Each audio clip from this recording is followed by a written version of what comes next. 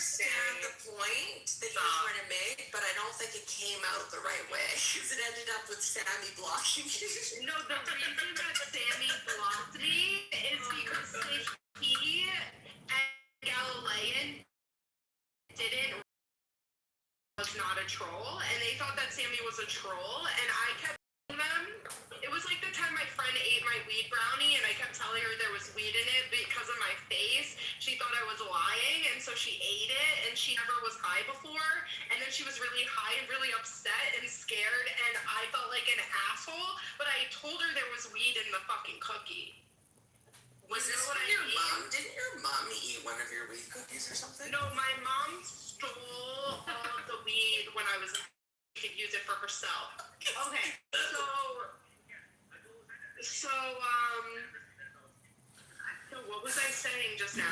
So what happened was we were all in the room, and I had this crazy idea to like ping him in there that like we're gonna solve all of the world's problems in the room. So maybe I was a little manic. But it didn't go that way at all, because the second he got there, they were all saying, like, oh, this is a troll. There's no way. The first other Holocaust survivor on Clubhouse. This has to be a troll. And I'm like, no, it's not. And so they just talked a little bit, and then he said he was a victim, and he said that he can't be a victim because he was just a baby and all he did was get a vaccine and he's not a victim. What are you talking about? I'm not this is what really happened.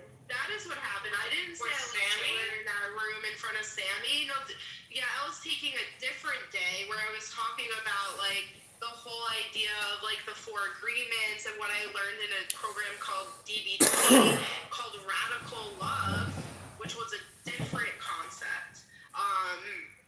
That was not really discussed with Sammy. That wasn't what was discussed with Sammy. The problem there was literally they were both drunk and high, and they thought that Sammy's profile was a troll. He and Galilean? Yeah, so that's really what happened. I just like I was caught in the middle of it. It even turned into a thing with Shooky because they basically had me in a room for like 4 hours trying to get me to snitch on like who the person was in the room with me. I remember Shooky Freak. Yeah, they tried to the people on the so these trained agents had me in a room trying to like drill my brain over what happened that day, and like I don't know. That's when, like, so he told J-Lo that J-Lo knew about it, and then Sammy forgot. Doesn't even know what happened. Like, Sammy doesn't remember. Yeah. Did you see he was in the New York Post recently about Mom Donnie? Mom Donnie. Yeah. He's always traveling. He's always going different places. Yeah, that was probably like to smear Mom Donnie, like Holocaust survivors still paying rents. Do you know that my mom and my sister went to Germany and both did not go to Auschwitz and both like had the chance to go? Auschwitz but they is in both Poland. didn't go. Oh shit. Okay, my mom. You have to take the train from Germany. This is why you have to take a train from Germany to Poland. I was like, they need to bus. You can't. Yeah, no. Oh my god. No trains. No. I'm not training myself to Auschwitz. Oh my gosh, I've never been on a train in Europe. It's really like a mindset. Okay, good. I'm not gonna do it. Yeah, or you could take the Autobahn, but there's a train, but it's this kind of a weird concept. I've been on trains since Germany. It was weird feeling. It is, right? I'll never go back there again. I hated it. I went to Berlin, hated it. Yeah, are they the same trains? Or are they like new ones? It's the same tracks. Oh my god, no. They're the same routes and the same tracks. Yeah, no. They've probably upgraded, but yeah, it's the same tracks and routes. Right across Europe, too. It's a very weird, like being in Europe is, I mean, the Germans are very nice, but it's just weird as a Jew to be there. Because you really do feel like you're walking around on it. Everywhere you look in Berlin. Beautiful, though.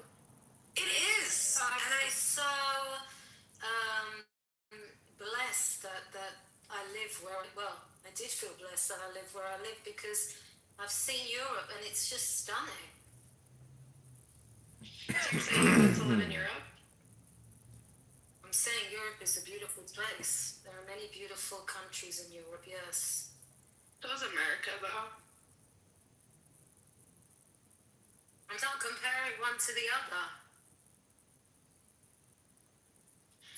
Yeah, I was thinking if I would move to Greece, and I don't think I would. To I wouldn't want to Lesbos? learn.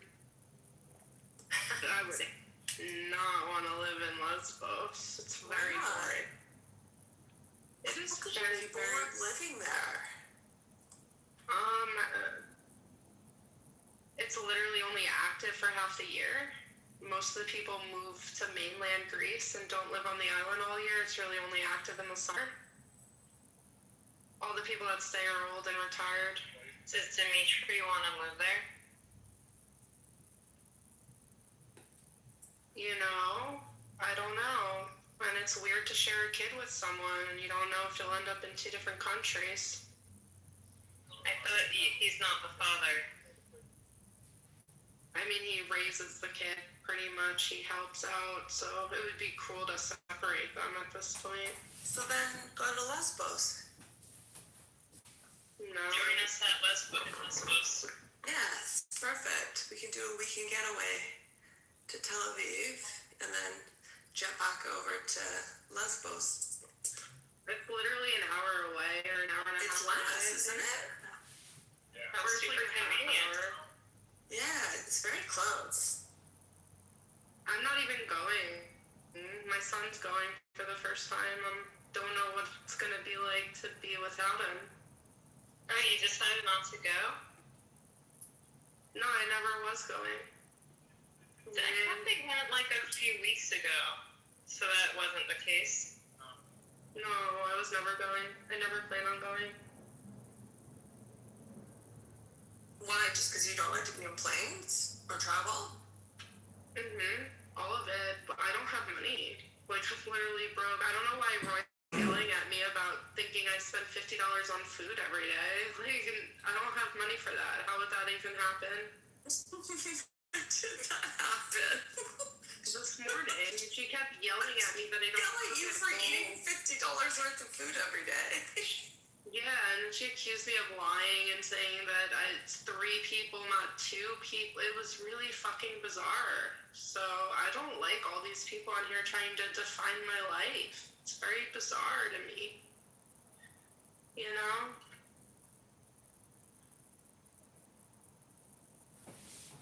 I'm making lentils right now, guys. And chana. I've heard those stories. Did you guys see power would go to the rural part of the district, which would make us a Republican district. So Pearson is essentially going to have to drop out. So we have another guy, his name is like Brett Todd or something. He's basically like a community college graduate who was in, I think he's in Nashville. He's now decided that he wants to go against Cohen. So there's no way Justin's going to win against Cohen because it's too big of a fight. We can't lose the only representation we've already had because they're just going to basically say he's a young guy. He's a young kid with an afro. Nobody wants to be represented by a black man, especially now that we have a chance for us to have a Republican, district. So it's about to get ugly. It's really frustrating. But yes, Justin Jones and London and a couple others led a walkout. I love the signs that say "Kill the Klan." It was very direct, but they led a walkout. Justin Jones burned truly an 8.5 by 11 piece of paper that was a Confederate flag. He probably could have gotten a real one because they're literally everywhere here. But I think he also didn't want to get arrested because if you remember, the Justins were also kicked out. They were censured a year ago, 2 years ago. So it's a hot mess here in Tennessee. And people have said Memphis should leave the state. And I was like, I don't think that's going to work. But that's a whole nother situation. But it's just been ugly and ridiculous here the last couple of days. Tiffany, with the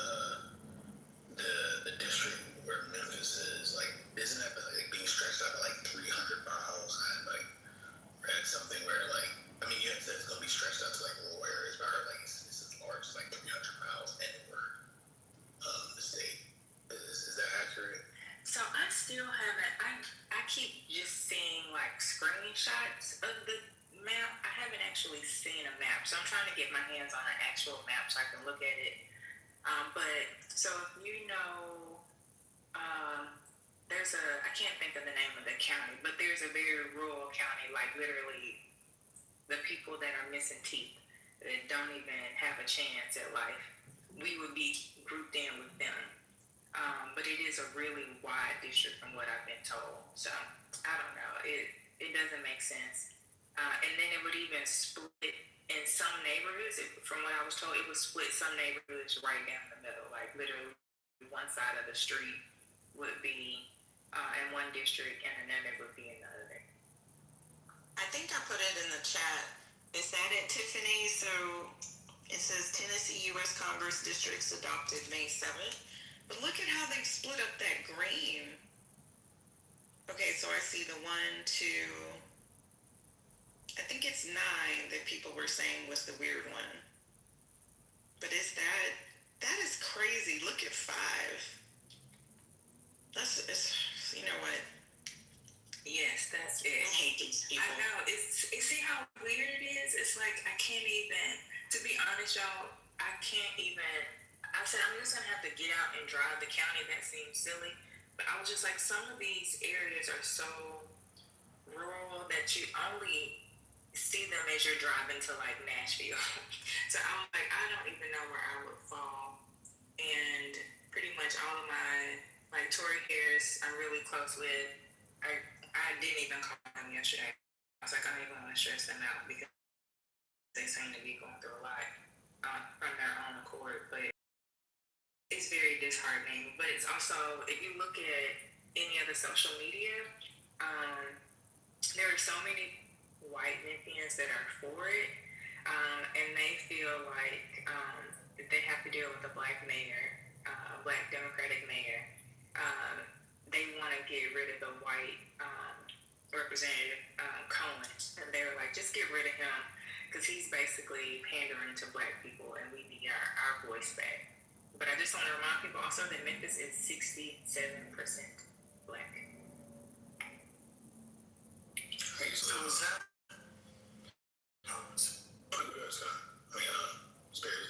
Thank you. So the reason for getting him out is because he's old, essentially. Because I think that was the original combo for getting Cohen out of there for primary. Or did it have to do with like APAC or anything like that? It's literally, they're not going to, so Justin would not be able to unseat any of the Republicans. And it's just that Cohen has been there forever, which I don't want to say that because he's been there forever, he's not effective. Like, he literally sends out a weekly newsletter of all the things that he has going on. So I never want to paint the picture that he's ineffective. I just think people feel like he's been there too long, but I'm like, he's been there because people trust him. He's here frequently. I mean, you see him all the time. It does not feel like a winning strategy for my perspective to go after Cohen, but I know that they know that the Republican stronghold is just too much for him to go against. Because look how they treated him thus far that he's been in office.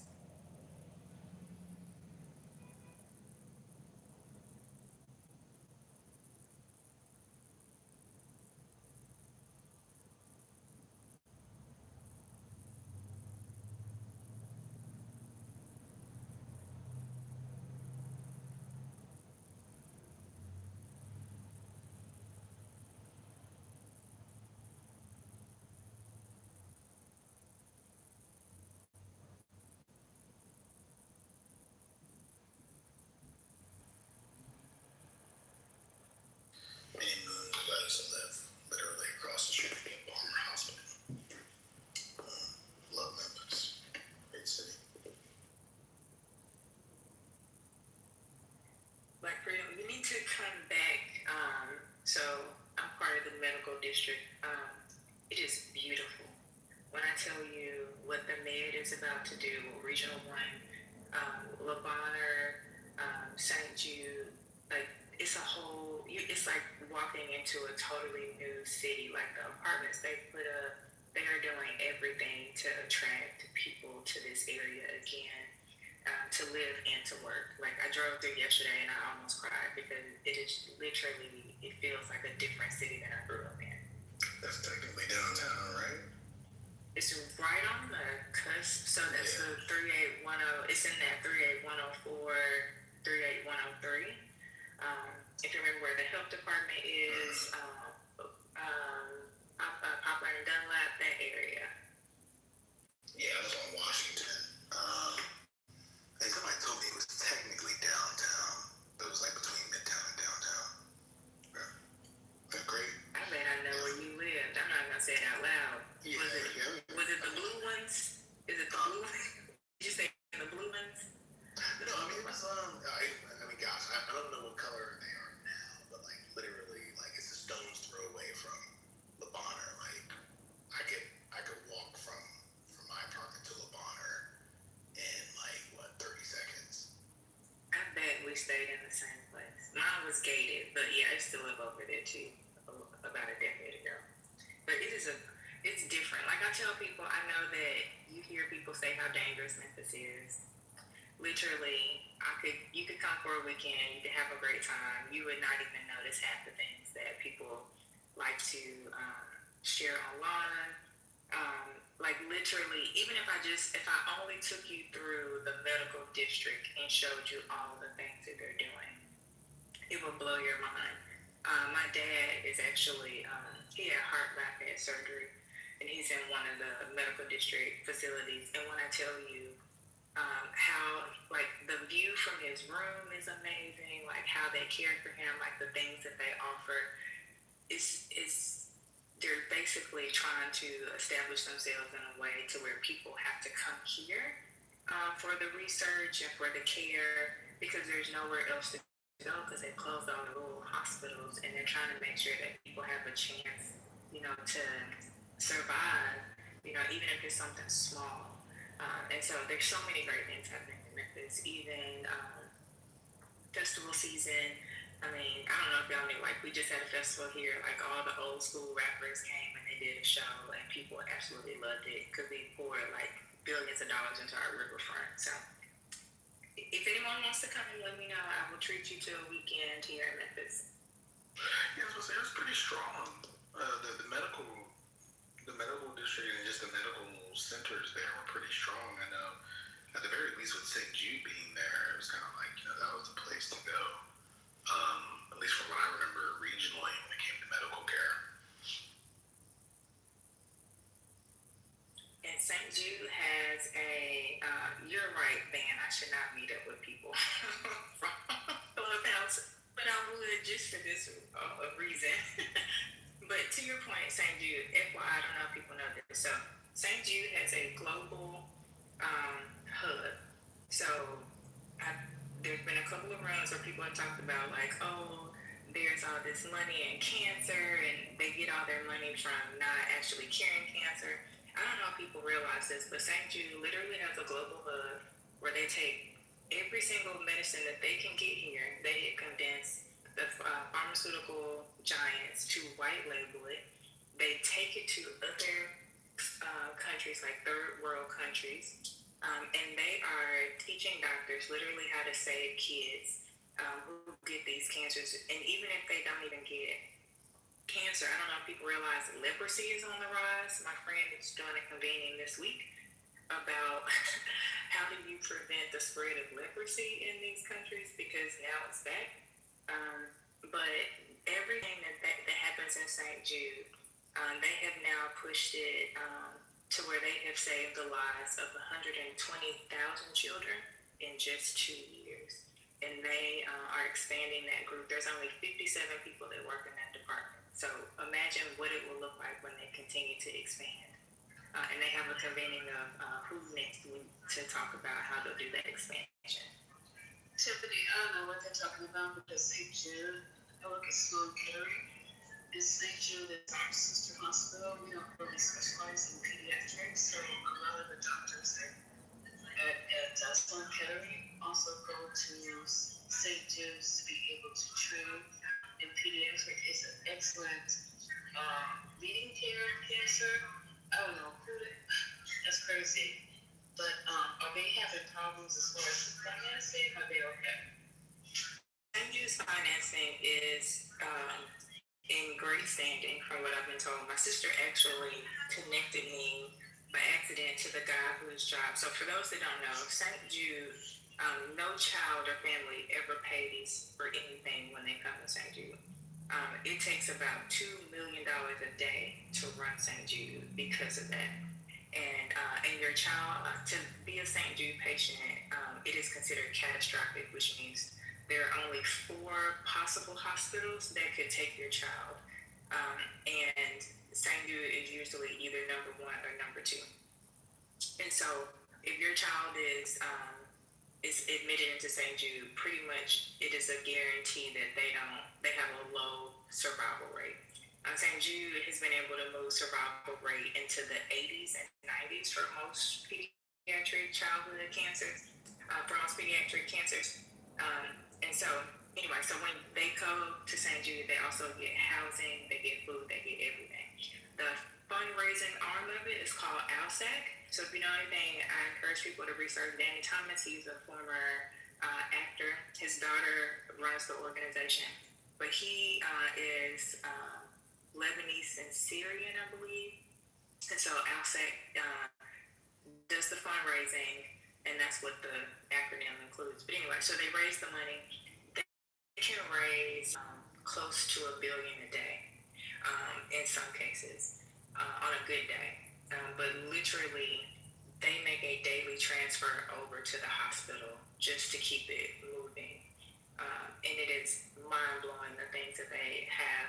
Today is the high school grads, so kids that would normally be in, they have something called Imagine Academy, and that allows kids to continue to their education while they're in active treatment. And so today will be the high school graduation, and then next week will be their kindergarten graduation. Last year's kindergarten graduation was the largest in the organization, and it was about 60 kids. So that was 60 children that had completed kindergarten and that were in good standing in their treatment. So amazing things are happening at St. Jude. I encourage people to send money, even if it's only $20. You would be surprised the things that they can offer people.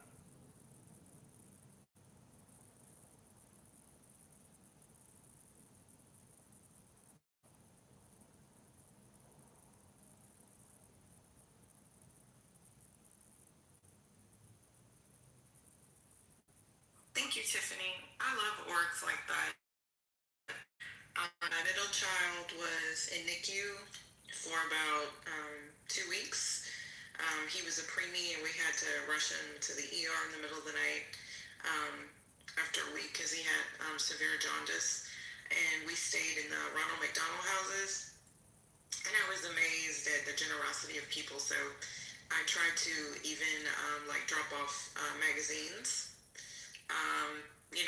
because I just heard just some stories of that's Texas Children's in the medical center, which is pretty well known that we were blessed enough to be in the city, but there were literally, you never think about it, like families who can't afford to be there 24/7 with their children because they have to work, but there were babies there from Waco, and they said the parents would try to get there at least once a month. So absolutely, those orgs do a really, really, really good job with their donated dollars. I love Ronald McDonald House, and now I think that McDonald's is a major sponsor of theirs, but that's basically what they do is they provide housing in the hospital, just a little room, a little lounge, so that parents don't have to pay for a hotel, because some of those costs can really add up. Those kids can be in those units for a long, long, long time. So yeah, Christina, it's cool. You can volunteer to hold the babies in the NICU, because the skin-to-skin contact is, like I said, you don't even really think about it. I was postpartum, so I was just a hot emotional mess. But think about if a mom is from Lubbock and her baby's in the hospital in Houston and she can't get there but once a month.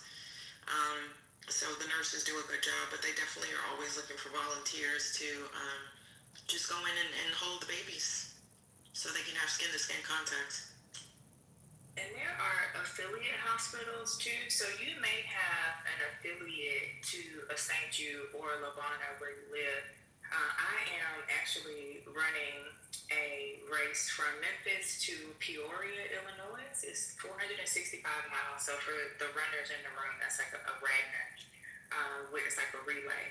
But the very first affiliate hospital is tucked in Peoria, Illinois. And so at the end of July, there'll be people running from all these different cities. And then I'll be on the team that's running from Memphis to Peoria across a 4-day time span. And in that group last year raised $1 million. And so our goal this year, since I'm joining this year, the team is trying to raise 1.5 million. And so essentially, each team, I think they're coming from 12 different cities. The goal is to fund a day or close to a day at St. Jude for a family. And so find out if there's an affiliate hospital where you live and see how you can donate to their team. Because the money also goes to some of the affiliate hospitals. And one of the things that the guy who's the captain for the team, he said, and I tell people this whenever they ask about, is it worth it when you go to these different like 5Ks and all that? And they said, one day they started that race 45 years ago, and he said, I do the race because one, he said he asked Danny Thomas one day, would we ever have a patient that would ever run this race? And Danny said no. He was like, it's too dangerous. It would never happen. He was like, they would be too sick. I think for the last 5 years, they've had at least one patient run the entire time, like the full 4 days from Memphis to Peoria. And then literally, one of the guys runs, he's a parent, he runs on the team, and he said because his kid is completely in remission, and he said, I absolutely believe that one of the dollars I raised helped my kid. And he said, so I want to give other parents the same opportunity and find the dollar that puts their kid in remission. And so I encourage you, if you can, support any of their affiliate hospitals. So there's Children's of Los Angeles is a affiliate, and Children's of Brooklyn.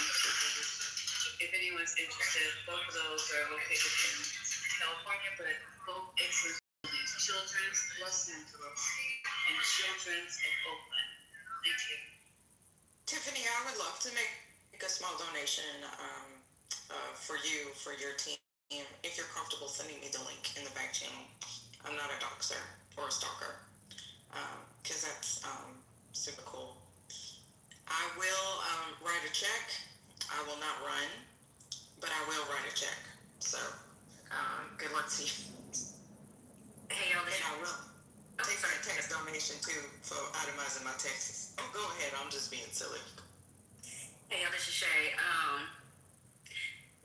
This segment of today's room is a special piece to my heart. I am approaching my 30-year remission from stage 4 Hodgkin's lymphoma. I was diagnosed when I was 14, so shout out to you, Tiffany, for bringing awareness to today's conversation in regards to childhood cancer and the childhood cancer research, because in my opinion, it's not enough research being done. It's not enough conversation being had in regards to this. And dealing with everything I've been dealing with this last year, just hearing this conversation today really touches my heart. With the type of cancer I had had 5 rounds of chemo, 4.5 to 5 months of intensive radiation combined with chemo, and my radiation was concentrated to my chest. And today I had to go in for another follow-up for a boobygram exam. And even when we exit out of treatment and we are through our remission periods, we do have a lot of follow-up appointments depending on what type of treatment we had, type of cancer, and what that treatment was concentrated at. There's still a lifelong follow-ups that we still have to continue to go through as survivors. So I just want to say thank you to the space for having this awesome sauce conversation, because it does touch me a little bit too close to home. But yeah, shout out to you, Tiff, and everybody else in the space. that is doing due diligence in your part to making sure that there are more survivors in fighting this ugly thing we call cancer. Okay, that's it. I'm done. I'm going back to the good. And just the FYI, once you're a St. Jude patient, you're a St. Jude patient forever.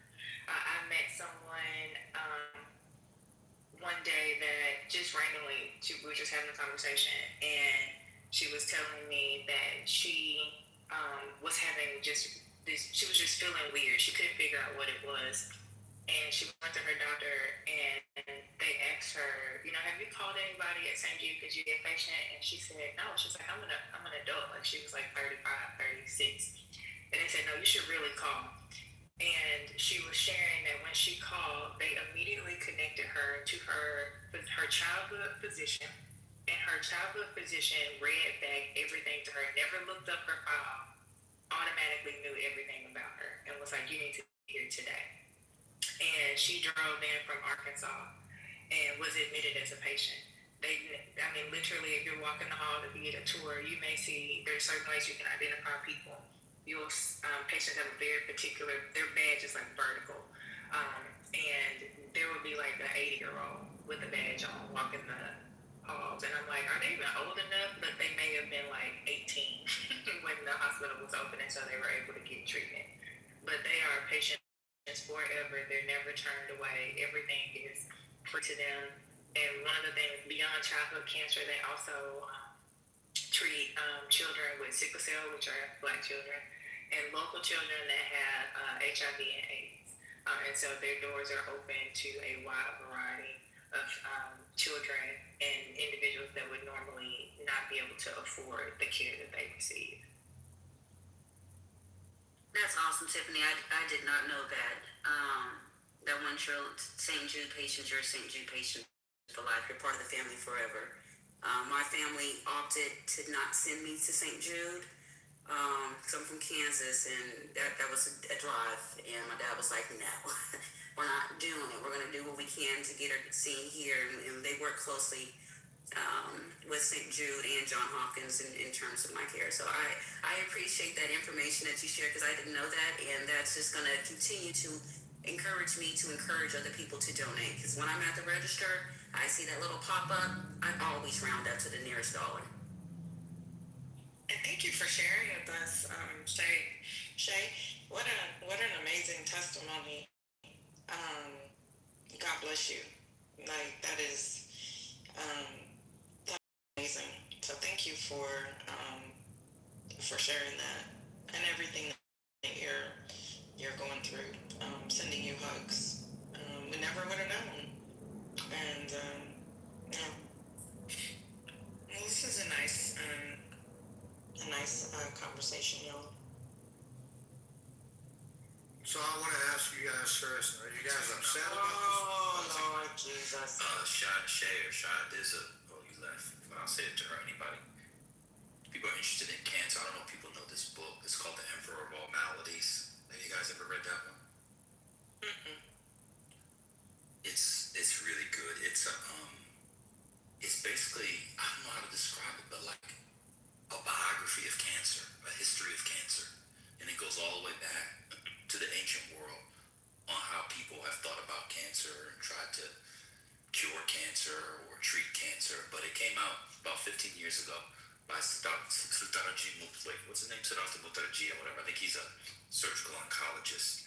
But it's a really, really good book. And anybody who's had experience with cancer or family members or just interested in the history of science, it's very approachable, not approachable. It's not very technical. And it's written for, lay people, not for scientists. But it's really a fantastic book. Now, you can speak, but hold on, bro. They were talking about, they were giving their testimonies of overcoming cancer. Just hold on a second. Oh, yeah, absolutely. Yeah, that's okay, important cool. stuff. Yeah, I know. Because I know you came in because of the title. Yeah, but people was talking. Yeah, no, you're talking about the health stuff. You got to do your thing, so. Yeah, it's all good. So anyway, if anybody's interested, it's called The Emperor of All Maladies. I used to always give it out as gifts. People finish medical school or nursing school or whatever, and everyone I know loves it. So that was just it. So Sha was wondering if you had read it. It's really, really good. All right, that's all. I put it in the chat.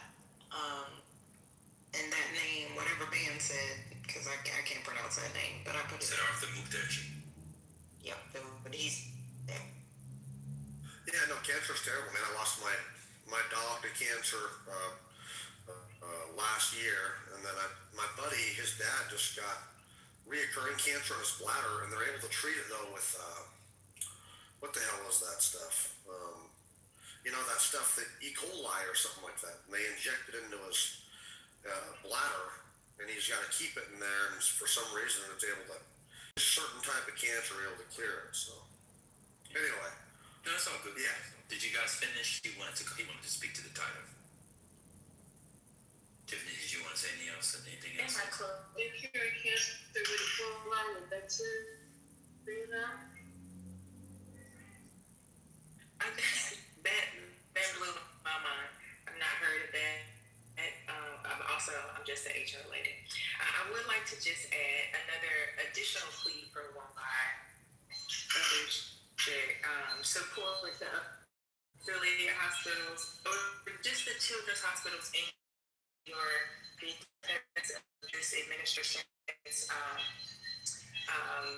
perspective on what is DEI. A lot of them lost their federal funding because it would say things about marginalized communities, poor, things like that, or would actually attempt to help people in minority groups. And that all was, if you saw the how Doge was cutting the funding, all of that money they lost. And so even for St. Jude, they lost all of their food funding as well as their federal funding when they ceased all the DEI programs federally, which lets you know that they probably could have been further if they had this money. Sorry, I went. Can y'all hear me? Yes. Sorry. Okay, so sorry. They could have been further in their research if they were not shorted that money for an entire year.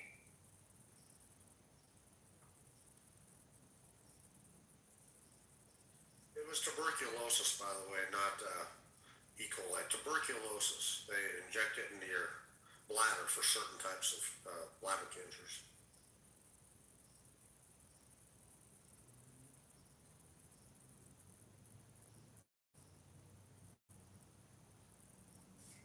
Yes. That's good. Anybody else? We don't want Is Shay a shot or Shay still up here? I won't be here long. I don't need to get you guys riled up or argue. I just want to know what you guys think about Hold on a this. second. I'm just trying to see. Did you guys finish the cancer thing? Okay. Go ahead, Mountain.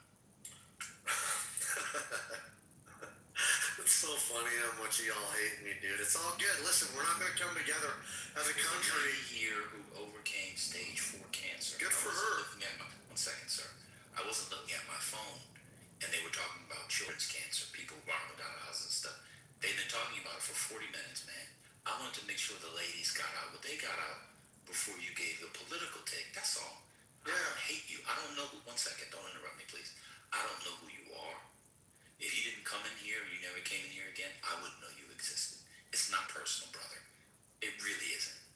I just wanted to make sure there was a moment, a breath. Because we're talking about life and death. That's all. You're going to talk about politics. We talk about this all the time. It's not personal. I don't want to come together with you or anybody else in here. I'm just sitting in my office at work. That's all. Yeah, that's It's really cool. not that serious. No, honestly, What's the point you wanted to make? What's the point you wanted to make? they're pretty intelligent, so I think you don't actually hate me. The What's point the I was, point? I don't hate anybody. Yeah, What's right. the point you want to make? Go ahead. I want to know what you guys think about this new, about the failure of the redistricting in Virginia. I can tell you, we talked about it already today for about an hour. Okay, Since you asked nicely, I'll give you a summary. thank you. We think that the maps will stay in place. The Democrats will pick up still 1, maybe 2 seats, Virginia 1 and Virginia 2, and they'll probably try again in 2027 following the court's order. So instead of getting what they thought were 10 seats, we think they'll get anywhere from 60, maybe 7 as a nice. That's it. That's what we thought. Okay. Nobody's hair is on fire. That's it. Would you like to speak about it? No, I wanted to know your guys' reaction because That was it. all right, that's cool. And do you wanna work ourselves up in such a way that we yell No. at each other and threaten to kill family members? No, I don't want to. No, I don't want to. I mean, that's what you do. Do I? That's what I heard. Is that not true? That's not true. Okay. Is there anything else I'll take that back. Is there anything else you'd like to speak on? I want to say one more thing about that to clear my name. Guys, I match energy. I am a real human being, but if you threaten my family, I'll tend to do the same thing. So, All right. So you the did. person who is my family admits that they started it, and I have proof, recordings and everything, threatening to rape my daughter, beat my grandfather. I don't care, because it's just Clubhouse. But just so you know, I'm not a terrible human being. So. Would you like to speak on the Virginia redistricting? Well, let me ask you a question. Yeah. Why is it okay for Republican states to redistrict through their legislatures, but not Democrats through the people's vote? That's my question. You know, honestly, man, I think that probably it shouldn't have been done in the first place with the redistricting. You know, it's just a tit for tat type of shit. You know, and so it's just where politics is, man. You know, I think that, you know, when we do these types of things, we get in office, and then we try to gerrymander, or we try to redistrict, or we try to fuck with the filibuster, you know, whatever, to try to stack the cards on, say, my side. It's short-sighted, because then you guys are eventually going to be back in power, and you're going to try to do the same, in probably more vigorously. And so this stuff just starts to accelerate and accelerate and accelerate, and the country suffers as a result. So I don't like it. But what do you do? You know, I'm just one simple dude who's just trying to understand this. I just wanted to know your guys' response. I wanted to know what you're a pretty smart dude. So we can build off of there. Yeah, it's fine. So Ephesians 4:29. Read. So are Republican policies in the Trump presidency so unpopular that they have to get rid of these seats in order to hold the House? Because it suggests to me that if Trump was so popular and the policies were so beloved and people want to build on them, this mad dash to redistrict, Trump said I need 5 seats in Texas, wouldn't have taken place. In fact, you would get a bigger majority. You have a razor-thin majority. Congress hasn't done anything. They got the so-called big beautiful bill. Stupid name, but whatever. The big beautiful bill. What is any other major legislation or slightly above minor legislations that the Republicans have done with their so-called landslide victory in 2028? That's my question. Well, before you answer, it's Ephesians 4:25. Therefore, having put 29. Yeah, and also you can't read it. You know why? We can't read because Sorry. see, I know why. Well, let no corrupting talk come out of your mouths, but only such as is good for building up, as fits the occasion, that it may give grace to those who hear. Yes, I know my Bible, and that's why I called it out. So let's build up. So why aren't Republican policies? You guys said that America. Yeah, just answer the question. Why did Trump need to change the rules to hold the House? I think it was more of a, like I say, a tit for tat. You know, they change it, redistricting. They change it. You know, the Democrats do. I said Texas. The first one was Texas. I'm talking about the first one. Why did Trump say he needed 5 seats in Texas? If this is so popular, why couldn't they just swing seats from Democrats? I think that the demographics were changing. Texas was turning purple. You know, California at one time was red, and as soon as you know, what's his name, Ronald Reagan gave blanket amnesty to all these people, the state changed from red to blue, and it's been blue ever since. I want that to happen to a state like Texas. What does that have to do with my question? I'm asking you, why did he ask 5 seats mid cycle? What do you think? What do you think? Well, it seems to me the policies are very unpopular, which is why Republicans are getting clobbered in elections. Well, we'll see about So that. my question is, no, we haven't seen. We've seen them. We've had elections. There was an election on Tuesday. There was a seat on Tuesday. And they got clobbered. Yes. Can I give you an Michigan? example?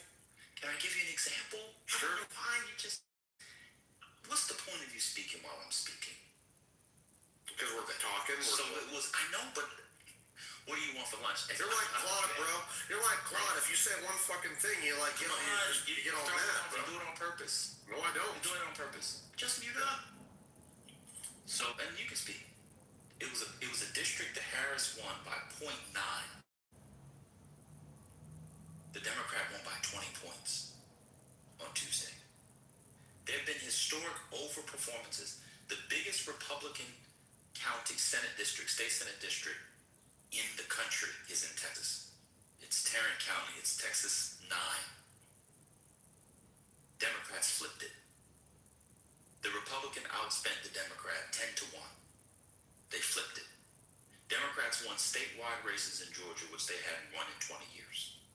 They said that New Jersey was going to be a close race, that in fact Jack Ciattarelli could possibly win. But Mikey Sherrill, she won by 15 points.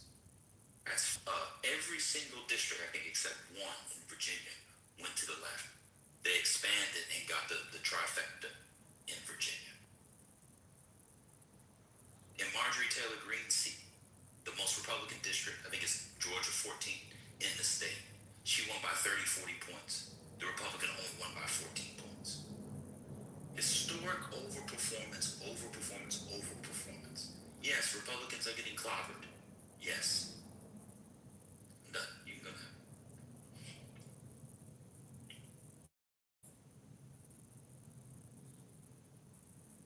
I'm not concerned about that. You know, I think it's been a lot, like the last two presidents, Obama and Biden have done, well, have done bad in their midterms.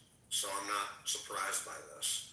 You know, it's like my old small town that I was in, man. You know, we had a bunch of ineffective or effective, whatever you want to call it, commissioners, a commissioner system. And if you look at the history, most commissioners don't win their reelection. It's an ineffective form of government that, you know, to where it's gotten to be. So people kind of blame it on the commissioner for not getting anything done. Commissioner doesn't give a fuck. They're still going to make their 80 grand, you know, for the year. But it's kind of like what's happening here. People expect, you know, things to happen. They expect, I think, they wanted fuel prices to be lower by this time. Obviously, the war makes that difficult, but they're going to go back. So there's referendums on that. There's also constant negative, negative media reporting on Trump. And so, you know, people will just drive by and glance at it and are just going to fucking, yeah, he's bad, he's bad, he's bad. I don't know, man. I think that the leftist media is convincing all y'all that the left is going to do well. Yeah, they seem to be doing good on those states that you talked about, those areas, but we'll see. Like I said this, I told this to Samoa a long time ago, like a month or two ago. He asked me, like, hey, man, do you think Trump's going to do well in the midterms? And I said, I don't expect him to do well in the midterms. And they go, oh, wow. Well, dude, I mean, the midterms, it's kind of no president's midterms as of late. So, am I going to expect miracles with this? No. So, but we'll see what happens. We'll see what happens, man. But remember, dude, you didn't think Trump was going to win either. I mean, you had bets. 45. Not this year. 45. You had bets that I gave him you disappeared for a while because of that whole I didn't result. disappear at all. I didn't pay one person. His name is TC, and he knows why. I gave TC the names of 3 people, Omar, Bonnet, and someone else I won't name, who I would have sent the money to them. I'm not sending him my information because I'm not concerned about that. I get that. I'm almost done. You brought me up my own personal stuff, and I'm responding. This had nothing to do with the conversation. You brought it up. I'm responding. May I respond since you brought up something that had to do with the conversation? Thank you. I told him where to get the money. I lost the bet to Omar. Omar got the money the same day. I did not disappear. Okay? He got his money. Omar's right here, right above you on my screen. You could ask Omar. Sent it to him right there. I guess the election was Fact, yes, the band is legit, man. He came I said it directly to him. He's legit. He paid his money. And so you keep running around with this narrative. You did, bro. You were in the new Democratic room, and you were the face of it. Okay. The reason and I you left the fucking new split, bro. Democratic You split. Stop, just stop coming off me, please, respectfully. I left PhD's room because he said he was going to rape Kate in her throat with his dick. I did not want to be associated with the room. Come on. I would have heard about that. And he verbally assaulted Am I my testimony or other people need to speak for me? Sure, go ahead. Sorry. Thank you. No, do not interrupt me. See, He even said he was going to. You said go ahead, and you started speaking after you talked. I'm gonna tell you something. You're very antisocial. May I just respond? He told Kate that he was going to rape her with his dick in her throat. I didn't be associated with that, so I stopped going in there. Is that a legit reason to stop a virtual space with somebody who says he's going to rape somebody that we know in his throat with his dick? Is that not legitimate, or I should still go in there? And because you didn't hear about it, that means it didn't happen? I've been buddies with PhD for a long time, bro. And Kendra and Boss, all these women, boss ladies, a bunch of women, bro, that are his close friends, they would have told me. They would have told me if you said this horrible shit. I don't believe it. But I will tell you this. It's very convenient that you disappear right around the election. Let me respond. Well, it's pretty low of you to talk about PhD like that, bro, without facts, without proof. Because you know that's not cool. But we do know you disappeared from that PhD. That's bullshit, bro. No, we didn't. I never heard that. Give us proof. Give us proof that he said that. Please leave me out of it, but he did say that. He did say that. He did say that, and he said worse. Yes. Yeah, well, I'll tell you what. That's why we don't go in his rooms anymore. And that is. Oh my God. So now, do you want to apologize for what you just said? I'll tell you that. So, Tiana, he said that? Apologize for what you just said or not? I'm not apologizing for him. I didn't say nothing. Oh, so you literally Did I say I was going to rape anybody? No, you said I'm not apologize, but can you now? You don't have to apologize. I apologize for saying that. Yeah, exactly. But you now see I wasn't making it up. Okay, well then if you're not making, but here's the thing though. Let's get back to the. That's a convenient time for you to split though, I don't bro. want to. What do you mean? I said it because there was a lot of people that were looking for your ass, bro. You were gone I said for it a at the week. time. I wasn't gone for a week. I gave Omar his money the next day. Why is this? We were having a good conversation about politics. Why is my personal movement on a free app? All I'm telling you is don't be so confident about your fucking shit. You're saying wait a minute. I thought the Eagles were going to win it. Hold on a second, sir. I thought the Eagles were going to win the Super Bowl 2 years ago. It was just a prediction. I get predictions all the time. That's a little different. Last night, I didn't think that the Thunder would cover. I said, there's no way the Thunder are going to cover 15 and a half points. Let me put 2,000 miles on it. Lost it. I'm just saying, humble yourself a little bit. Humble yourself. I'm very humble. What are you talking about? I literally said. You are not. You are not humble. Yo, man, y'all ruined. I gotta be honest with you. You did not come in here to have a conversation about the topic. You came to talk to me. No, I came to talk about everybody. Let's get back on the topic. Let's do it. Okay. So, I believe, like you do, that presidents always lose in the midterms. How is that me being overly confident and not humble? I think in this particular environment, with gas prices and prices being high, it's going to be worse than normal. Now, to be fair to Joe Biden, he did not get crushed in his midterms. In fact, they picked up seats in the Senate. He was the first president ever to pick up a seat in the Senate in the midterms since we started electing senators directly in the 1913 or something like that. Literally the first one ever to do that. And I think they lost the House by maybe 10 seats and people all be more. So he didn't get clobbered. Obama definitely got clobbered in 2010. It was a shellacking. This is not me being arrogant. This is me and you agreeing. We're agreeing, and you're telling me I'm not humble. I think Donald Trump's going to lose the House. Well, how's that me being? Everybody thinks that. How's that me being not humble? I'll further continue. I gave Kamala Harris a 55%, Trump 45%. She lost. You get all your predictions right? No, you don't. Come on.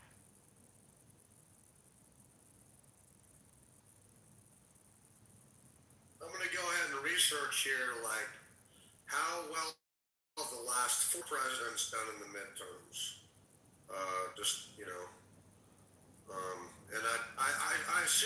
we couldn't. I literally said the man picked up a seat in the Senate. Yeah, I know.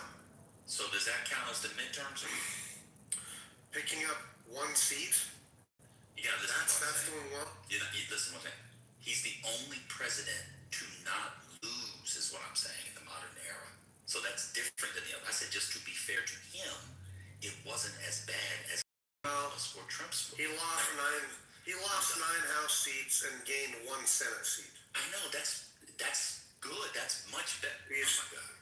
You're not listening to what I'm saying. I said compete others. His was much better and better than anticipated because inflation that year reached 9% or more.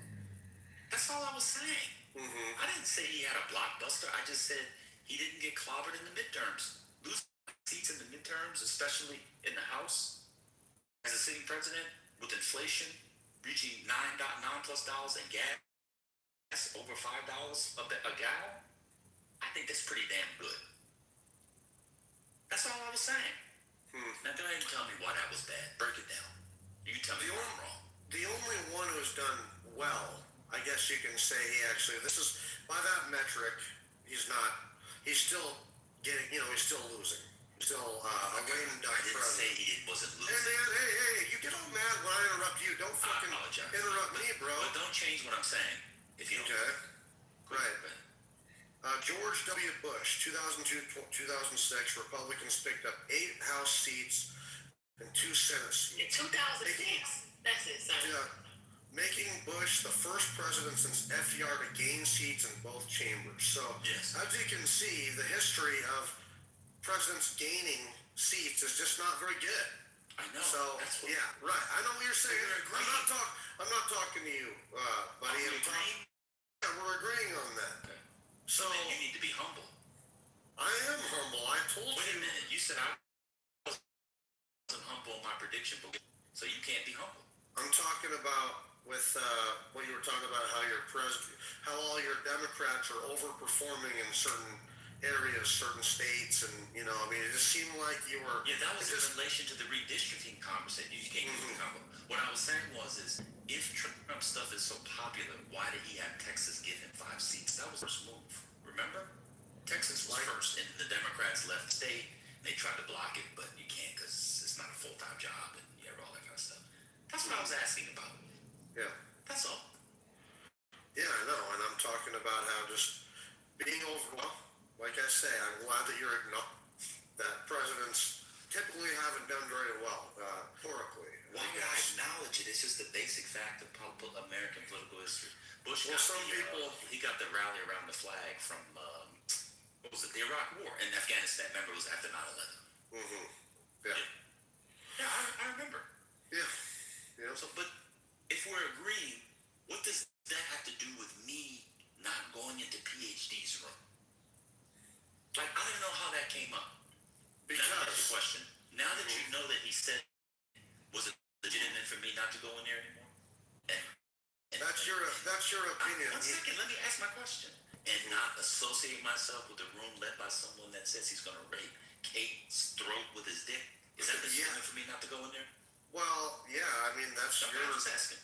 That's your, yeah, of course. And if that's going to affect your, for me, like I say, I have not said that, but I definitely said things I haven't meant. And, I've been around for too. It's not just that. He said, I mean, Pigeon can be cool out, but he can really get dirty with the ladies. I don't know if you knew that. I knew that. Yeah, I know. I don't sit around. I don't hang out with the sipping stuff. It's just when it gets to politics, I like to talk politics. That's usually my thing. If it's anything else, I'm out, dude. I got better things to do. So now you know that I wasn't running from PhD's room. I stopped going after he said that thing. Yeah. Who used to be on the thing and was like a virtual friend. I never met her in life, but that's a pretty horrible thing to say. And then after that, other things were revealed. And they were pretty awful. Like real life things. They were pretty awful. Well, that's his own thing. PhD doesn't even No, but really he use didn't none have on the the information, right? Huh? I guess so. Now, do you know Michael Jackson already had the Beatles catalog? He was killed by a laser at night. There was a laser there. Do you know that?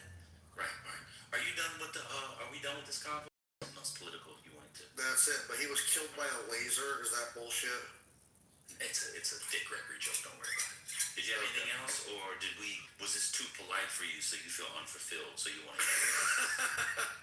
I'm good, man. I'm good. I'm not trying to get You guys have to riled up. remember, my segment is over. Yeah, me too. I'm good. Did y'all know I asked PhD about the other stuff in here before he was on the stage one time? Nah, well, I didn't hear it. So his response wasn't that it wasn't true. His response was, "Why are you spreading it? Why are you asking me about that in here?" Do you really think that he's that type of person? People say shit on here that they don't mean, dude. Okay, come on, man.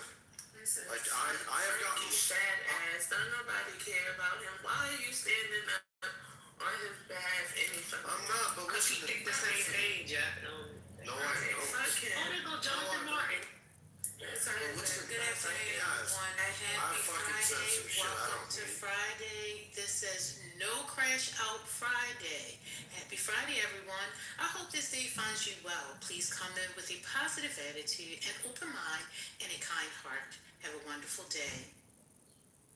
Thank you. So before this gets to a crash out, I just want to make sure I'm reminding everyone we're not doing that today. Ben, thank you for that wonderful conversation with Mountain. Thank you, Mountain. First Lady. That took us. I wasn't I finished. apologize if I snapped. I wasn't finished. speaking to you. I wasn't finished. Speaking to I you. wasn't finished. You got caught up in the I crossover. wasn't finished. Did somebody mute my mic?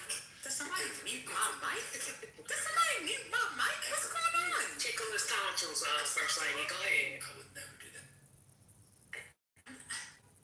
So I just want to say that took a lot of restraint. I was on the edge of reacting, but I did not. And I thank Mountain for holding it together and finding his center. So I just wanted to recognize the challenges that we overcame in that conversation. We don't have to agree, but having a dialogue and going back and forth, I think, it was pretty productive. So I appreciate it. Thank you. So, I want to thank you, First Lady. Can I thank you and send you a flower? Because you just pulled me out of that. I was triggered when he mentioned fat ass Frankie, and I thank you for thank you. Amen. Amen. Let's give a round of applause to one lady. To everyone, not to me, because it takes. There's no I in team. I'm gonna head down to the river. Us together, because at the end of the day, regardless whether What we're river you side or going to? one, we're all human. Amen. Clark Fork River human. We gotta stop this senseless fighting. People can have their views on, but we gotta stop the senseless fighting. One lady, I want to bang. Let's go. So, I know this is but see, and I believe in banging. There's a certain way you must bang in order to achieve. So, First Lady, can I just throw this out here and see what you think? To honor your, ex no crash outs, should we today, maybe today only, give people exes to help remind everyone crash out? Instead of giving them hearts or claps, should we do the exes? I don't think that represents the positivity that I was looking for. Oh, okay. I thought we might try and flip it, because at first I thought the crash outs, the X marks the spot, like crash outs come here. That's what I thought it meant at first. But I think it reinforced the X as a reminder not to crash out. Then maybe. Yeah.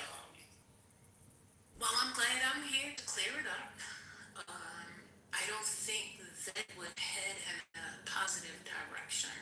So we can just continue to steer the boat in the direction that is going. We're not going to fight the current today. We're going to let it flow. Amen? Thank you. Mine says bang with care. Somebody with care. Somebody in the chat said, "This is the man that said said slavery in Texas ended in 1979. Brother, is that true? Wait, what? Brother is never going to You weren't here, Dr. Library? Good try, Dan. Dr. Library, he went and took somebody's meat off the grill and turned it down a notch I already didn't even use tongs. He flipped it over with his bare hands. He took that meat and it was warming up. The meat was warming up. It was all marinated. It had been thawed out. And then he just went in there and took the cover off Now, and decided to stick we can his do hands this. right in the We He can took do his this. hands right in the fur. Because I'm about to have unlimited free time in a few minutes. I don't think y'all want to do that. I don't think y'all want to do that. Okay? He got his basement back. He got his basement back for the afternoon. I'm about to. The baby is down, and I'm about to head down myself. I know. They took that man's basement. Yeah, so we can do this. Just how y'all want to move forward. Listen to him instigating. He wants to crash out so bad. I do. I'm ready. I'm ready. I'll do that. But before the mountain segment, y'all, I was really serious. I'm not. I know people don't read, but it's a really good gift, and that book is really good, and it's absorbing. The Emperor of All Maladies, just to read.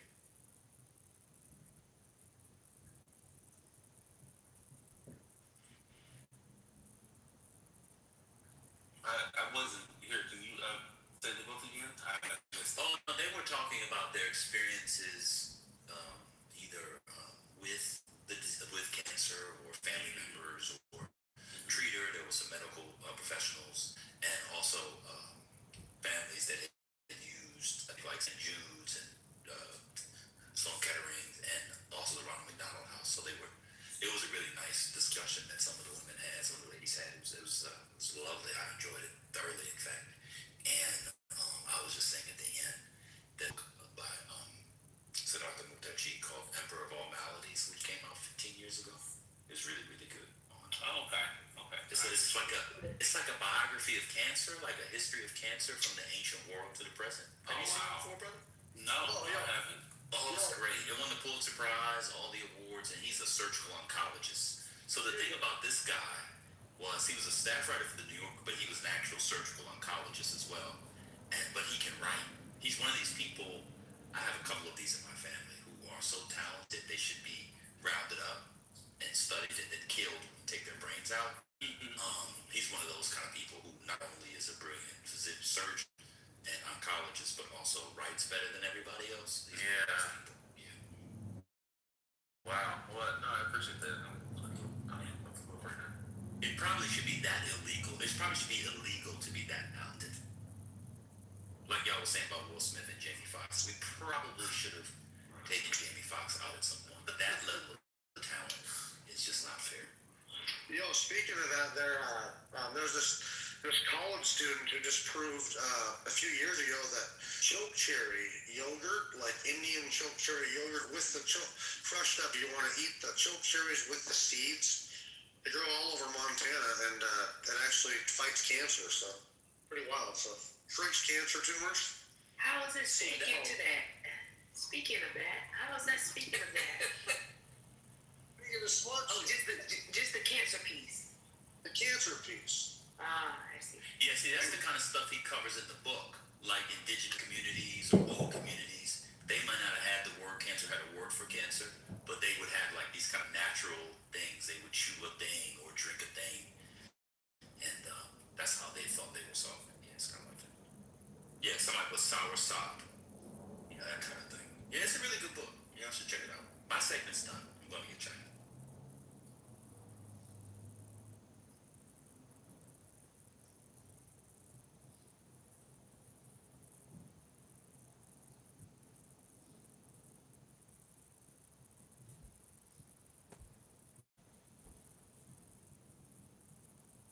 I'm going down by the river. You guys have a good day. Enjoy your day. Try try to go outside, cut the grass, do something natural. All right, we're all Americans at the end of the day, so we gotta love each other. See y'all later. Thank you, man. Do something natural and cut the grass. Oh, let me apologize to Just. Just, I did not mean to be snappy when you came off mute. But again, unless you're wearing your hazmat suits, be careful.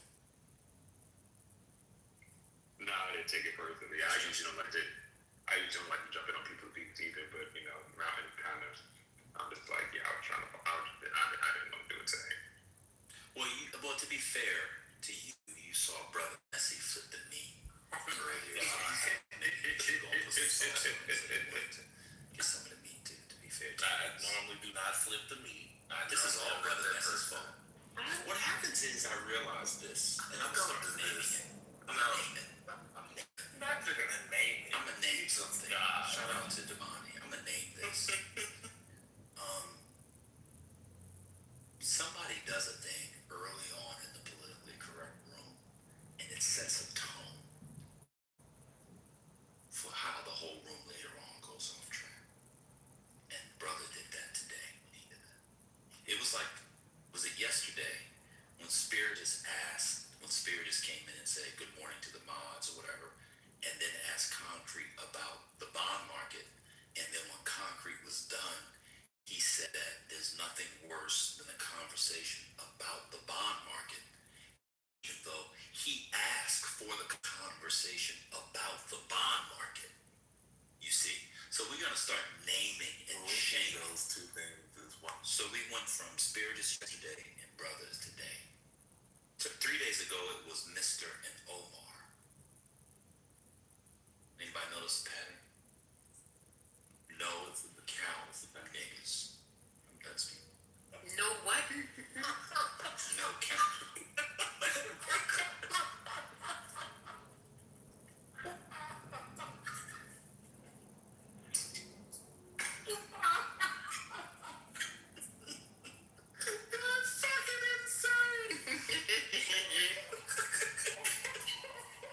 I'm sorry, I couldn't let you go.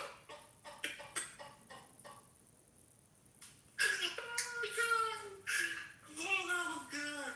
Oh, shit, I can't.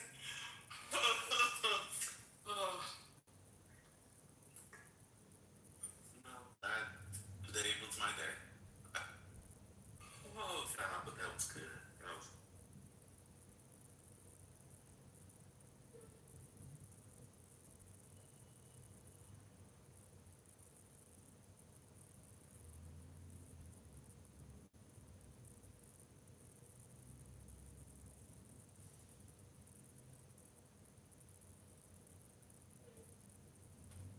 I'm still recovering.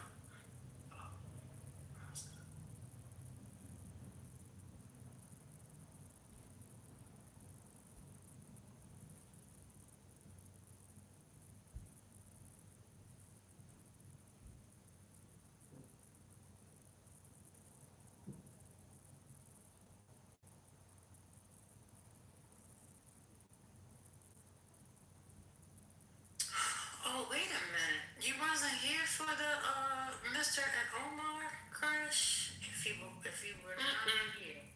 Oh my goodness. That thing went on for about a good 5 hours. I don't even know if that counts as a crime. I just put that in the chat.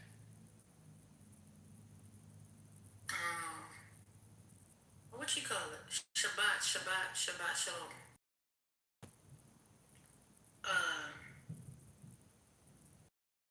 What would you rate that?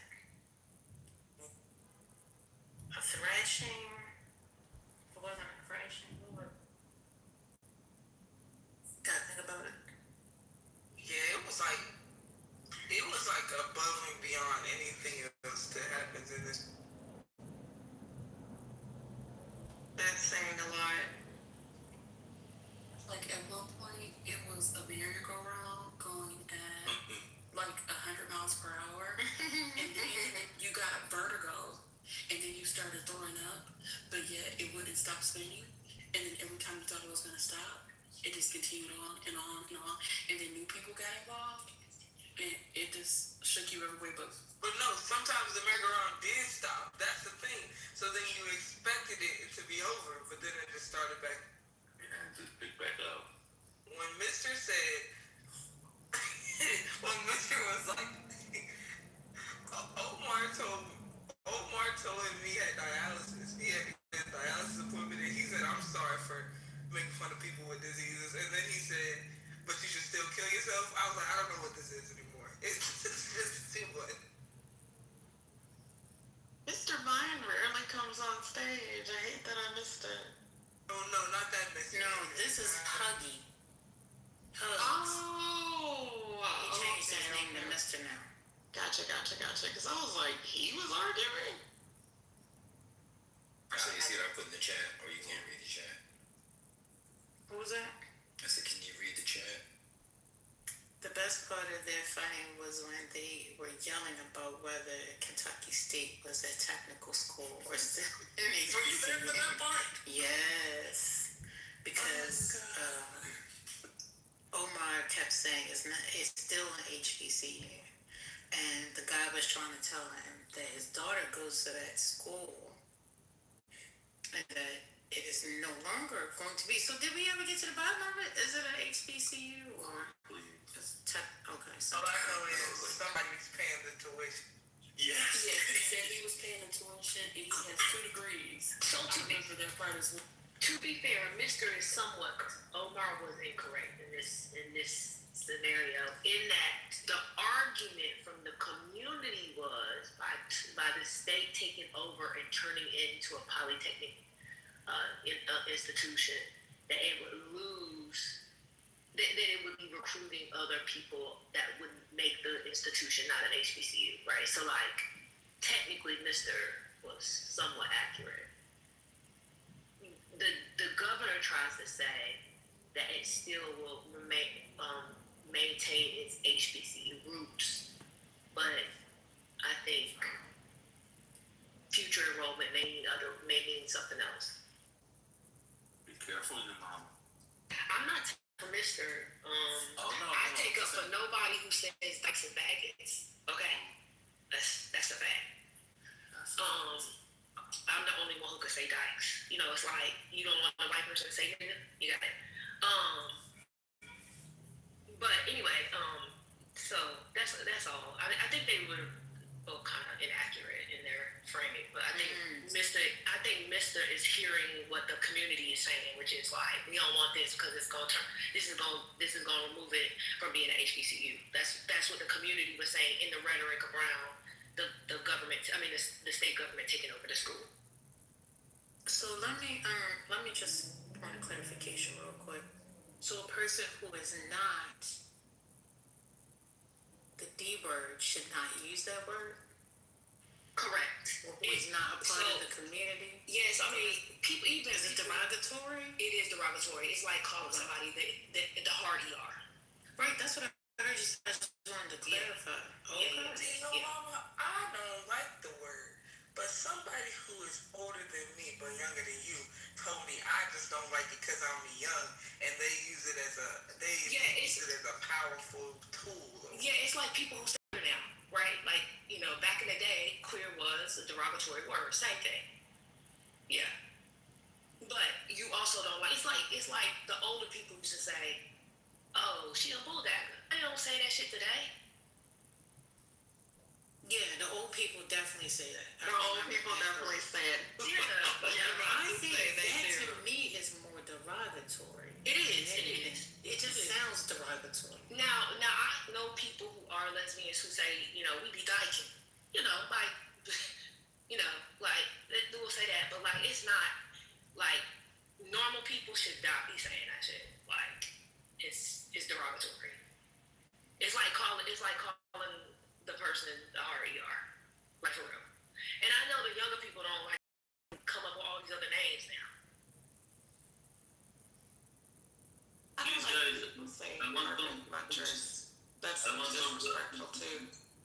Please, some blood pussy, please.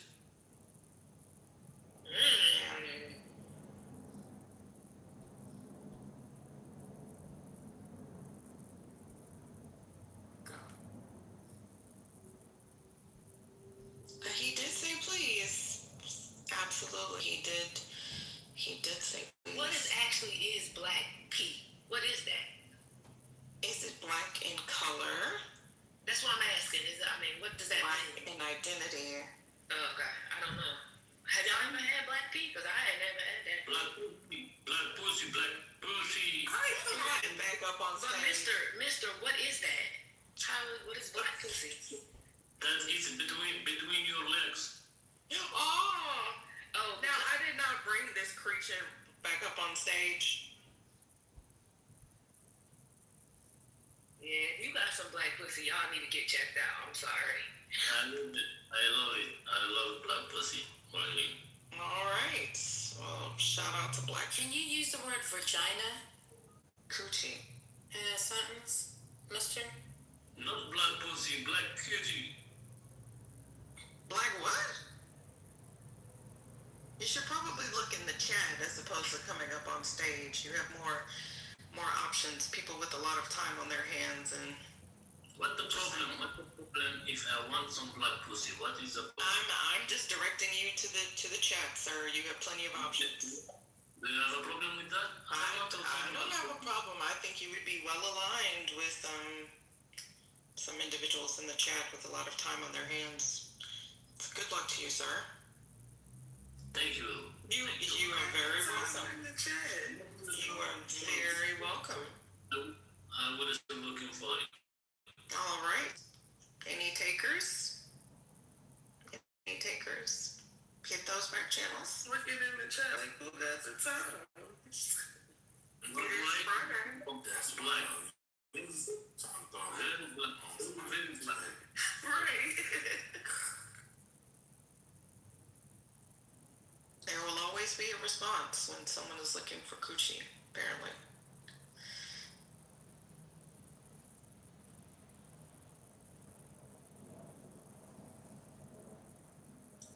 Thank you, Fish Belly. I'm not sure where one would acquire that from, but okay. What is What's the stick PUSS for? This is getting stranger and stranger. No, you don't. Black, very black, very dark. Okay. It's happening now. Well, I wish you good luck in your endeavors finding it. Thank you. I'm a bit too colonized for his taste. Coochies was pink and booty holes was brown. Why you dreaming to be white? Why black people have to be white? Why? It's my ancestors. I must apologize. I do apologize. White is nothing. Black people is better. Why you want? We are all God's children, sir. We are all God's children. No color. Don't get shame. We are not equal as God's children, but we are First definitely of all, God's sir, children. first of all, somebody brought you up so that you could become an RJ doctrine, okay? Someone did it. And I refuse this RJ doctrine at this point. However, you're calling, first of all, you're using a word, and you interrupted another conversation. You just been rude, to be honest. And then you decide to put a color to this, personal parts that just isn't what it looks like. So you may not have actually touched it before, or tasted it, or felt it, or licked it. I don't know. But what I do know is that, excuse me, sir, I just told you you're rude. I don't get it. Why do you have to be so rude? And why you are ashamed because of your color of skin? Why you? See, and this is why I'm not going to have a conversation with you, because you come in and you make assumptions. You don't know me. I don't know you. I don't even know who you are, what you are. Okay? So don't go around assuming that you know. I'm not going to have a conversation with you, sir. I'm just not going to do it. I'm not going to. And then you sound like you're underwater. I don't want to have a conversation with you, and nobody else will. So from this point on, you'll be speaking to yourself, and no one else. Don't interrupt him. Carry on.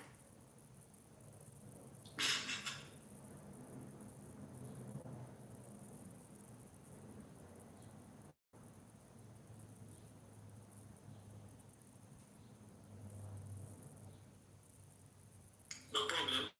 But I will find it one day. I am not. I can't wait.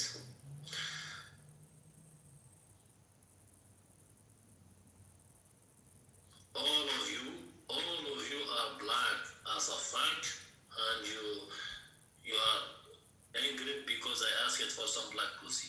What's the problem? What's your problem? Really, Sandana?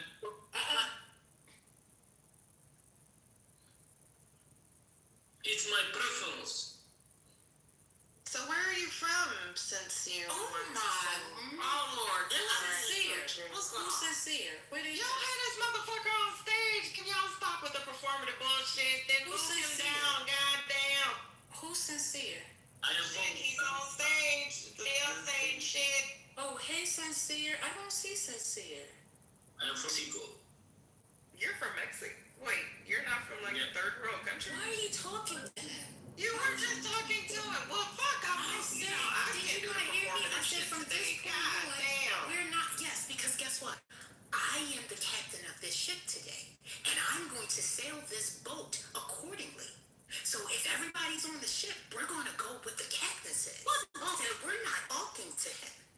Somebody brought him up here to discuss, and we're going to allow that person to think that they're going to get him to disturb us. I said, do not engage with him moving forward. If he wants to speak, he can speak to himself. We don't have to talk to him. We can simply ignore him. I just moved him down. Yeah, but then what if the person brings him back up? I think that person gone. I mean, Oh, okay, good. Well, is not this good. the RJ doctrine? No. Oh, you weren't here for the RJ doctrine? I don't think so. How am I being Alita Spinoza? I was the one that was going to pay $19.99 to learn about astrology, clearly. I mean, that's at least 2.5 cups of Starbucks a week, I'm just saying. We need to touch grass? I don't think you've seen a piece of grass. So please. There's grass in my backyard, First Lady. I can see it right there. Clearly you ain't outside touching it. I wasn't talking to you. What's going on? I'm having a pseudo conversation with Spinoza. But you didn't tell Spinoza he needs to touch grass. You said you need to touch grass. I am talking to Spinoza. I Yes, literally y'all said, are arguing, y'all are feuding. we're not arguing. About We're not arguing. well, you know, you're feuding. We're not the feuding. Well, that's the word that I choose. Okay, but That's how I see it. But it's between me and Spinoza. We're not arguing. Spinoza, are we arguing? It's a feud. So Yo, mama, thank you. It's literally not a feud. We feuded before, actually. what are you thinking your mom for? Because I can read in the chat. What is going on, First Lady? So is that about the conversation about yesterday? No. This is the back and forth between her and Spinoza. Yeah, that happened on yesterday. It started yesterday. Yeah. Yeah. Oh, what did we start about yesterday? Right. But she said y'all tripping, so that's why I was trying to figure out. I didn't say anyone was tripping. What? Your mama said it. That's why I was asking. I said, what are you thinking her for? Hey, your mama. I'm out of it. I don't know. No, I'm not arguing. Dr. Library card. Actually, who brought it up first, y'all? Was it Rumbus or I can't remember who brought it up. Two people were talking about it. Who were the two people? Everybody pays attention so much. Anybody recall? Oh shoot. I don't pay attention to people, so I'm sorry, I don't remember. But it's some sort of website with a K by Black professors. Yes, that's it, Mr. Nubia with Karen Hunter. But I don't don't remember the two people that brought it up. And Yeah, I don't know what was said yesterday. I'm just saying, generally speaking, like people in the chat talking about these things. Like I don't know what was said yesterday. I don't know what's circling about it. I'm just saying, generally speaking, I think you could get some good stuff there. That's all. Oh, it was Misa and Ty that brought it up, and then they were saying that it was. Oh, that's it. Spinoza said exactly what he put in the chat. That the Negro doesn't need astrology or hieroglyphics. Except we've always had them. I don't know. And that was the point that I made. Not about the astrology, but definitely the hieroglyphics. But I guess it bothers some people. But anywho, I'm just trolling Spinoza. That's Sandata. That is what started this whole debate, actually, yesterday. He said it doesn't benefit the Negro.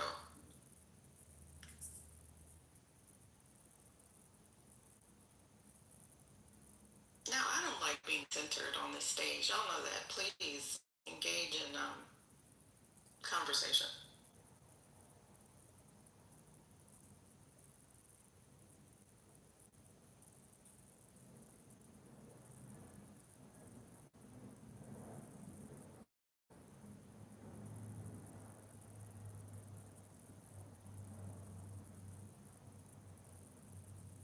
I don't love being centered, fish belly. It just happens.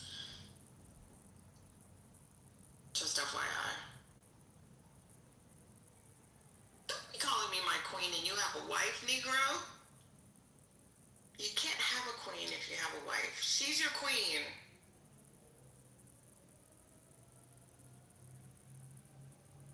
Wanna remember with the B, huh?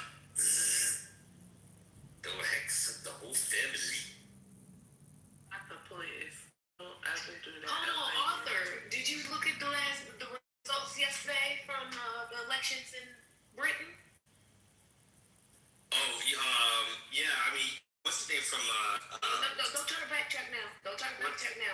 Remember what you told me weeks ago? What did I tell you? You said Starman was gonna get ousted. What happened last night? I didn't say it wasn't. And when did I say that? When would I say 5 words? When I say 5 words? I don't remember that far. I remember y'all saying it. You and Lord. I wasn't saying it wasn't gonna happen. I'm just saying what could be the alternative. That's not what you were saying. I don't believe that Starman wasn't gonna get ousted. Okay. He may not, but he down bad today. Well, the new guy just got $5 million from some Thailand crypto dude. Personal money. Not like to his party, not to any. $5 million. And so now he's going to run for PM. And if he makes it, he's like, I'm going to deregulate Bitcoin. Like, that's where they're at now.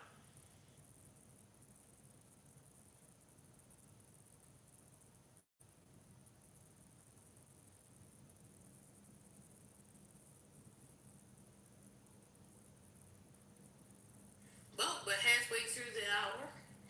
We're approaching the 2 o'clock. Earlier today we talked about Stephen A. Smith. He said, women, if you're not in the kitchen, get the cooking. You don't want to smell pine salt. You want to smell that ham, that roast, that good old fried chicken, and a good old fryer. He said, don't put it in the air fryer. You better sizzle it with that Crisco. Ain't y'all kids Get the supposed to cook cooking. for y'all? Hmm? Ain't y'all kids supposed to cook for y'all on Mother's Day? Like the children of the mothers are supposed to do. I was just in the middle of a recess, but you got it. Go. Oh, I'm sorry. I thought you were talking about somebody cooking. Poor Brooklyn. Why poor me? Why poor me? Cause you just do it every time. Like I tried. you do. Okay, watch. I'm gonna count from now on. Go ahead, First Lady. Finish telling us the recap, because I was missing parts.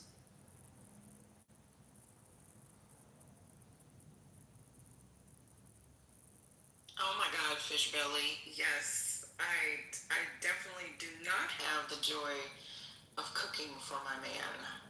You are absolutely right. My father grew up as the main cook in the house, so unfortunately for Stephen Smith. And I hate this Valentine song. Just Fabuloso. I do like Fabuloso. And you can get a coupon for it. Yep. But stop. We're falling so cheap already. We're getting a coupon for I am going to save it my 50 cents there. Fabuloso so cheap as it is. I'm saving 50 cents. That's why I get it at the dollar store. Because they got coupons. $5 off $25. I don't like that smell. They have different ones. I don't like none of it. I don't like smells from stuff like that. How was Fabuloso terrible? Remember that damn comment that they used to have? What do black people use to clean their house? White vinegar? Well, when you mean cleaning, do you mean disinfect? Because Fabuloso is not a disinfectant. Let me ask the cleaning lady. I don't even know. I just give her a credit card and she bought it. Wait, the Target's, I'm excited, I remember. The Target stuff that's like, no, wait, it's not organic. Oh shit, I don't know. Why you just can't use Clorox? Nah, that's gonna damn near kill you. Clorox has a smell? Clorox? Bleach? Yes. You don't smell Clorox? Who said it didn't have a smell? Never mind. You were saying you didn't like the Fabuloso smell. Yeah, because it stinks. I don't like that. You don't like it because she's pro-black and that's some Spanish shit that she can't get with. That's not working. That's all it is. I know your mama, and that's why she's too pro-black for Fabuloso. If it was a black brand, it would be Are y'all different. cleaning with it? Or are you using it as a... They use it as a deodorizer. Yes, that's what I'm saying. And a cleaner. No, but yeah, some people are using it as a cleaner. It's not clean. But it's not. That's why I brought But up the it doesn't Clorox. disinfect. Yeah, that's why I brought up the Clorox. Yeah. Follow along. You're Not supposed your to brother. mix it with something and make it a cleaner, but I hear what you said. Yeah. People are just using, people right now shocked, but won't say it. But they've been taking their floors to clean. And I don't like when people be spraying Febreze and stuff. Why? No, me neither. Why you spraying that? Open a window. Don't you like them to burn frankincense and myrrh? Something. That spraying is crazy.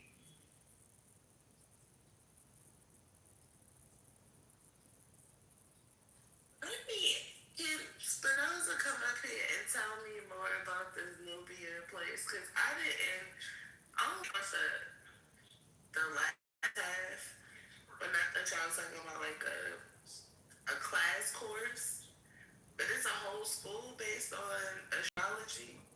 No, he didn't necessarily know about it. They just clicked on the link and poo-pooed it. Misa and I think Ty were the ones that actually take the classes. But I guess he's not a fan of it or something like that. I don't know. I don't know if they were saying their graphics weren't cute. I don't know. And this astrology and hieroglyphics course. So this is the thing. Okay. Let me see who in this room. Okay, I'm gonna just say the thing. Okay. People crashed out yesterday. I wasn't here, but based on what y'all telling me, people crashed out because it was Misa. I'm gonna be honest with y'all. Lisa? What's her name? I thought her name was Misa. It is Misa, That's funny, because Sherry will tell Sherry, and now I'm not putting Sherry in this. I don't want to, Sherry. So don't even come off mute. Don't defend this. But if somebody like Sherry told y'all about Nubia, you wouldn't have crashed. Just admit it. No, I agree, yo mama, because they were. I think Ty mentioned it, and I don't even remember like. And that's even worse. Ty and Misa, that's worse. That's The what one in the Department of Transportation that be yelling, off mute randomly. But Ty got a wife. He's a black man. He take care of his kids. He got a pension and a 403b. Like I'm like, hey. That's why I said when I saw y'all talking about narrative in Nubia, Ty is like the typical target audience for that. So I said they just been swiping them Gen X cards. There's nothing wrong with it. Ain't nothing wrong with a government job. He gonna retire with full benefits on $100,000 a year. I wasn't saying. Let me be clear. I'm not saying nothing about that person. I'm just saying I'm wondering. That's why the crash was, because Sherry has talked about this. I keep bringing Sherry. Other people have talked about this. I ain't never heard nobody saying this. Now everybody know Black history in the chat, and only one nigga in this room really Black history. Let's be for real.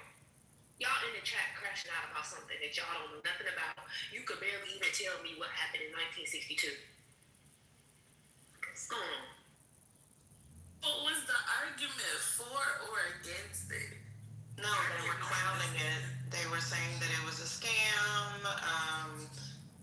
People started today. Like, you can look up in the chat, I guess. Yeah, man, just to be clear, it wasn't just about that. People were saying in the chat, Maya was saying in the chat that it was a scam, it doesn't sound good, that kind of stuff. And I'm saying, they're learning hieroglyphics and astrology. That's not all, Brooklyn. That's all. It's whatever. I'm not different. I wasn't here yesterday. I don't know, but I'm not talking about yesterday. I'm talking about in the chat. Yeah, no, you wasn't here. I'm trying to figure out what they were talking about yesterday, your mama. What did? No, Maya got triggered because Ty said it was a non-profit. Oh yeah, that's what my. Oh, I don't think. Oh, okay. Do they say that? Do Greg Carr say that? No. I ain't never heard him say that. So. I never heard Karen say it either. No. She wouldn't say it, Dr. Library, because she's a Republican and all she think about is making money. So where did it come from? She wouldn't be associated with nothing non-profit. Somebody brought up that she was a Republican too, and I did. I had never heard of it. I'm trying to remember how it came up. She's not no more though. She's not no more. Oh, I think it was a T-shirt in his PTR or something like that. I was gonna say, if I was on stage, that's easy why it came up. I was talking about a serious radio. I mean, when it came up. But he was like, it's Black professors from HBCUs, and I was like, okay, cool, I'll support. And then Misa was like, they have like money conversations, they talk about this, they talk about that. So I was like, I thought about my sister, your mama, right? Because she's very pro-Black. I was like, oh my God, she's going to freaking love this, right? And they were like, yeah, they have different courses. They're taught by professors. And I was like, okay, cool. And then people were like, no, it's a scam and it's this and it's that. And why would the Negro need to learn about hieroglyphics? I agree with you. So thank you. I wasn't paying attention to people that were just poo-pooing it. But yeah, Misa said she listens or she has a subscription. Ty did, and I was like, thank y'all. I've literally never heard of this. So I don't know about all that. I'm gonna just say that it was a thing that happened it kind of took off during the pandemic because everybody was home. I don't know what it is now. I know a number of people on the app had subscriptions and would do the readings with Carr on the week during the week. I mean, with his thing. I don't know what he's doing now, but some it's just some of y'all. Your mama. I'm trying to think because it was contention. Never mind. Well, that's what I don't know what happened yesterday. Reform just told you. What else do you need to know? Yeah, and they started it again in the chat. I think that Maya did with Spinoza, like making a joke about it, and so I'm just engaging with Spinoza because that's what Spinoza and I do. And you're reframing it though. Yesterday, y'all seemed to have an exchange of words, and y'all was kind of like beating up on Spinoza a little bit. Wait, so Brooklyn, you was here yesterday? I was here. Oh, okay, she trying to I'm trying to get what's going on. You telling me about your perspective and you wasn't here, and I'm just trying to understand what happened. I'm telling you my perspective on Nubia and narrative more Right. broadly, and I even say it over and over. I wasn't here yesterday. How many more times? Let me say it. Hold on. Let me say it again. I wasn't here yesterday. I can't speak to what they said yesterday. I'm talking about what I know generally. Does that make sense? Clear? That's what I know. Okay, you're Temple. doing. That's why Roger I that. understand why you doing it. Doing what?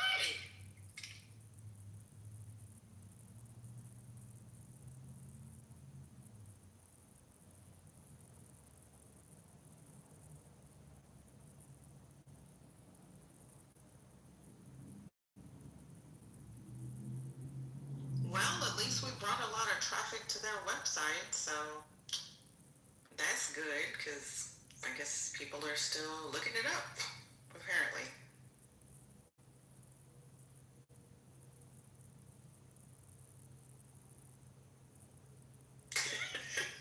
There's definitely some weird energy, Dr. Smarty Pants. I mean,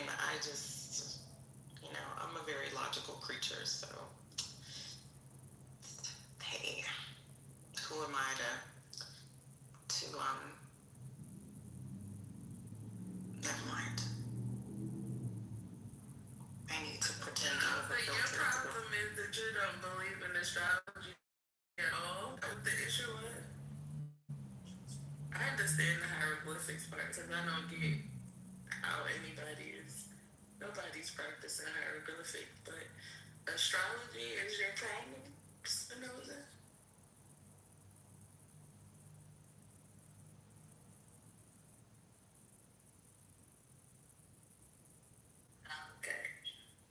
Okay, you one of the people that don't believe in it. Right, then that's what I understand. Thank you.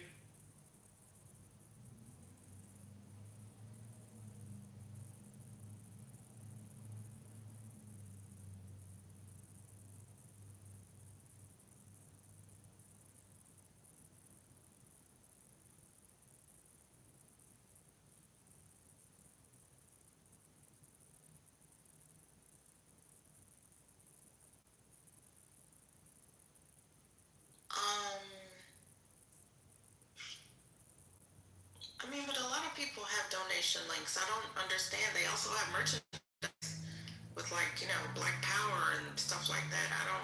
Is that like a bad thing? Like what? So donating to entities is a bad thing? But I don't. Are these people like known scammers? Are they like the like I don't understand. Is it just because it's black that we're taking it apart or what? So there's another a white similar platform that they have modeled off of. I'm gonna put the link in the chat, and I'm pretty sure some of y'all have tested this play. But hold on 1 second.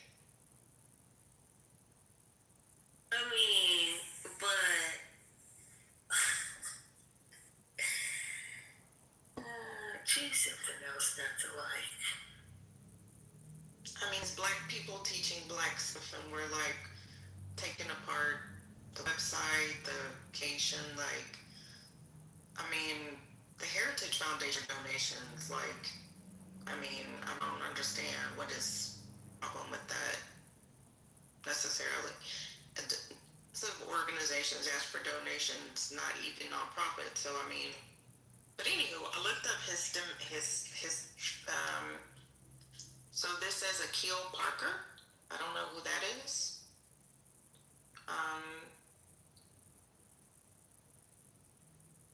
He attended Morgan State for undergrad.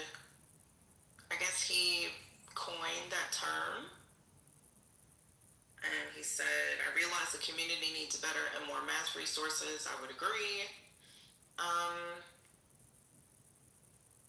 Rebranding mathematics as a subject to run to as opposed. This actually sounds pretty enlightening. So I guess he coined the term histomatics as a link between, here it is, like a platform to teach young Black people about. Oh, okay, a teaching framework where I basically use Black teach math concepts and use math concepts to teach Black history. This teaching methodology is an outgrowth of how many math classrooms are operated, where we have so many conversations about Black history, the students would inevitably tell me that I should have been an African American history teacher instead. So why are we making fun of this? This actually sounds like a great thing. Like I don't know. I guess people just don't like things that are Black or different. Like I don't understand. But anyway, thank you, your mama. You're a third thumbs up. I do plan to just contribute the $19.99 a month and listen to some of the classes. And report back. Let us know what you discover, because it does sound interesting. So if you're actually learning some things, I'd like to hear some of the things, like in summary form that you learned. I mean, if it's only $20 a month, Lord knows I joined like 4 or 5 different Substacks just for, random ass people. So yeah, Y'all should join my Substack. Well, put your Substack in the chat. I love to support Black. I do. Like, I get accused of Cash App in here and there. And my articles be banging. They be cited and everything. May I just intervene for just 1 second? Did you all see the rules of engagement that the FCC just did with Nextstar? I'm not sure how familiar you all are with media, but I work in media. I saw it. Yes. And So, wait a minute, are you on? Do you be watching the next channel? I mean, what's that? Sinclair is also owned by Sinclair. I don't, but I know the Smith family. Okay. Yeah. So the Smith family, they own Sinclair Group, for those that are not familiar, and Nextstar, they are essentially the FCC. They let it pass through. They gave them approval, so they are now one of the largest companies in the U.S. owning a large share of local TV news production and the infrastructure. So it's not, it's basically becoming very centralized. Please keep in mind, these are the same people, Nextstar alongside Sinclair Group. They got Jimmy Kimmel kicked off of, his show, his platform, for making the statements that he made about Donald Trump. And the reason why I think that we need to be paying attention to this, that acquisition with Tigna, it's really going to amplify them in an egregious way. They are now literally the largest owner of local television in the United States. Sinclair is the largest that owns radio stations in the United States. And they both are extremely red. Like extremely red, unapologetically red.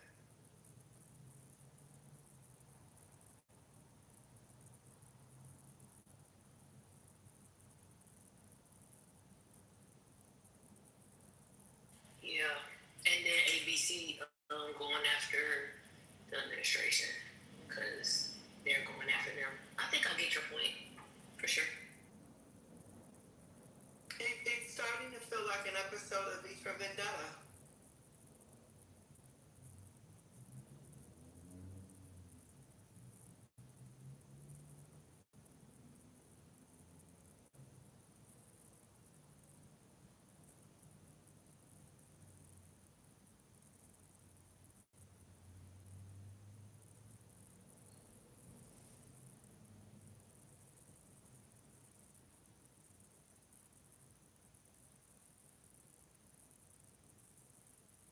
But Reclaim, why I was asking you about that channel is because the anchors, the Black women anchors, are extremely gorgeous.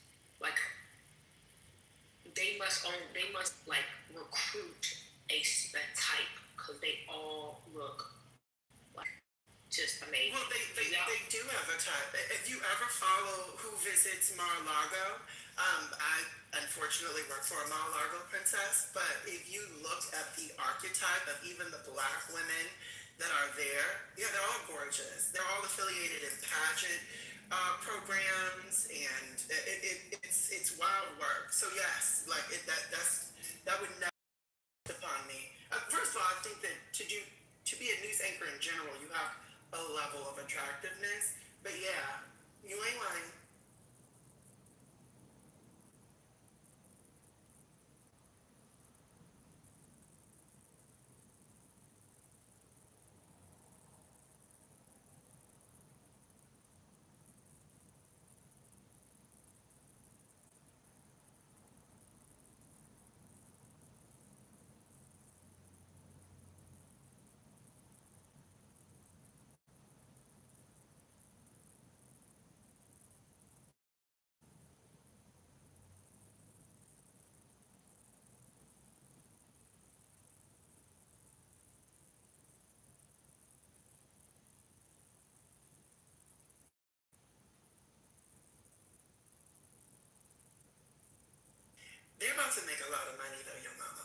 because I was just sharing a few weeks what content creators are getting paid for on the right side. So Sinclair Group and Nexstar, they're about to make a lot of money with this next political, like national level, even presidential awareness campaigns. They're about to make like money hand over fist.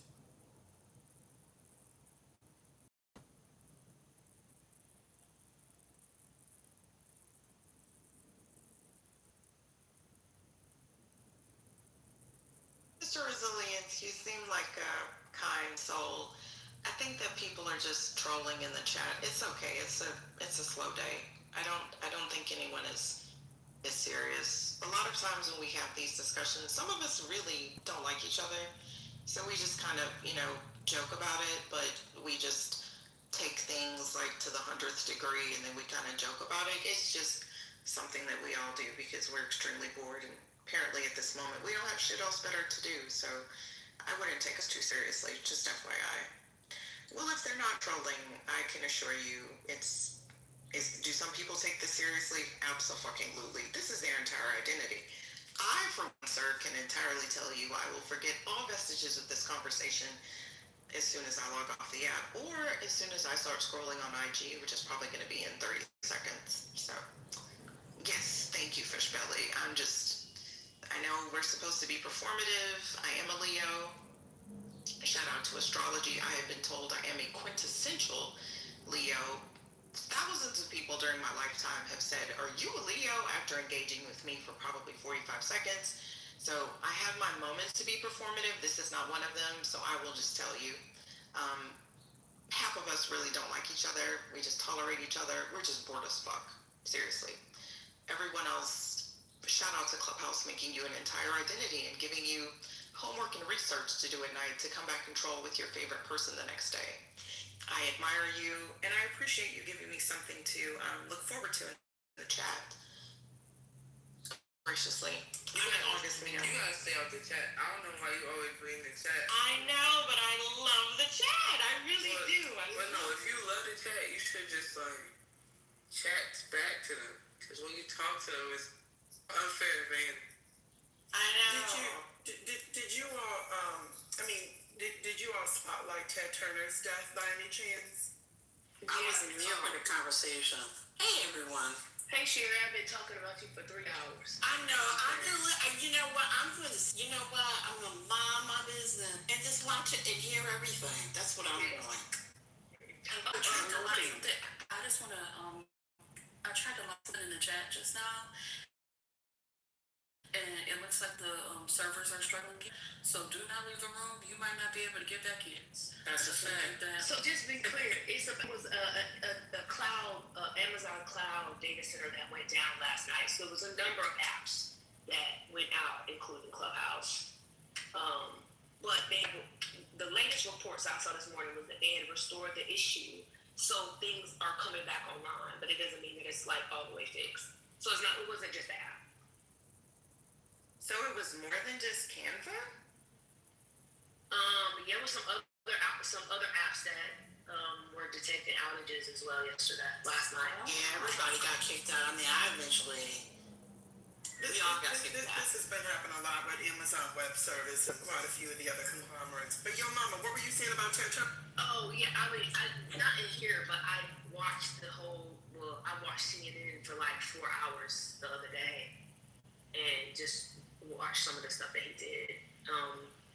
And some of the stuff he continued to do up until, I guess, more recently, particularly in Atlanta, around the World Cup. So apparently where the main CNN building is in Atlanta, he's donated part of that for this program that has focused on bringing in small businesses to be front and center during the World Cup that's in it to have space because it's right, I guess, in line sight of where the game will be played or walking distance from where the game will be played. So anyway, he's been doing a lot, but I did see some of the CNN special on the day that his passing was announced. Oh wait, they said it was another attack. Now the last time was like a pretty big deal when the like for half the day. They said it was like an employee thing. Neoliberal! Thank the good Lord in heaven, Jesus Christ. I haven't seen. I mean, I've seen people saying it was an attack, but it just the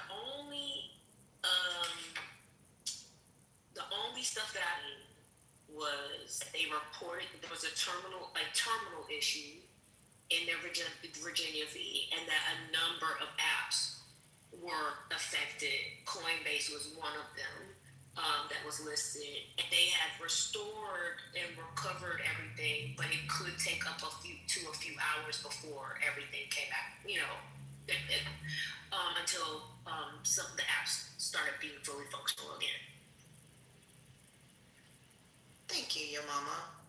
You're a real person. Not really. Let me stop. I'm sorry. Lord Jesus.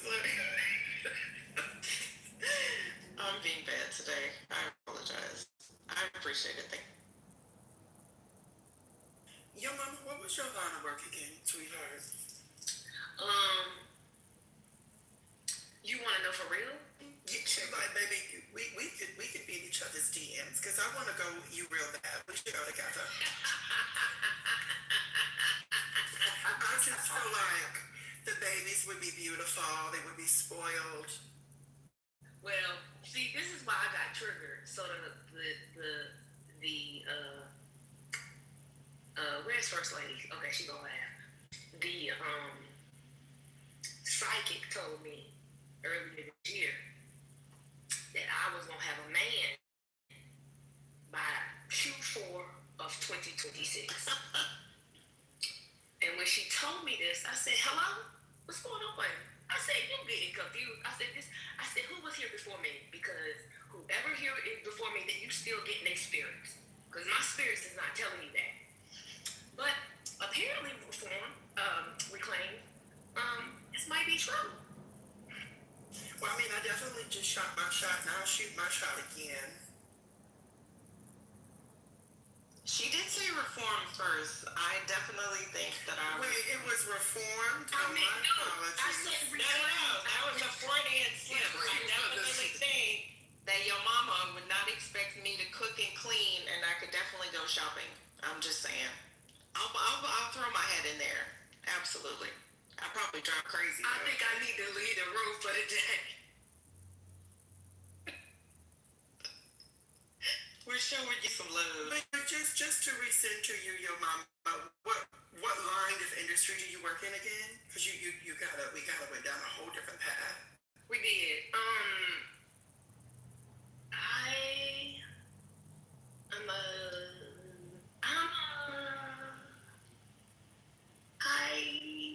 I actually do nothing right now. Like, to be honest, I don't do anything right now. I'm just kind of like living off some reward I reaped some time ago. So I'm not doing anything. Previously, back in the day, I used to work for a member of Congress, and then I did some other things, and then some other things. Shout out to RSU.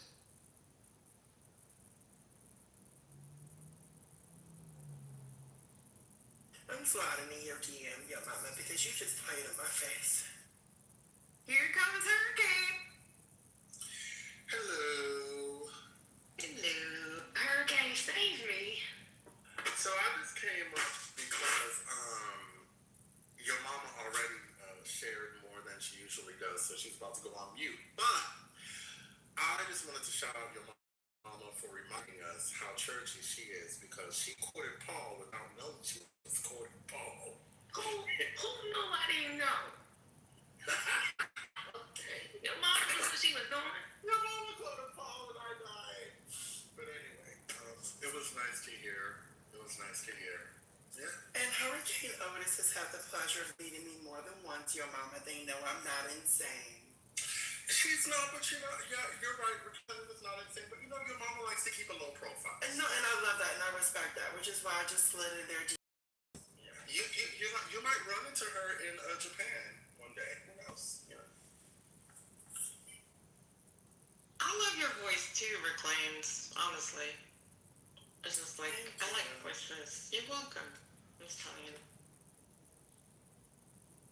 I think Xerxes reclaimed, and I can't remember who the third person is because they rarely come in rooms. Of course, Hurricane Otis, that diction, but yeah, you and Xerxes are my two favorite voices. So I was working on Obama's first presidential campaign, and I had a phone call, and the gentleman called, and I was organizing things for this gentleman named Kevin, and then ultimately the man on the other side of the phone, he just kept flirting with me, and I was just like, this isn't really what you want to do, sir. And he leaned in even harder. And I say all this to say, he worked for Cornell West, so when he pulled up and he was like, hey, I'm looking at this, and then I opened my mouth, I said, hi, we've been looking, he was like, you were on the phone. I said, yes. It was awkward for a few seconds, but he low-key, I think he lived for it, whether he says it or not. I think he lived for it, because then he every time we cross paths, he's always been very sweet and very kind, but I think he lived for it. Because I was like, how do I correct you? Like, I keep telling you my name on the phone, but I don't think, it was just going, I don't know what was going on. But this, I wish this was like a one-off occurrence, but it happens quite often, even on business teams, like if it's a massive teams call with a couple different teams through agency and IATs, I'll get misgendered on the call, and then when I get on camera, it's like, oh shit. And then when they meet me in person, they're even more gagged because I'm tall. That sounds coolious. Yes, I'm tall, but I'm not as, muscular and fit and as divine as Hurricane, okay? That man is something. Y'all ain't saying anything till y'all seen Hurricane. Hey, Hurricane, the other day somebody told me you was Gen Z.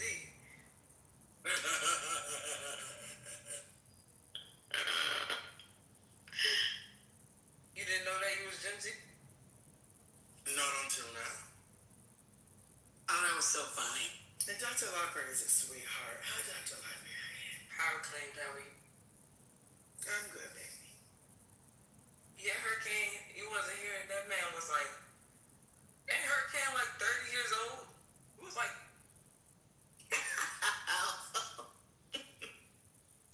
It's a person that is no longer welcomed in this space. Well, I mean, to be oh, he fair, got banned official? yeah, so to be fair, there are parts of me that still function. You know. Okay. Except that first thing in the morning when you have to get out of bed. Ooh, shady.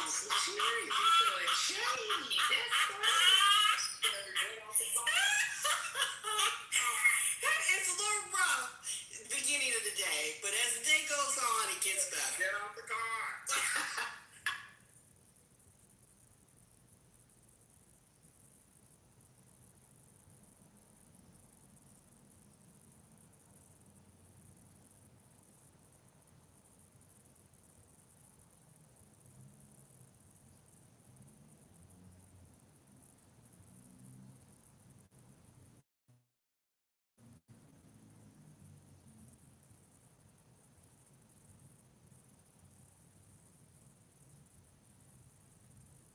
I'm sorry, y'all. There's a bit of pouting going on, and I believe the mods have run off, so.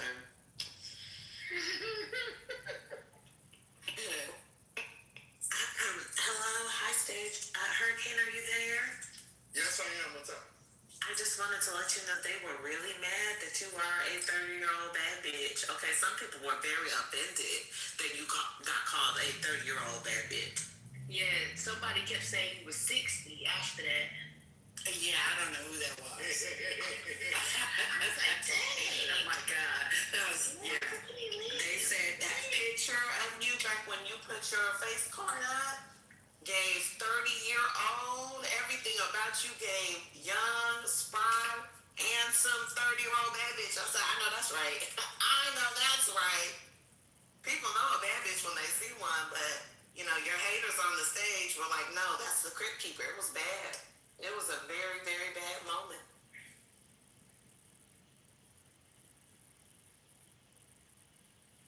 I had never seen such hatery in the dancery. I had never seen such.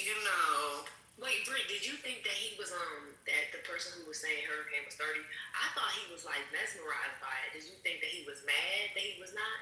I didn't think he was upset, just more shocked because I feel like he was being very sincere. Yeah, I when, did too. when he said all that. So I think it was just more like I didn't know that. I couldn't see that. Which I mean, he kept saying, y'all ain't seen Hurricane picture back in the day. And I was like, he remember back in the day. Was that stuck with you now? All right.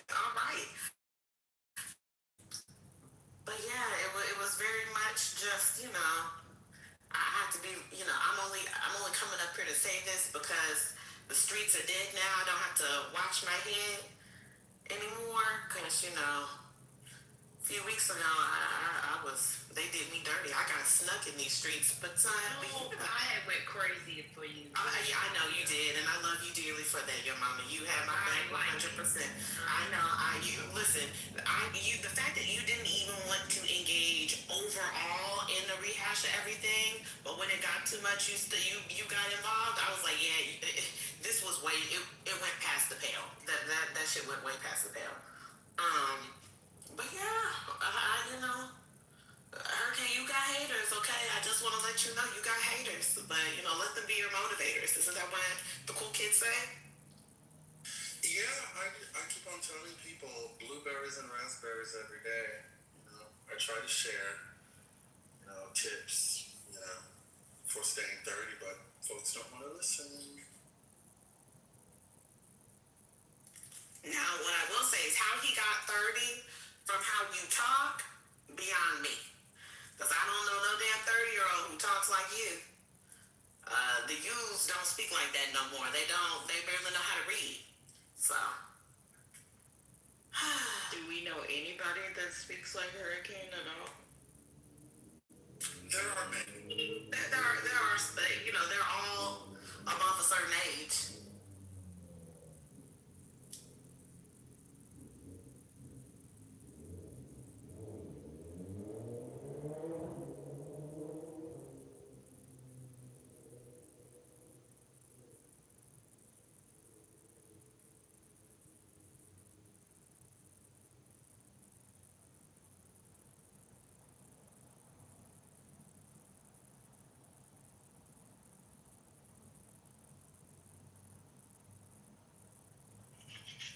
Is someone speaking? No, but we've been waiting for you to talk, so thank you. Oh, fantastic. One second.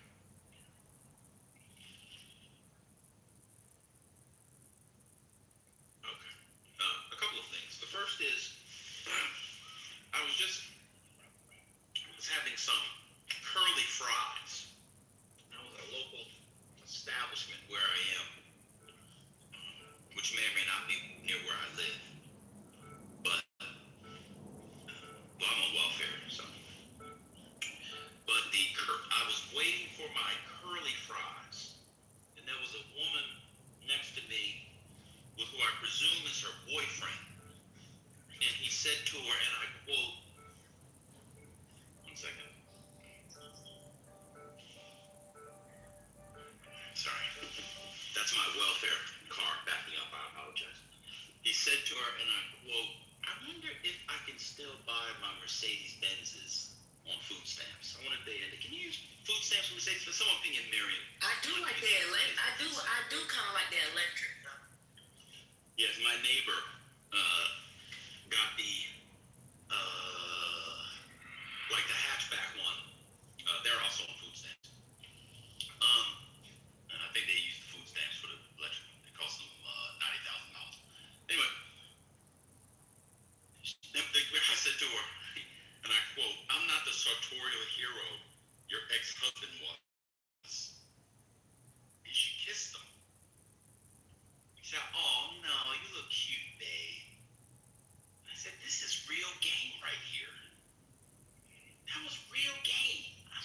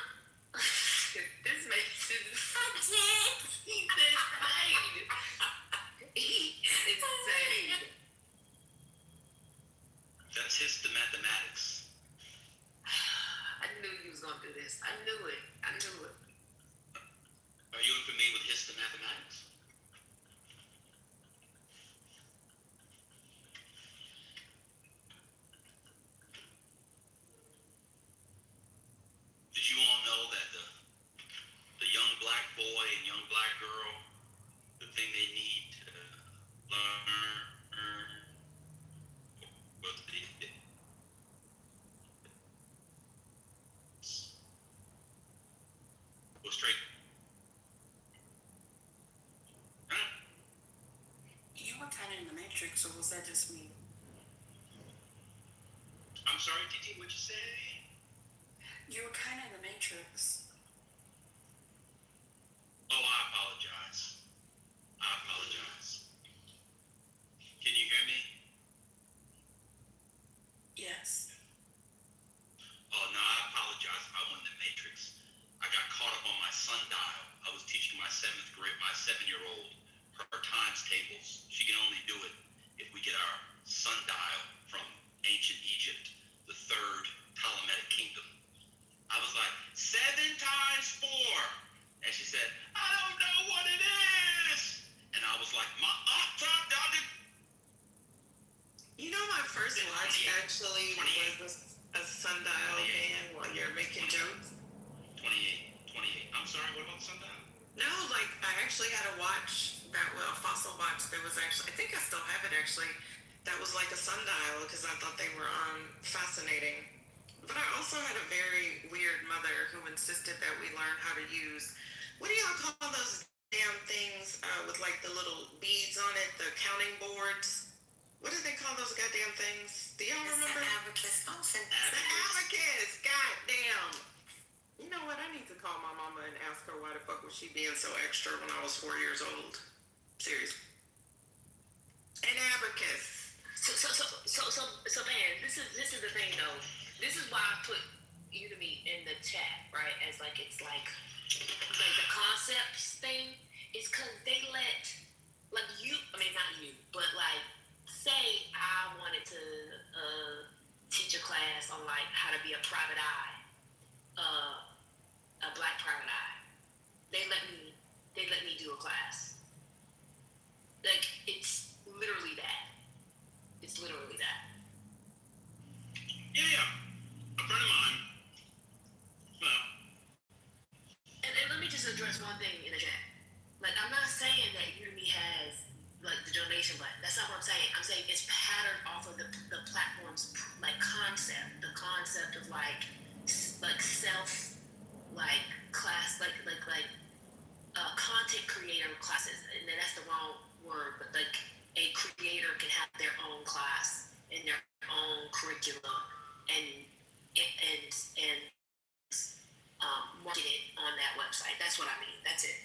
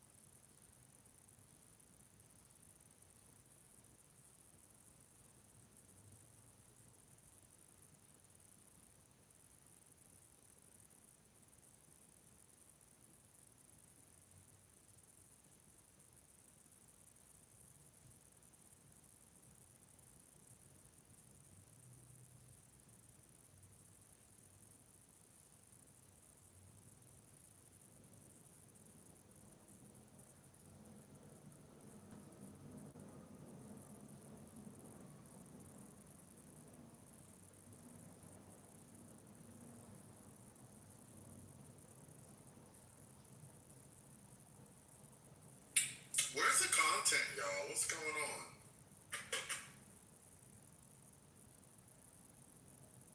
Hello?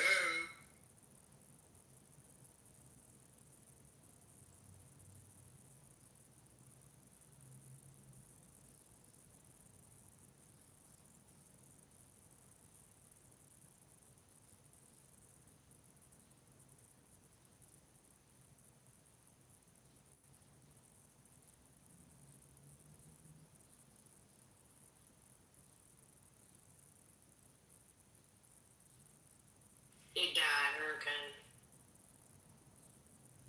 Hey, Mama, you going to Pride this year?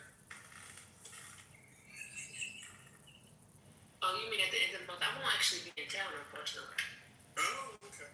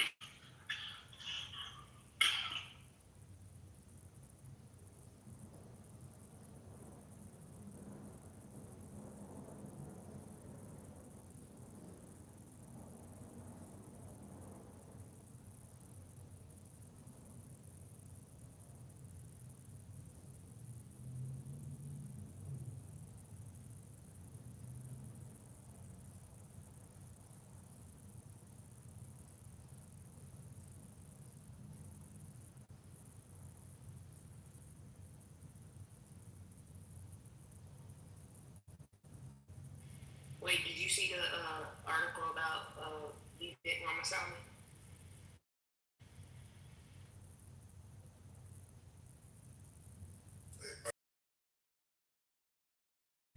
Yeah.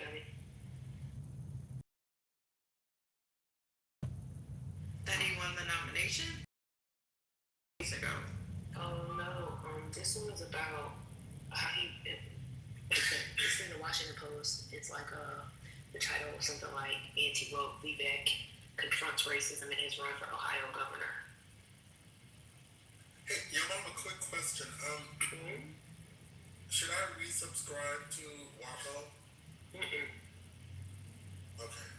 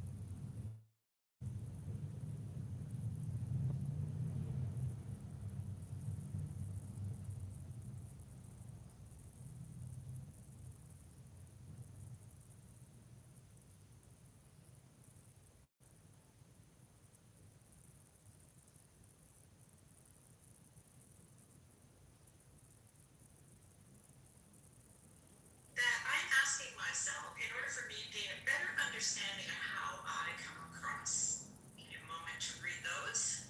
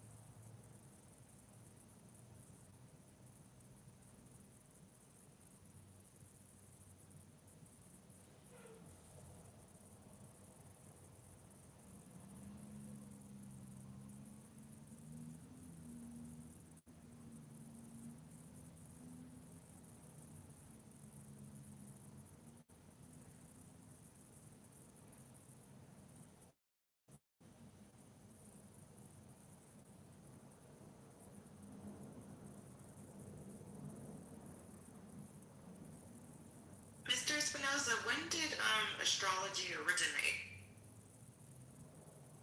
Is it like something new?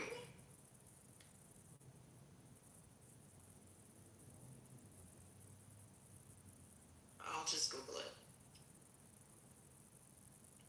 Oh, I didn't know this. Astrology originated in Mesopotamia, 3rd millennium BC, as a Babylonian system for interpreting talismans. It spread to Greece, where it blended with Hellenistic Egyptian and Indian traditions, developing the 12-sign zodiac. Historically, astrology was considered a science deeply connected to astronomy, medicine, and politics for over 2,000 years. Oh, I can see why you're so skeptical. Interesting. During the Middle Ages, Islamic scholars preserved and expanded on Greek, Persian, and Indian astronomical works. Astrology returned to Europe through Arabic texts, becoming integrated into university curricula, medicine, and philosophy. Through the Renaissance, there was virtually no distinction between astronomy, star study, and astrology, influence study. I mean, don't the stars influence things like, shorelines and things like that? The moon, NASA reported years ago that the moon does have influence over the tidal waves. And so the correlation to astrology is that if the moon has control, sorry, I'm getting on my elevator in my building, water and large bodies of water, we have to remember that the human body is made up of 75 to 80% water. So that's why when things happen, like if you have any nursing friends, they'll tell you like on full moons, a lot of women give birth, like, when they weren't expected to, that sort of thing. Like they always say these things happen on full moons. That's just what they say. I'm just repeating what happened. Oh, okay, well, I know nobody reads on Clubhouse. Spinoza says that this is embarrassing. Reading information is embarrassing? I mean, y'all can research this Nubia thing and look at the website. I'm just researching astrology. So, see how that works? Let's not be, shall we? The earliest organized astrology began with Mesopotamians circa 1800 BC, who viewed planets as signs from the gods, recording thousands of observations. Ben could probably pronounce this. Enuma Anu Enlil. Oh, okay. This is interesting. You're right, Penny. Hellenistic astrologers in Egypt introduced natal astrology, horoscopes based on the birth moment around 410 BC. So this is actually before Christ. But I don't know if Spinoza actually believes in Christ. Because aren't you like I don't know, what are you? Didn't you decide what religion to be and started studying it or something? Aren't you a Jewish person by study? Or didn't you literally like get a hold of some old texts and now you start saying shalom? So I don't think your parents. Isn't that what you said one time, Spinoza? You just like decided what religion to be or something like that? Oh, you're a heathen. Oh, so is that why you don't like astrology? Because it's also technically like heathenistic? No, you are not a heathen. Don't do that now. No, he literally said that he decided to become a. Wait, what are you? Are you a Jewish person or Islam? What? Because I asked you that one time, right? Because usually people that are Jewish, like you have a, but you were like, no, I just decided to become a something. You're secular. You're secular. You're secular. Okay, I'm just having a little fun. Hellenistic astrologers in Egypt introduced natal astrology, horoscopes based on the birth moment around 410 BC. By 280 BC, again, I apologize for my pronunciation, Berosus of Babylon, what a name is that, introduced these practices to the Greeks, influencing the Roman world. Surely we don't pay attention that came from the Roman world or Mesopotamia. More Negro stuff. We shouldn't learn about hieroglyphics. I honestly thank y'all because I did not know that astrology was this old. I would have argued somebody down that it was a modern interpretation. Maybe that's why I get so much hate. It's old as fuck. Ancient civilizations observed the stars to predict events on Earth. So I guess if anybody actually reads a religious text, instead of saying you shouldn't believe in astrology, Interesting. Since it's quiet, just letting y'all let me read. Let us break bread together. On our knees. Praise the Lord. And I fall on my knees with my face to the rising sun. O Lord, have mercy on me. Amen. Amen. Amen. Hey, Algebottle, how are you? Good to see you, my friend. Whew. So, any updates in the world today? Do we have any? Oh, Jeffries, he blasted Virginia courts after the 4-3 ruling voids voter approved redistricting map. Some people have come in here, I guess because of the bill, and expect us to be boo-hooing and crying. I'm so glad that that has not been the case, because we are victorious, even when it seems like the road has come to an end. We are still victorious. We are not victimhoods. We're not victims. We shall be victorious. Okay? Might look dim and right now. You know, the lights might be out, but they're not all the way out. There is light at the end of the tunnel. Just gotta keep believing. So, we're not defeated. Everybody say blessed. Say blessed. Yes. Yes.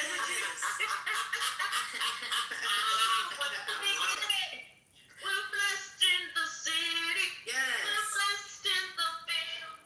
We're blessed when we come and when we go.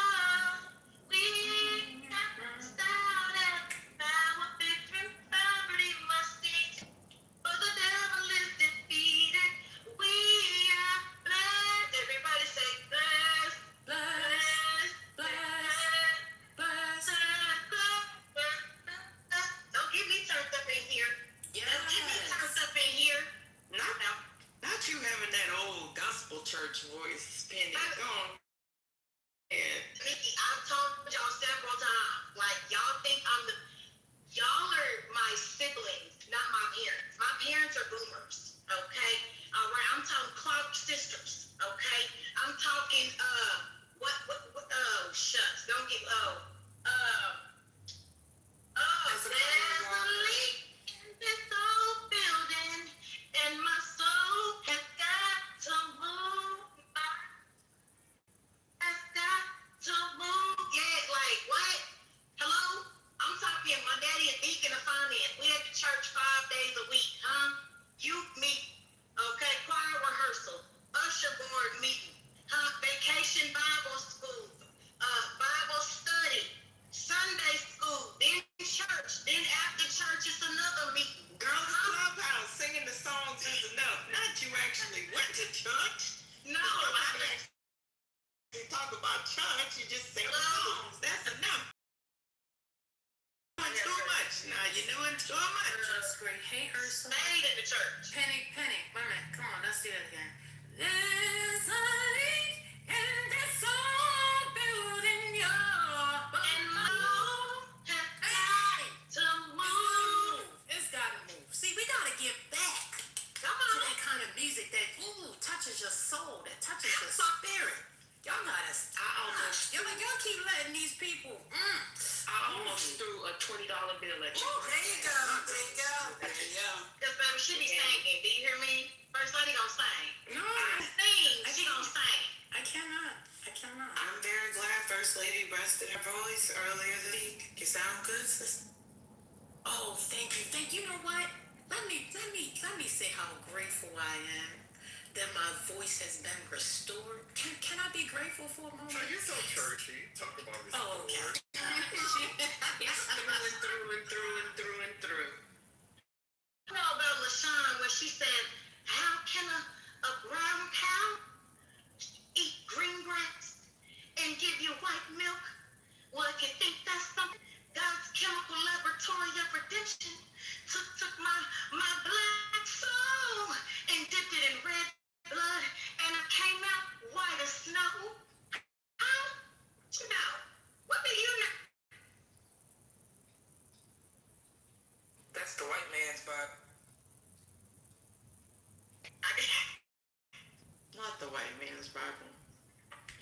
be religion. I'm not gonna do this job.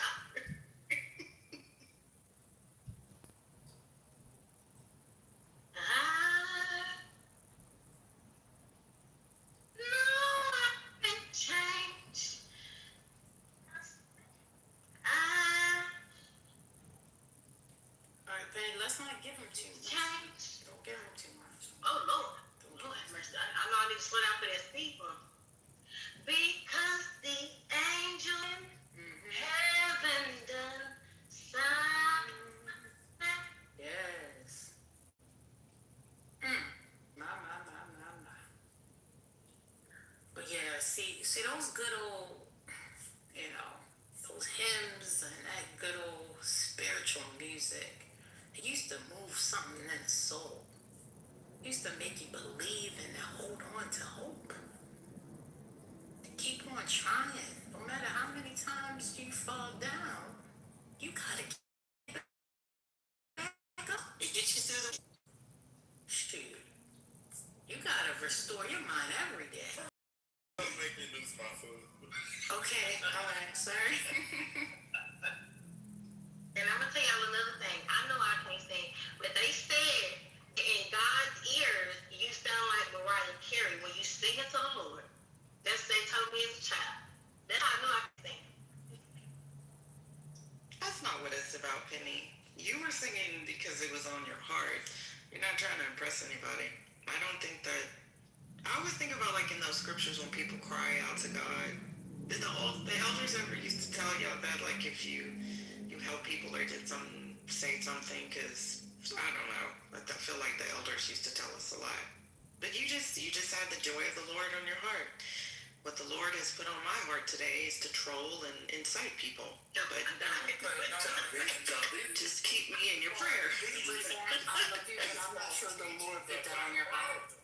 The Lord has made me this way since I've been 2 years old, child. He and I have had it out. So when people say, God know my heart, God know my heart. Amen. He knows your heart so much, in fact, when you kneel down to pray and you can't fathom the words and you just start crying in tears, he knows that this type of stuff get me kind of choked up a little bit because it just happened to me, Like, sometimes, yes, you should know how to pray, right? Not just the Lord's Prayer, but just how to present yourself to God. First of all, having gratitude. But sometimes when you just can't get the right words, that tear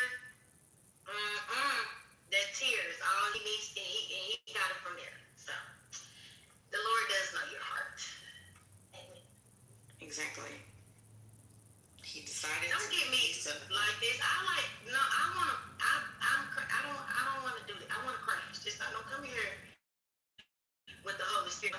Okay? And we begging. What's this today? What are we doing? Church now? Hey, with y'all. I get choked up and stuff like that, y'all, because God has just been so good to me. I'm gonna be honest, and He has not treated me as my sins deserve. So I live with that conviction every day. Just love God. I love God. Remember when you came in that room in IGB and we were talking about something similar, y'all? We were talking about like a lot of the similarities between the narrative of Christ and like Isis and Osiris, just things that have been pointed out. And this child gonna come in here talking about y'all not talking against my Jesus, Lord. You probably don't even remember that with your crazy. I'm talking about I bang in the name of the Lord. Y'all not gonna play my God like that. You did? Okay, all this here. No, we're not doing that.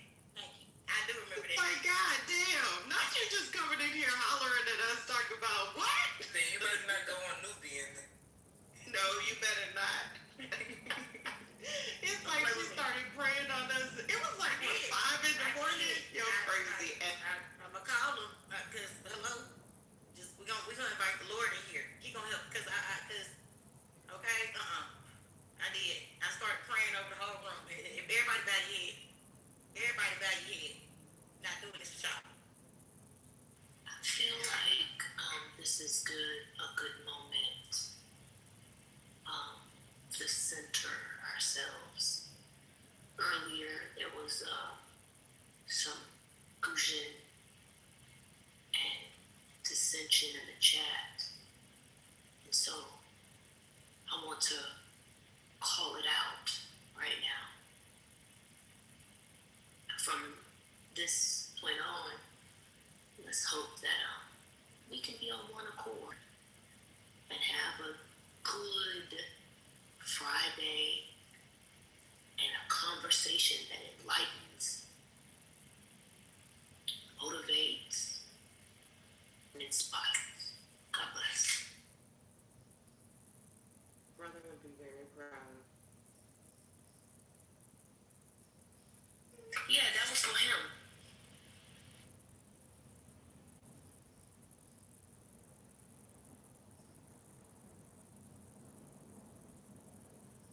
Some of y'all baseboards not clean because you ain't listening to no gospel music while you clean. Some of that dust on them blinds won't come off, with that Swiffer because you don't have the Holy Spirit. How would you Up keep in there. a Swiffer? A Swiffer is for lazy Gen Z. Yeah, Get a real one. yeah. Swore. I don't clean that. That's the hello? Salt. Yeah. Because you don't have that, you don't have the Clark sisters playing, You want to do this new school stuff, Come on, Fabulosa. You need that parasol. Tell him. Yeah. That's our problem now. Yeah. You need some lye soap. Okay? Oh my God.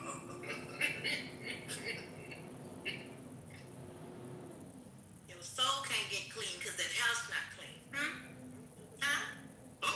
Hey. You don't know nothing about Saturday morning. Let me say something. Once your mama start playing that music in the morning, you just know go get that bucket. Go get that broom. And mom say something. My mama's such a boomer. Don't vacuum her carpet. You get that broom and you sweep that carpet. I know we got a vacuum. You still gonna sweep the carpet. Hello? Oh, okay.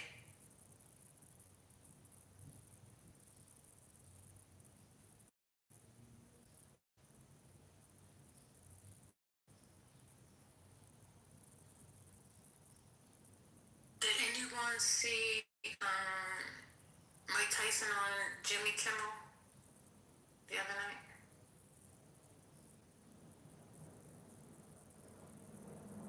No, but what was he talking about?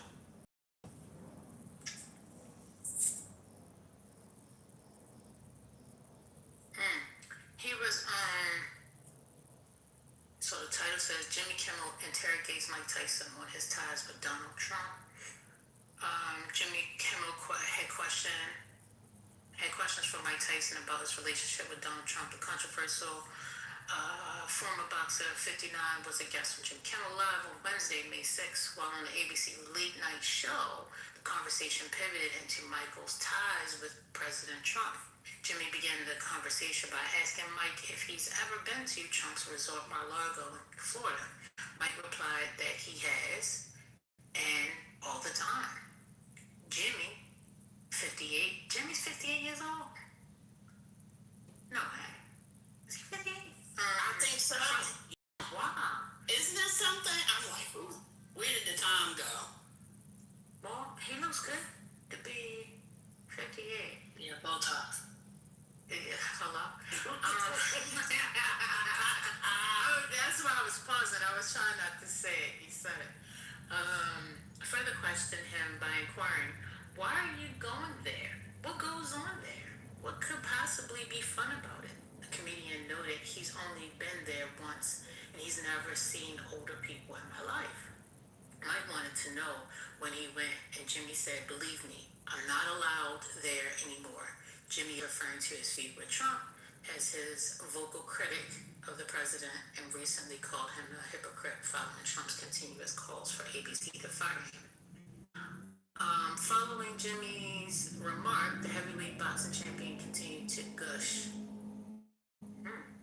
about the venue, saying Mar-a-Lago is one of the best places in the world to be and hang out. Jimmy then goes straight to the point, asking Mike, so now you're kind of part of the Trump administration? Is that right? To which he responded, you believe that? Hey, I've got too many felonies. That can't be me. I have a feeling, wow, he's got more than you did, Jimmy said, causing Mike to burst out into laughter. Mike said, I never thought about it that way. Jimmy went on to say that Mike has known Trump since 1980s when he would have his boxing matches at the 79-year-old casino. He brought up that Mike is working with U.S. Secretary of Health and Human Services, Robert Kennedy, on one of the few not crazy projects to encourage people to eat healthy. What? Mike Tyson is working with RFK? Did y'all know that? Ain't nobody told me that. Yeah. Controversial. Huh? Yeah, I was going to say you didn't see the Super Bowl commercial? No. Wow. Mike Tyson, former athlete, collaborated with RFK Jr. in a Super Bowl. Oh, there it is. Ad against processed food. The ad that featured Mike saw him talking about a sister who died from obesity. Huh? And his own experience with health issues. Hey, listen, responded Tyson. I lost my sister at 25 from obesity. That's a trigger for me. When I see somebody that may be obese, it's just a bad experience. Wow. The relationship appeared to begin in 1988 when Trump hosted Mike Tyson's world title fight against Mike Spinks in Atlantic City. From where Mike won, Trump promoted Mike's fights in a resort city in the late 80s and early 90s. During their long friendship, Trump defended Mike when he was convicted of rape in 1992 and proposed that money from Mike's fight go to rape victims instead of him serving jail time. Mike has endorsed Trump during his presidency and has thanked him for his support. So, I guess it wasn't nothing. It was a nothing burger, Sherry. But Mike Tyson is 10 feet down, 10 toes down, feet down, 10 toes down for Donald Trump.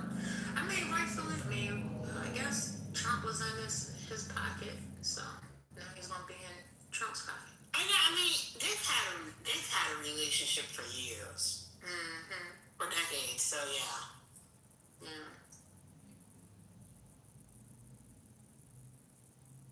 They say Randy Jackson a double take. Is he okay? Wait, He Randy returned to Jackson, American Idol. bass guitar player? Yes, he returned to American Idol. Was he gone because of illness or something? No, he went on to do what was that? That show something about you do it at 5 notes or less. It was some kind of show where they would know and the person had to guess what the song was, kind of thing. He was on that. He did a few other things, I believe. But I guess now he looks extremely smaller than he did years before. So those that may not have followed him may not know how thin he got. So I don't know. Yeah, that's all I have. Divine hasn't come in today. Did he come in today? I didn't see him today. So I don't have any other news other than that.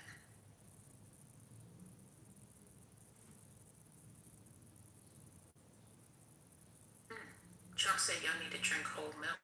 Well, you need to gather more news, First Lady, or give us some content, Well, content has led us down a path this week that we are trying not to get into again, at least on this wonderful Friday. Well, I will tell you what. I was happy to hear you in your correct register. Okay, because when you say there's a leak in this whole building, you were up there, First Lady. But I can sing alto and tenor. Thank you. I appreciate that. Wait, are you just telling us that you live in all three of the ranges? That's what you told us, First Lady? Yeah.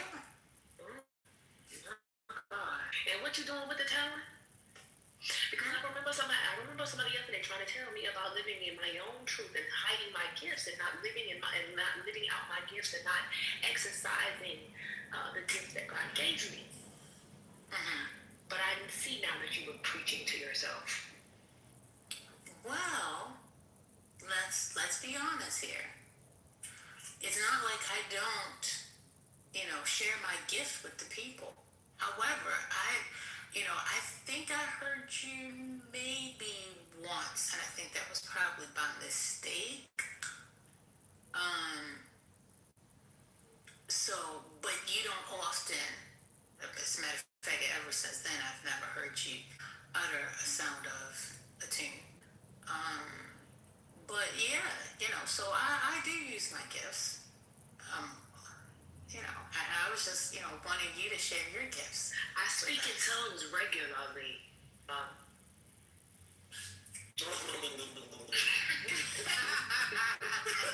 Who did that? Exactly.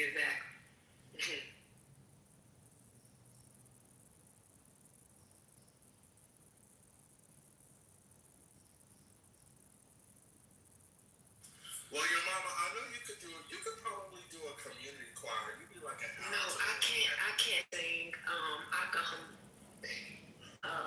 And that's about it. And then you shouldn't even lie on your gifts like that. You know what I mean? Like, if you can do a thing, just accept the fact that you can do a thing. You just don't care to share the thing that you can do. But I don't think you should, downplay your gifts. What do you think? You think you should do that? I don't think you should. I think that I hum. And that's what I think. Yeah. But if you can hum, you can sing. Exactly. Sherry.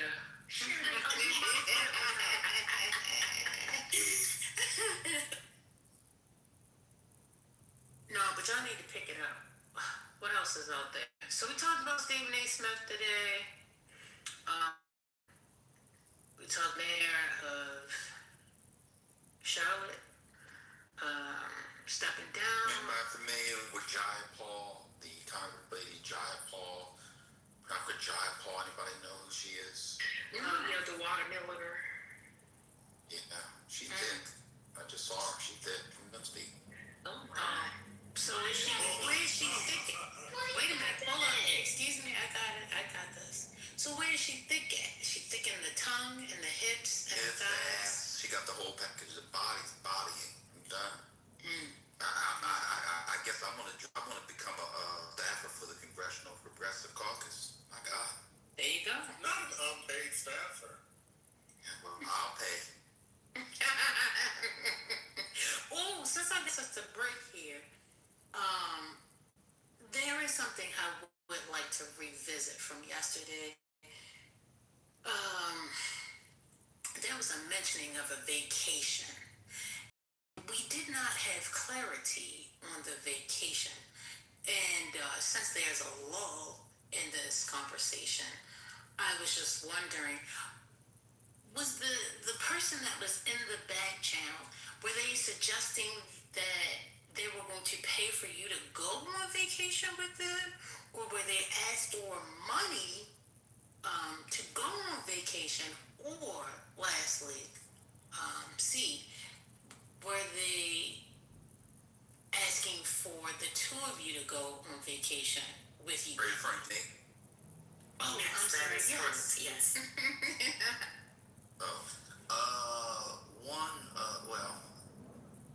There's been several. I'll give you the story of one. What? Yeah, many people know the other one for sure. You probably know the story. Yeah, it was a. No, you're an angel in my eyes. I don't know anything about any stories. I didn't do it. It wasn't me. It was somebody else. It was a fly out situation to go to Puerto Rico or Dominica. One of the some island in the Caribbean. Everybody remembers her. I dated a chick from Dominica.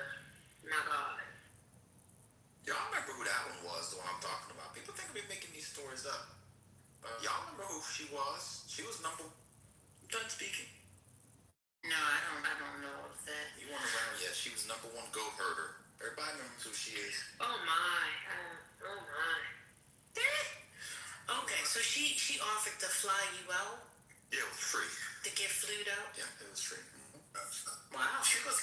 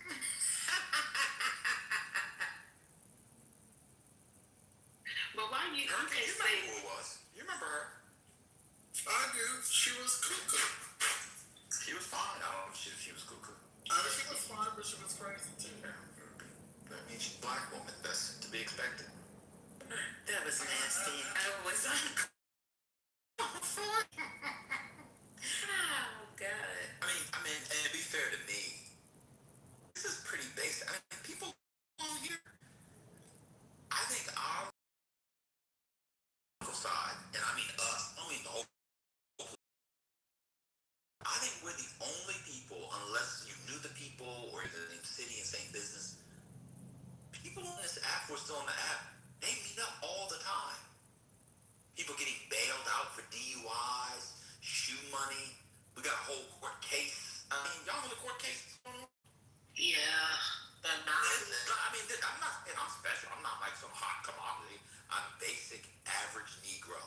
These people on here are getting it in. We're the only ones that's not doing it. I'm telling y'all. It's really only us. Because the conservatives, they be meeting up and getting the crack a lack on.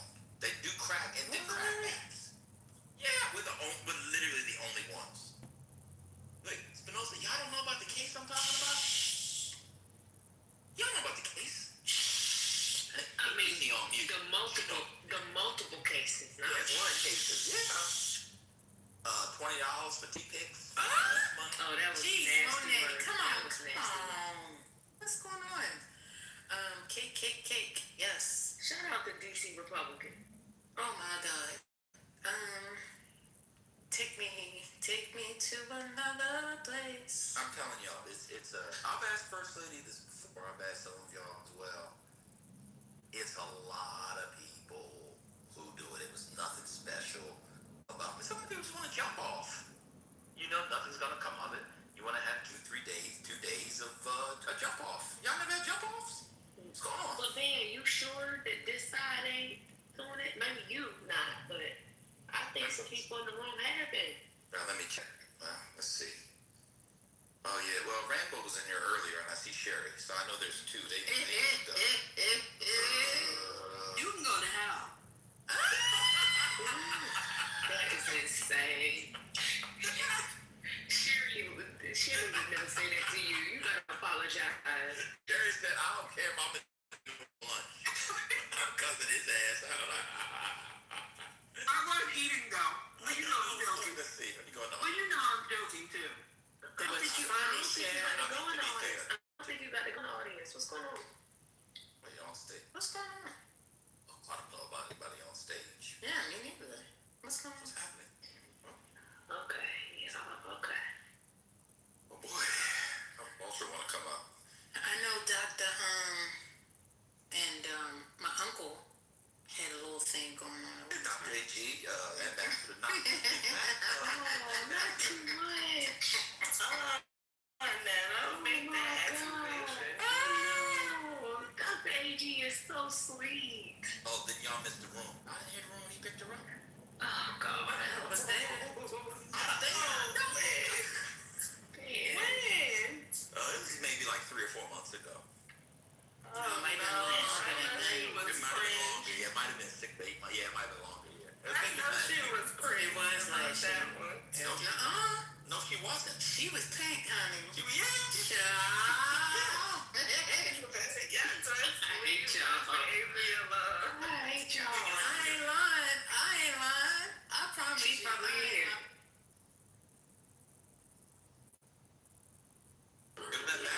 Extra happy Friday, everyone, and praise Him, and have a blessed day, enchanted day. Did that nigga say Shama? Yes. Yay. Yeah. Ultra, are you there? This is Van. Hello, Van. How are you? There. Ultra, are you there? Yes, how may I help you, my brother? Yeah. This is the first time I've ever wanted to talk to you, so enjoy it. What do you say? Listen, yesterday I was driving, or 2 days ago I was driving, and somebody cut me off. You know what I said? You say that about a bitch? That's exactly what I said. Thank you for that. It's all love. Anytime, y'all. Anytime, you know? Cut me off. I think it's about a bit. No, that boy, come on, Ultra. You said at different speeds. Ain't that about a bitch? Or ain't that about a bitch? Like real fast. No, the real fat one is the one that hit. About it? Where you get bad, but anyway. Yeah. You said what? No, I said when you say it real fast, that's the one that did it. But yeah, people were like, what did you just say to me? Exactly. You said it real In a fast. work meeting while I'm on welfare. But for those of you who had a job, change bitch to glitch in the Matrix. 5 minutes. And then it goes a step further. We say, ain't it? Like after you said, ain't that about a bitch? Ain't it? I'm sorry, this food didn't go at Whole Foods, man. You should know.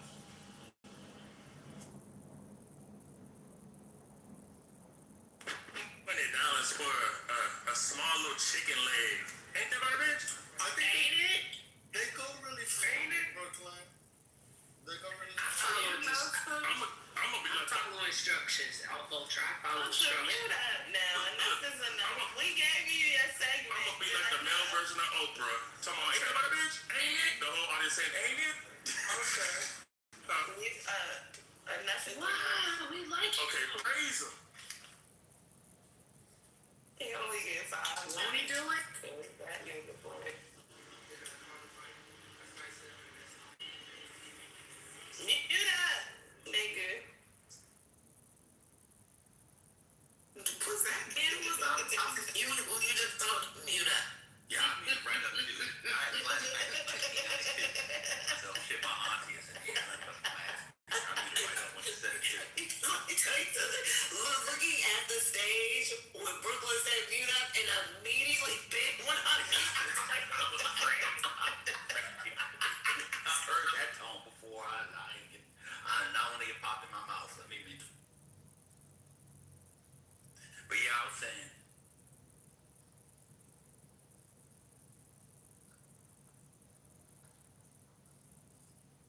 What was you saying?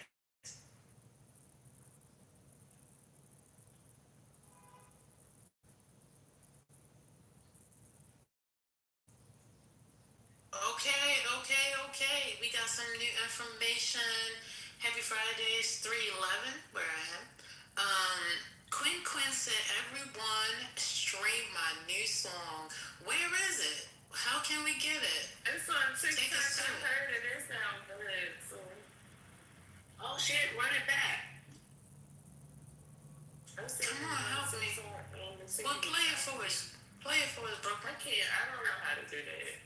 Yes, you can. You can do all things through Christ Jesus that strengthens you. I'm a heathen. I'm a heathen. Don't matter. You can do it. You can do it. You can do it. Come on, play the song. Quinn, come up and play for us. Yeah, just come and play it for us. That's it. That's all. And then come on up, Quinn. Come on up, Quinn. Y'all tell me what I'm looking for. Oh, I don't have TikTok. Never mind. I would do it, but I don't have TikTok. It might be on Instagram. I don't got Instagram. Uh-oh, Mr. On. Who's Mr. On? Oh, no. Did y'all know that if you have TikTok, people could pull y'all right on that? Because that's how I be just finding everybody on TikTok. I don't know everybody. Oh, I can hear it. Y'all be finding me. But why are you looking for everybody, Brooklyn? I don't be looking for them. They just come across my shit. Like, out of nowhere. Just, everybody be popping up. I know how to pop up on y'all TikToks. I know it. Who's Lou left? What you mean, Maya?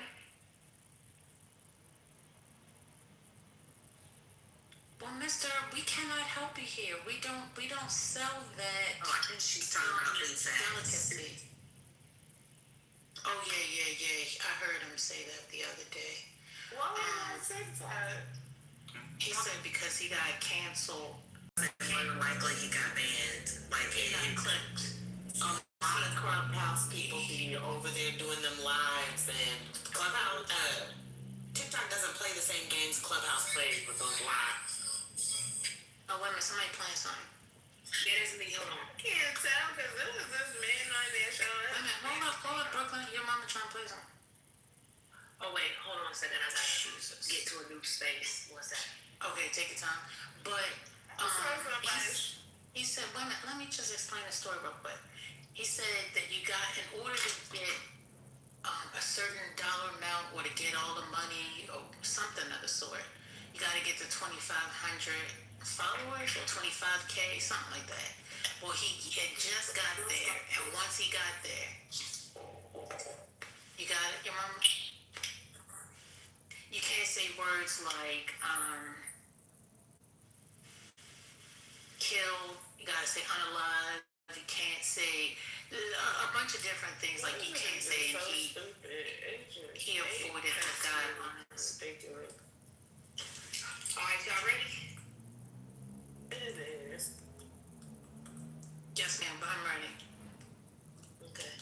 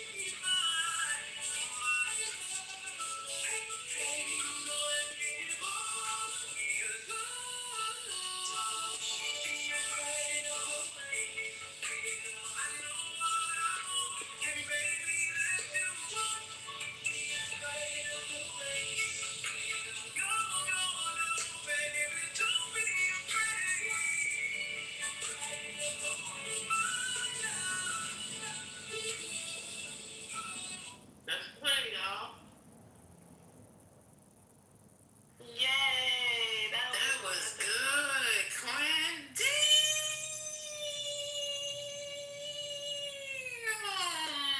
I sense a Grammy. I sense a Grammy. I sense Grammy in the air. Yes. That'll make it go deeper. Good job. Let me get That's my some baby making music in the 90s. That was good. Quinn, so how do we get a copy of this? I mean, I know you put it on TikTok, so is that what you want us to support, the TikTok? Not Applebee's. What? Sherry, what's going on? Oh, I'm sorry, music. I just downloaded it. Okay, I don't have Apple. Okay. Is it?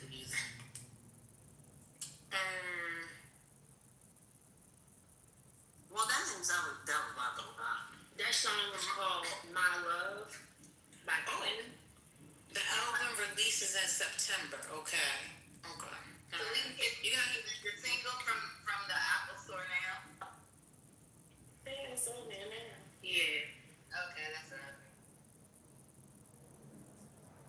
Ain't no hopefully you won't have to be. I done said it. I done spoke it into your life. It shall be done.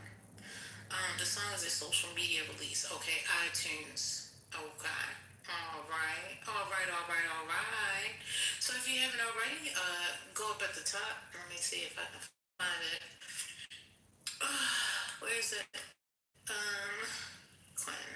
You was falsettoing, Quinn. We heard you.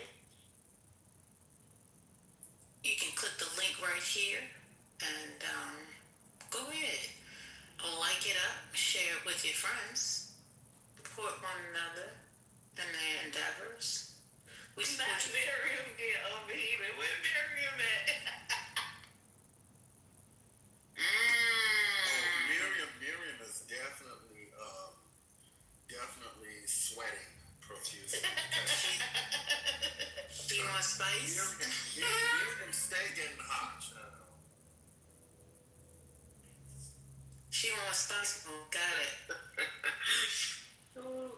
She said, and Quinn is good looking. Go ahead, Quinn. And y'all can't blame Miriam because Miriam lives in Iowa, so you know. No. It's different in Iowa, okay? She come to Clubhouse to see all the black people. Poor baby. Miriam can't even find an Arab in Iowa. She gotta do this. Don't sleep. There's an AME church. St. Paul's AME Church is in Des Moines. Does she live in Des Moines? Yeah, she does. She lives in Polk County. Yeah, but she be going to the It's Negroes there. It's Negroes to there. the Muslims and stuff. I guess she needs to go to AME, but she's not Christian anymore, you know. She's doing nothing. And listen, I respect the AME, you know. I only know a thing or two about the AME. Where do you think AOL got that AIM name from? They stole it from the black folks. Don't ask me anymore how I know about AME. I'm gonna go on there. Oh, gosh. Said them black men are married. She been in. She Okay. See, yeah, they probably are too. That's That fair. hit. That joke didn't hit. AOL AIM. Oh gosh. Hey, did you guys watch that Kevin Hart Funny AF? Pray tell. I've seen the, I don't want, what do you call it? It's not a commercial, but it's a preview of it. Yeah. It's a comedy competition, ain't it? Yeah, you know what, man? Okay, all right.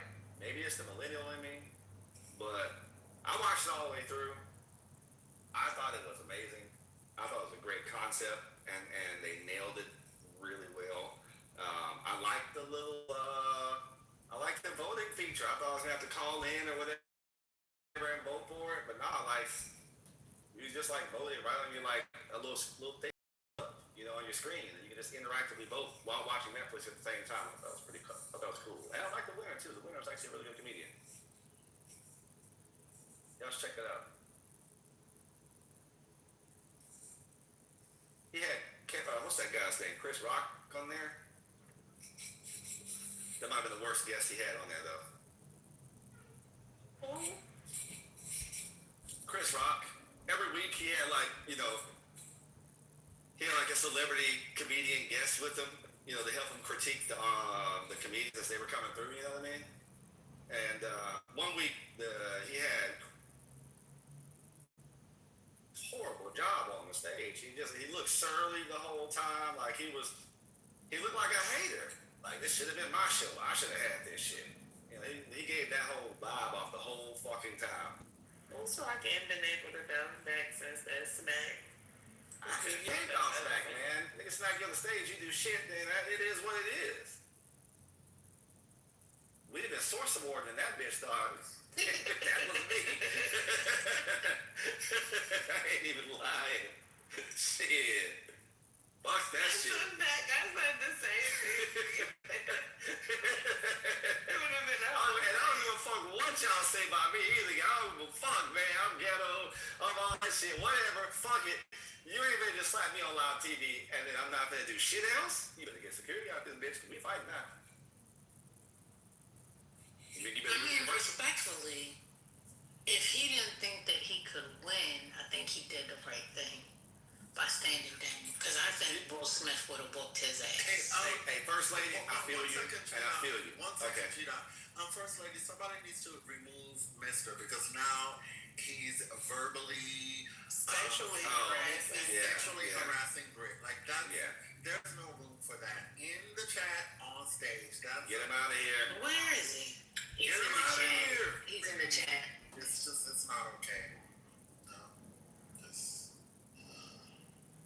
It's disgusting. He probably left when you said that. Yeah, but he. Oh, no, his shit just went away on the chat, so I mean, somebody got him. Okay. I bet. Yeah, there you go. Yeah.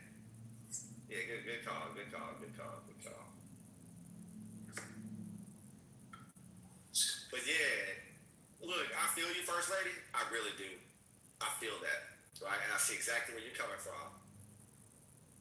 But comes a time, man, where you just gotta like, if I gotta get my ass whooped, I just gotta get my ass whooped.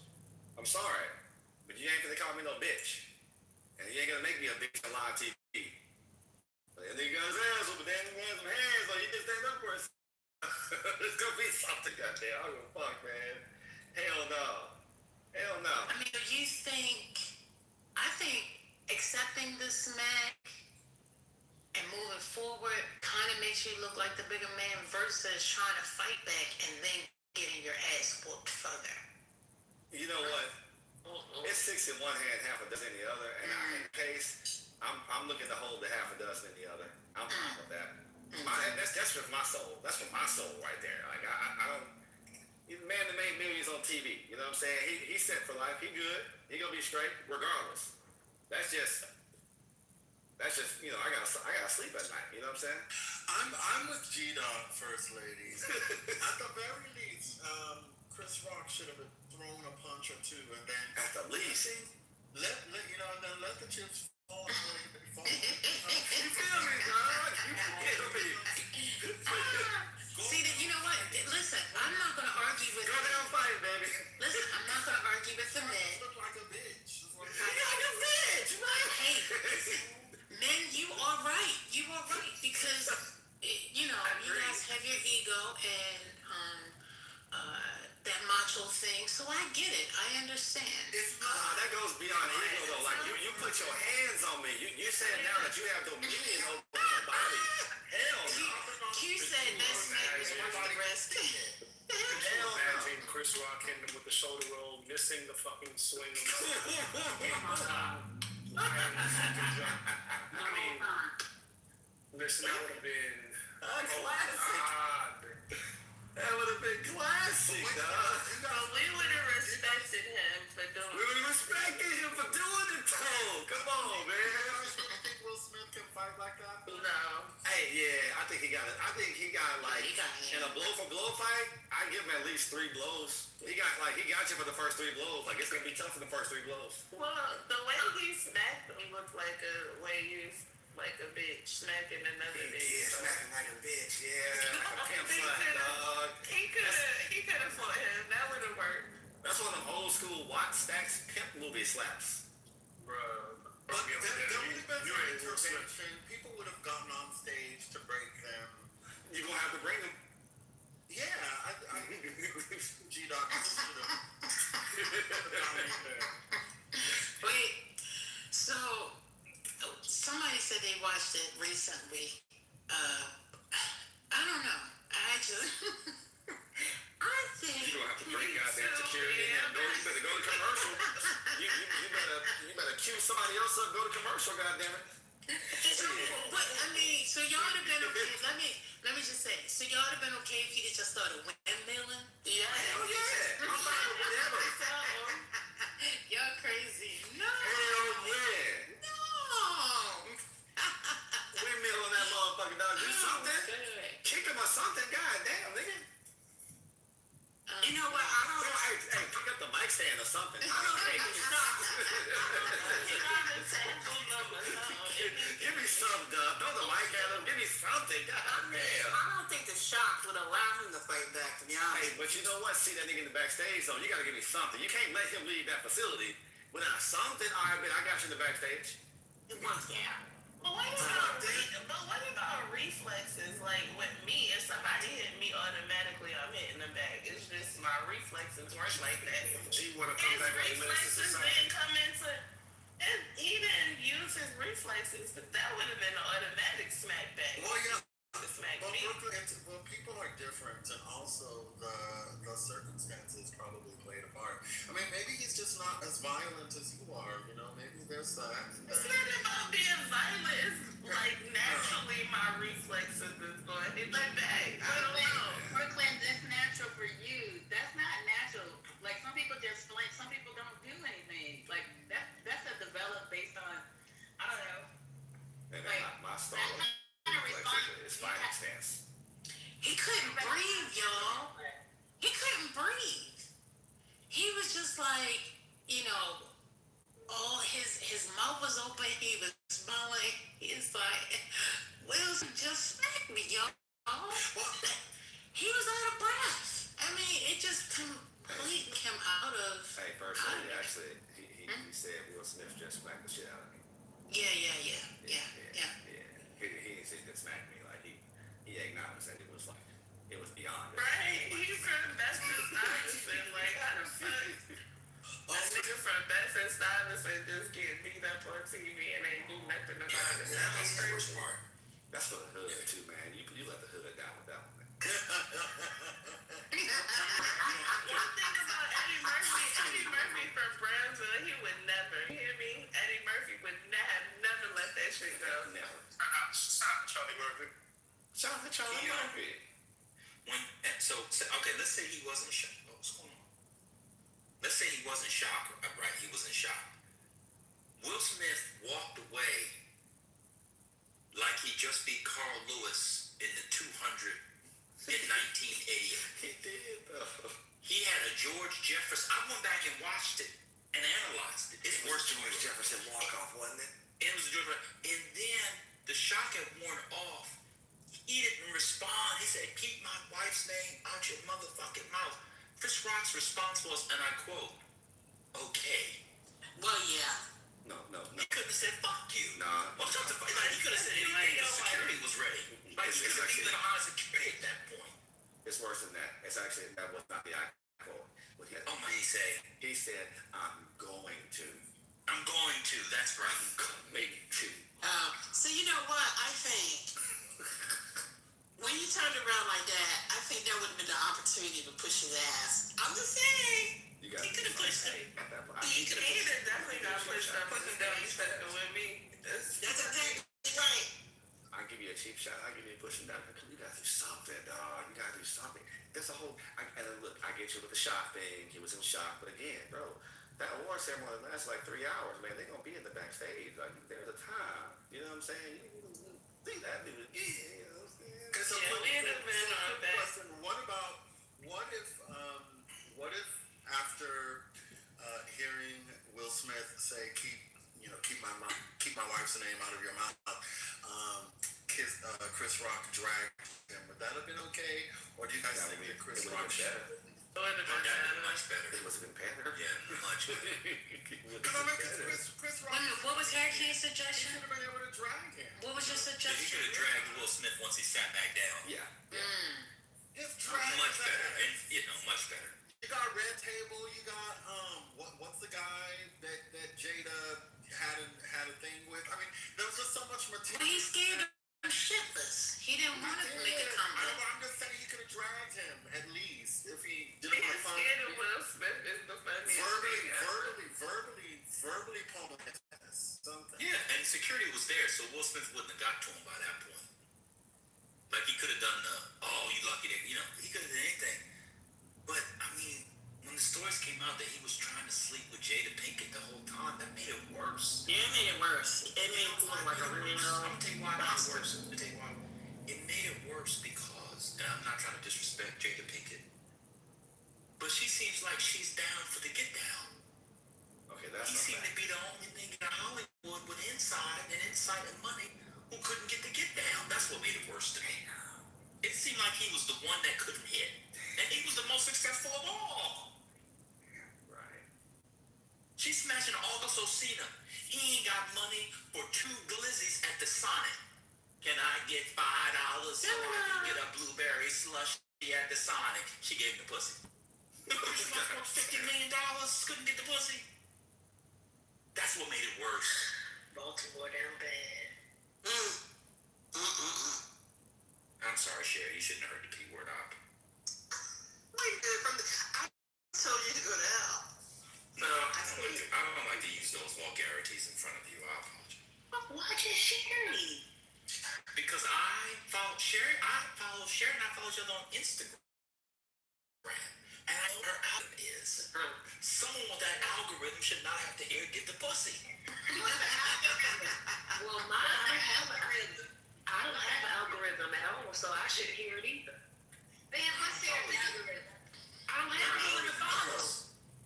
Oh, well, then you can hear it. Sherry's algorithm is footage of David Ruffin and Aretha Franklin singing a duet on an outtake of Sesame Street with Big Bird. It's like wholesome and Negro. Oh, that's Sherry. That's very Sherry. Yeah, that's what I'm saying. Yeah. There's hot from on there too. I know, but I'm just saying. Exactly, even worse. And so I'll be looking at some almost certainly AI girl from South Africa with green eyes, very dark skin, and a fake features, almost certainly AI, and then a Sherry video will come up. And I'm like, why am I looking at this? Because it brings you back to the closet. Then I go into the closet like Reverend Shillingsworth in Scarlet Letter, take out a cat of nine tails, and whip myself saying the following: Mea culpa, maxima culpa, the nematio maxima culpa. And I mea culpa myself 40 times, all because of Sherry's algorithm. God bless you. God bless Sherry. Yeah. Dominus tuus terratum, mea culpa, mea culpa. So back to Chris. You know, I think he did the honorable thing. I understand the male ego and the macho that needs to be satisfied. But at the end of the day, he has a career, and Where's career? Where's his career? He has a career.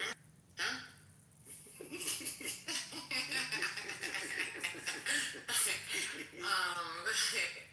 It's still, I just think that he did the right thing for his persona.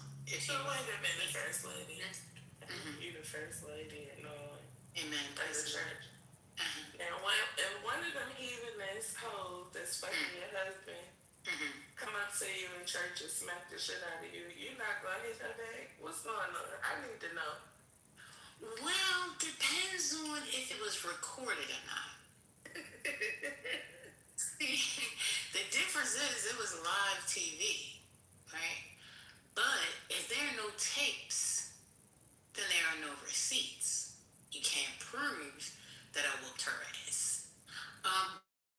But again, I just think that Chris, Rock did the right thing because he didn't want to get his ass whooped. He was about to get his ass whooped. If he would have flinched like he was about to do something, I believe Will would have knocked him out. To have that much balls and gall to walk up on stage and to smack a man and then fix your coat and walk off the way that he did lets you know that he came for business. So, First Lady, quick question. So, First Lady, I think you're just doing this for content because you would not have just stood still and waited for the salvation of the Lord. You, the Lord, yes, I would have. I do it a lot of time on this app because really, we saw how you. No. I use restraint. A lot, most of the time, majority of the time. Until restraint no longer works, like you did with Manfinity. We don't have to talk about the past, sir. We don't have to focus on the past. We're talking about what happened in the past should stay there. We're moving forward. Praise the Lord. Would have punched Will Smith in the mouth after getting slapped. She knows that. She does it for content. You're playing. She does this sometimes. Y'all just gotta let her do it. It's her way to get through work. Everybody has on national TV with your makeup on and your hair did and your outfit. She had tore his ass up. Shut up. You would definitely tear him on that. Her little ass, she'd have been clawing and scraping and scrounging. She ain't even big. She'd have tore his ass up. I don't know why everybody does what they need to do to get through work. I have to do a monologue to empower myself. She needs to pretend like she wouldn't fight. And Haitian goes and fucks people at lunch. Everybody does what they need to do to get through the workday. That's just how you. Spiritist is not paying attention to us. Shits on the stage, then bounces. Everybody does what they need to do to get through work, and that's what First Lady does. Norm comes in, lets him spit out of his gums, and then whatever you need to do to get through the day. First Lady, you would have tore Will Smith's ass. You'd have jumped on his back and clawed his eyes out. I don't have that in me. Sir. If the man came up and smacked smacked you for no reason, the way he smacked him. If a man smacked me, I am not fighting back. Okay. No, we don't mean man to man. You gendered it. We're not. Well, you just said if a man come up and smack you, I'm just saying. A person. No. Don't gender. I'm saying as a human, as an entity to entity. Take the gender piece out of it. If you take your personality, you a man or a woman did that to you. He smacked Chris Rock into a perfect 2-point stance to run the slot for the Clemson Tigers. I said, go look at it. His back leg goes back. Pop, boom. 319. But he could have got a 2-yard. He could have got the 2-yard wiggle route. Wow. Go watch the slap. And then he walked back like George Jefferson, just cleaners on the Upper West Side. See, had it been me, I would have pushed his ass. That's what I would do. And let him fall on TV. And everyone was still, and people still would have been, right, and people still would have been on my side. To be fair, Will Smith is the biggest loser. Yes, he was. Because he lost money. He got little, he used to be like his persona in Hollywood, I think, was like the crossover actor. And now when you go to TikTok or wherever the people go, it's about him smashing young boys. He kinda is the biggest loser. I don't know. I don't know about that last part. I'm not on the TikTok and that, but I know that nigga from Philly. And he did the Philly thing. I think he did the Philly thing. And he can go anywhere in Philly right now and be good. Still. Will Smith is good. He in a better position than Chris Rock is. Nobody respects Chris Rock. Like, nobody. I thought it was. I thought it was more liberatory than anything Malcolm X did before 1965. This is a troll.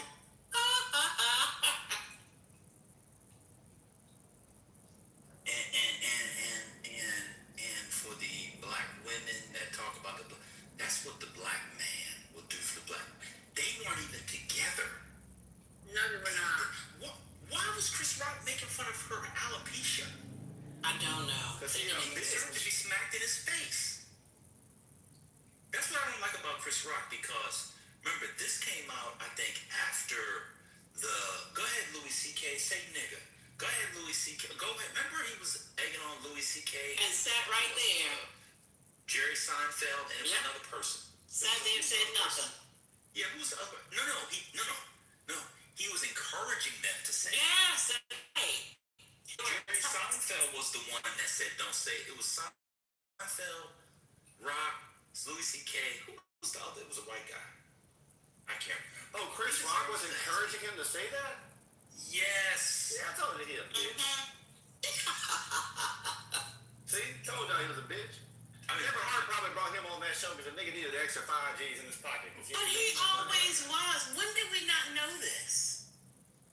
Well, I think that unless you were a pro-blacker or had taken the right Africana studies classes, shout out to Narrative, you knew this from the nigga black person joke. That's exactly right. Like, I don't like black. I like black people. I don't like niggas. That's exactly right. That is always a problem.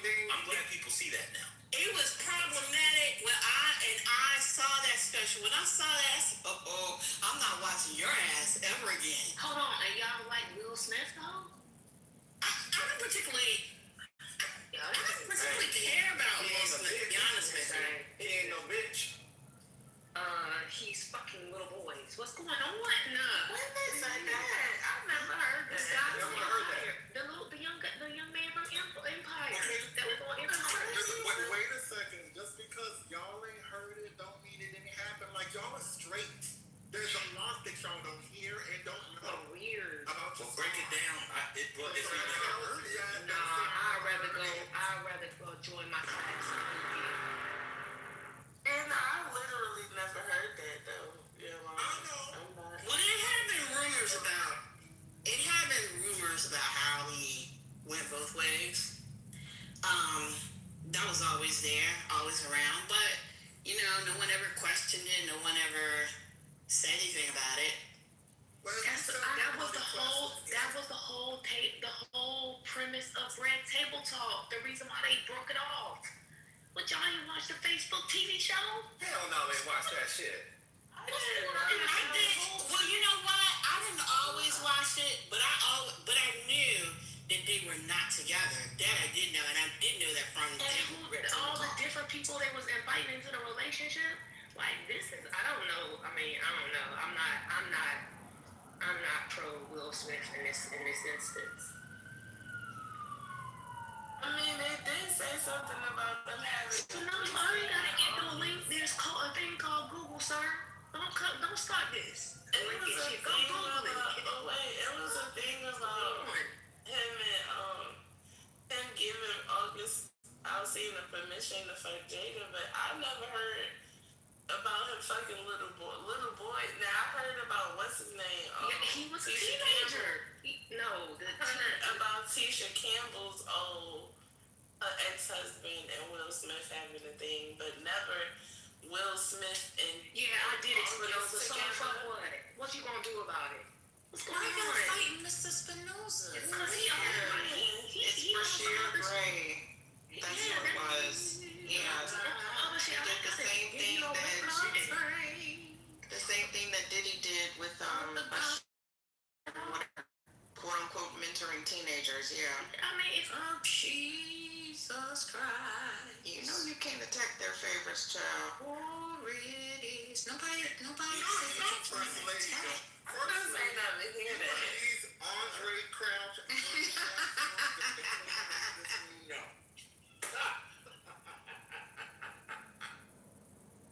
They don't know that.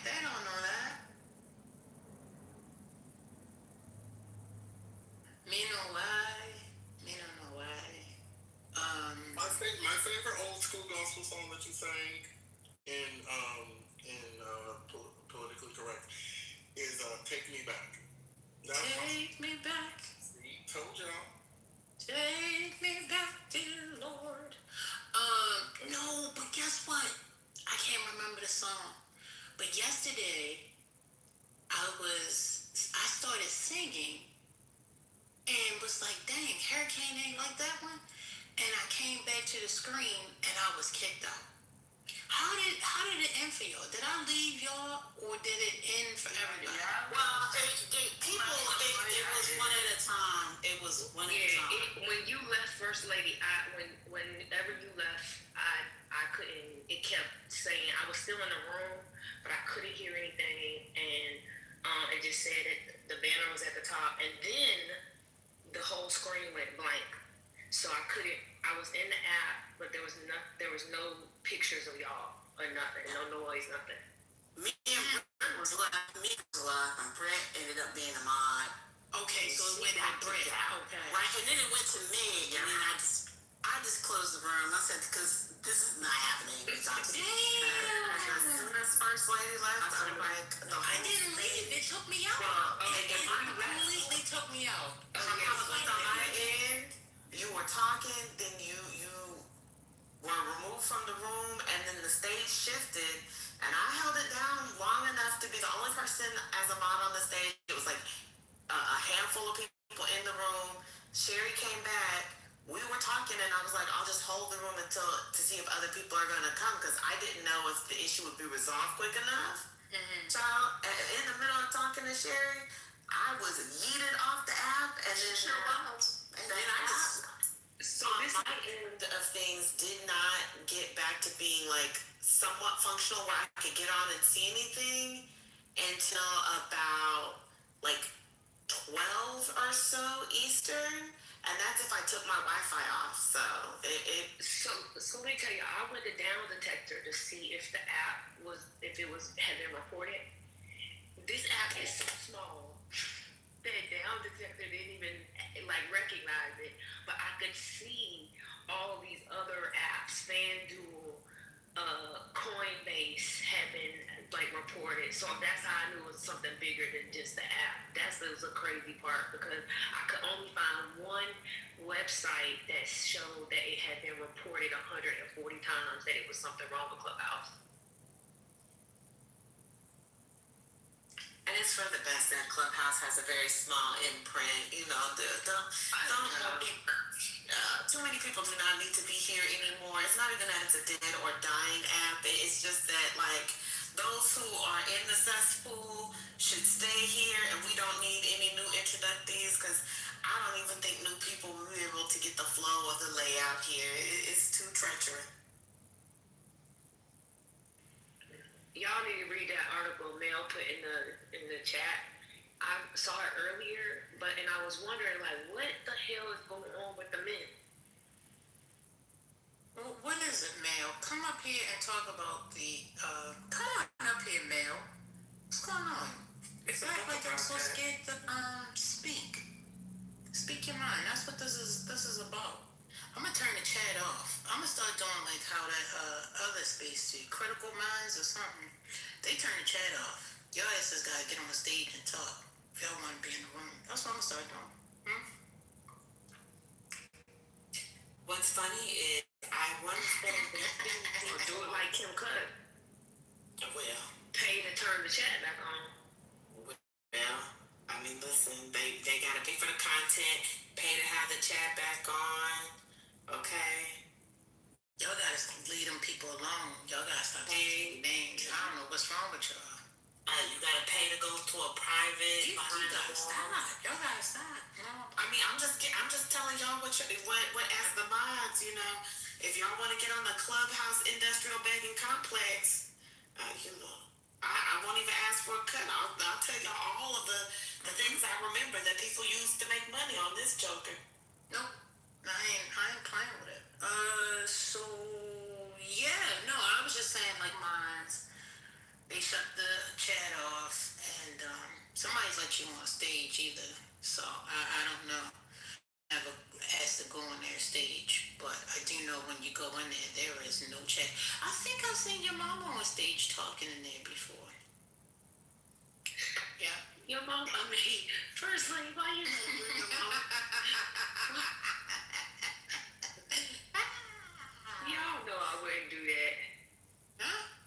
Y'all know I wouldn't do that. I don't even go on stages nowhere else. It's the only place I go on the stage. No, I have definitely heard your voice in that space before. Or was it the deep? What's it called? The deep. No, first lady, I don't be on them stages. The deep. What's it called? The deep. What they call that thing? Deep state patriots. Yeah. Now y'all know better than that.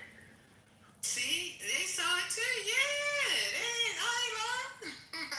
Good afternoon. Oh, hey, Mel. Hey, How man, are you? what's up, brother? Hey guys, how you doing? Yo mama, could you break down your religious revival comment? Well, before she does that, can you just give us an update on progress? Oh, it's going good. Oh, that's awesome. Yeah, it's going pretty well. That's beautiful. Good to hear, brother. I did not do what Dan told me to do, but you know, it's going well. Great. Then how's it going good? Well, I mean, I'm still keeping up with him and his relations with yes. I'm certain what Mel means is that even though it's not exclusive, things are on track to go down that route, right? See, this is it's on retainer for me, you know. I really appreciate you, but exactly. We're on our way, period. Okay. All right. Well, go ahead, Mel. You have a question for your mama? Mel, you got the girl?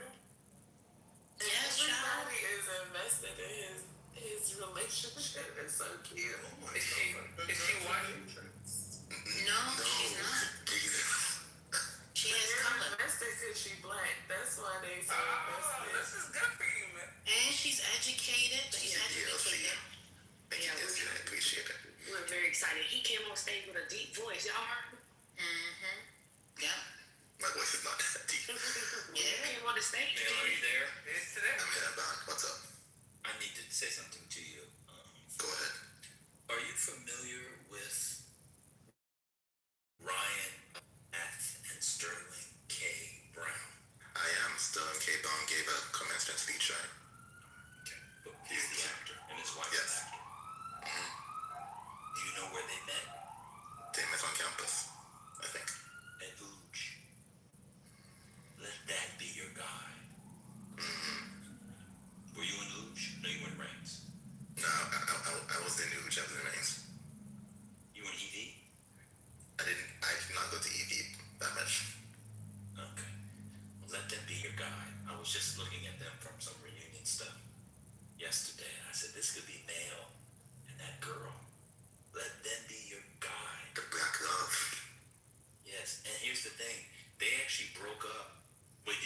girl at school? No, I didn't know her. Oh, okay. They actually, is she older or younger? She's older. Oh, even better for you. They broke up for 3.5 years.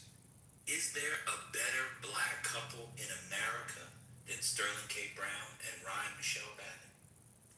Can somebody name a better black couple? Obama and Michelle. No. I think it's No.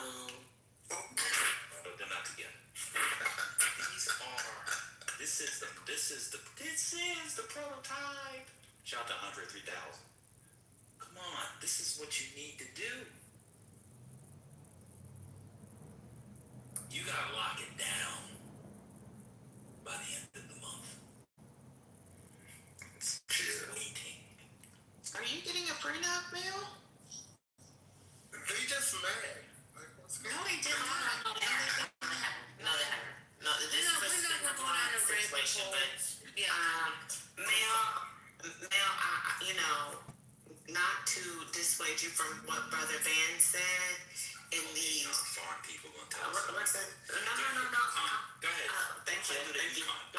Thank you. I was just gonna say. It's farm business. In the matter of expediency, because when he didn't listen to you the first time, in the matter of expediency, you have till the end of summer. That's a firm deadline. That's the firmest deadline you got. I mean, listen, you gotta have to the end of summer. By the time fall gets here, you need to start. Cuffing season is right then. That's a good point, but Well, vacation is right now. Exactly. So he needs to, get to Y'all need to planning. be vacationing together and get ready You to need start some family. You need some KPIs so that you can hit that deadline. oh my god. You need some KPIs. Yes, let's You get know, it I always together. came to talk to your mama about Exactly. I'm trying to help you, Mel. Let me get it back. All right, ladies and gentlemen. Sorry to derail. I did ask Brother Mel to join us on stage. He wanted to speak to your mama, so we're going to turn this back over to Mel so that he and your mama can have a conversation. Oh, I think she left. Darn. Go ahead, send your mama away. See, we're talking about, if this was, what you call Brick, dick and pussy content. And balls. Balls, no, that's different. If this was about big balls and vagina, then people would be fine. We're talking about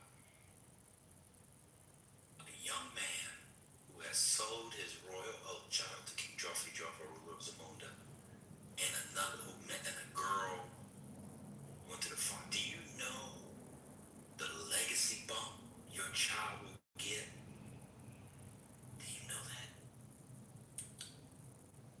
Do you know you have similar values? You don't need to be roaming the streets of Franklin Avenue. You don't need to be at the bar. Listen, bedtime coming parties are coming back, Okay, I'm sorry. You do not need to be at the bar at Mayfield's having one of the best branzinos in Brooklyn or the roasted quail. Picking up the truly scented, bootied, sun-dressed herbalists who you know you're not going to be with long term. You've done that already. It's time to make little trees. Huh? It's time to say, this is Ariaga. You get him a little onesie. A little red, little cardinal onesie. Put an S on their chest. Oh, yes. Because they're a super baby. Don't listen to these people. These are miserable niggas. Listen to your whore. That's right. You know that this girl is who you like. Take the mooch. And now I'm going to say something which is a little personal. And I don't mean so with due respect. Your brothers all got snow bunnies. Wait, how do you know this? You told us. If you don't lock it down with this girl by the end of the year, I'm going to kill you myself. So your parents don't have to go to jail. If we look at your family photo and we see 4 tall, strapping, educated, handsome Jamaican men who will actually take care of their children, because it's Jamaica, so you're only gonna get 1 out of 10 that take care of their children. Not too much. And you all got snow bunnies, we're blowing up the compound. Just ask the girl, tell the girl you want to make it your girlfriend. Say like Reclaim said to your mama, we go together. Let me give you an old trick, and I get this a trick for people who just want to get pussy too. Put an old picture, an old piece of paper. Yes, no, maybe. By the way, if you slide it to a girl in the bar, she'll just smash the same night. Happens all the time. Next discussion. Just, come on, just do it. Do it. Everybody. Do it. Do the Urkel dance. Do the Urkel. Urkel. We are Urkels. We're dorks. Nerd. You're only going to procreate with similar dorks. Nerds. You found one from the farm. We have Rodins at the farm. You can take the girl to y'all can go walk around the farm. They have literal Rodins that Rodin burnt and cast at the museum that has a wonderful burger. Go walk your little nigglets. Say, this is Rodin. We're not supposed to be here. Over in the quad, over in the first part of the quad, not in the geology part, but in the first part of the quad where the humanities are. We got an original casting of the burgers of Calais. You walk through there, what do you see right up there? The chapel. You look around, you weren't supposed to be there. There's always gonna be ass in New York City. It's very easy to get. Come on, brother. You gotta do it. Do the Urkel.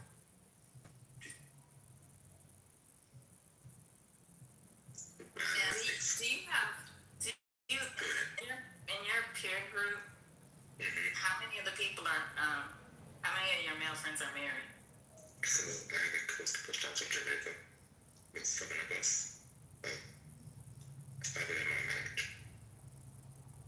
Okay. And they live near you? No, they live in Jamaica.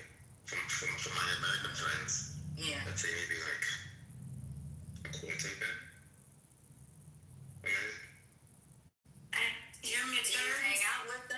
Do you hang out with them? Because that's a easy way to lock it down. If you bring her around the married couples, they always want everybody to be married. I'm just trying to give you some KPIs. Are you mid-30s? Are you 30s? No, I'm not. Your 20s? Yes, ma'am. Oh, yeah, take your time. You know, I don't know. Yeah, take your time. No, you gotta listen to Sonny. Don't understand. Y'all are like really good. I'm all for black love. I'm all for black love, and I hope it works out. But this is getting a lot of pressure. No, ma'am, go get some more bread, man. The way you go get the more bread, you listen to man. You know I'm right. You know I'm right. You know you're gonna get at a minimum a spot bonus. At a minimum. for getting married? Yeah. Yeah, that still happens in industries when you're in management. Yeah, that still happens. And she almost slipped away before to an Asian man. So No, we just need to make really? sure we lock this in. You guys weren't a part of this Yeah. No, I wasn't session. involved. Yeah, First and lady. this was a session. So, you know. First lady, And you really like her? It's not a maybe. Technically, with this young lady, it's still a possible. You know. It really seems to not want it down because I'm in my 20s. It's just seems. No, I'm not saying don't lock it down. I'm not absolutely not saying that. Okay. It just I haven't been part of the other conversations, and you just didn't give me the level of excitement that everybody else did. But maybe I'm just reading wrong. I wasn't part of the other conversation. That's okay, so I know this. Now I was. Oh, go ahead. I was just like real quick, man. I'm not saying that Ben is it's aggressive with it. His plan is quite aggressive. I think you could be a little bit more subtle and get the same result. Not with this young lady. So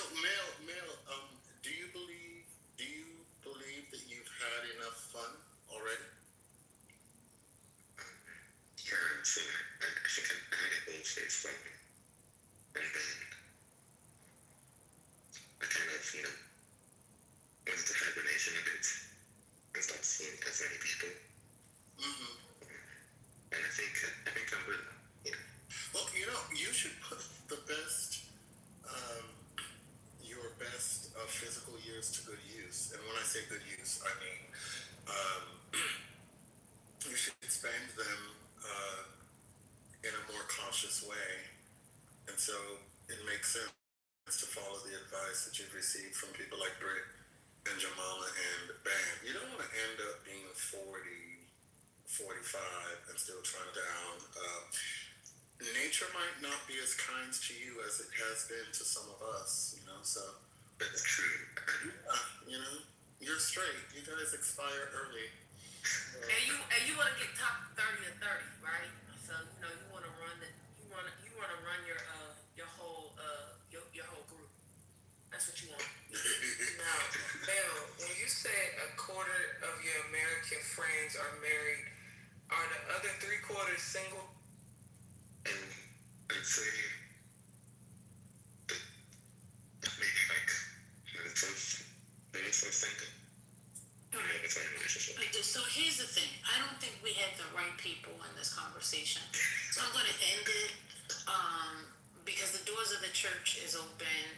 You have already come down and you have made progress. I'm glad to hear the progress. We'll close this session off to those that are more likely to steer you in the correct way. And we'll just work on you behind the scenes. Did you want to get back to the brother? Them eyes of yours, I tell you. They said he had green eyes. My eyes are green. 'Cause it needs a lot of vegetables. Let's let Messi weigh in. Come on. You're Jamaican with green eyes? Messi No. He's talking about brother. Correct. Brother is a green eye bandit. So, That's why you're so diabolical, brother. with curly hair. I gotta stop. His She beautiful. got back. Well, then you should have got back and not said nothing. But you had to say something with them eyes. You had to say something with them eyes. So anyway, I just want my brother Mel to be able to have the conversation with your mama. Your mama? Oh, I didn't think that was a clip. Mel, don't take no. Listen. No. Not about that. That was my fault because I derailed it. He came on stage to have a conversation with you. Remember, you guys were talking about the article. See, we done got like 20 minutes in the wrong direction. Let's rewind and go forward. I just want to have one. I just want to make one. I just want to say one thing about what I said before. Listen to nothing I say. I have no idea what I'm talking about. I'm unmarried. And don't listen to me. Okay, carry on.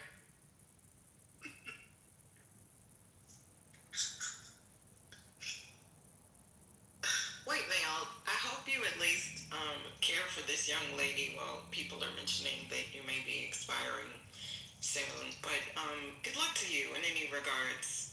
Thank you for that. I appreciate it. I never said you was expiring soon. That would suggest that I'm saying. Oh Lord! I did not mean literally.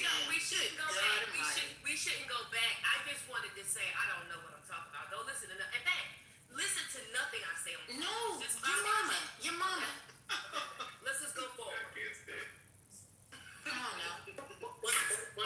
It's important to note that the male body does begin to deteriorate after a while. I mean, men start to lose their. You just cannot turn off the finger wagging and the preaching. So it's important. You just can't help yourself. It's important for men to understand that the advice he's received from people like Britt and your mama and Ban is good advice, and he shouldn't waste his best years. He still wants to be able to, keep it up and do what needs to be done so that they can make a lot of, beautiful ashy babies that they can take back to the farm and where else? To Jamaica and so on. The ashy is crazy.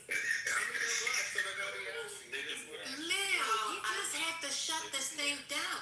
I'm gonna boom it. I'm just gonna boom it. Mel, you had a question? Mel did not get a chance to have the conversation that he came to have. Well, I comment to you, Mel. My sister and her,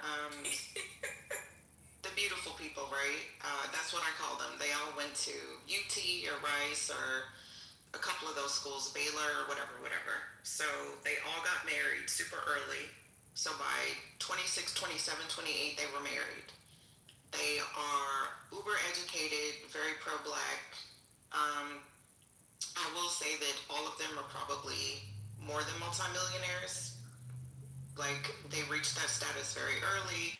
Homeowners, business owners, the same 9 yards. So just, well, I mean, everyone, I'm not giving him advice. I'm just giving him a reference. We're old. He's not going to listen to us. So yeah, now their kids are in, $1,000 a month daycares and completely thriving. So I'm just gonna say, from what I've interacted with you, although we've had our battles, it seems like the young lady would definitely be lucky to have you, as I'm sure you would be lucky to have her. So I just wish you well, whatever happens, and consider a prenup. That's all I'll say. So unsolicited Auntie Vice shutting down because people are freaking out that we have been told to continue the conversation in another regard. But the decline in male employment has actually been happening for decades. There was a really good article in Marie Claire probably about 10 years ago that started to identify this. Have y'all also been looking at the numbers of young people that are staying at home and not moving out into the workplace at earlier ages? I don't know if that's a good thing necessarily, because grandparents are retiring or maybe there's more money at home. But it's an interesting phenomenon. So Is that what Mel came to talk about? Nope. The unemployment? Well, he put in the chat, the article. Yeah, that's literally the article he put in the chat. Yes. Why do I get in trouble because I can read? I'm just... Nobody said you were in trouble. I just asked the question, is that what he came to talk about? Yes. And the answer was yes. Yes, that was the article. Yes, it is. But I'm just gonna go back one step back.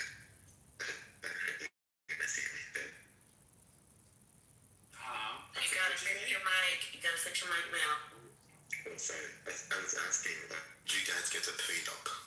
Of course not.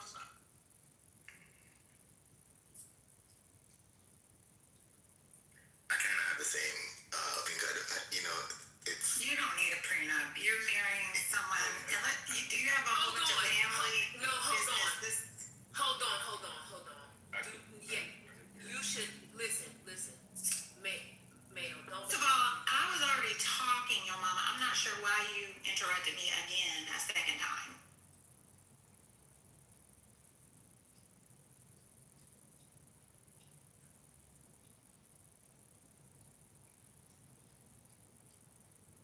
Everyone's giving their opinion. Nobody is absolutely right. Like, I should be allowed to give my opinion just like everybody else. Oh, it's okay. I think it just came off mic at the same time. I don't think it was intentional or anything. Exactly. Like, my God, I would. Whatever.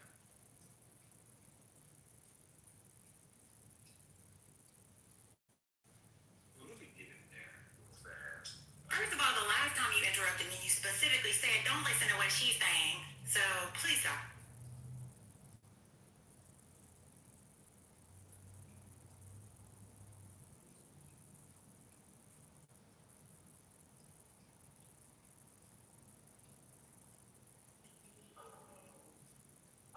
No, we do not have prenup. We were broke as hell.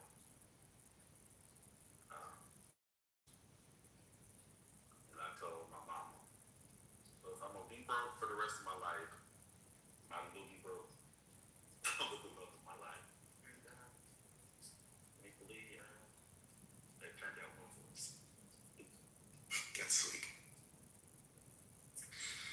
A few of my friends got prenups.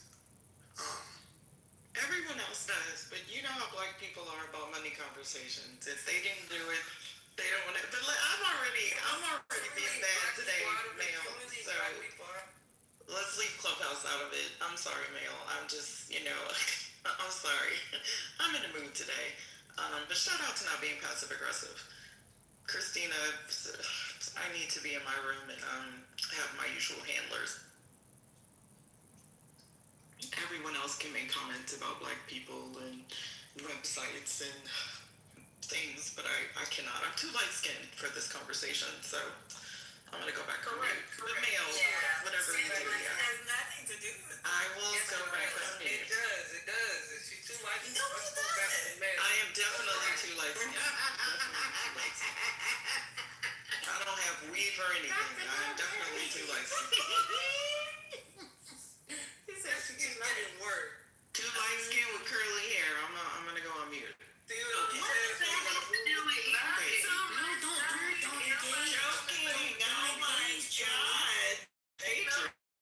As if I was a man, it should be fine. God damn. Jesus. We just joked about somebody having green eyes and curly hair, but I forgot. I'm not a man. I'm sorry. Jesus, I just said, I am not trolling Hannah. I just said prenup. Jesus Christ. I'm sorry, Ashley. I'm sorry. I'm actually in a good mood. That's the crazy part. I don't know. In my mind, at least, like we're both pretty young, and the only fair thing in a divorce is to like split things 50-50. And based on what we've accumulated during the marriage, right? And so, like, a prenup right now on assets that I have right now is pretty inconsequential compared to, any asset go over the next 15-20 years. So that's just how I think about it. Why is it I'm gonna fuck it up? I mean, love lasts forever, but legal documents don't. I'm not giving you any professional advice, but if you've acquired assets, actually by the time that most people get married, she will probably have her own assets as well.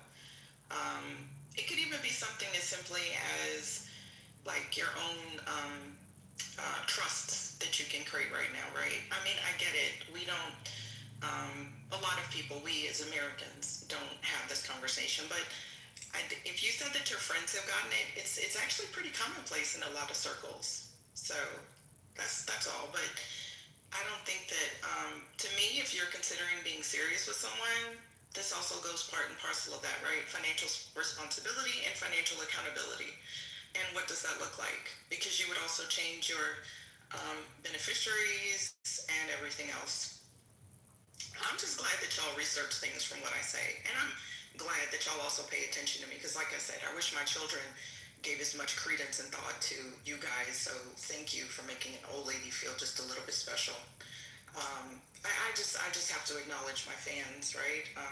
Anyway, so yeah, Mel, if if it's standard, I would speak to those friends who've engaged in such, because remember, she would also have similar documents as well. So, but if you just met this young lady, I don't know the extent of your relationship. I know that's all out. First lady, I tried. Well, he's asking questions, we're answering them. I know, but we was just trying to move on. But it's okay. We could stay here on mail, and he could tell us about the last date that they went on. So. Black love. Yeah. Never mind. Go ahead, y'all. You want to ask another question, Brooklyn? No, I'm trying to figure out how the fuck we get the prenups, but that's another story for another day. Oh, it was because Mel asked the question in the chat. But do we want to get back to the article that Mel posted and asking your mama the question about religion? Yes. Oh, so it wasn't the So article. No, what? It came from the article. I asked him about the article, and I said this reminds me about what's also happening, because it's the men who are doing these religious revivals. That's. So you weren't wrong, First Lady.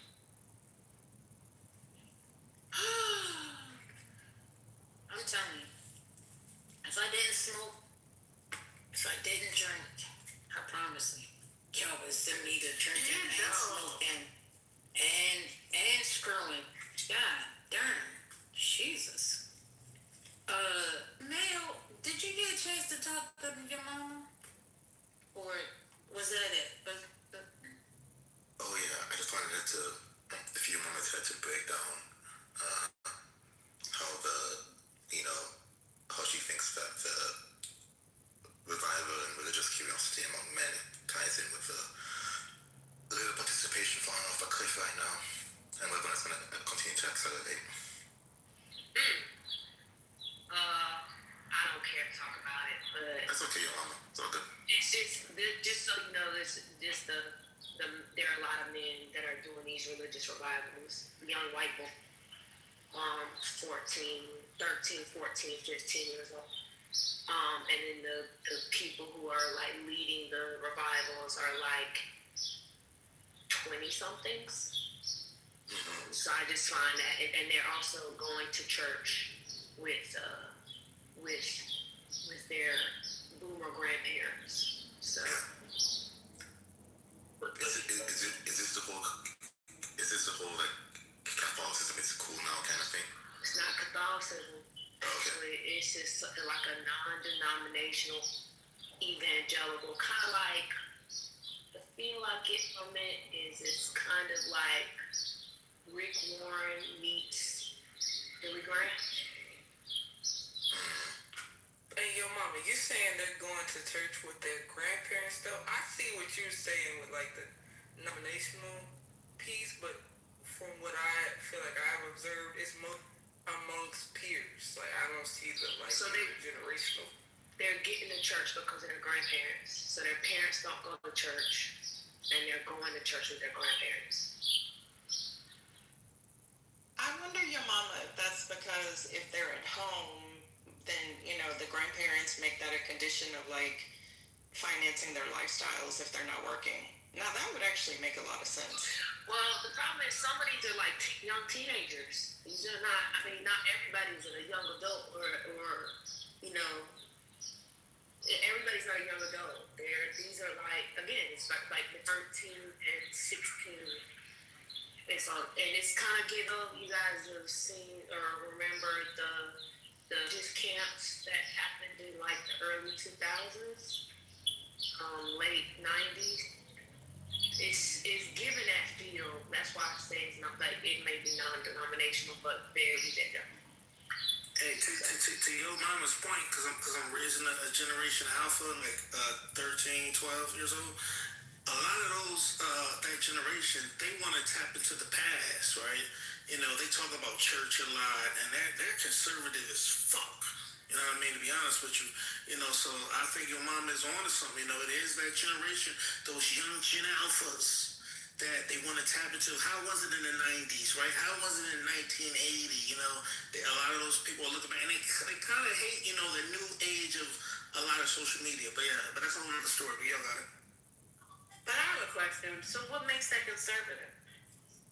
I'm not saying it's a bad or good thing, but I just think a lot of them want to tap into what maybe their grandparents were doing, or maybe, the generation before, yeah. Well, it's conservative because they, being very much like, they want traditional young girls, wanting to be, like, there's a whole purity movement, young evangelical women. That feels very conservative. No one is also, just going back to, and this last thing I think I can't really talk, but the last thing I was saying was just kind of back to the article. When I saw the article this morning, I didn't read it in full because I got distracted. But the part that I read just reminded me of like how there's something happening with these younger men in particular. Because it didn't seem to me that these were older men with families necessarily. Some of them were, but it seemed to me that these were younger men, and they're getting drawn into something else. Like I don't know what they're doing with their lives or why they're quitting their jobs, but it seems like there's something else that is sort of like calling them to attention. And I don't know what. That's the thing that like kind of. I've talked about this before about how this religious movement is like bothering me because I don't think people understand and haven't seen it. It is, I went to I went to one of these revivals. I have never been so scared in my life. That's the honest truth. And it was because it was such a detail in these people's eyes. They really, really were committed to this thing. And I'm not really sure they understand what they're committed to. That's the thing. And I was in a conversation with somebody recently about how I feel like not that it's not right that younger people are interested in religion, but from what I've been seeing, it doesn't seem right that they're this interested that young. Like, I feel like typically people graduate into a more, like, I guess, religious state where they're more strict and attending church and everything's about, their relationship with God. But it's happening, like, very young. Like, I have a lot of people that I've grown up with, and they've been, I don't even know what happened to them. It's like one day when they turned 21, they like turn their life over and then now they're a Christian influencer and now they're doing all this other stuff. And I'm like, what happened? I don't. Well, a horrible economy with little to no prospects of the American dream, or some of it. In the past, we'll talk about sort of religious socialization, and there's a distancing from one's parents, and or there's like youth and young people and young adults are grappling with how they were raised, and oftentimes, not always, but research will talk about how people veer from how they grew up. This is different because the parents aren't necessarily religious, but they didn't necessarily always grow up in a religious home, and so the sort of socialization part is sort of skipping a generation, right? It's sort of they're going. That's why they're going back to the grandparents, right? Who grew up with religion. But I think one of the reasons why it's happening is because prospects are shitty, and so there's a lot of social theory that talks about what happens when there's like rapid disconnect from what was expected or what people expected they were supposed to get out of society, and then what is happening. And those sort of the expectations and the roles and the shifts are happening at different speeds. And so people are sort of confronted, right? So they'll talk about, a gnomic strain or something like that. Like, there's strain, right? And so people are trying to map out what it means. What does it look like for their future? In ways that, that American dream or that sort of dream, that sort of expectation of what we grew up with or what I grew up with isn't necessarily isn't the case for them. So there's a lot of things that are going on socially, economically, religiously. All of that is sort of coming together at this particular time. But it's also born out of the reality that the generation right before them is struggling economically. Their marriage rates are slowing down. And so what does that mean for men? What does that mean for boys? What does that mean for family structures, right? All of these sort of expectations that haven't necessarily changed, even though men and women's realities have definitely changed over time, right? And so people are working that out. We see this on a massive level. It's not just sort of one region, but it's happening. This is a generalizable pattern that we can, it's a phenomenon. Anyway, I'll leave it up.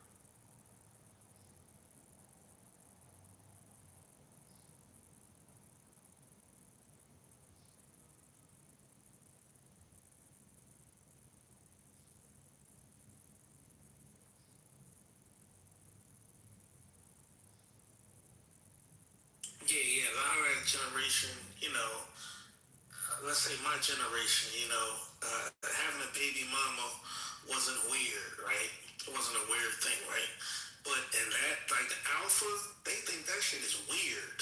Like, you have a child lock and stuff. They're like, if you listen to a lot of those young girls and boys, they say, look, man, I ain't trying to be no baby daddy or no baby mama. So I think it's a cultural change, to your point, Brother Messi. And I think it's a beautiful thing. What a time to be alive. Huh? I don't know. Wait, what? I'm just saying, man. I'm tapped in, man. I don't know about that. I'm talking about Generation Alpha. I'm not saying, let me get the context. Generation Alpha. Hold on. Generation hold on, Hurricane. Hurricane, hold on. We're not talking about the 20 years olds, 'cause I know y'all looking at them. Like your mama said, we're talking about 15s and unders. Right? That crew, 16 and under. We're not talking about the people, you work with. We're not talking about that. We're talking about a younger group of folks. That's what I'm saying. Go ahead, you got it.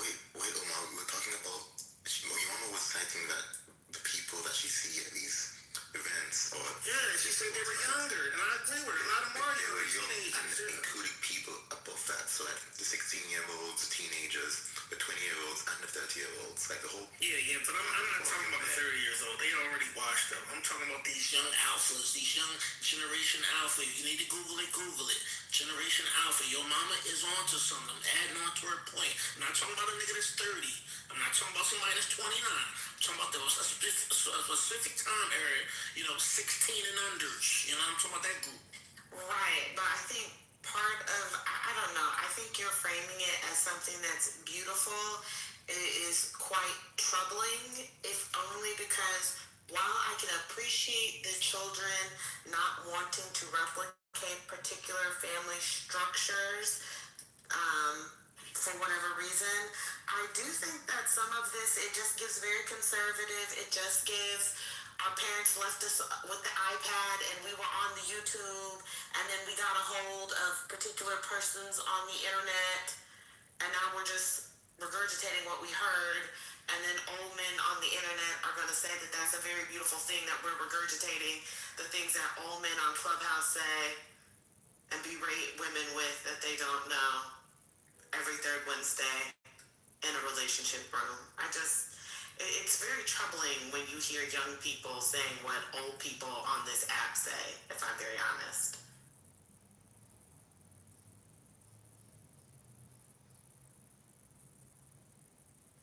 Hey, Britt, are you around any Generation Alphas? What's the age group for Gen Alpha?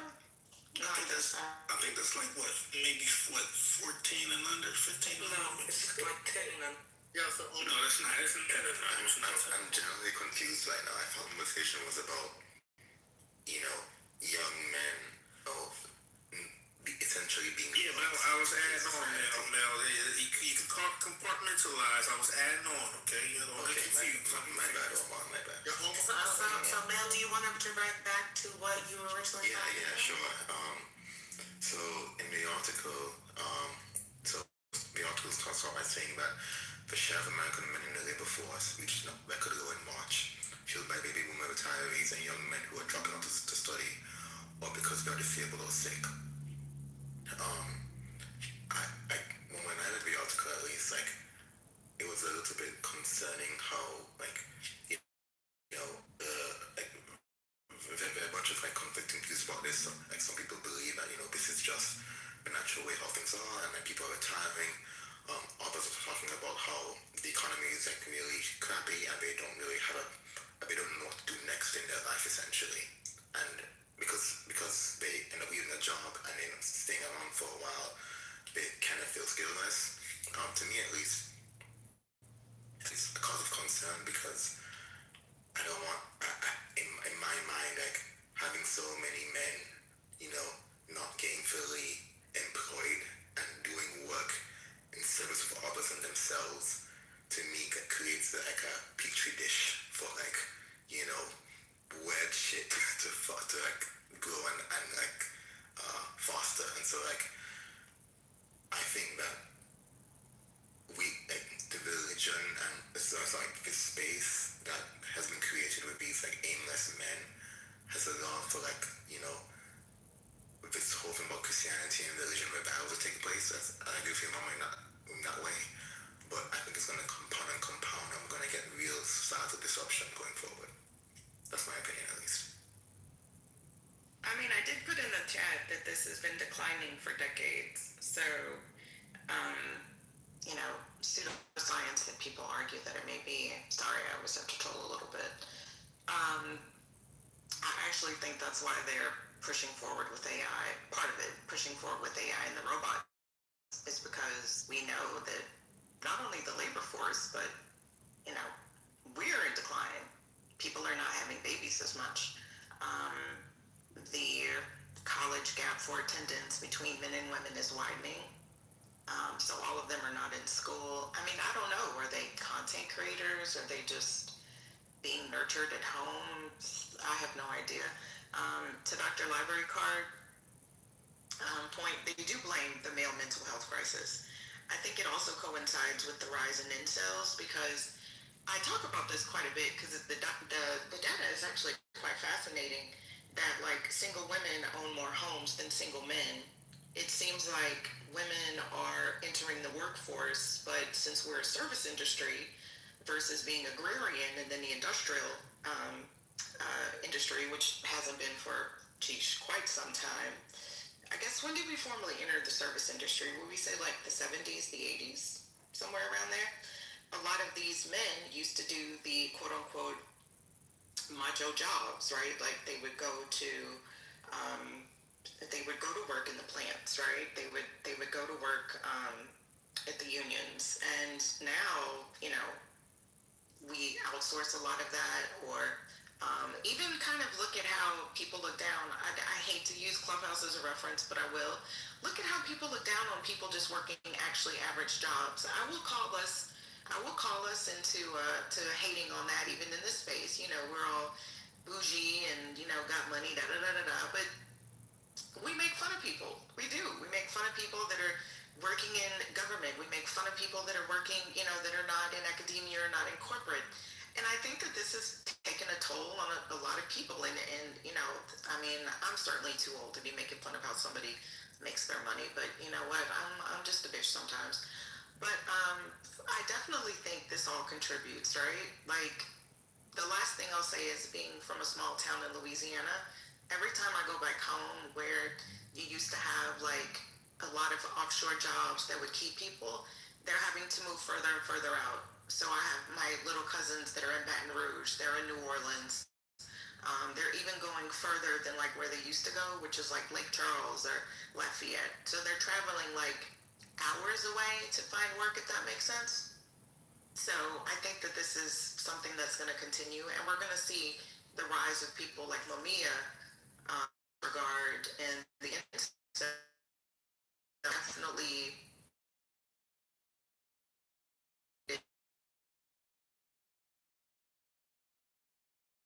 young men are falling back, which is kind of a weird dynamic if you think about it.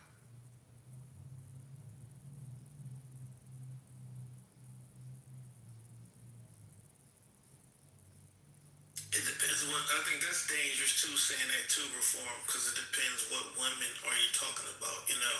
I know a lot of times we hear the narrative that, you know, black women are doing X, Y, Z, but the data doesn't say, and I think it's very harmful when we say that, you know, that the women are doing these astonishing things, and the numbers actually doesn't show that. But that's all another story. The data doesn't say what? Like you spoke there. Like when they say, oh, black women are the most educated women in the United States, that is actually not true.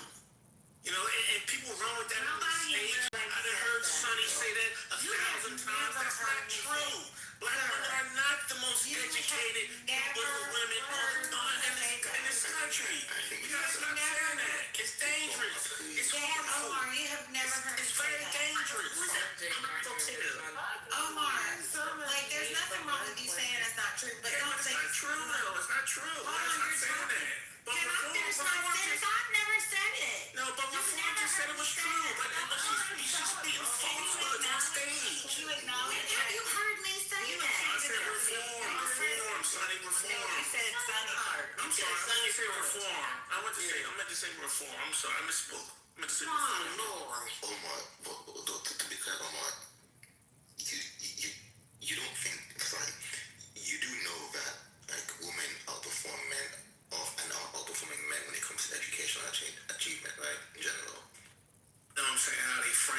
say, well, black women are the most educated group in the country. That's a false statement, that we run with. That's what I'm saying. Ignoring that, like, there is a real problem about male underperformance in key avenues of attainment.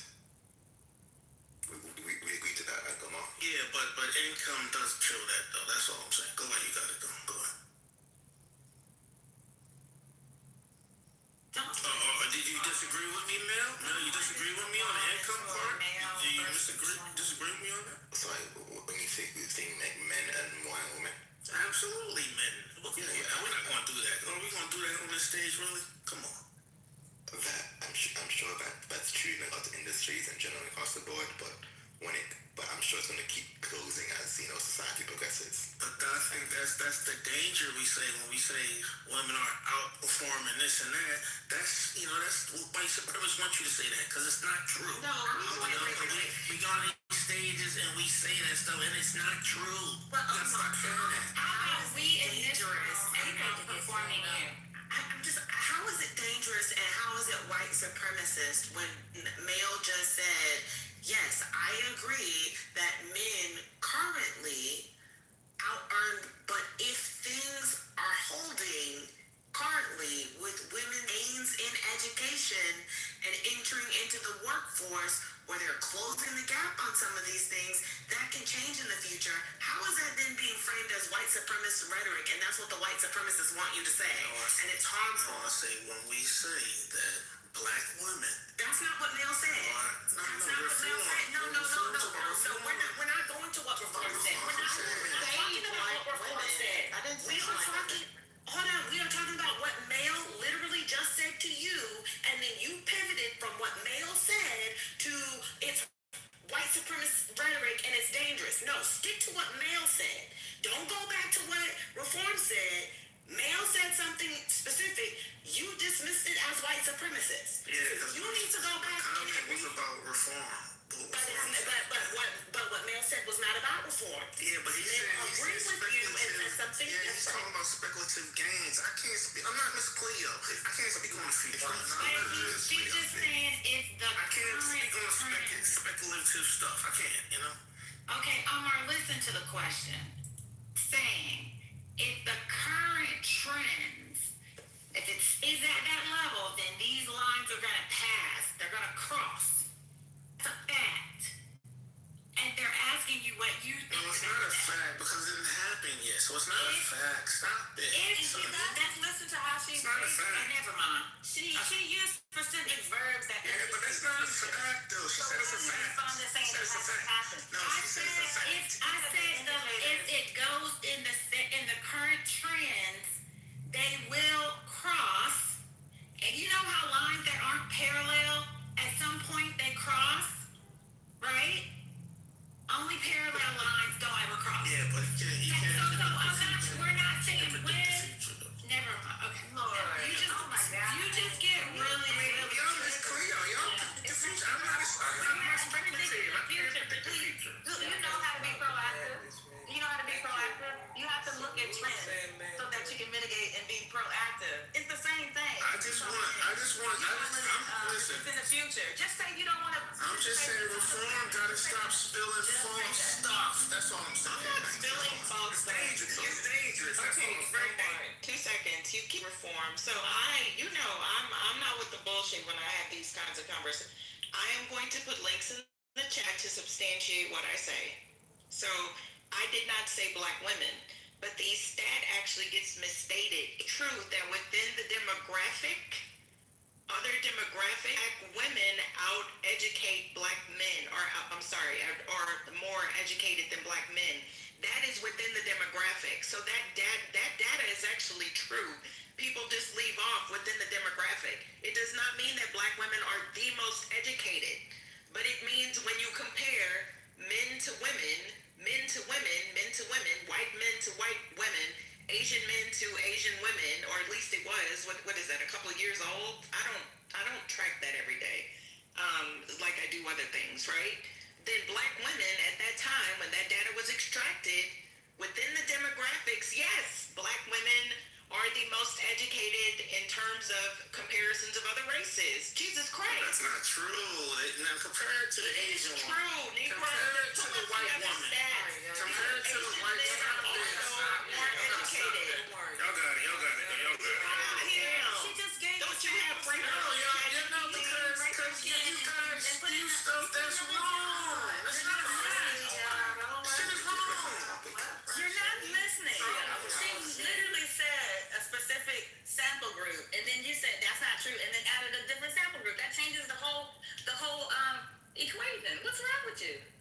He left because he was trolling y'all. I don't know why y'all let him get y'all. He wasn't trolling. He gets very triggered when those It's not true. I remember I'm sorry, Sonny. I remember even looking that up when that was saying, because we all remember when that went around, right? It did the rooms on Clubhouse or whatever little like blackmillionaire.com webpage came out with it, and I looked into it, and that's what it said. Like, maybe it was higher education, maybe it was in college, but that's what I came. So I don't go around saying that, to be perfectly honest, because I can't really substantiate it. But anyway. Y'all say people in the chat saying he was trolling. What was he trolling about? I didn't hear any troll. What was he trolling about?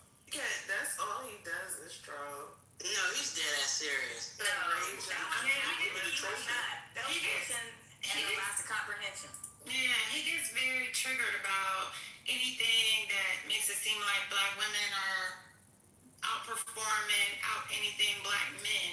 I don't even like when the conversation goes black women versus black men, because it always devolves. Did I even say black women for him? I don't remember. I really don't. The conversation was about. Yeah, I didn't even say black women. Yeah, the conversation wasn't about that at all. He just brought it up because he felt like it. He is not trolling. He's not trolling. He's very serious about it. He believes it. He does. He said, it's dangerous. Yeah, he said it's dangerous. Didn't he say it was white supremacy? But anywho, Lending Tree analysis of U.S. Census Bureau data, which this gap is getting bigger.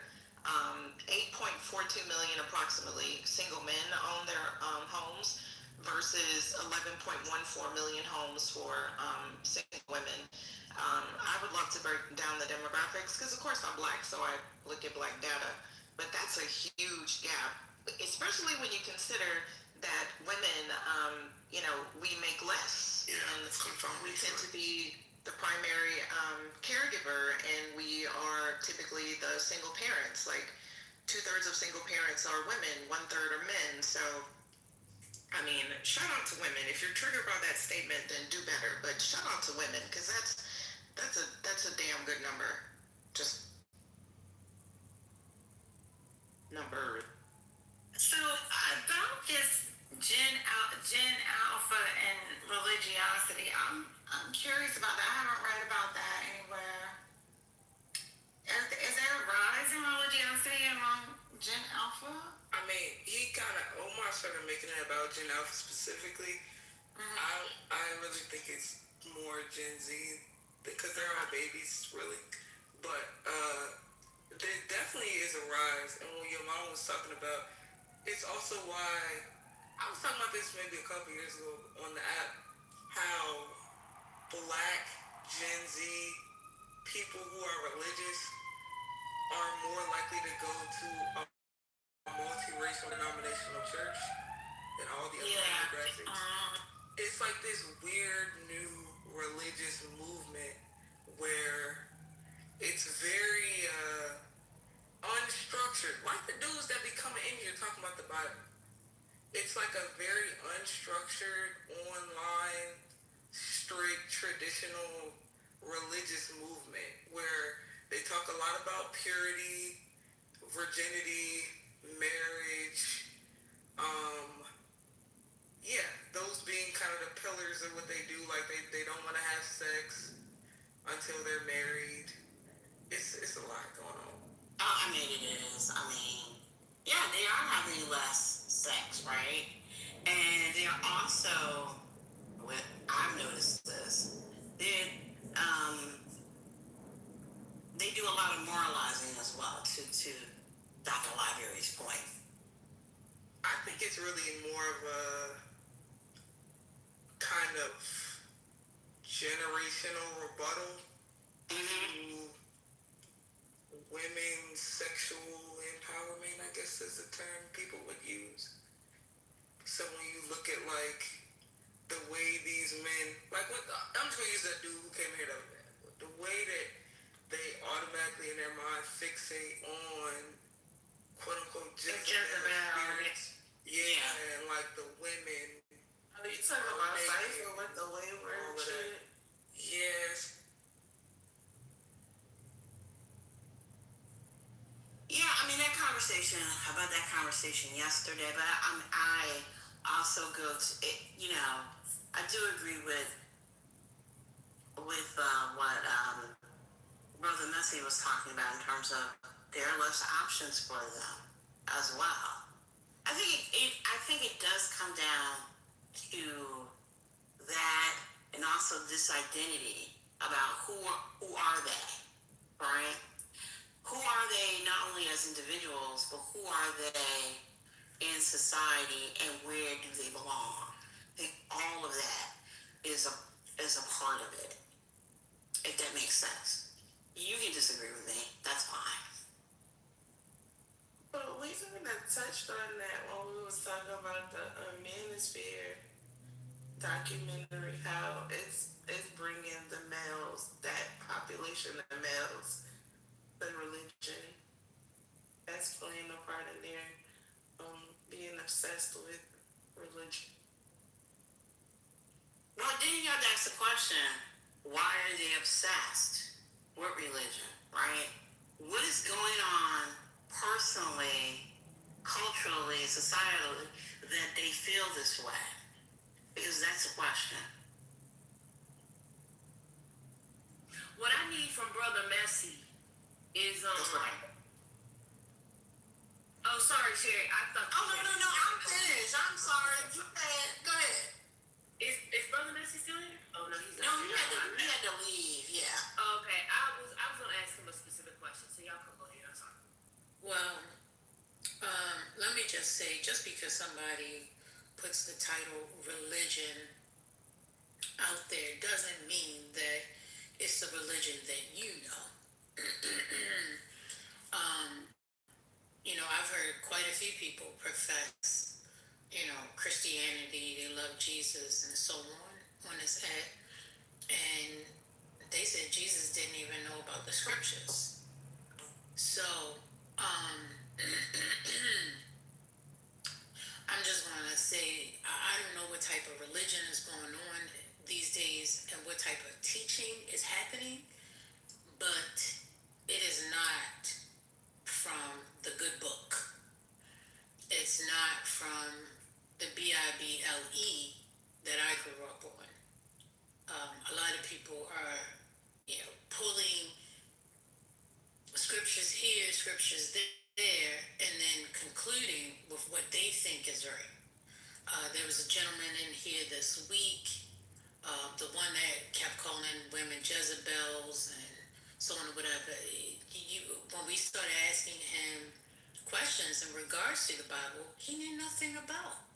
But he knows everything about a Jezebel and the Jezebel spirit. It's insane to me. So those type of people, I just choose not to have a conversation with, because if I'm not making a difference, or if I can't make a difference, then what's the need for the conversation? And most of them won't even sit and actually listen, even from a male. He thought it was funny when he thought man was dragging the women, but then once he pulled out his flaws, he got upset. So this religion thing that people are following, it's not of God. It just isn't. I'll say from my POV, my point of view. So that's my 3 cents. Your mama, though, you know what? It just made me. It came to my mind just as you were talking, and First Lady was talking. But remember when we were reading Khalil, that he would be. I mean, it's a book of fiction, it's a work of fiction, but that will be an example of what we see society, right?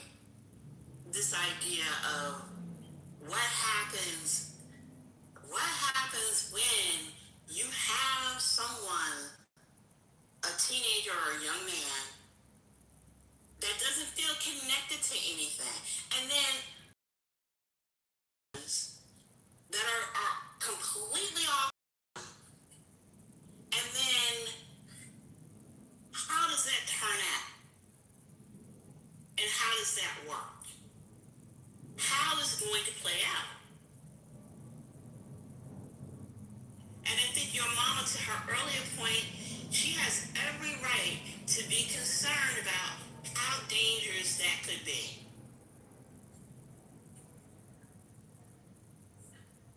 They're always able to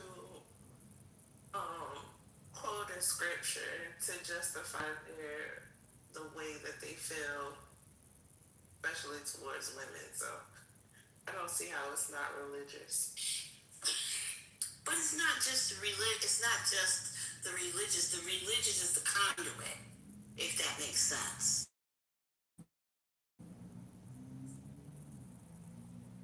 What brings them to that point is a question. How did they get there? Why did they turn to that particular, whatever the belief that they believe in the first place? That's the thing that's missing. When we don't pay attention to their needs, their mental health, their material condition, all of the family structure that is completely broken. It is an oversimplification to talk about its religion to that extent when there are a lot of moving parts to it.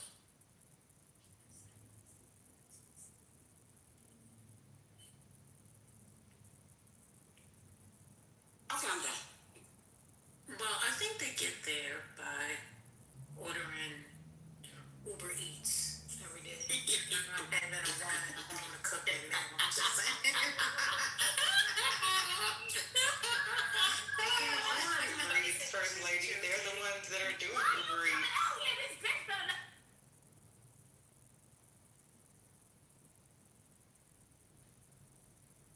Which Christian was that hollering at people? That was me calling this lady who thinks if she touched this car, y'all. Yo, mama, I'm joking. That's me. That's why I don't carry my gun, because I would be Brandis that bitch, motherfucker. Like, you know what? I wish y'all could see. It's nowhere for this lady to go. Nowhere. Right. Everybody is stuck. Everybody's stuck. Right. And she's still inching her beat up piece of car. See. I just want to say to that comment, a lot of people think that Christians aren't without sin. And what is sin? Right? So, if I call somebody a bitch, that doesn't mean that I don't love Jesus. It just means I may have fallen short. For a moment. You're having a moment. Exactly. There you go. But that don't mean that I'm not a follower of Christ. First Lady, you should know better than to take any of my comments seriously. Oh, no. I know you was trolling your mama. I'm just saying, but there is this stigma because I grew up in it. If you did one little thing wrong, then you were cast into the lake of fire. And the God I serve, his son said, no condemnation. Huh? So, these earthly people with their meat suits go around judging people. And I think that is part of the reason why so many people got away from this church thing. Notice I said church. And kind of put religion on the back burner. And now we have this new uprising, which I think is good, if they're going to be teaching right. But they still ain't got the right, and you still not teaching people correctly, I think it's all a waste. Because then you really think that you got these people who think that they're self-righteous, and then they can go around pointing the finger at everybody else and trying to hold them accountable for the stuff that they doing to themselves. So, that's where we are, and I think it just causes a lot of. Why does this computer keep running this? It's causing the confusion that we have in today's society. The applications on it.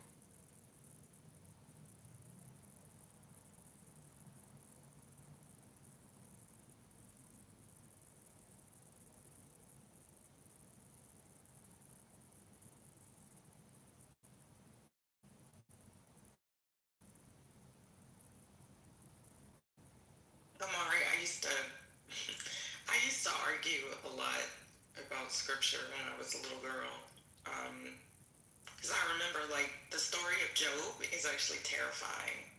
The story out of Sodom and Gomorrah, my God, the angels wanted to the men of the town wanted to have relations with the angels, and he gave them his virgin daughter. And I was like, what in the fuck is that? But anyway, that Old Testament, I was like, hell no. Do y'all remember that story? Because one of those creatures that had to read the Bible from cover to cover when I was probably a child, the Bible is like horrific. I guess if you're not seeing the word. You reading from a children's Bible? Oh, hell no. They couldn't tell me no. I read Roots when I was like 9. So I was like, holy shit. So there is a story in the Bible about there's like a whore, and they cut up her body and send a part of her body to each of the tribes of Israel. Has anybody read that? Are you talking about Joseph 19? Like, what the fuck is that? Is that correct? I don't even remember what it is, Miss Sherry, because I was just like, you know what? This shit is scary. When the ladies had their cycles, they had to sit outside the temple. I was like, fuck that. So, I mean, I was questioning everybody. Like, are we really having a piece of Christ? How does Christ know my thoughts? They were like, please just go to catechism and leave us alone. I can't believe, like, at your school, y'all were reading the stories from that adult. Oh, no, this wasn't at school. This was a child that was left with her great-grandparents in the country that let me do whatever the fuck I wanted. So, Spinoza, the tribe of Benjamin. Yes, like, what did she do? Why did they cut her body up? No, actually, it's not about gay people, but and then when you think the name is sodomy, I was like, oh shit, Sodom and gonorrhea. I also went to Catholic school, y'all, so, you know, we were some bad kids. We used to call it sodomy and gonorrhea. Did anybody else do that? No? Okay. Send your kids to Catholic school. I'm warning you. That shit is crazy. Exactly. We're the biggest heathens. I'm just saying. No, listen to her. Those nuts. But I'm just telling y'all, that is what we used to call it. Anyway.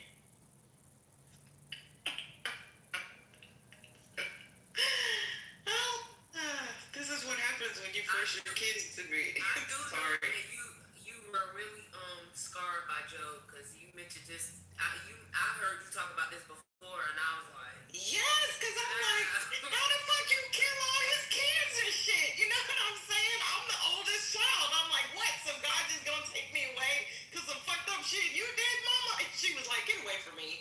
Get away from me. And I was like, God damn, mama, like, did you ask for forgiveness today? Because Jesus might come and be like, fuck Mickey, you gonna have another baby. Yeah, that shit traumatized me.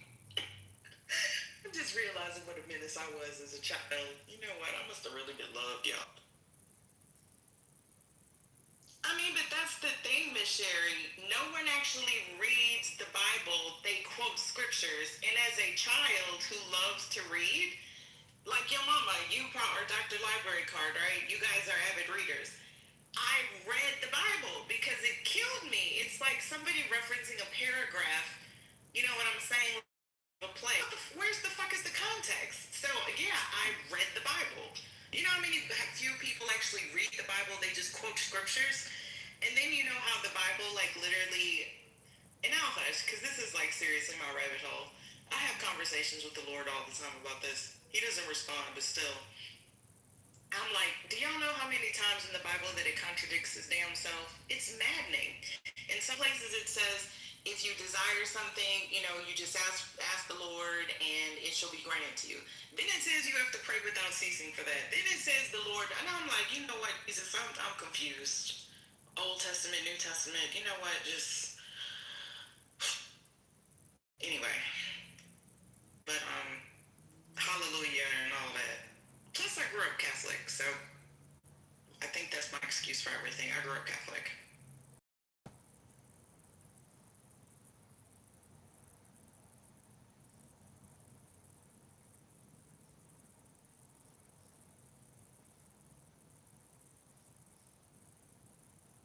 Glenn, really?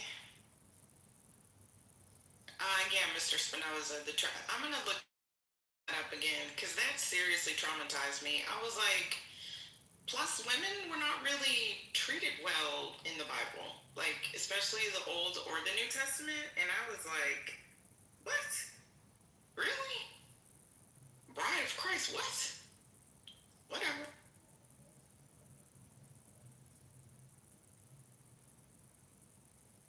And yes, I did the whole thing when I was a freshman. Like, am I really an atheist? Am I an agnostic? Am I agnostic? No, I'm not either. I'm just probably skeptical of old stories that can't be corroborated. That's all. But I do agree with First Lady. I don't think that the hellfire and brimstone version of God that we have been told as children, you know, was the one, right? I don't think that. I don't think that that view is, now that I'm older and developed my own relationship with Christ, different than what I was taught and indoctrinated to as a good Southern, you know, Southern young lady. Yeah, I reject all of that shit. And why the fuck did they traumatize us like that? Like, seriously, for no good goddamn reason. Anyway, thank you for listening to my They didn't traumatize you enough because you will let GD slide out your mouth once every 3 minutes. Well, I put in the chat, Sunny, so my great-grandparents were very genteel. I never heard them curse. I never even heard her raise her voice. That was both of my great-grandparents. But my grandmother, my mother's grandmother, oh Lord, she would cuss you out in multiple languages. And a lot of my aunts. It was like a age demographic. Same. Over 60. Grandmothers. Yes. Oh, go ahead, Butter. Yeah. Okay. I experienced the same thing. My mom, she had to be, I can count on one hand the number of times I've heard her say, damn. My father, I don't think I've ever heard him, I don't remember ever hearing him say a bad word. But my mother's mother, she had words for you. I never met my great grandmother, but my grandmother on my father's side was a socialite, so she never really came out of character too much. I can't remember. She may have cussed maybe one time that I recall. But no, my grandmother on my mother's side, her mouth was something. I mean, it wasn't like she wasn't a potty mouth, but if she was angry, she did not miss her words, and she did, you know, she would cuss you out, and she was 4'10". So I can relate to what you're saying. I wasn't allowed to cuss as a child, though. I mean, this is probably hard to believe, but I really believed in the covenant, and I was hella religious. I mean, I was this like goofy little, I don't know shit conservative. I was on the pro-life committee. I was the chaplain for my dorm. Um, I didn't believe in sex before marriage. I prayed every day. I went to church. Yeah, I took religious religion very seriously until you kind of grow up and, put away childish things. In my family, you're pretty much indoctrinated until you're about 25. I'm just saying. You're on autopilot for the most part. So. Yes, Hurricane. I cuss now a lot. Can I just say one thing? Is Sunny? Yeah, go ahead. Is Sunny there? Yeah. Sonny, you know I wouldn't interrupt you to try to hush you. Don't do that. But if you think I did, I apologize, okay? Aww. Thank you. I'm so happy.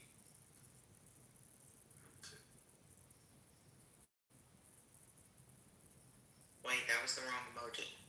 I was just gonna say, we're all indoctrinated as children. There's nothing special about it. We all get that stuff, we're told a bunch of things, and then when we become older, we decide to do our own things. What happens? Oh, I know. I'm just saying, like, Did you have sex before marriage? You know she did. No, I don't. That she got married young, didn't you, the first time? No. I was engaged though, and I was 18, or almost like literally days away from being 18, and I was engaged. I had a little Walmart diamond ring on my finger. So when you married your first husband, he was or not first husband. When you married your husband, that was the only person you were with. Oh no! I got over that quickly in college. I mean, when y'all got married. Oh, you didn't. That's not who you married. No. That was my high school sweetheart. Yes. No, that was my high school sweetheart. And then his family was uber religious. This is funny, but I'm always telling my business. His family was uber religious, so when I was married, I was the perfect little, what was it? I went to a Kojic church for the first time. Oh, Lord Jesus. Imagine being Catholic all your life and then going to a Kojic church in your mid-20s with your husband and your children. You raised your boys in the church? Yeah. Not as much as I was, but they had their little Bibles, and we did, catechism, and summer daycare was the church's daycare, and then they would go to church. Yeah, it was a culture shock. Spinoza. I didn't know what the fuck Kojic meant. I never even heard. Now I can say it. Church of God in Christ. Church of God, yeah. Church of God in Christ. Yeah. So the boys did like all the activities, and they're still pretty religious, I would say, to this day. But they'll go to church with their dad or my mom or their grandfather. I have not been as good of a church Christian, Sunny. I do listen on Facebook, do tithe via Cash App. I'm just saying. Shout out to Facebook Lives. Shout out to COVID for us learning about listening to church services in your bed in your pajamas. I read something recently about the way in which online platforms have transformed the way in which we church. I thought it was interesting. Can you send it to me? Your mom? So it's in a book that costs. It's in a book. It's an article in a book. So I can give you the name of the book if you want. Okay, thank you. It's just interesting because I don't put too much stock into the way social media platforms condition us to socialize, because I need some, I need some, this all the time, so don't take the wrong way, but I need to press the flesh a little bit sometimes. And so I don't take too much stock into like how people talk about the changing of the behavior. But online platforms have really changed the behavior. The way in which previously people had to go to a place, a location to gather. People, and particularly as in COVID conditioned a lot of people to do this, to not do that. So now you don't even have to tune in on Sunday or whenever your services were. You could tune in, 2 days later and still hear the same thing that people heard on Sunday. And also, I think it's changed the way in which we think about like service, how we give of ourselves to the community, because we're not always, not everybody, but a lot of people feel like they don't, because they're not going to the place, they don't really have to do the service part of being of having a belief system that requires you to tend to the least of these. So I think it's just interesting, and so you bring up an interesting point about how you can feel like still doing the same thing. I don't know if it's the same. I think it's different. I think it's a different experience. Somebody was in the Matrix. Is that your mom is still talking? Sorry. No, I was just gonna say, it's interesting. I've been studying this trend or this space, probably since like 2010, and seeing the evolution of like worship and outreach and growing, using online and digital tools to bring people in the house, and then how that changed. And when we first went into COVID, I was already the online ministry leader for my church. I've been the online ministry leader for my church for like 7 years, 5 years, something like that. And because of what we were able to do during that time period, prior to, we were best set up to figure out what to do when the churches went in lockdown and couldn't bring people into the actual building. And a lot of that were not ready reached out to my pastor at the time, and we kind of had to like put together a little task force that helped these churches. And so I kind of monitor them from afar now, and like the worship service has changed, the amount of money that they put into like staging, lighting, and things like that. Not for the people that are coming to the church, so that it looks a certain way online. And how they have specific ministries now just for their long distance virtual members.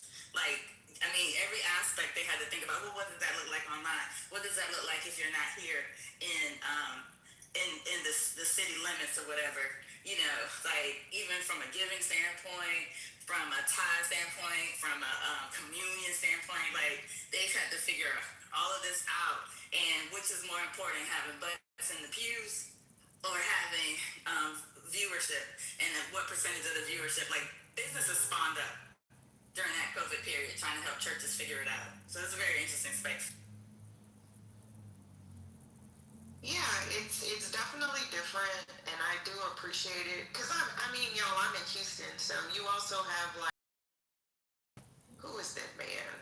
Joel Osteen. Never liked the prosperity preachers. Now my mother will listen to what is his name? He's in Dallas. Not are you a child, Micro Pepe? Ma'am, I'm trying to get 25 those. TD Jakes, girl. No, not TD Jakes, the other one. Frenchie he did Dry Bones. He has the Afro fro. Oh, the brother. Dry Bones in the Valley. He did the Dry Bones in the Valley. Oh man, it'll come to me. But you name that other one, Penny. Do you know your mama who I'm talking about? I don't. Creflo. No, not Creflo. I hate Creflo. Not Creflo. My mother used to listen to Creflo. The one who left his church out of suddenly recently. I can't remember. Not Jasper Wayne. God damn, I didn't realize how many of these pastors were in Atlanta and Dallas. I'll think about it. I can't stand Creflo Dollar. My mother listens to Hagee. I don't know if anybody listens to Jasper Williams. John Hagee. No. Oh yes, he's so old. I thought he died. I thought he died. I just googled it, so I just was because I don't know him.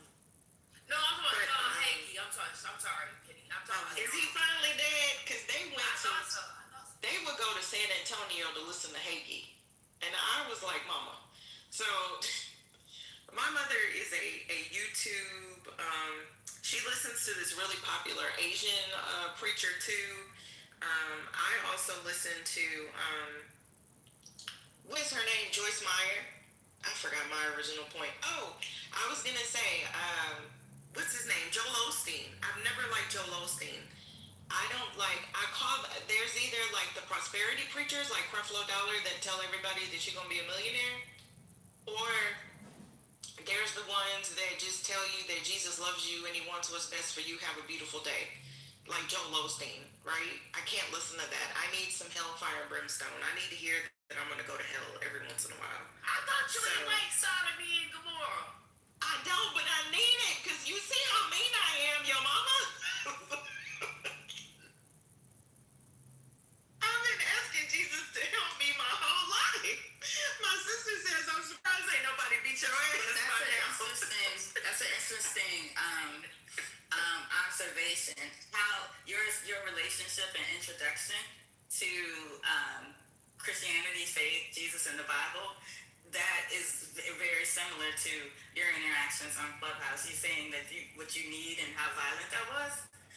I think there's some type of through line there. No.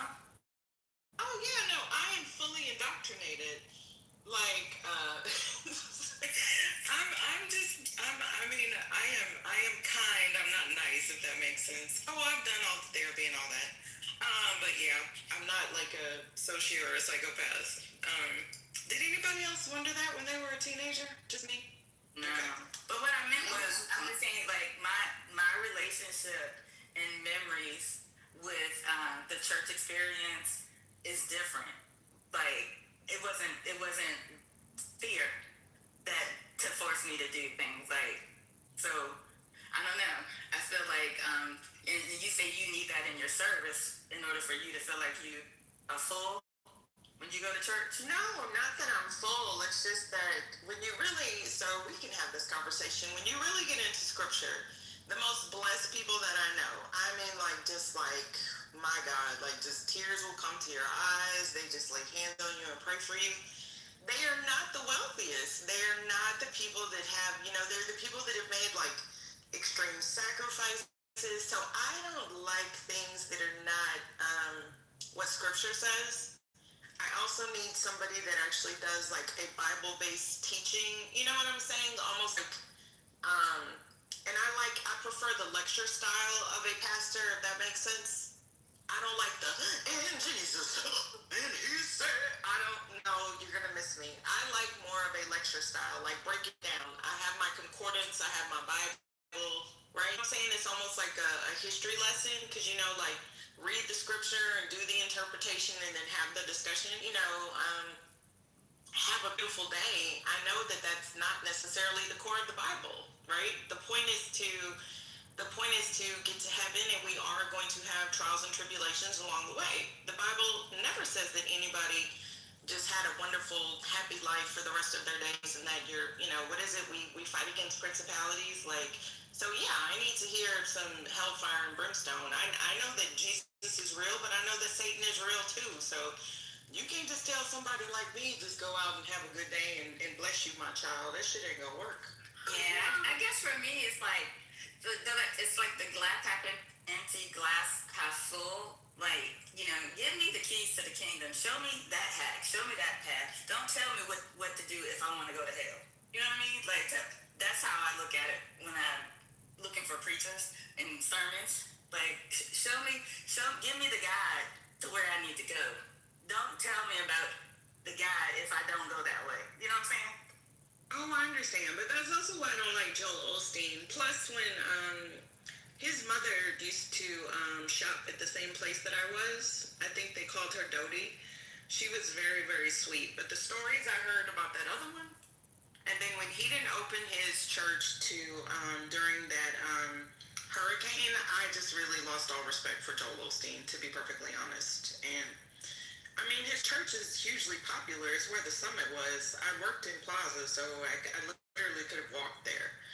But, or compact, whatever they call it now. But yeah, that just kind of, I just don't like pastors. I call them motivational speakers. Like Joel Osteen. I don't know, I just,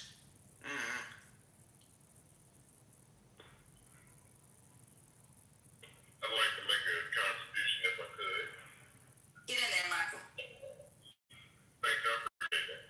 So, to reform, so the thing is, and this is, we all have our interpretations, right? But so the way that, like, I kind of perceive it with the New Testament, so you don't necessarily need, well, I mean, you can need what you need, but I'm saying, but the brimstone and hellfire, like you going to hell, like the stuff they used to preach, like to make scare people in revival and all that.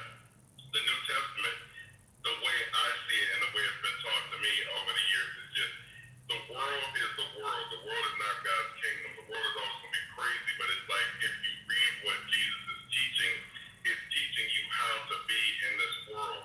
So the whole thing about like turning the other cheek, and if someone offends that cheek, then you turn or give them the other one. The story of the good, like the parables of the Good Samaritan, the prodigal son, all the different things that are taught, and even when Paul has his letters to Ephesians, to Romans, it's the world is crazy. The world is not God's kingdom, but it's like teaching how to be in this world. Also in Acts, when we get the Holy Spirit, and you have the Comforter, so you can be in this world, but then of the world is how we're taught to be. So saying that to say that, like, getting away from sort of the way that you react to things. The world is going to be crazy. It's just more about teaching you, like, calm in your spirit and have a spirit like Jesus, who, like, the commandments to love each other as I've loved you, or I always kind of mess that up, but I'm just saying, basically, it's like the edict is, or the commandment is to love one another. And so that's what the New Testament's more about. It's not, I don't feel like you necessarily need the brimstone. I think that that's not necessarily healthy for you, but that's just my opinion. I mean, it's not, I have a little bit of different views for this, right? I feel like it's not necessarily fear, but we are taught to fear our parents. So when we look at like the etymology of that word, what does that mean, right? Because we are taught to fear the Lord, right? We're taught to praise God, but we're also taught to fear Him, right? So I think it's like, what does that mean of the manifestation of that fear? Like, how does that come to fruition? So I don't think that it's scaring people to show them the reality, because you also have to remember, Michael, I mean, and I would love to hear how everyone else worships, because I'm not the best example, but I am a very logical creature. I have been since birth. So it has to make sense to me, right? And a lot of people actually learn about the church that way. There are a lot of practical people that were not indoctrinated into the church or into God or to Christ that actually reject religion because it just doesn't make sense to them. And I don't think that organized religion makes sense to a lot of people because it's organized religion, right? I remember as a little girl going to my first Baptist church in Houston, because I grew up Catholic. Everybody was Catholic. We went to Baptist churches, but just for like vacation Bible school, or if somebody got married or something, or if I was like spending the night with a cousin or a friend. And I remember there, I've said this before on this app, but there was a chair that looked like a king's chair, because I love to read and I knew what that was. I remember it was just, perched up on the dais, and there were two nurses on the side of him in all white uniforms with their little caps. These were black women, but they were fanning him. And I remember they did a altar call. Well, they didn't call it an altar, call for the children, because it was like August or something and school was about to start. And I was probably like 9 or 10, 11, 12, I don't know. But my mom was trying to pinch me to go up there because we were visiting with somebody. And me like, oh, go up there and get blessed. And I was like, no, mama. Like, he's got nurses. He's literally sitting on a fucking throne. Like, I rejected that shit at an early age because I was like, there ain't nothing in the Bible that says that this man should be sitting on no goddamn altar, you know, like on a throne. It literally looked like a damn throne. And I was like, yeah, you're not going to bless me. So, anywho. So let me say that. So if reach like teaching and his ministry, it's just they live like paupers. They didn't. The Pharisees were doing the stuff that you see, all this like close the door or like before I get my tithe or like come up and give me an offering. Like Jesus, they didn't do any of that. If you just sort of follow, and I'm not saying for anybody, I'm not trying to convert anybody. I'm just saying just from a logical standpoint. If you look at the teachings of Jesus, they're pretty much straightforward. It's not a lot of like hullabaloo and all kind of like all the stuff get combined with that. I was gonna say the fear portion. I think in Romans at some point it talks about that who should you fear more? Essentially, someone that can take your body or someone that basically is going to have your soul. So there's always a fear of God because what we do, like if this I believe that we're spiritual beings, right? Like somebody said meat sacks earlier. I don't know if that was you, Mickey, or not. But I'm just thinking the fact that we're literally spirits that inhabit like what we're in right now. And if you see somebody that's passed, like a relative, and you feel that connection to them when they're alive, when you see them and they're past, there's nothing there. Like the what was there, the essence of them has gone and exited. Saying all that to say that that is the fear. Like basically, for this life, we put too much on this life. So if you, the people like in the Epstein regime or whatever, the way they're behaving, get all this life. So they just do whatever they do in this life. But I'm saying if there is something after this life, then and if they're judged for that, then it's just that's gonna be it's not gonna be a good outcome for them if you think about like the spirit living eternally, or if it's reincarnation or whatever it might be. But karmically, you're putting down stuff that you're gonna get back at some point.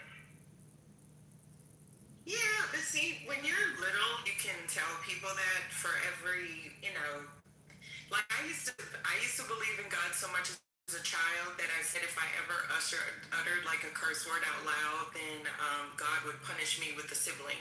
And I swear to goodness, at least the way I remember it, that I stubbed my toe or something and I said, damn, and then my mom called and said I was having a baby brother. So that's how much that I had a healthy knowledge of God, but it was based on, I was a child. It had never been tested, you know. I went to church, I was coddled, I was privileged, I was just, you know, this little happy-go-lucky, plain little person out in the meadow with my cousins. I didn't know whatever.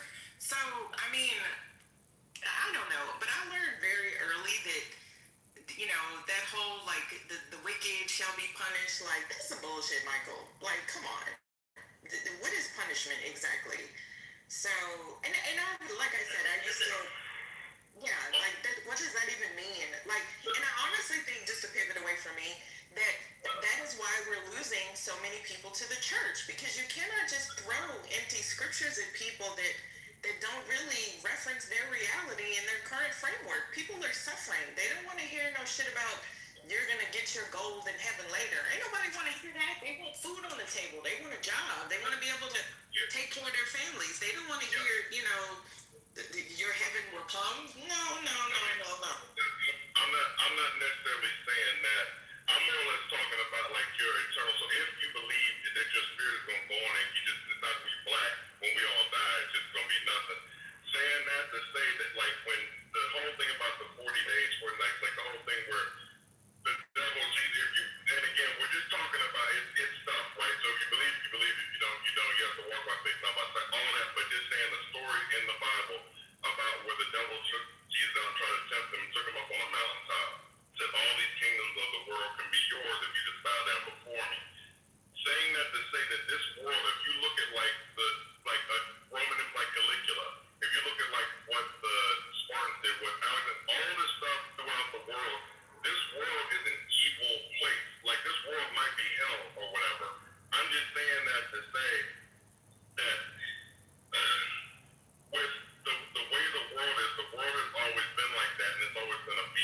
that. It's just, but what faith in God or faith in something, it gives you the ability to treat people and love each other. Like, you still got to go out here and get your money, but it's like you don't have to get your money. It's like where you're hurting people. Like, you don't have to be like a healthcare company where it's like you insure the people, you have the doctors, you have the pharmacy, and you have your stockholders, and you're like, so you're profiting off of people getting sick.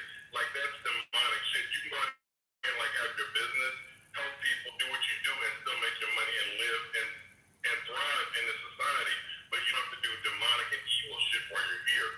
To me, it's just all about like this life. We put too much on this. We literally get like, if you lucky, you get 100 years. Some people live more than 100. Like, you get your 80 to 100 years on this planet, and then you're off planet. If you think about like, if you believe that that's all you get, then it's like, then go for it. Like, just go all out. Like, do, like, treat people like shit. Like, just get your money, do what you gotta do, backstab, kill, lie, cheat, whatever you gotta do.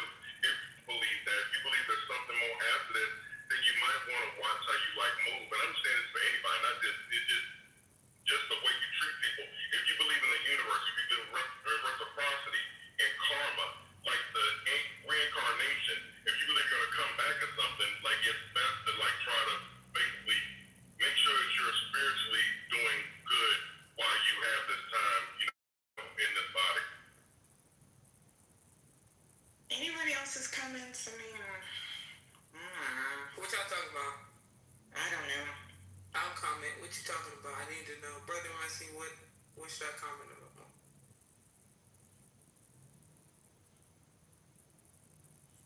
I got a comment. I couldn't get back to my phone. I'm just gonna say I am sorry. Sorry to cut you off, brother. Blaming me. I've gotten back channels. Hold on a second, brother. 1 second. I'm getting back channels. I mean, people in the goo. I am sorry that I brought religion up. I am sorry. She ain't getting no back. Sorry. I did. You want me to read it? I got 2 back channels. No, please read it, because this concept of back channeling about a Clubhouse app that we're on, because we know we have other shit to do. They blaming me that we are down the Christian rabbit hole. The people in the group blaming me that we are down a Christian, and I'm sorry. I'm sorry for that. You know, I am unsuccessful. I'm an unsuccessful, funny-looking lesbian on an app. Sometimes plays. Oh my goodness. I'm sorry. I'm sorry. With men. Here comes Divine. Let's hear Divine's testimony. Sometimes I play with men. Sometimes. I mean, we never have these conversations, honestly. I wish, remember like in all the social rooms where we just had conversations and nobody was really like being a butthead and we weren't being passive aggressive, because we pretty much didn't integrate with people we didn't like for the most part. I kind of miss those conversations, y'all. We literally have a Bible conversation every day. But is it Brooklyn that DM'd you? I mean, back to Wasn't see, this is the thing, Brooklyn. I never talked about the Bible. I actually wasn't even talking about you in particular. I'm just saying every day. Can you let me just clear my conscience, Brooklyn? Can you just let me? I promise y'all, I rarely even talk about. I don't even know what's in that thing. I'm gonna be honest with y'all. I don't, you know, I'm not, you know, Hurricane. He knows. I did not mean to do this. I'm sorry. Okay, Brooklyn, I'm sorry. Go ahead. I'm just saying, I'm used to it at this point. Y'all always take me to church, and I'm still not convinced, but whatever. Was it a guy that said, was that Paco? Yeah, was it you, young mama, that brought up the point earlier about this new generation being more religious? Yes, that's all I said earlier. I never brought up a Bible. I never brought up a Bible verse. Yes, Paco, I said that. Yeah, I was gonna comment earlier, but I was busy. But I'm free now. I went on a date a couple weeks ago with this woman, and she would nag me like, I don't know, a lot to go to church with her. So I did okay. I finally did. I was really religious when I was younger, but I left church in my mid-20s. So I went with her to her church. Well, it's not a church. They don't call it a church anymore. It's a community. It's not a church. But I go there, Life House or Life Point. I can't remember what the name of the church is.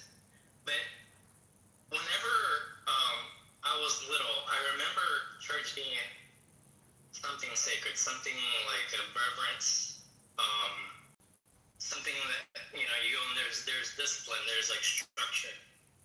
But this church, and if this is what they mean by religious, like this new generation, then we're cooked, because that shit is fake. The kids that were going there, because it's mostly like Gen Z and Gen Alpha, I mean, they show up in fucking gym clothes with flip-flops, tank tops. If I showed up that way to church, my mom would probably beat my ass. And there's really no structure. Like, there's no in-book. There is no, like, morning service to study the devotional, the weekly Sabbath school that you're supposed to have, right? You're supposed to study this through the week, and then in the morning, you're supposed to go over this devotional. And then there's, like, the intermission, and then there's the evening service, right? Or the 11 to noon service. There's none of that there. They show up. It's a rock concert because they get up there with like these guitars and band instruments, and they listen to music for like 40 minutes. And then this guy comes up, he's probably my age or younger, and he's wearing tennis shoes. This is the pastor. He goes up and he reads one verse. I remember it was Joshua, was it 24, where he says, "As for me and my house, we will serve the Lord." And then that's the only verse he reads. He doesn't give an exegesis at all. There's no like inductive Bible study. He doesn't explain the verse. He gives no concept at all. He just starts talking about his life and just his life stories, like anecdotes. And then that's it. But whenever they're there and they're standing and they're listening to the music, some of them are crying, like they have their hands up and they're waving. But it's like, it's so fake, it's so superficial. So if this is the new generation and they're super religious, well, it's fake. Because they're like that kid that came in, the young man that came in yesterday. When Ban asked him, really, what, 12 minor prophets? And he couldn't name 4. The Bible. But yeah, that's my car. See, y'all stop what y'all saying about Jesus in the chat. Because even as a heathen, I would never go that far. That's just Leave the chat in the chat. Leave the chat in the. No, I respect other people's religions because, you know.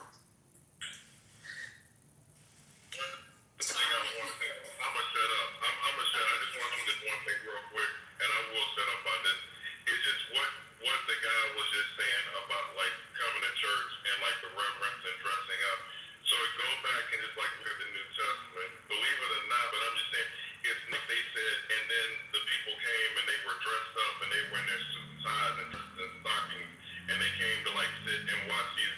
I'm just saying that like when you do that, some of that stuff can be off-putting. What if somebody doesn't have money to have the clothes that they need for like church clothes, So, or they feel like away? To be So fair, I'm just saying. Go ahead. No. To be fair though, to the Paco, what he's talking about a specific thing, and it's what I was referencing here. And I also mentioned that I was revival.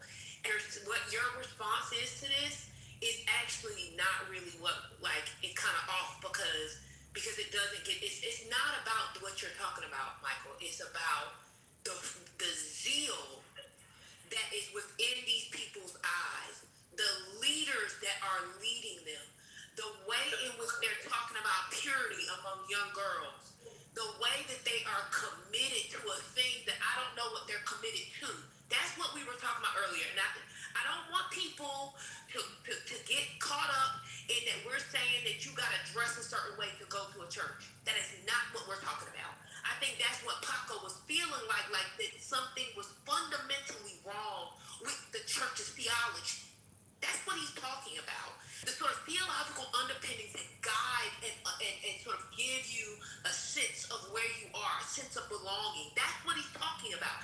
We're not talking about what's in Scripture. Nobody brought up Scripture until they started talking about their own personal beliefs. This movement that we're talking about, you guys could go find out for yourself. There are plenty. In fact, Fox News has done several segments on it. You can go find out for yourself. You don't have to listen to what I'm saying. But what we're talking about is we're not disparaging people going to church. It's a specific worldview that is happening among young people. And I'm not talking about 25-year-olds or 30-year-olds. I'm talking about 13, 14, 15, 16, 17, 18, 19-year-olds. And they're being led by white men who have faith, who wear Jordans. And I'm not saying that to pick out any specific thing, but it's like a cultural piece that I'm talking about. I'm not talking about you can't wear Jordans to church. That's not what I'm saying. I'm talking about sort of the sort of feel of what they're doing. That's it. But if you're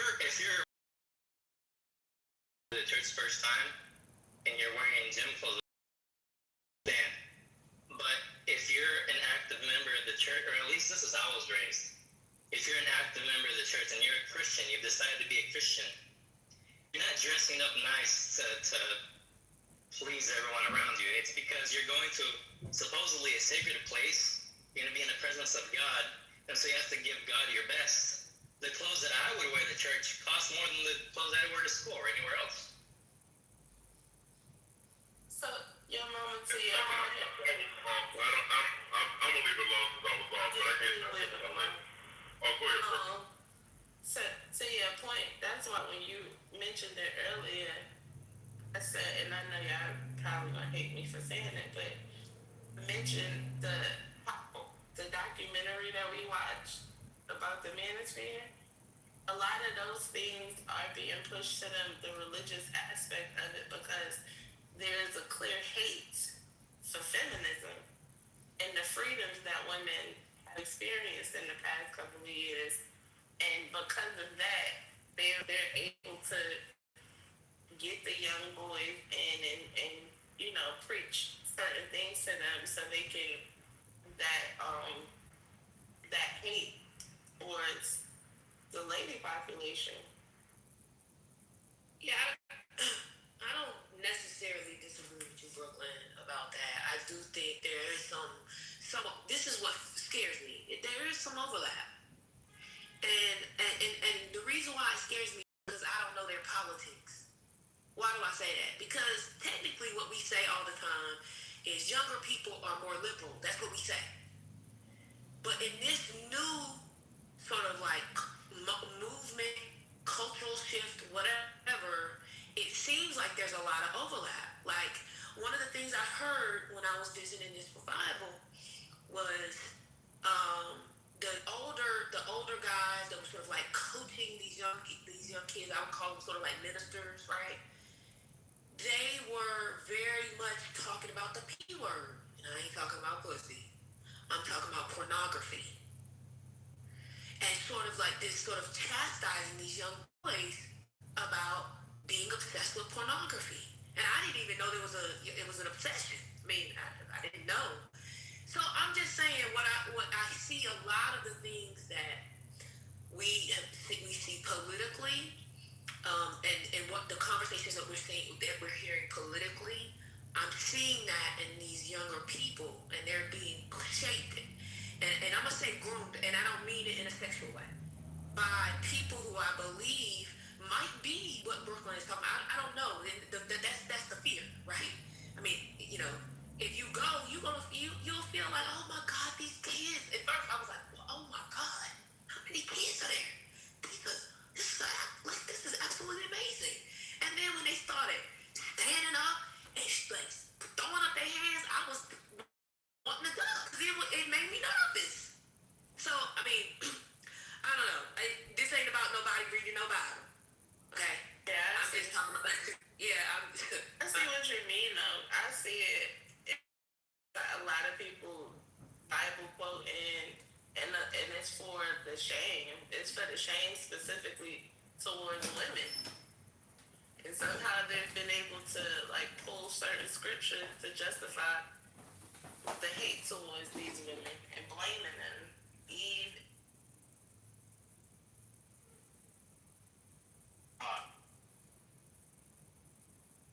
Now, because you remember.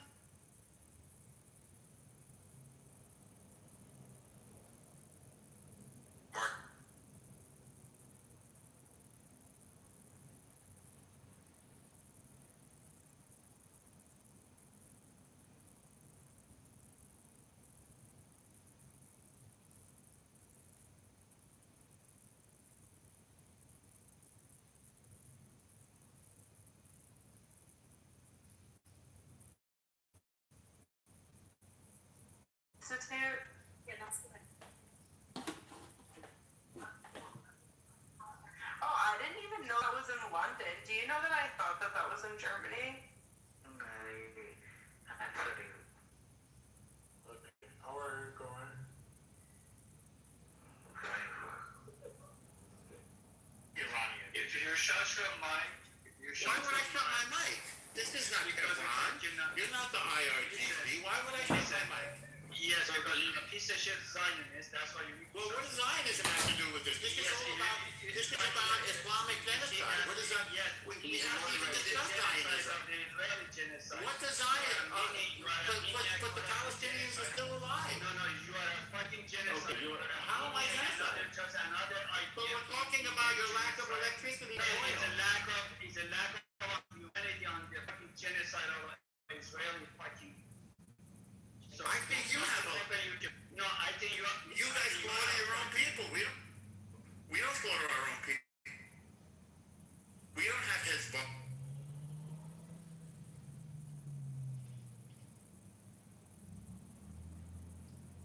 You don't waste your time with this moron.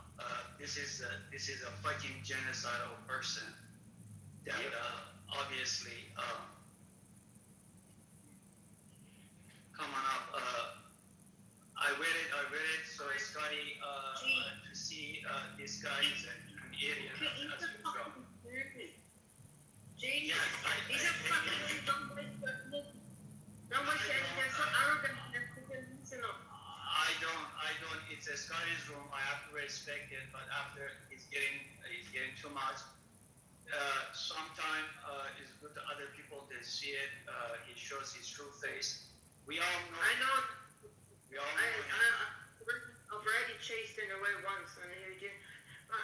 Yeah, I'll be okay. I learned something in Farsi.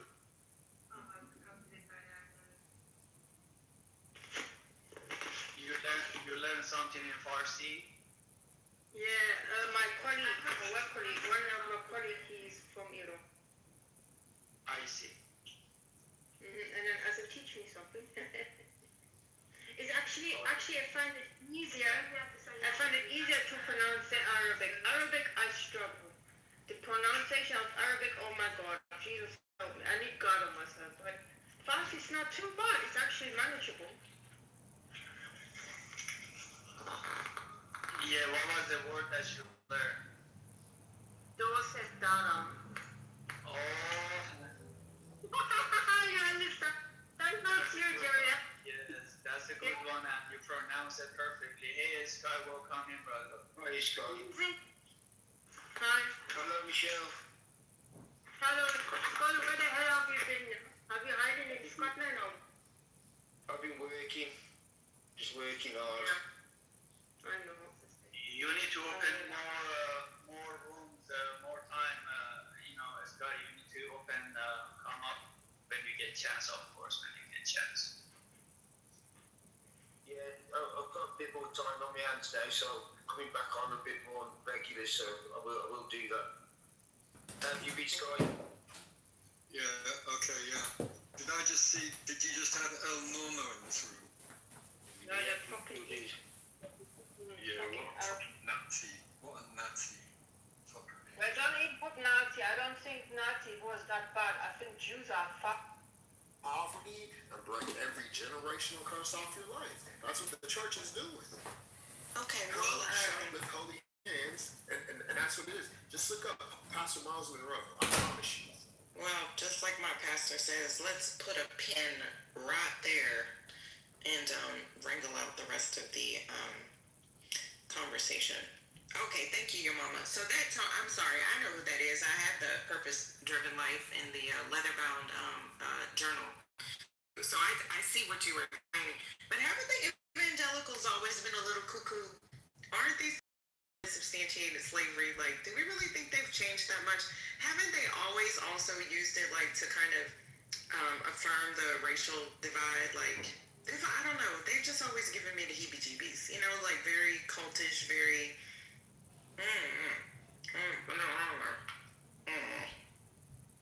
But getting young people in, I think that this is an interesting phenomenon.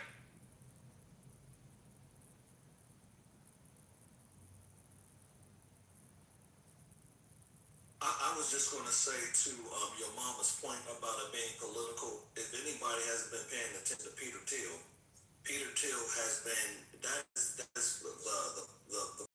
like his primary like mission, and he is talking heavily about the Antichrist and Armageddon and how it ties into politics and some of the decisions that are being made. And so, if there's anybody that I would consider pulling the strings, that like in the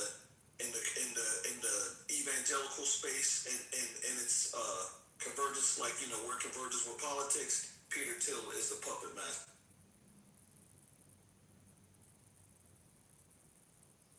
I mean, I'm still gonna say I don't think religion and politics have ever really parted. I know Scripture says, render unto Caesar the things that are Caesar's, but I mean, wasn't religion responsible for, I guess, the quote unquote moral aspects of the country? Like in putting in God we trust on currency, which is kind of like an assault, right? Like that's actually kind of hypocritical when you think about it. But I don't want to take the conversation a different way. Yeah, I just think the reason that I'll speak for myself. The reason I was responding that it's not about these things people are saying, like it's just what religion is and the church is and Christianity is.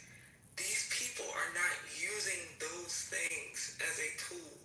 Like they're not studying the Bible and using that to make claims. When y'all are saying like the Bible is evil and it's talking about this and that. Like your mom finally put like a clip in the chat from Fox News. These people are literally just like, it is, I would say, cult-like, but not in the way that they have like a doctrine that they believe fiercely in. It's more so just like an incredible amount of excitement that they have to be. I would describe it as kind of a parasocial relationship to the church without any real religion in it.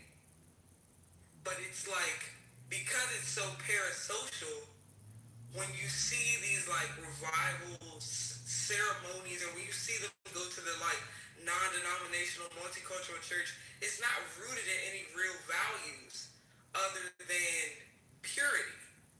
Like there's no real scripture or any of these things y'all are bringing up and saying this is how it's always been. It's none of that is in it. Yeah, it's like a swell of enthusiasm, and if you're around it, it almost like for them it becomes contagious. You see all the people in this trance, and then like if you're in it long enough, you're now entranced by what you feel around you. So is it your mama? I guess I just have to listen to it because it sounds like it is like revival. Because you know how like revival was different from regular service. Like, is it more like Pentecostal revival? Not like, see, I think the problem is, in order for you all to try to visualize it, you want to associate it with something that you've experienced in your own religious encounters, and that's what's making it hard for you to see that it's different. But if you could think of like the energy, I'm giving examples of the energy in like large spaces. So put their religion to the side. If you've ever been to like a rally, and the energy that when the crowd kind of gets before the speaker comes out, maybe at a concert, like, because it's like the draw is the experience, like feeling like a ride or a rush or something. That's a great way of putting it, Denise. That's exactly what it is. Yeah, it's like that's what I'm saying. It's like you're in a concert hall and you see somebody doing the wave. It has nothing to do with the Bible or Corinthians, blah blah blah. That's all a facade. It's just like they're like pulling at your emotions, and that's how they're pulling you in. Okay, the last clip is a little bit longer and it shows the crowd. Take a look at that. Okay. Is it something you think we should play so we can all be on the? Because this is fascinating. Then if Why don't you just take a minute just to watch a little bit of it, and then you determine what you want. All right, I'll watch it.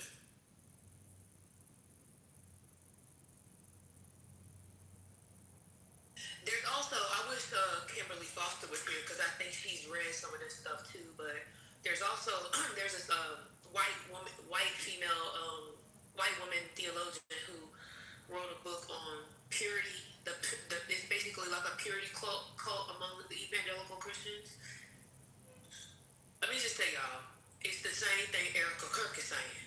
It's just Yes, and that's it's really a really sad thing. I mean, I don't know. It's a really sad thing. This is the thing about religion. I'm gonna just say this and then I'll turn it over to Sherry. But religion is a scary thing in some ways because the ways in which we're as humans, we want to be with other people. We are conditioned to want to be around other people, and when you have sort of a set amount of beliefs, no matter how loose they are or how strict they are, they bind the people as a community. And so what I'm fearful of, because I don't know what these people are bound to, what the belief systems that they have, is that they can make them do things as a group. They can talk to them politically as a group in ways that I think might be harmful for more people because they're bound by their belief system. And this is what the right has done so well for so many years. Y'all, so many of y'all are so fixated on the Heritage Foundation because you just found out who they were in 2024. But before the Heritage Foundation, there was an organization that was sort of the thought project before Heritage, and one of its leaders left the Republican Party to build a religious movement. Many of us know it as the moral majority. yes, Jerry Falwell. Mm-hmm. Yeah. But what they did was they decided along the way that they wanted to own everything about human life. They wanted to own the home life. They wanted to own the entertainment. They wanted to own the education. And they wanted to own the political life. And so what they did was started to invest in all four of those areas. And while a lot of people were studying those things, what ended up happening, the fruit only bared more recently. It was more than a 30-year movement. They wanted to build a movement of Christians who voted a particular way. And they voted as blocks. In fact, some of your churches may be embedded with their technology. They know who you are. They know the type of preaching you hear. They did know how to galvanize you around elections. This is what I'm talking about. The fact that there is a new generation of people that are being called to something that we don't understand what they're called to, that could be transformed into political voters when they're old enough. So that's all I'm calling out. Yeah, I talk about it all the time. Oh, I'm sorry. No, go ahead. I agree because that church that I went to was really heavily right where you put it. What that guy was saying. Yeah, I talk about it all the time. You probably heard me say this documentary 1,000 times, The People You May Know.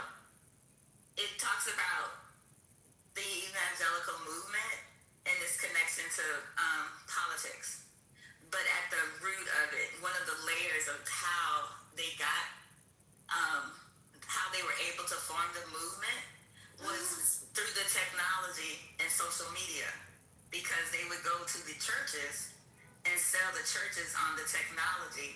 And they would also use that technology to spy through social media on not just the church members, but the friends of the church members. Because this was like back when they still had like the social graph on like Facebook and across all of the other platforms. But that's how they used the data, and then they were able to start targeting those people on those media channels with and totally change their algorithm and get them ignited, radicalized, however you want to talk about it. But in that documentary, they put up a screen and that shows the different logos of the companies that are doing that and working with these churches. And in some of them, they're real sophisticated. They're not just working with a church. They pitch the software to like a convention, like I'm using an example, like the National Baptist Convention. And these people are so hungry, especially during COVID, when they went in lockdown, these churches are so hungry to figure out how to still connect with people when they were in lockdown that they bought the technology because it was so like this will help you stay connected and it'll help you grow your church or your tribe or whatever. And it was somewhat nefarious because you can look at the logos if you research the companies that they put on that screen. One by one, they all had a connection to Cambridge Analytica. They just split off into different groups and rebranded, changed the name of the company or whatever, but it was all, they all had the same through line. I think that's right. And I think, I don't know, you can agree with me or not agree with me, your mom, on this. I think that lawsuit that Peter Thiel helped fund with, he's now dead, Hulk Hogan against that online, I think that was Gawker. That people don't realize how important that all was. It is connected. The thing about also when we talk about cultural production, because your mama is right. You know, you have the moral majority, and you're also using media, all forms of media, book publishing, TV, movies, music. Remember that whole, you know, and I remember this in the late 90s, early aughts, you know, the trend of Christian heavy metal rock was a thing.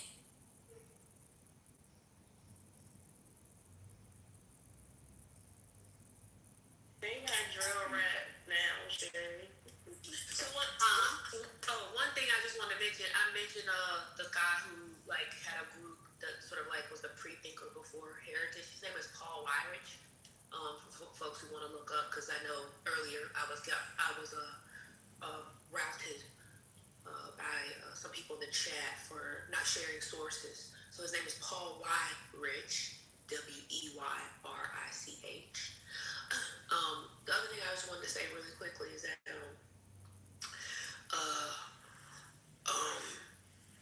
I think I don't want to get too far down the track, but I think that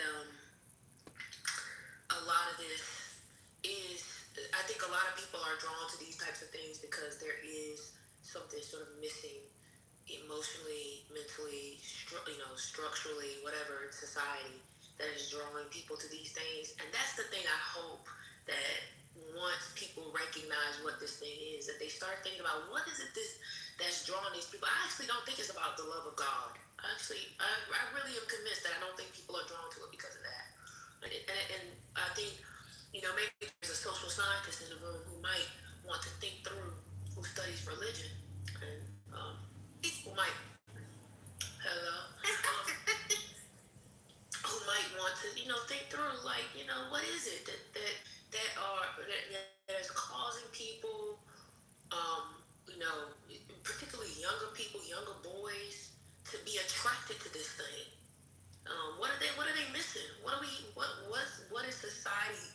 I want to actually say what is lacking in their lives that they feel like this fulfills them. That's a good question. Could it be community and connection? Because honestly, your mama, maybe it's because I did grow up like in part of, a lot of us did in that Bible Belt. That doesn't actually look too bad to me. It's a lot of young people. Like my church actually has a separate building, not as big as this one, but the youth church is actually a separate church, and it's for the under 30s. So they have their own service, they have their own pastors, they have their own activities. is just for the under 30s. They have the children's choir, the young adults, that's what they call them. There's the children's choir, the young adult choir. They have their own everything. Like, they have different services. They don't even have the same services as us. They have a school, they have dances, they have... So, I mean, I guess I'm like, unless they're telling them something nefarious, but we know that a lot of men have always traditionally gone where women go. Like, church was routinely a place where you would find a boo. Because I looked at a lot of the comments from the YouTube that you sent. I've seen at least 3 or 4 people that have said, I met my wife at the porch. Hello? I met my wife at the porch. Hello? But isn't that always why men kind of gravitate to something? Because the women are there, so I guess they get the girls and then they get the guys. But at least the porch thing, I mean, y'all, I don't see them saying, die, Negro, die. I see a bunch of blacks. I see some black people in there, you know. I mean, I'm just saying, unless their message is like, it looks like happy liberal white people. I'm not gonna lie to y'all, the happy liberal white people singing, Hallelujah, Jesus is the man. I mean, I'm sorry, y'all. That's just... What we're talking about, but I mean, what we talk about, this is, I mean, and this is why I'm thinking about this. That's what I call important, right? And also when I think they are lacking, there's isolation that's happening, right? They're isolated. Why are they isolated? Alienation. These parasocial relationships that have been created. There's something in them that's unfulfilled. And we can talk about that, the idea of material and immaterial. We talk about the material a lot, and that is important. But we don't talk about the immaterial, which is just as important. Where do they have to go? Where do they have to go? I just want to say one more thing. Sorry, go ahead. No, I'm done. I just want to say one more name for y'all. There's a pastor. I have talked about this a lot, so if you've heard it before from me, I apologize. There's a pastor in Moscow, Idaho, named Doug Wilson. He is the pastor of the Secretary of Defense, Pete Hegseth. He has a number of interviews about his sort of like his theology. In fact, when you listen to it, try to listen to it without the lens that he's associated with Pete Hegseth. Think about it as, I'm listening to this white man talk. He sounds so reasonable. But he is advocating to going back to the 1950s. This is who is training. Not only does he have a church in Moscow, Idaho, he has a church in Washington, D.C. He owns an entire book publishing company, to the point that Sherry made earlier. He has a Substack, a whole YouTube page. I believe he has a YouTube. And he is talking about, y'all know the bill that everybody was talking about what's the name of the bill? The register and the vote? The bill, what's the name of it? I'm blanking on it. Anyway. Say that? Are you talking about Doug Wilson? Say that. Say what? That's what that's what I'm talking about. Yes, the Say That, yes. That's right, First Lady. He advocates for a household vote. So, if I'm married to a man, this is why I keep advocating for a man to come in my life and be the head. If I marry a man, I don't vote as a woman. My man votes for the household. That's what he's advocating for. Now, I know it's slightly different from the 13, 15, 14, year olds, but these are 2 ends of the same pole in my mind.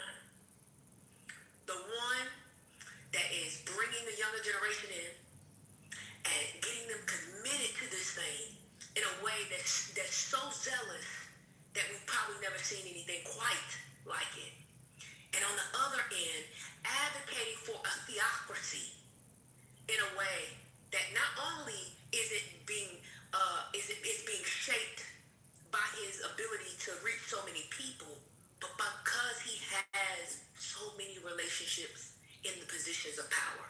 That's what makes me nervous. Yes, that part. That part of it, yeah. I think you're right. But this is the COVID generation for the young people. So when we say that honestly people are begging for connection and community, COVID really did a number on the youth, right? I remember my two, like kind of 16, 15, one of them was very social. It was hell because we couldn't go anywhere. And then I think that things kind of changed because things slowly opened up. So, like I said, the narratives are always going to be there because people are icky and manipulative. So I'm honestly, even churches have, goals or whatever. So churches are businesses, and I tell people that all the time. People get a paycheck at the church. So I don't look at it with rose-colored glasses. If these are people that are creating community because your mama get everything as if it's like from the economic aspect. You see kind of this yearning for the 50s. Because I have to defend the boomers all the time. Because what do we see?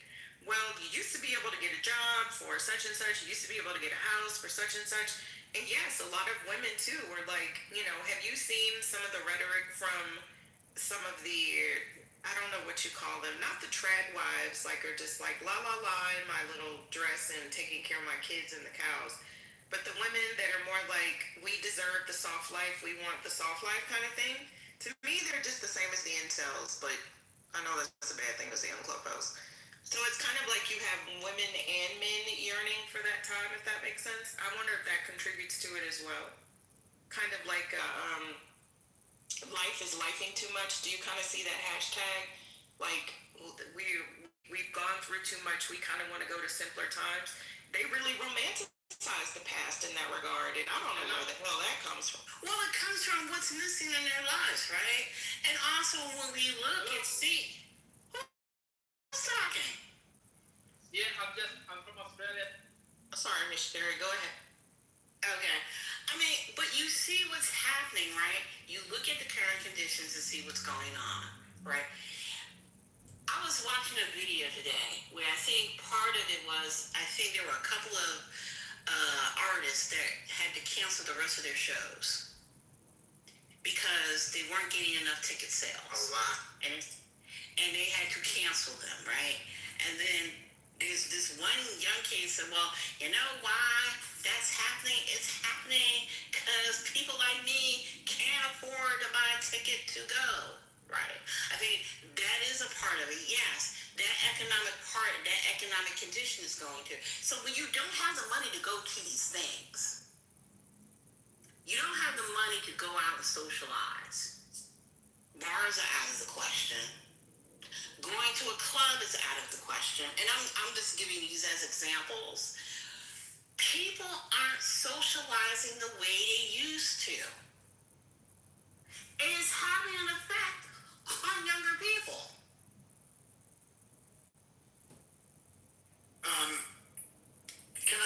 Let me also just throw in the current state of where we are in terms of, it may be harder to get a job.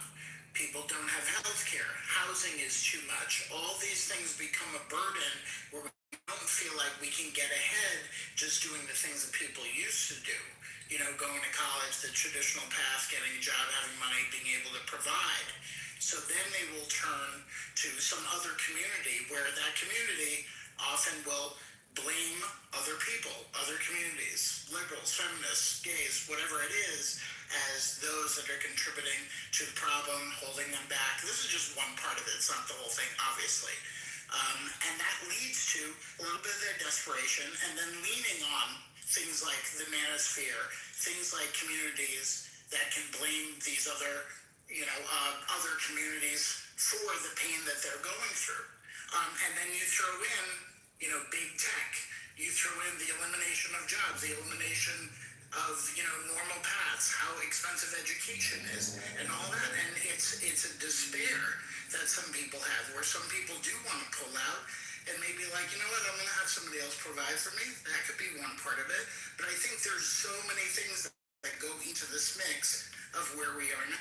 Yes, and you know what I love about just the build up of all of what you all are saying, you're really just highlighting how the trap wife, the incel, they intersect, and it's all rooted around economic instability, and so therefore people want rigid gender roles during uncertain times. Both parties for an easier life, but also I know that we mentioned big tech in regards to jobs and stability and AI, but I actually think that there's something to be said about the trad wife and the incel manosphere and how it kind of rewarded the actual participants. It's not that the participants themselves, you know, what I'm highlighting is there's 1,001 different ways people show up on YouTube and on Instagram and on all these different platforms. The reality of it is the content that performed well built itself up to become the trad wife, the aesthetics, the routine, the luxury, the nostalgia, simplicity, soft feminine, right? The algorithm rewarded that specifically for female audiences to be aspirational, to give them an opportunity during economic instability, and also giving them the opportunity to kind of like monetize femininity and routine on the platform. And so I think that people went into it one way, and then there are some people that realized that the algorithm was rewarding them, so they leaned in harder to trad life. And the same could absolutely be said to incel and manosphere culture. That the outrage, the fear, the social anxiety, and all of that about their identity during the economic, it just, I believe that what I'm really trying to get to the root of is here, these billionaire, trillionaire populists, they're the reason, they are literally, we are just pawns on their board, and they are literally moving us across the chessboard. Look, like even these conversations we're having, believe me when I tell you, they knew this. You get what I mean? They knew the outcome of this.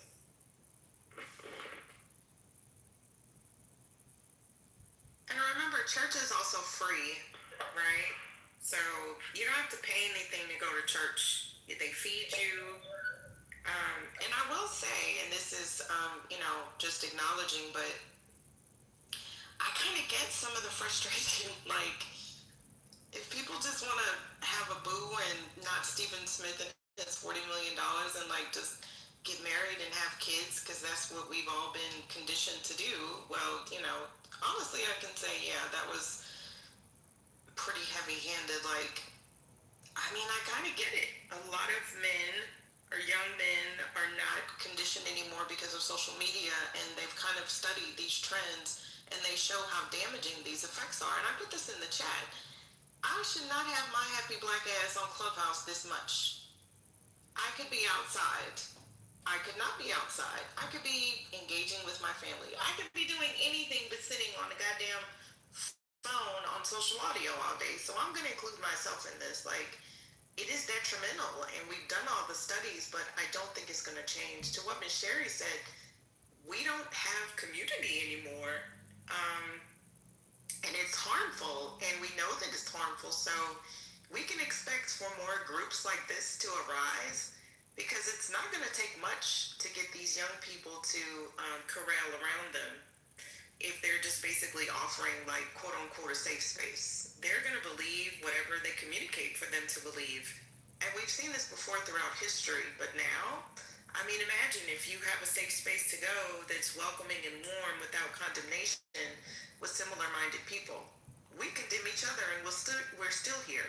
Imagine if, there was no condemnation and it's hundreds and hundreds of thousands of people that have similar beliefs or similar desires, right? Because they don't have to believe in the same thing. Maybe they just want the same outcomes. And I'm like, damn, it's working. I don't blame them. So what your mama was saying earlier, I watched that clip. The danger, I agree. So I'm on board with that portion. That if you get the fact that the Republican policies are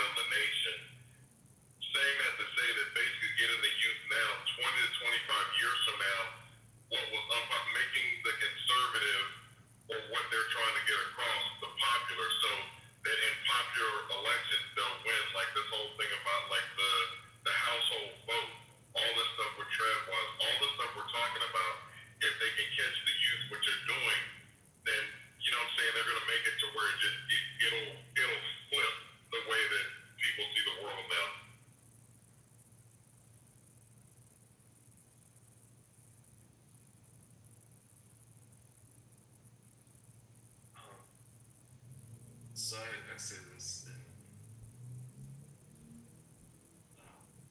seriously, there's a lot of good work, publicly available work on some of these issues. Pew Research is a good place that's talked about some of the declining shifts. And I was reading the chat, and Maya had talked about sort of why men are dropping out of the workforce. This has actually been a thing that's been going on for a while. Um, I looked it up, but they were talking about this in 2013, or they have an article about it. Pew Research called "The Disappearing Male Worker." I'm on my computer, so I can't switch over um, my to my phone. But it's a really good read in terms of looking at like I said, publicly available sort of research on this. Pew was really good at making the data accessible, so you don't have to like know anything about statistics. But yeah, they do a really good breakdown. Um, and then they also did I was more familiar about this one, but they did some research. It's actually a full report. It's pretty extensive. But they looked at what was it? Sorry, give me one second. Let me find the article. This was in January 16th of 2025, so last year. It talks about men, women, and social connections. And they talked the byline: roughly equal shares of U.S. men and women say they're often lonely. Women are more likely to reach out to a wider network for emotional support. So, I mean, this is not surprising, but one of the things they found was that among people who said that they were, so there wasn't a difference necessarily by gender, but when you look at age, you see that there's a significant difference. And they were saying that people under the age of 40 were more likely to say that they were lonely than people over the age of 40. And they have an interesting breakdown. And when you look at it, I think it's on page 2 of the document. And so it's like 18 to 29, that age range. 24% said that they were lonely, compared to 11% and 6% people 50 to 64 was 11, and 65 plus was 6%. And I think that's interesting because I remember a time when when we were talking about sort of the loneliness of older people, right, and getting them connected and getting them sort of with peers and things like that. But there's a growing number of, I won't say growing, but there's a significant number of younger people who are feeling more lonely. Now, they talk about anyway. You can look at it. It's deeper than that. But I think that's interesting, and I think that speaks to some of the things that help explain what's going on now. I'll just say that religious belief is funny because there's a way that we talk about religion as in sort of the formal way, and that's appropriate, right, for this conversation. But I think there are also other beliefs that we hold as sort of sacred, and we hold those ideals as we may question them, but we still sort of hold on to them in terms of how we motivate how we sort of go about our everyday life. And I think what we have seen recently is that some of those beliefs that we hold on to, right, are those beliefs are fracturing at a rate that we can no longer afford to hold on to them and hope that something is going to, like, hope they're going to pan out, right? So, for instance, everybody will talk shit about the American dream, but at the same time, then you'll hear people talk about how somehow,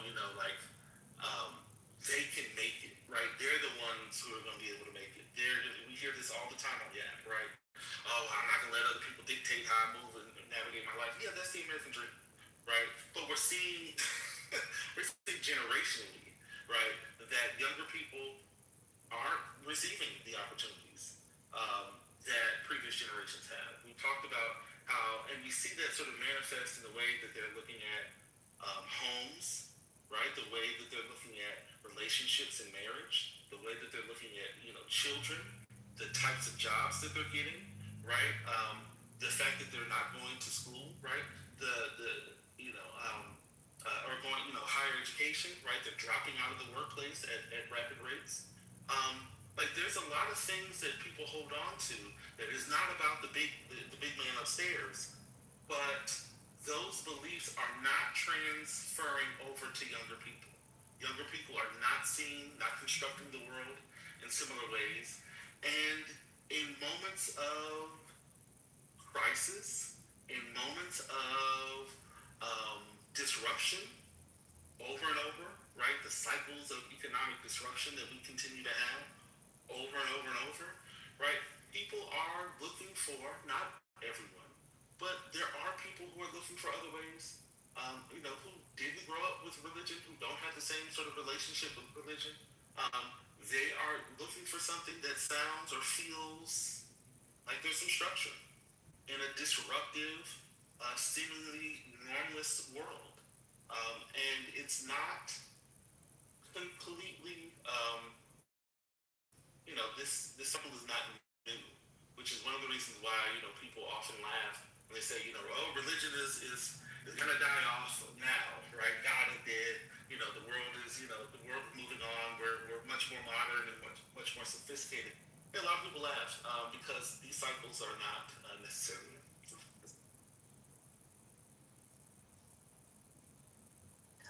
I just want to mention one thing, brother. Mel had put in the chat earlier, like a long time ago. I don't know if you saw it, but it was an actual article from the Washington Post on the decline in male jobs more recently. And the thing that stuck out to me in the article was the researcher from the University of Michigan said that it's not all retirement and education. There are guys just dropping off the planet. They're not looking after their kids. They're not in school. They're not in the labor force. Across the board, when we look at men, we see challenges that they face that leave too many men disconnected. That's one of the reasons why I brought up the sort of religious piece and sort of the revival that I was talking about and put in the chat, the Porch church in I think it's in Texas.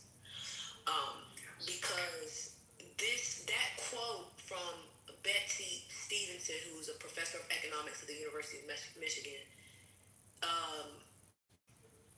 made me think that's what I was seeing in the eyes when I went to the revival several months ago now. I went to this revival, and I'm calling it revival. It was a 3-night little service, but it scared me so bad I didn't go back after the first night. But it reminded me of the look I saw in those young men, the young men's eyes. I understand this has been happening. In fact, it showed the trend line from like 2008 and the men in the workforce up until the present. And it does speak to some of the things you were saying, but that quote really, really stuck out to me because of the way in which I, kind of saw the sort of those young men at the revival a few months ago. Yeah, no, I agree with that, and I apologize. I wasn't. I was reading the article as you all were talking, and so I didn't mean to sort of speak against that article. I actually agree. I was sort of trying to talk about some of the other things that I've heard in the conversation, but I agree with that. I mean, I know I'm not trying to start a gender war or anything like that, but we have talked about on this app. We've heard in other rooms the conversations around sort of gender and people's sort of the constructed quote unquote roles around gender and expectations and all those things. And at some point,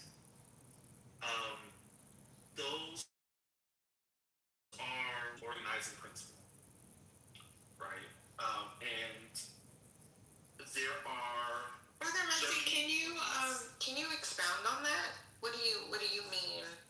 Gender is an organizing principle? So gender, one of the ways that we sort of organize identity, responsibility, norms, right? Sort of the expectations about what we expect from certain people, right? How we socialize kids is around gender. Like there are certain expectations, and I'm not saying every single individual down to a T has this, but we can generally talk about sort of all of us, even if we don't sort of ascribe to them, what are quote unquote and I'm using air quotes. I'm just gonna say it. Y'all just deal with it. But we generally have an understanding of what society understands as a man, a boy, a girl, right? And so those are, when I say sort of gender as an organizing principle, it sort of organizes and constructs the way that we expect others to behave, what sort of assumptions we have placed on ourselves. We have a certain expectation of how people are supposed to talk, behave, look, dress, engage. When we assign them a particular, or we assume a particular gender identity about them. Okay, thank you. Does that make sense? And so, and so as such, right, in the same way that women are, often confronted with, marriage, children, the expectations around parenting, chores, the penalty for having a child and coming back to the workplace. There are similar, not equally, but there are similar expectations around men. And as individuals, we often take on those identities, right? So one of the issues around toxic masculinity that people talk about are, one of the reasons why it's toxic or pervasive is because people internalize those. And so what happens when you are not able to fulfill the expectations that your parents have of you, the way that you've been socialized, the way that other people expect of you, the way that society constructs what it means to be a heterosexual man? How do you sort of wrestle with those things, right? Now, you can say, well, I don't care about those things. Yeah, okay, fine. At an individual level, there are people who don't conform to those things, but that doesn't mean that everyone does, and that doesn't mean that you are free from every sort of pressure. And so people are being confronted. Young men, boys, are being confronted with realities that men behave in particular ways, but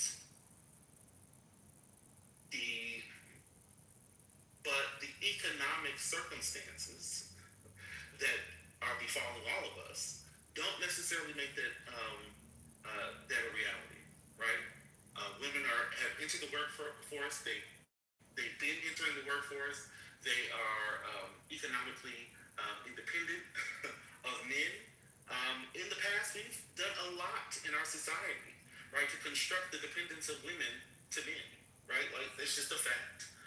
You can read the accounts of all the ways, Charlotte Perkins Gilman, talked about all the ways that that society was set up to construct the dependence of women on men, right? So now that we've moved away from some of those sort of forced ways that women depended, what are men to do in a society that still expects them to behold or uphold traditional aspects of masculinity, maleness, malehood, but not have those realities? They're not entering. They're not going to college, right? The jobs that they have, because we have a real and true division, a gender division of labor. What happens when male work leaves the society, right? Starts dwindling, right? What happens when, I was just reading another article that talked about all the sort of ways, so you got declining health and disability, You have a skill mismatch and educational gaps. You have technological disruption and automation, stagnant wages and low status, right? Like the ways that we have formed the jobs that have been successful for men with the declining. Sorry, I'm all over the place. We have a diminishing and dwindling middle class, right? What does that mean for the jobs that have traditionally been a part of that middle class, lifestyle, right? All of these things sort of are connected, right? But we don't have, as a society, we still have the expectations, right, on men and women to perform tasks that go far beyond the realities that we live in right now, right? And so we have disruption. We have men who are finding ways to deal with their realities, right? And I'm not excusing people's violent and aggressive and antagonistic behaviors. I'm just trying to give a larger context, right? This is, and so what I mean by this has happened before, and I'll end here and I'll shut up and I will not speak for another few hours. But this is consistent with, I'll just say this is sort of traditional sociology. Traditional sociology has talked about sort of the rapid increase or the shifts, right, in sort of the norms, values, and expectations, and then the larger sort of societal and structural changes that are taking place. And when one moves faster than the other, you have disruption. It's called, Durkheim talked about normlessness. Merton talked about, anomie, right, the strain between what individuals are facing and what their expectations are, and the realization that they can't meet those expectations that society has from them for whatever reason. All right, I'm done. Sorry. We was waiting for Baber. We was waiting for the Baber drop. You done ran through the whole thing. We got one-on-one, and we got one-on-one in a 30-minute lecture. I mean, let's go.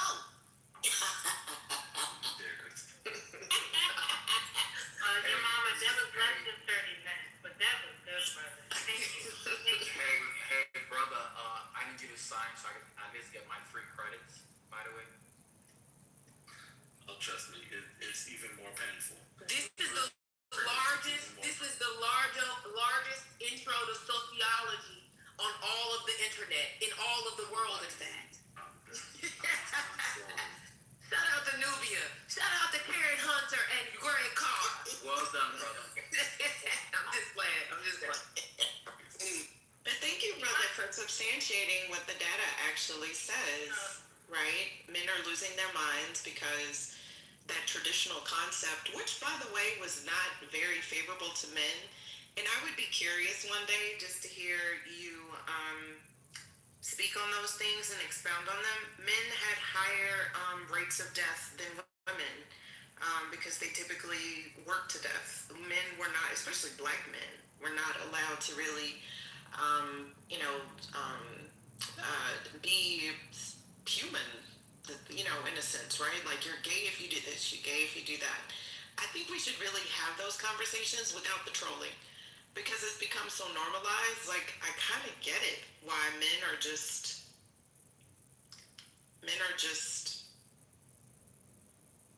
I don't know. It's just, yeah.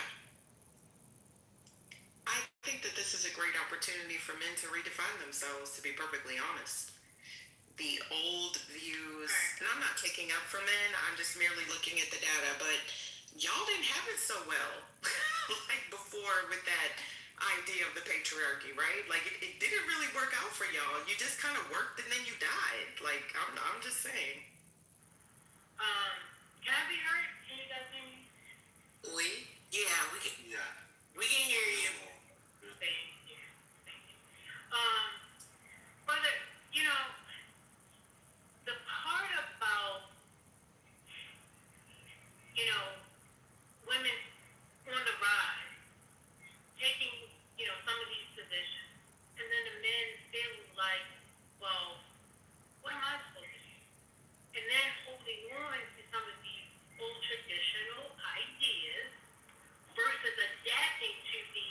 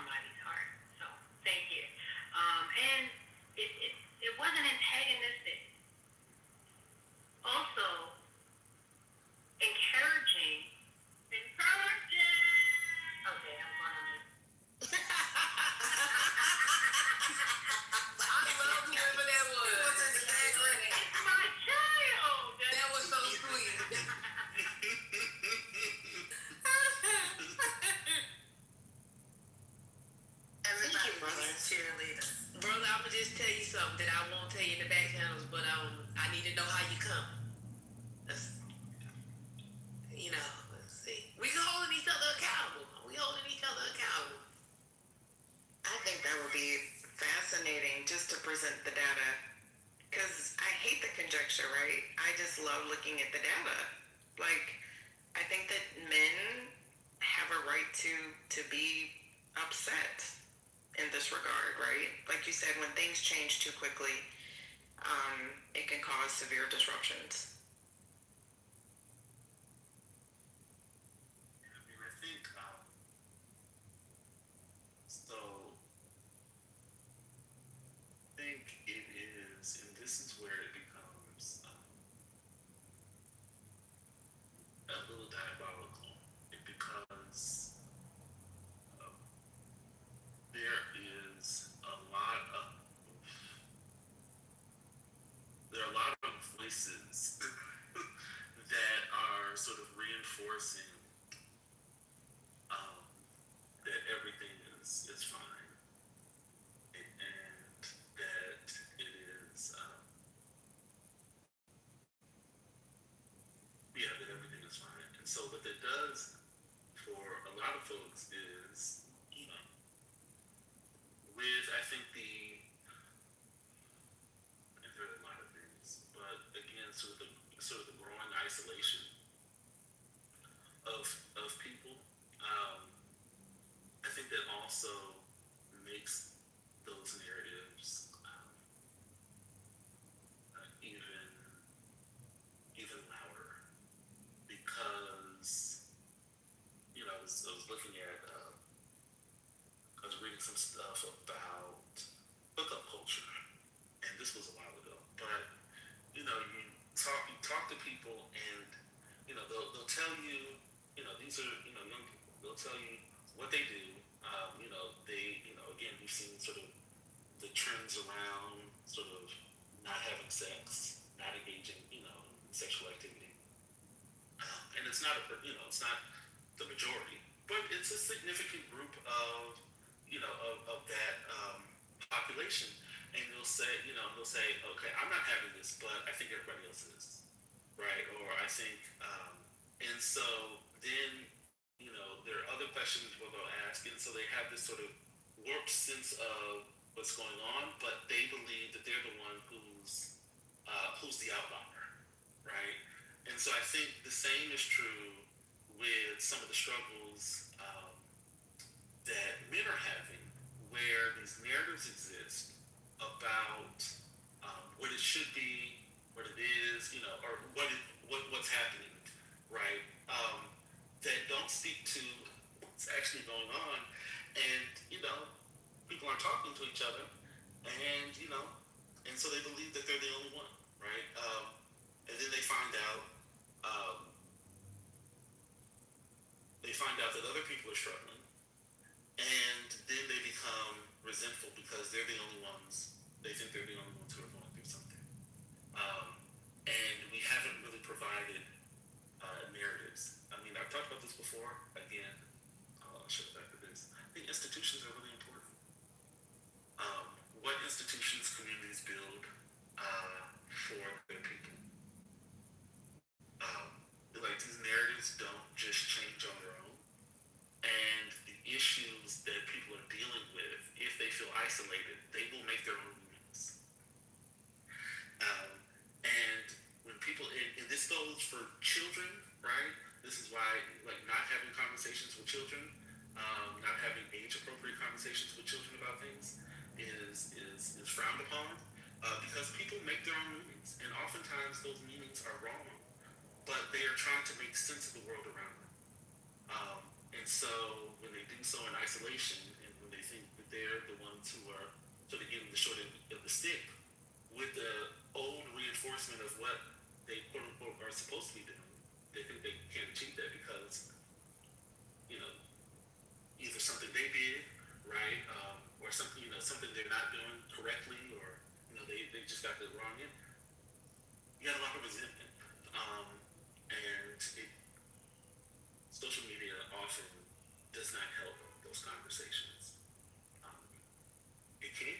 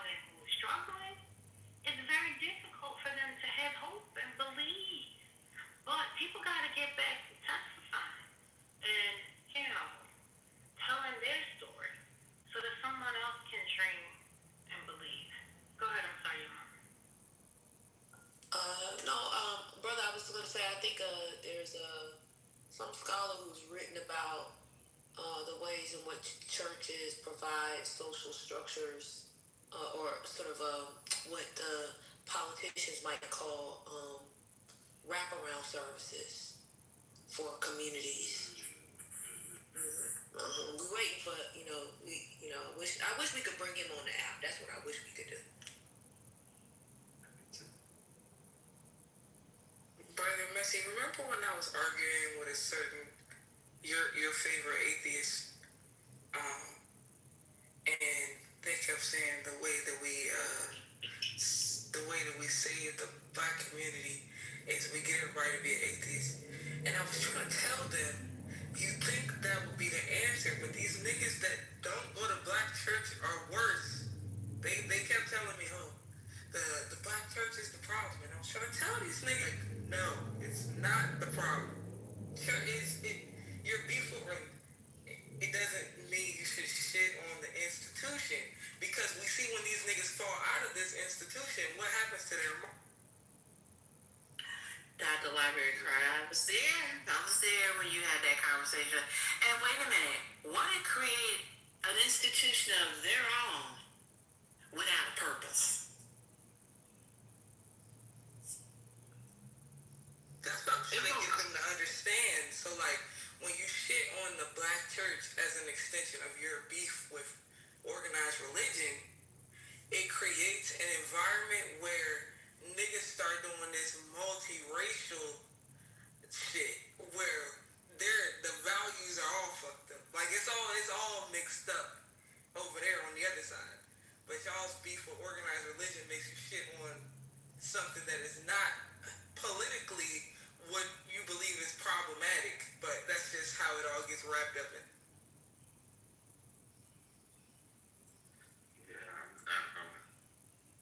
That's good, Doctor.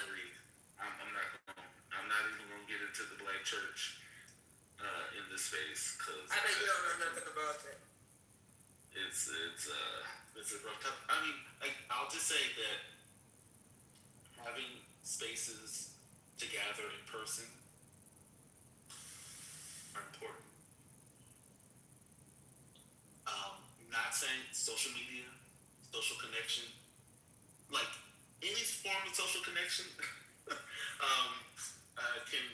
can be positive in the sense that it can help with emotional well-being, sort of the feelings of isolation, but also, I mean, I've said this in other spaces, one of the things about the church, churches, and religious institutions is that it also allows for people to gain a sense of cohesion, collectiveness, shared understanding. I mean, not everybody in the church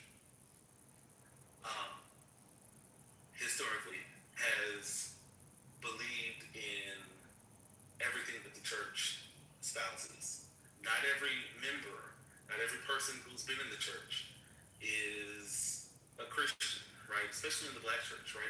But it has been a space where people have developed language, have developed a sense of connection, and those things are important. They just are. And it could be maybe another space. But, religion as a sort of a cohesive unit has been useful and valuable outside of the black religious tradition.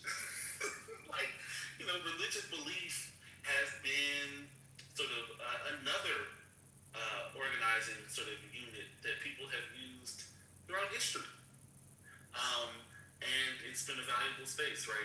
Like the black church isn't unique in that aspect. We just, talk about it because it created, in more modern times, a culture and a group of people. It helped shape.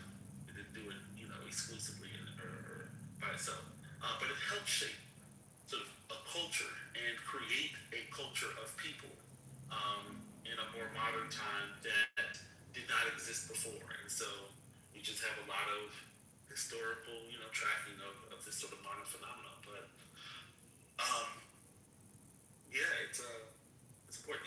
institutions are important. And so again, you know, and I think that's a consistent thing that we talked about in the days, and you know, in this one, right? Going back to the importance of institutions, valuing the role of institutions in, you know, in American life and society. It's got to close.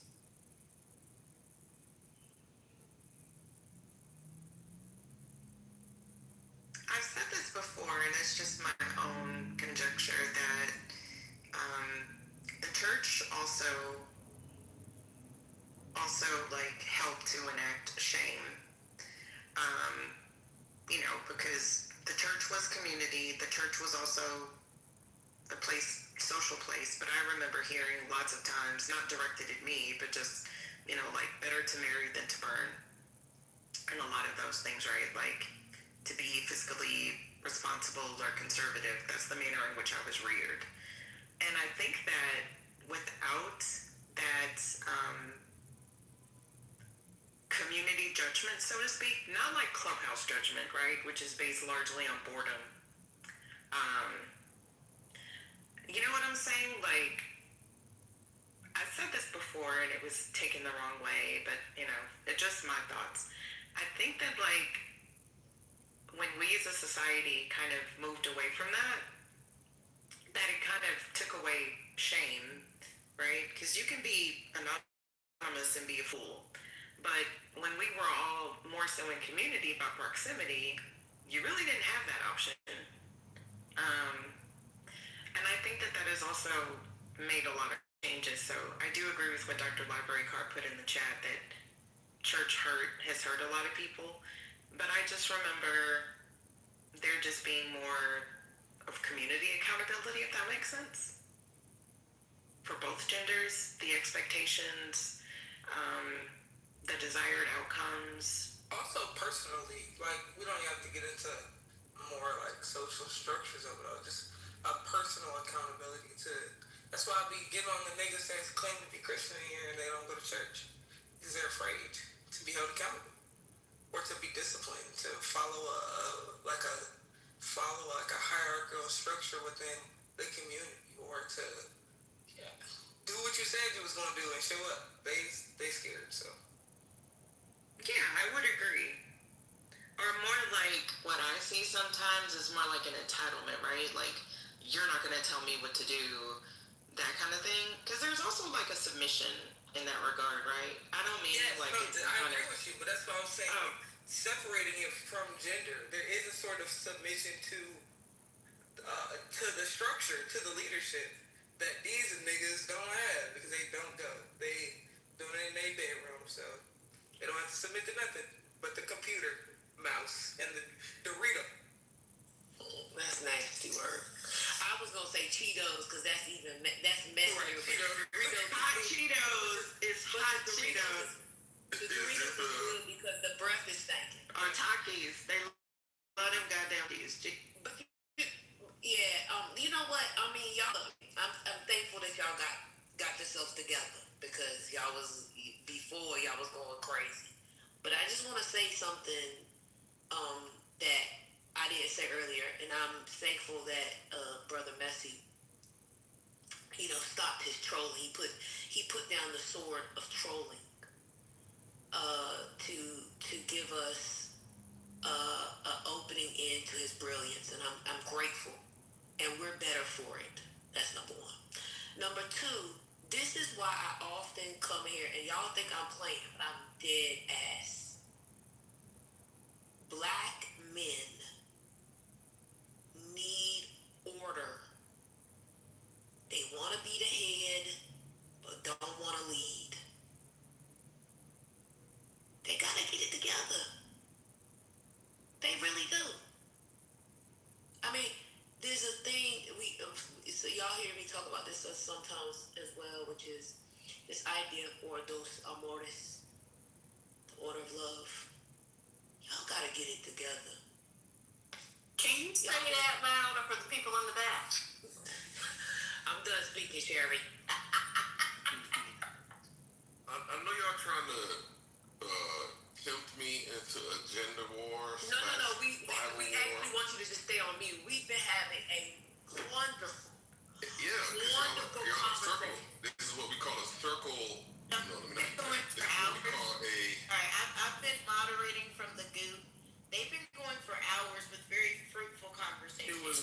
Am I allowed to speak? May I speak, please? No. We would prefer if See, you that's gonna the problem right there. They're gonna talk I'm around you. gonna be That's honest. the problem right there. No. We see, this is the thing. You come in. I see what you wrote in the chat. Like, why can't you come in and try to engage in a conversation? That's what I just tried to do. That's what I just tried to do. Add to it and move That's forward. what I just tried to do. No, in the chat you chastise because you don't even know what we say. You No, I heard didn't. I one said, thing. listen. You heard one thing and you trying to take out your belt. Put your belt I'm not on. fighting you today. Put your stomach in your pants and pull your pants up. I'm not going to Zip do them it. up. I love you too much. I'm not doing it. I'm not doing it. So I will say there is a misunderstanding and a conflation between your pastor, how he interpreted and presented the word, and the church being the body of Christ. That should be distinguished. And you should understand that there are some men who don't know what they're doing, but have the ambition, and I would even say the desire, and they would say that they have the calling, but yet they don't know what they're doing. And then I would say that there are certain denominations at certain time periods that don't know what they're doing. Why? Because the church is just men trying to figure it out, human beings. So we have to try to understand that, the body of Christ is imperfect. I would even say a work in progress. And you got to be able to distinguish between the church and some man's interpretation of the word and presentation of the word. Thank you. Have a nice day. But your mom and before y'all respond, y'all don't have to, please. I just want to say, your mama, one thing that I feel like I learned from the church when I'm always talking about discipline, there's a certain, because of the hierarchy, and what people, even the way that we use like the term elders in the church, that people put an amount of work in, whether that's committing to attending services, committing to volunteer in the community, committing to read something weekly or 2 times a week or 3 times a week. That level of commitment, it shows you what you have to do to be esteemed in that same way. And when you were saying there's a lot of people trying to be the head, they're trying to be the head without doing what being the head requires, right? So they don't want to uplift their community. They don't want to reach out and uplift the kids. They don't want to read the Bible. They don't want to be held accountable to doing things that they say they're going to do, but they want to be crowned the head automatically. That's why these niggas need to go back into the church. They think logging on is the same amount of work as people who commit their time and their money to doing other.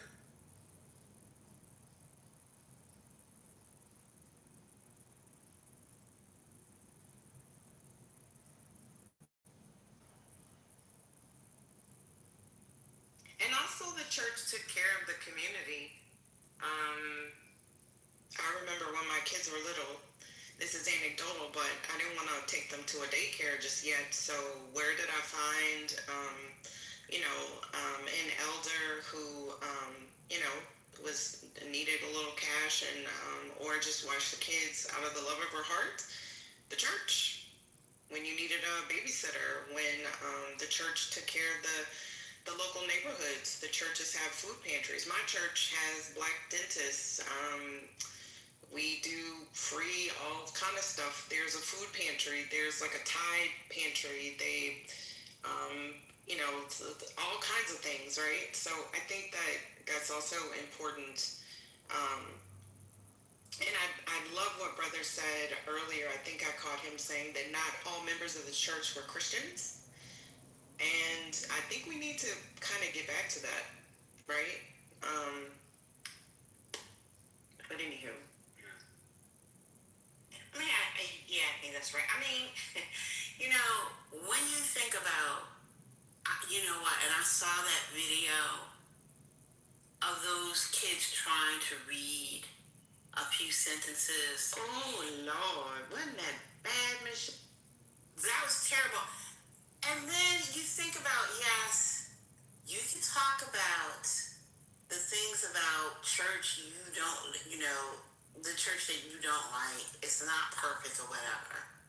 But you had Sunday school teachers that were actual teachers that taught children how to read. You know, the importance of reading texts like the Bible so they can first they become better readers. And if they recite it out loud, they become better speakers. Their speech is much better. I mean, there is a cultural component to Black churches that we seem to also not want to appreciate enough. Yeah, Sherry, I put it in the chat. Every fifth Sunday, for Youth Sunday, having to get up there and read the announcements, having to get up there and do whatever it was my grandmother told me I was supposed to do that Sunday. Having to do your Easter pageants, your Christmas pageants, your Mother's Day pageants. Hey, pause for 1 second. Brett, Reform, there's another politically correct room open with John Kitover streaming this conversation. It's in the chat, just so FYI. Go ahead, Brett. Okay. Oh, am I the only one in here? Oh, you're the only one in. Wait, Penny's down there. Yeah, I'm about to go. Y'all want me to boom it, right?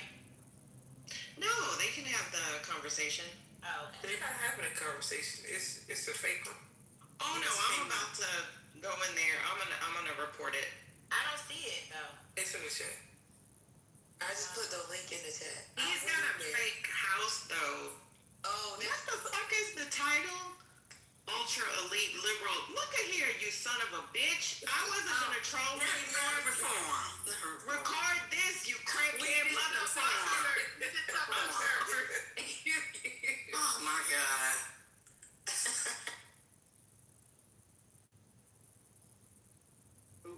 I went in there and I was like, why is Penny talking? Okay, if he has a whole fake house, y'all please report this house because he is a whole fake house. But y'all please continue. I thought it was another. I thought he opened a room politically correct. He got a whole fake ass politically correct house. Weirdo. Because he's not a mod. He can't. I mean, an admin. But y'all please continue the conversation. Sorry, Britt. I didn't mean to interrupt, but I. Oh no, you're fine, Doctor. Particular or said we should play music. I guess in effort to stall him out or whatever. But yes. But yeah, I was just saying that like having to do that, you know, from the time I could read up until when I left for college, like if you are a very shy person, all of a sudden it's not saying that you're not shy. It's not to say that you don't have nerves. It's just to say that as you get older, having to build that skill, by the time you go off to college and you have to give your presentations, it's no different than having to give those Easter speeches. The things that I had to do in effort to get through an Easter speech, as far as learning where to focus, having to enunciate, having to make sure I, can pronounce the words properly, all of these things, you're able to do it once you get to college. You're able to do it once you matriculate on through life, and you might have to do presentations for things and for people. It's just, there's skills that are taught there, and even though, as a kid, hate doing it, as an adult, I can be very quick to accept the fact and admit the fact that, part of the reason why I'm able to speak the way that I am and do the things that I do is because I had to do all that in church as a kid.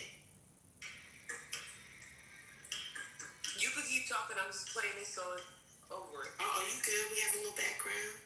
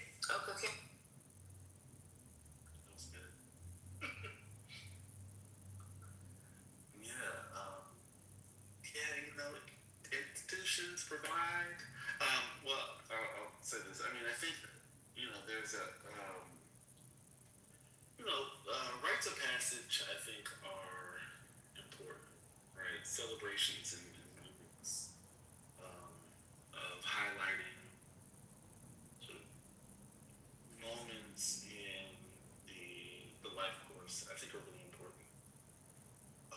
I know that people have talked about, the excess of like the celebrations of, preschool and high school and all that stuff. And, I don't need to mention those to go down a rabbit hole. I think, and I'm not saying those specific ways of engaging are, great. You got to spend, $1,000 and all that stuff.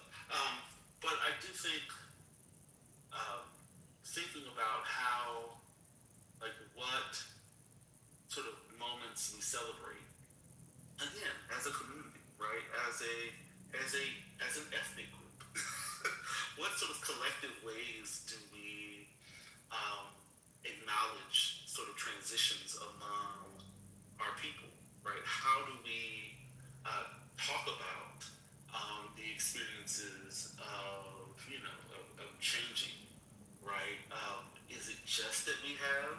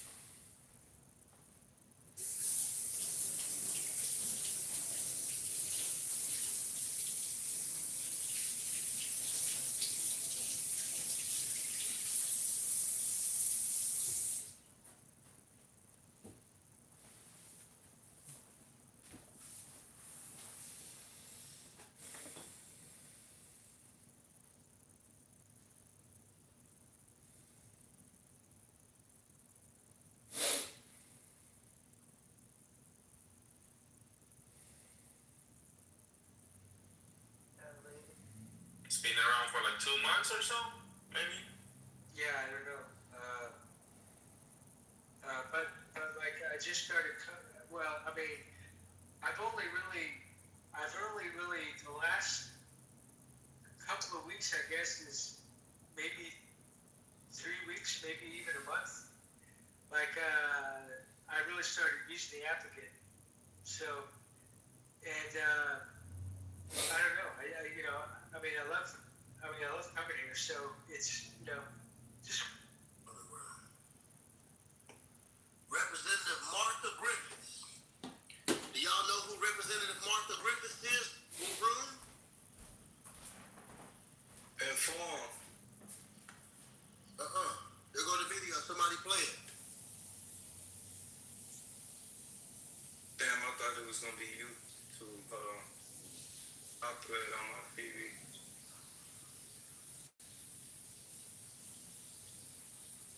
What is this? Play the video from 1971 of Martha Griffiths. Oh my God, are you using the computer? We're all using computers. Imagine that. We couldn't talk shit. We was plumbing, could we? Nobody could talk shit from miles away. We couldn't talk shit. We was plumbing. We couldn't talk shit. We were doing any of those other trades. Automotive, you couldn't talk shit. You acting like a little crybaby whining out bitch. I ain't say nothing about your trade. I thought you supposed to be playing the video. Why you want to talk to me? I didn't say nothing about your trade, nigga. Who said we were? Who said you were? Stop bitching about it. Stop whining. Play the video. I'm not stopping you from playing the video. Play the video. Stop bitching. That's crazy. You can say this dumb shit from miles away. Why? Can you say this shit from miles away? Not because of carpentry. Shut the fuck up. Not because of video. Let me shut up. How long is this video? Is this the video right here? Well, I think that there should be I think that there should turn it back to Martha Griffiths. But I would like to add one footnote to what she said about the 1964 Civil Rights Act, because the or sex provision was added really as a joke. It was put in by Southern legislators to keep it from being favored. It was not added as a joke. The man who originally offered it thought that it was really going to hurt the bill. But I made the argument, and I wasn't joking. I understood exactly what he was doing. It was exactly not as a joke, because the people who sat there agreed with my argument that he would have given black women rights that white women never had. Now, I didn't make the further statement, which I think was quite true, that no one who brought that bill to the floor had ever considered giving any black woman any rights. And the truth is that black women and white women got those rights together. But no one who voted that day voted as a joke. I'm sure that they didn't vote as a joke, but there was a great deal of levity in the debate that I wrote, and a great deal of guffaw and levity stopped when I started speaking. Well, I think that it really didn't work out that way at all. But this has been one of the things that is a myth that has been put out to this whole country, that it was a joke. And every woman who says it again and again really aids the Supreme Court in making very erroneous decisions, documenting well just what the civil rights status of women was before and after. Well, women don't really have any rights. The 14th Amendment has never been applied to give women equal rights, equal protection under the law. She doesn't have any rights. Only the right to vote and the right to hold public office. Those are the only two rights that the Constitution of the United States guarantees her. And everything else, she is protected by the law of the Middle Ages, the common law of England. She has no rights. And this is the first right. Now, one case has gotten to the Supreme Court under the title VII. And on that case, the Supreme Court made a very poor decision. Could you elaborate on it? Well, the case was a woman who applied to Martin Marietta, and I believe she's in Florida. She has 5 children. They told her that they would not take a woman who had their children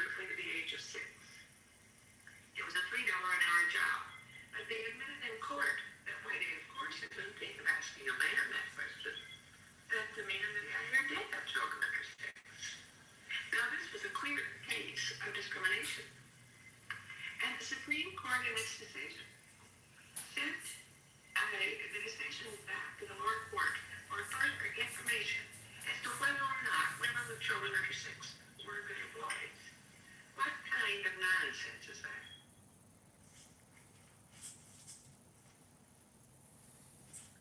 You start bitching again if you want to, brother. Listen, you don't stop the fucking talking to me. Talk to somebody else. Like, I don't even understand. Who told you could talk to me? Who told you? Who told you could talk to me? I'm in Toledo. What that supposed to mean to me? So shut your bitch ass up. What that supposed to mean to me? Bitch. What that supposed to mean to me? Stop talking to me. Stop Who bitching. told you could talk to me? Stop bitching.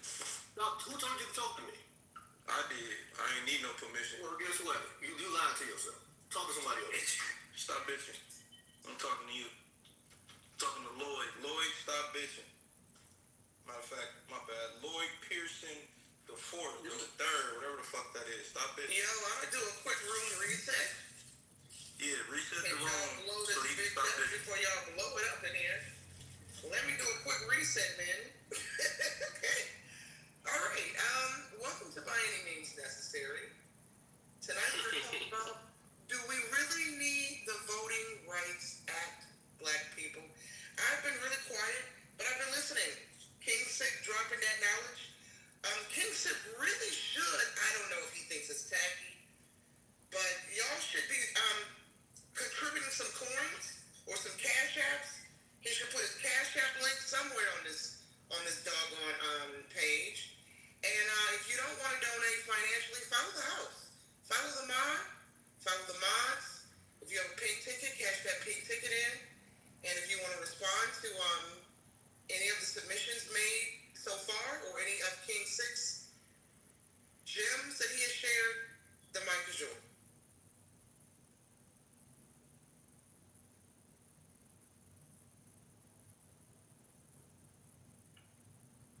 Shout out to Toledo, Ohio. You gonna bite me, bro? Who the fuck goes to Toledo, Ohio? Same people that like you that fail in Cleveland. Has anyone here been to Cleveland?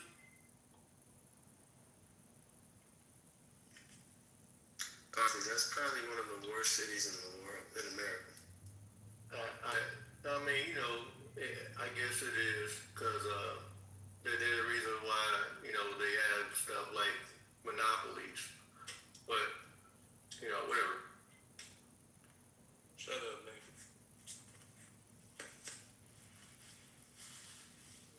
Well, you know, what's Toledo supposed to be good for, though? Whatever his vote got me living better than you, brother.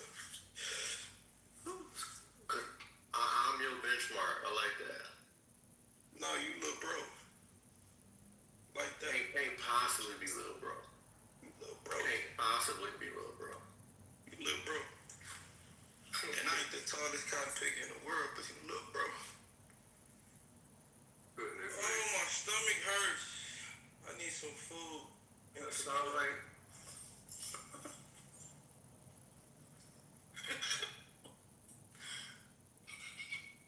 Yo. Yeah, but black people got finessed by the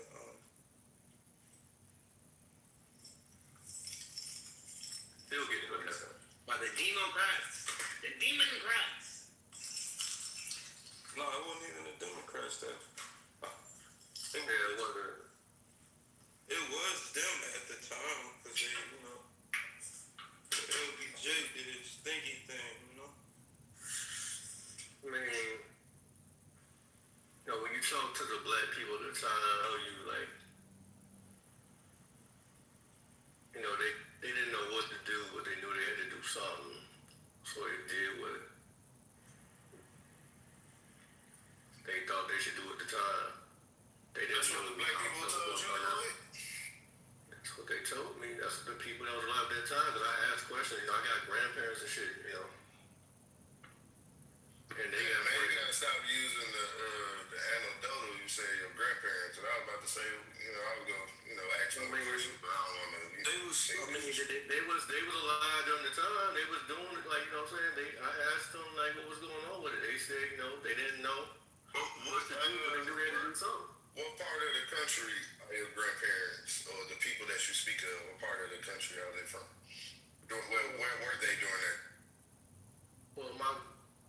time, it was in Cleveland. My grandfather originally from Alabama.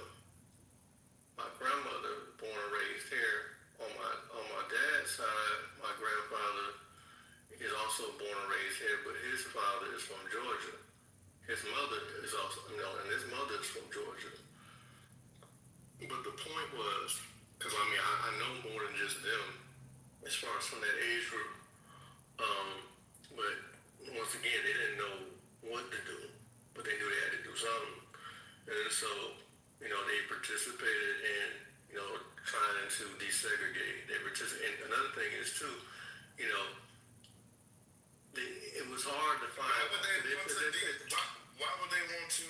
I'm about to explain it to you. Oh, this is about to get crazy. Go ahead. I'm about to explain it to you. So let's say you're traveling, right? And the closest hospital to you is a white hospital, and they won't operate you. The black hospital is way outside of a distance for you to be able to get help. Like it wasn't just about it wasn't just about being able to go to buy a white item. There was situations that required, people be able to get service. What was the black people doing by the white people when they? Well, you talking when it was traveling? Like when you travel, if you need help, you get in an accident or whatever. Like you need help. You need help. Like what are we talking about? Where was they traveling to? You can't be this. What was the travel No, I'm not entertaining this conversation. You don't stupid ass. Nope, not gonna do it. Damn, G, I ain't calling you stupid ass. You've been in here saying dumb shit this whole time. No, we ain't doing that. You bringing up with your grandmother and all this other bullshit. I ain't disrespect you not one time. You the one that try to make it sound like electronics ain't a trade. Not even realizing it. I ain't even say that. All I said was it was new and you cursing me out and calling me stupid stuff for some shit that happened. You too old for this shit. It wasn't that long ago. 60 years old. It wasn't that long ago. And it wasn't even me. That was them niggas arguing with you over that train shit. I was trying to get you to move past the shit. It's all good. It's all good. You know what? I apologize for calling me stupid and all that shit you just did. I mean, to a certain degree, you trolling because you do know. Don't call you out of your name or none of that shit. Apologize. You a grown man. You're gonna make me do shit. Right. But if you this grown man that you trying to represent and then call a motherfucker who did call you stupid, you should apologize for that. I am of the belief a true apology is changed behavior. That's my belief. Well, you were nursing around to see if your behavior is true or not, but in the moment you could apologize for being disrespectful. Well, that's not gonna happen. Yeah. Man, you good, Lord. You know you good with me. Good. That's the one you should have called stupid. He was the one arguing with you, not me. Man, me and King said go with that. Neighborhood, it's okay. You scared to call him stupid, though? Neighborhood, it's okay. Neighborhood, it's okay. It's my fault. I triggered the brother, so he started just windmilling at everybody. It's my fault. I take the brunt of I'll take the brunt of it. It's my fault. Y'all gonna have to take some of my stuff fucking be positive. Y'all niggas don't know what this nigga's doing for me right now, so out of respect to me, I'm gonna need y'all to put your little gun back in your little holster. I'm gonna need y'all to he called me in my house. Listen, I was explaining what was going on. He talking about, it's anecdotal and all. Like, listen, I'm telling you, like, these people are eyewitnesses of what happened. They was there. I wasn't there. And so I asked them real questions, and I explained to you what the situation was. You acting slow like you ever traveled before and don't understand how accidents happen, and a person may need hospital and health care at a place where, guess what? It ain't no black hospital. I explained that to you, but you acting slow. So I called you. I called you on how you was acting at the time in the exchange. That don't even make sense, bro. How does that not make sense? How does that not make sense? You know how car accidents happen?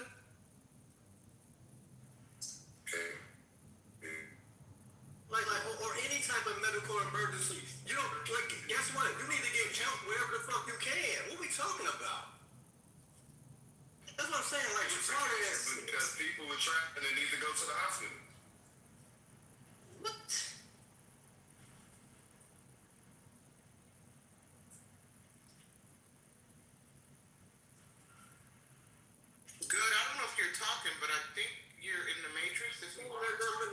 are saving us for hearing stupid shit. Thank goodness.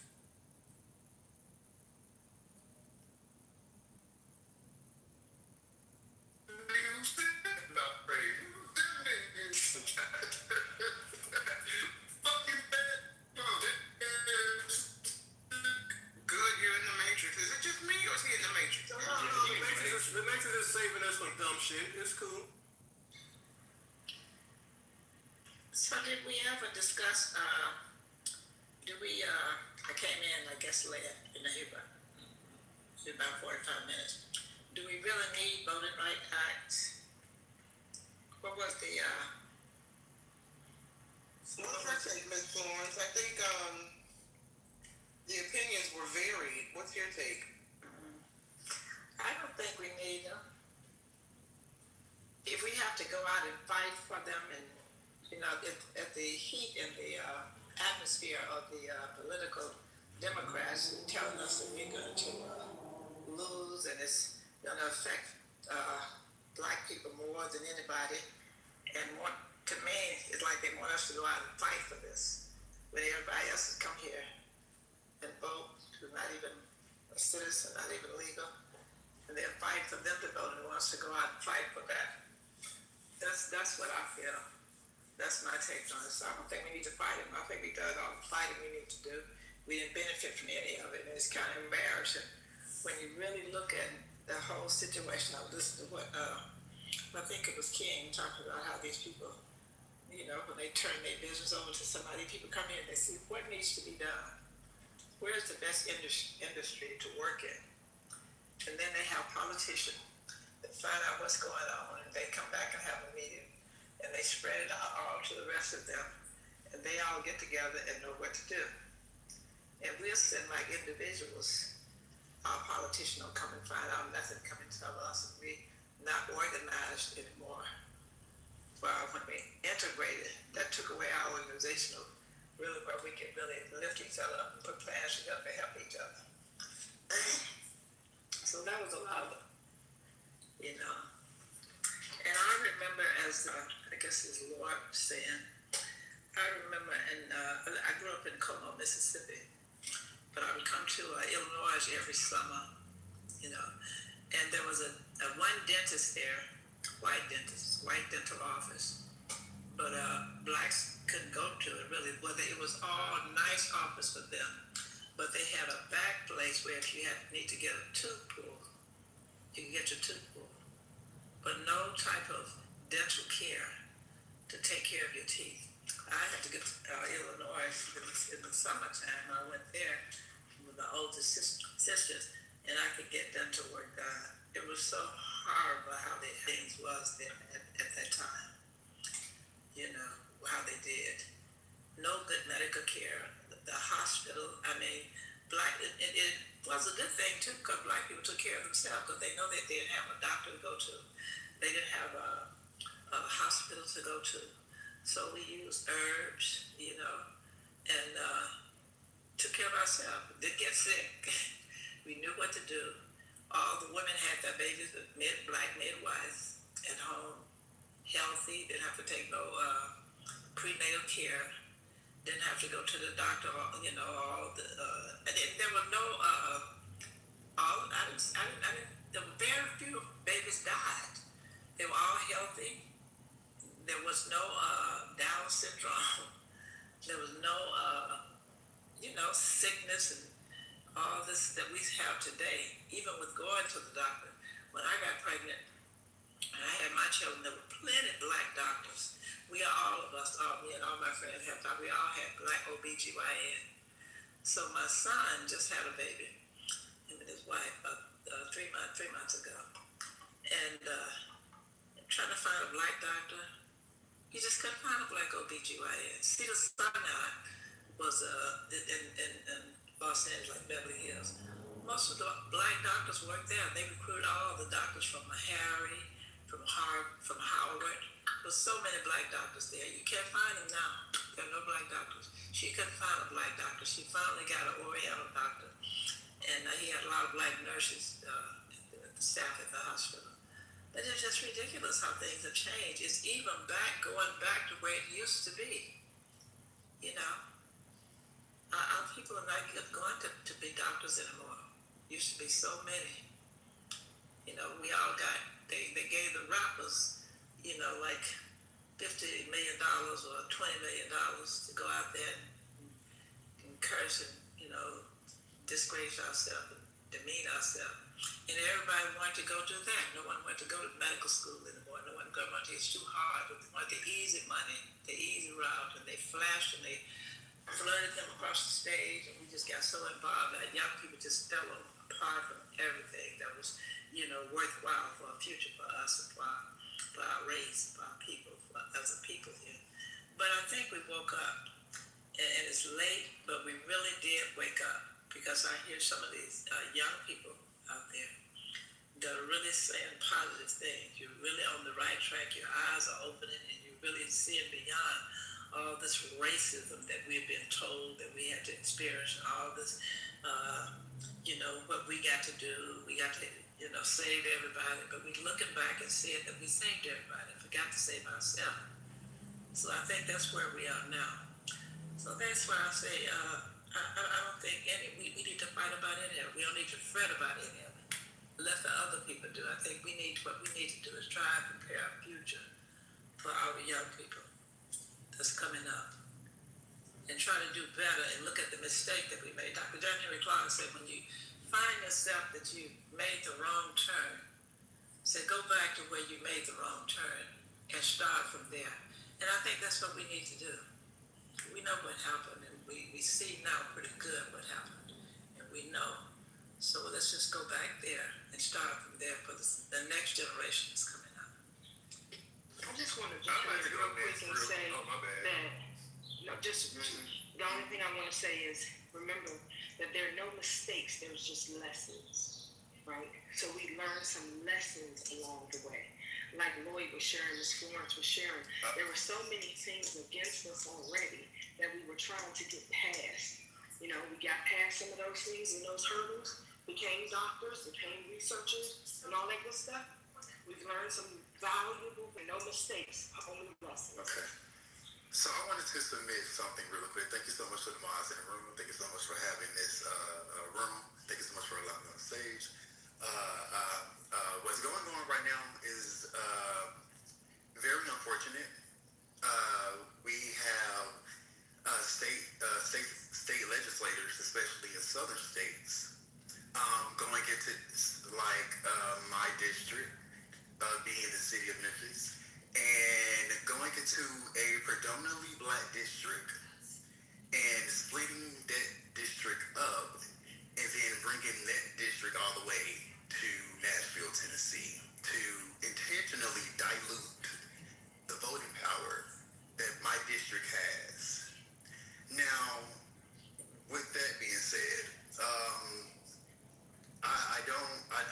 I'm not really understanding, because my thing is this: I'm not really understanding when people say the Voting Rights Act isn't necessary, when the Voting Rights Act is pretty much a reason why we get to have a meaningful representation as a minority within the United States of America.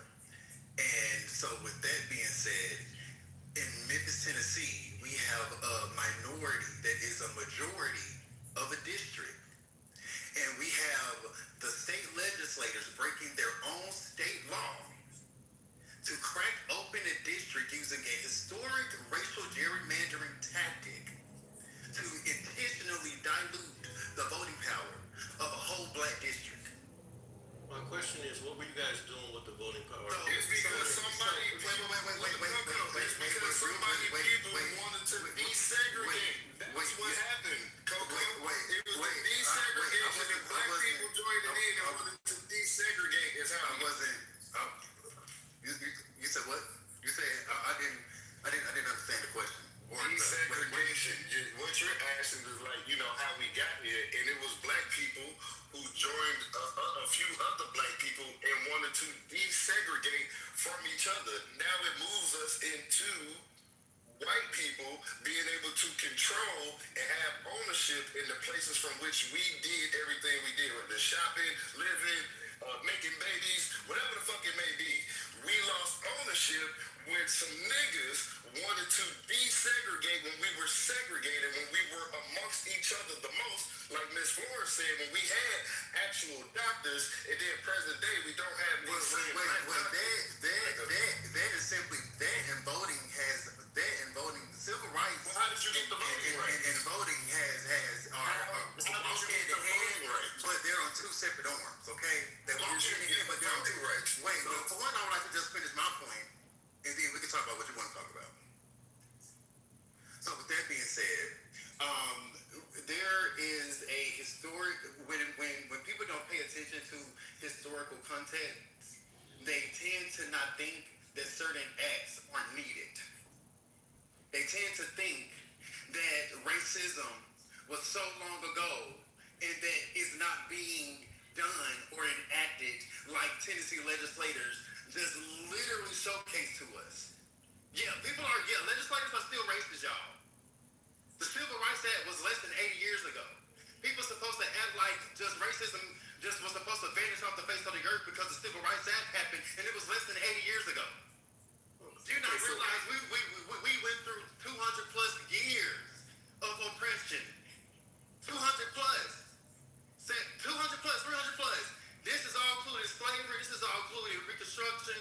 When Reconstruction was sabotaged. This is all during Jim Crow, even to now. So my thing was. I'm trying to figure out. I'm just trying to figure out.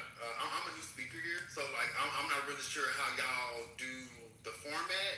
So like, do y'all put it to where like if you have any questions, you can like put it on your bulletin board and then like ask me when I get done with my point, or like do y'all just like what's the format?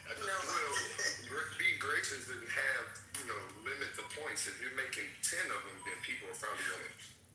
Well, if I make 10 of them, this is such thing as a pen. You can write your point down, and then I can definitely answer the point when I'm done with making my points. I only for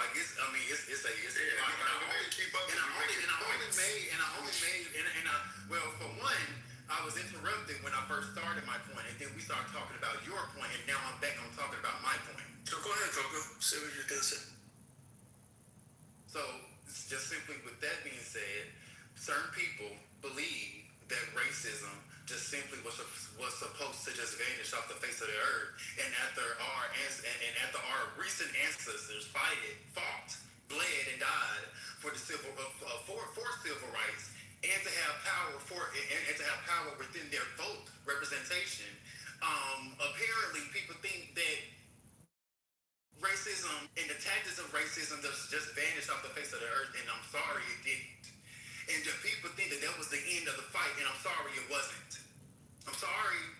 Those people didn't die. Those tactics didn't just evaporate from the face of the earth.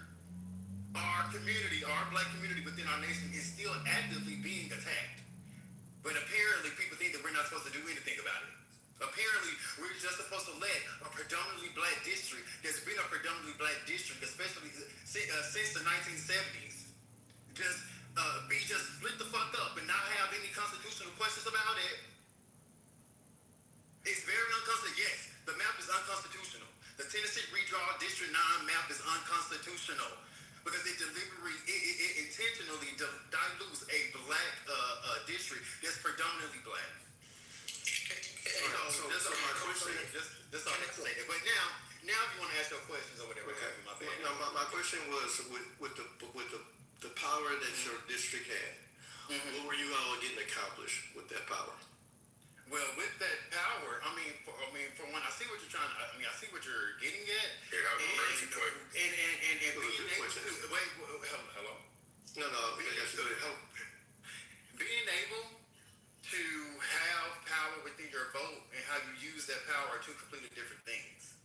If you have your state intentionally taking away over 100 million people, not 100 million, taking away over 1 million people's votes and diluting their power and splitting them up into 3 separate districts. But what about before that? That is, wait. That's a constitutional problem. What Memphis does with their vote is a community problem. Okay, so what were they doing with that? Separate things. Right. I was asking what was they doing before that? Before what?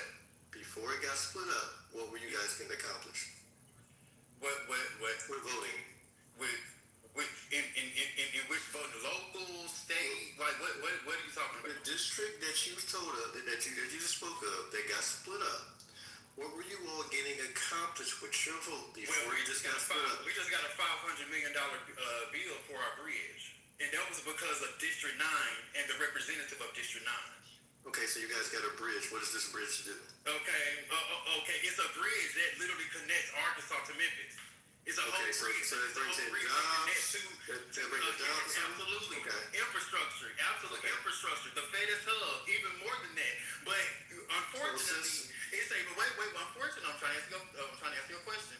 Unfortunately, the city has made strong strides for itself, but it's also within a Red Sea that has been a Red Sea for the past 20 years. So with that being said, for the past 20 years, Tennessee Capitol Hill has also been intentionally underfunding the city for multiple decades. Okay. And it's on record, it's on paper. So since the 70s, you guys got a bridge. Okay, what else did y'all get? No, what do you? With this voting power that you get, they got diluted.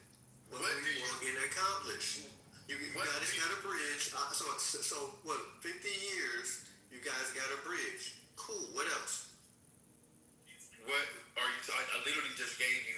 What's the point? Infrastructure. So we have literal renovations of our entire downtown being planned due to infrastructure. We have literal incentives for one, our crime. That's a whole other thing. But for one, our crime has significantly lowered due to recent initiatives of the community in the past 3 years. That's something that our voting has done. Our voting has also created a more economic procedure, I guess, for more opportunity, especially for youth. There's been a lot of youth initiatives. Now, if you want to, look into that, you definitely can. I'm not really sure where you're from, but if you want to see what recent strides, Memphis has had within the past couple decades, you definitely are welcome to look and see that information. Well, only why I asked you that question, it was not to make fun, but I am of the belief that we were getting more done before we had the right to vote than since we had the right to vote, because we wasn't depending on having the right to vote. I think once we got the right to vote, we got lazy and hoped that politicians was going to pursue our initiatives, and they did not. Okay. That's your opinion, and I'm not going to fight you for your opinion. I'm not going to say, well, no worries. You know what I'm saying? I'm not going to, if you think that, then This is contradicting, Coco. They smacking each other right in the face with what he said. He was just for desegregation. Now he's saying that the voting wasn't working, and No, that's not what I told you. I told you what the perspective was from the people that was at that time. Was what I did. I gave you insight from that, and you was too dense to understand that. And so, no, it's not I'm a contradiction. It's just that you not understand it. Did you tell me what the desegregation was? I told you what I was explaining, because we always want to judge those times with these eyes that we got from 2020 with the benefit of hindsight. And I'm telling you, at that time, they didn't know these things. All they knew is they had to do something, so they did what they believed they had to do at the time.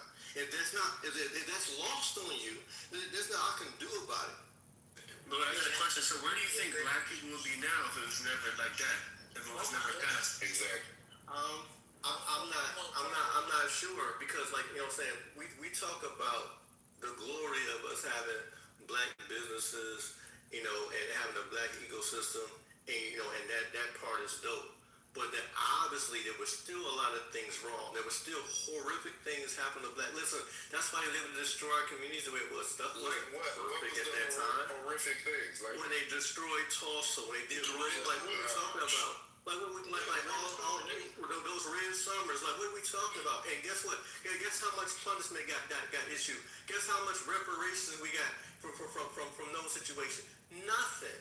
And so that's the reason why it was able to be destroyed, right? And so things wasn't that great then either. But if you want reparations, you have to get it legislatively, and the only way that you can get it legislatively is if you are able to select your own representation. In reparations, the country would have to actually be sorry for what they did. They gave reparations to everybody else. They didn't have to go and get represented legislatively. They got it because they was they did it and they showed good favor. They did. Everybody else got reparations with everybody else got reparations. Everybody else got reparations without all this shit you're talking about. Everybody else ain't Black Americans. Everybody else ain't everybody else ain't gonna be treated. We not gonna be treated like everybody else. Okay. So we got the right to vote. We got all this stuff done. We still ain't never got repaired. You know why? Because they don't care. They're not sorry. But what do you mean they don't care? Who is this? What is racist? This is not what hard do you to mean understand. they don't? My thing is this. I heard somebody talk about. I've been in a lot of rooms in regards to reparations. And someone made a strong good point for me. Oh my bad, maybe in the Matrix. Someone made a very strong point. Have a better chance of getting reparations on a local or faster of getting reparations on a local or state level than trying to accomplish it on a level. There are procedures and a lot. Y'all don't understand that the only reason that them Japanese Americans got their reparations was because they had to lobby the fuck for it. They had to spend money for this shit. And they had to lobby the fuck for their legislation. They had to lobby for years for it. Well, California, I'm going to talk about California. Because because on Clubhouse, the girl who I was in, I used to be one of the mods in Intellectual Gangbang, and Lou Fast was able to get one of the I guess one of the like writers or of the bill or something in the room, and she explained the whole process, like the whole situation of how a representative in the House or whatever basically sabotaged the whole thing.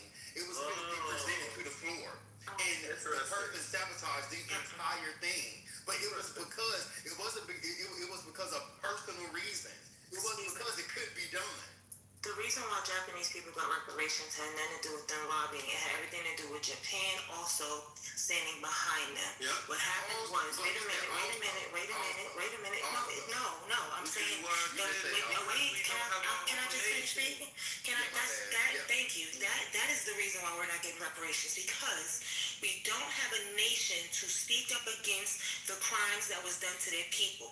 For every group that got reparations, it's because their nation also spoke out and said, no, you did our people wrong. If you want to continue business with us, if you want to continue a happy environment with us, you will pay them for what you did. And that's what happened with Japan. So that reparation has shit to do with the Japanese people in America. It had everything to do with... Wait, excuse me, can I finish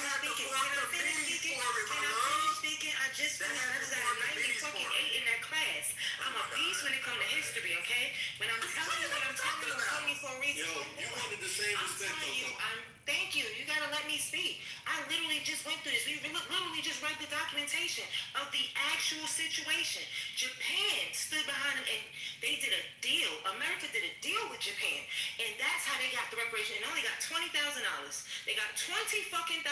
So if you want $20,000 for the slavery that they did to us in all the country, all the towns that they burnt and this and the third, so they could say, "Shut the fuck up, we gave you reparations," then you take that $20,000 because that's all they gave Japanese people in America. And that was because America came to agreement, and this was a time ago, so that they can keep doing business together. That is exactly what it was. And America wanted a base in Japan.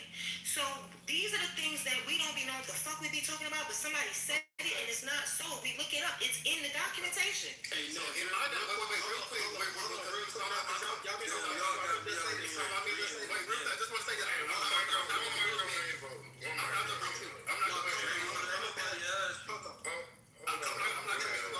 I just want to rebuttal her point real quick. Real quick, because I also took history classes. Go ahead. So, Coco, we only got one thing to say. Okay, yo. That $20,000 back then would have been equivalent to like 100,000, 200,000 today's terms. So we can't say that that's not nothing. But what I wanted to ask before y'all even got into all of this shit about fucking We talking about 1988, because that's when they got reparations, honey. 1988, not even that long. Yeah, it's not even that long ago. Okay, it's still $10,000 would have been kind of even something from 88. But the thing with this is about the gerrymandering. Now, the redrawing of the fucking voter lines, whatever the case may be, what damage is that doing? I just want to know that. I could definitely answer that question, but real quick to hers. So real quick, I just want to say something to it. So Japanese Americans received reparations through a long domestic, political, and legal campaign inside the United States of America, not through a deal with Japan. Honey, I stated Japan supported and backed that and pushed our hand. So what I just stated was Americans been fighting, Black Americans been fighting reparations for years. There's no nation to support us. That's why they don't do nothing to help Black Americans. I can't interrupt you, but you can't interrupt me. Okay, so with that, I'm just talking to your point, because you said we struck the deal with Japan. It didn't have anything to do with them legislating for it. Okay, you just said it. You just said the only way that they got fucking the only way that they got reparations was because we struck the deal with Japan. It didn't have nothing with them lobbying and trying to pass legislation. Okay, that's what you said. So I'm just gonna read you fast. And I'm not putting this out my butt. So after the attack on Pearl Harbor, President Roosevelt signed an executive order in 1942 that basically put the Japanese Americans in all them camps and stuff like that. So for decades after that, their survivors, the Japanese American survivors and civil rights organizations pushed for acknowledgement and compensation of it. And a major turning point came in the 1970s and 80s when activists gathered testimony from survivors and pressured Congress to formally investigate what happened. So Congress created the Commission of Wartime Relocation Internment of Civilians. Okay. So they didn't put it on the ballot, right? So basically, listen, I promise you this sounds crazy. Go ahead. Are you going to read us all the history? I promise you I'm almost done. Okay, so eventually led to the Civil Liberties Act of 1988, which was signed by President Ronald Reagan. So the whole thing of how they even got money and reparations in the first place is that $20,000 each. That $20,000 was because of a bill that was signed by a United States president. It didn't have nothing to do with a deal that we struck with the pen. Listen, okay, so now, and I'm gonna explain to you what I said. So you said you're gonna be finished. Are you finished now? Were paid by the U.S. government to U.S. citizens and residents harmed by the U.S. government's action, driven by civil rights activism and congressional actions, and not connected to negotiations with the Japanese government. Okay, so like I was explaining to you, that the Japanese people have been complaining since they was in the concentration camps. They have pictures, videos, they have newspaper articles, they have everything showing how fucked up America did them in them camps. And guess what? Nothing changed. America said, fuck you, we don't care. Japanese people have been complaining since before, when they started mistreating them, before they put them in the camp, because they was fucking them over first. They was doing all kind of shit. Took all their land, did not do shit. The United States government said, fuck you, whatever. They did not hear them. So what I'm trying to say to you is, the fact that you had a group of Japanese people screaming did not do anything. Just the same way we have many Black people screaming about our reparations. It's not doing anything. They don't care. They did not care then. They do not care now. We can prove all the slavery. We can show you the videos, the postcards, they don't care. What that Japanese people was Japan. When they started talking, and here's the thing, when you go to the United Nations, because when there's a problem with all of these different immigrants that live here, there's still facts about their nation. So when there's problems and they go to the United Nations, they fight it out, even if they don't fucking live in their country no more. So all of that shit the Japanese people was doing in America did not mean shit. For many years, they didn't care what the fuck they was talking about. They did what they did, and that's what it was. It was when the United States needed to do business with Japan. They needed to do things with them that they agreed to do so many things like, because one of the other things that was were never able to actually become citizens. It's in the documentation. That's the wild shit. It literally says that everybody except for people of Asian descent can become citizens of the United States. It said that shit for so long on paperwork. And when I was reading it, I was like, that shit is crazy. This country is a fucked up country. So Japan actually was like, and that shit gotta be changed too. Y'all can't do this shit. That is not okay. You cannot sit there and say that Asian people can't be, but you want to do business with us. Because we do a lot of business with Japan. So when I'm speaking on something, I'm not saying what they made it look like when they're outside. Yeah, of course they made it look like we shall overcome, got them some shit. No. Because if it was just those people speaking without a nation behind them, they wouldn't have got reparations neither. The nations behind them got it. And that's also the reason why in the United Nations, when the United Nations speaks about black people in America, America's telling them to mind their motherfucking business the same way people do with their kids. I can be the outsider seeing you slap the shit out of your kid, and it's in your house. What they gonna tell you? Mind your fucking business. This ain't your kids. You ain't got no say here. That's what America does when it comes to black people. United Nations has spoke many a times up for black people, for the wrongdoing of black people, for the reparations for black people, for the everything for black people. And every time they get stonewalled with mind your motherfucking business because they are not of any known nation. So that is what pushes any hand when it comes to government. It is not the people, because the people don't have a government, they don't have a fucking army, they don't have shit. They don't have nothing that they can benefit from. We can't do business with y'all, they don't care. It is the nations that strong arm them and go, okay, well, I'm gonna take my business, we're gonna take this, that, and the third, if you don't play the right way. And that's when it happened. So that is actually behind, and I can give you, baby, if you want the book, and I can tell you the chapter where you can read it, and it tells you there was a deal done between United Nations, United States of America, and Japan at that same time the reparations was given. It's some shady shit, but I mean, most people wouldn't know it. It damn sure ain't in a lot of y'all history books. It's not.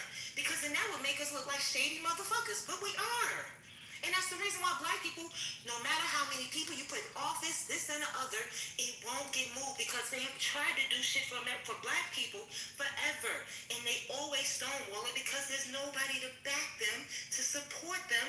There's nobody to push their hand. It's nobody. It's literally, we're the bastard kids in the United States. And now I'm going to go on mute because that's what I said. And you niggas think y'all could vote y'all way out of oppression, which is crazy to me, which is why I even asked this question concerning the gerrymandering and the redrawing of the voting map. So to answer your question, first of all, I was just Netta, I was just talking to your point because you was trying to counter my point in saying that them legislating within domestically had absolutely nothing to do with it, which is a lie. They had to pass domestic legislation to even receive any type of compensation, anything. Now, what the relations that Japan and America developed after the fact, that's a completely different story. I keep trying to tell you it wasn't after the fact, honey. I'm trying to tell you the part that you don't know. It wasn't after the fact. It was wild. That was a part of the reparations deal. Okay. Well, like I said, you made the point that said that it was nothing done legislatively, and I just said it was. So that was my own. And my point once again was that no matter how much Japanese Americans would have screamed, shout, fuss, cried, all the different evidence they had that they was mistreated, America wasn't going to give them what the fuck they wanted. They did not care. The only reason why they did is because it benefited them to do business with Japan. That was the only, and Japan did what they did. I'm not going to argue with your logic. Because if you think that, hey, yeah. But to answer Ego's question,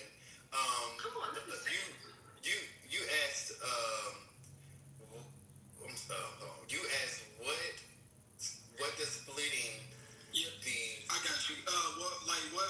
What damages them redrawing the voting maps? What is that doing for these black communities across the nation? Well, I can only speak on a state level because when because that's where the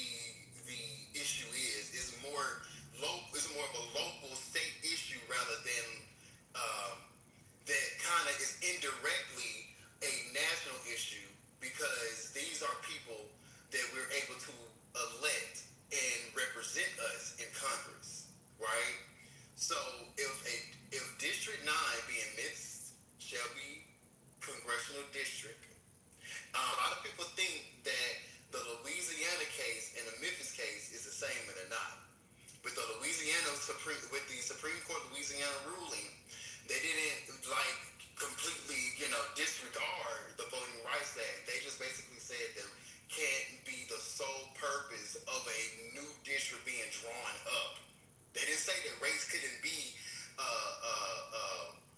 couldn't be part of the solution. They just said it can't be the sole, like it can't be the sole reason, right? So, but and to create a district.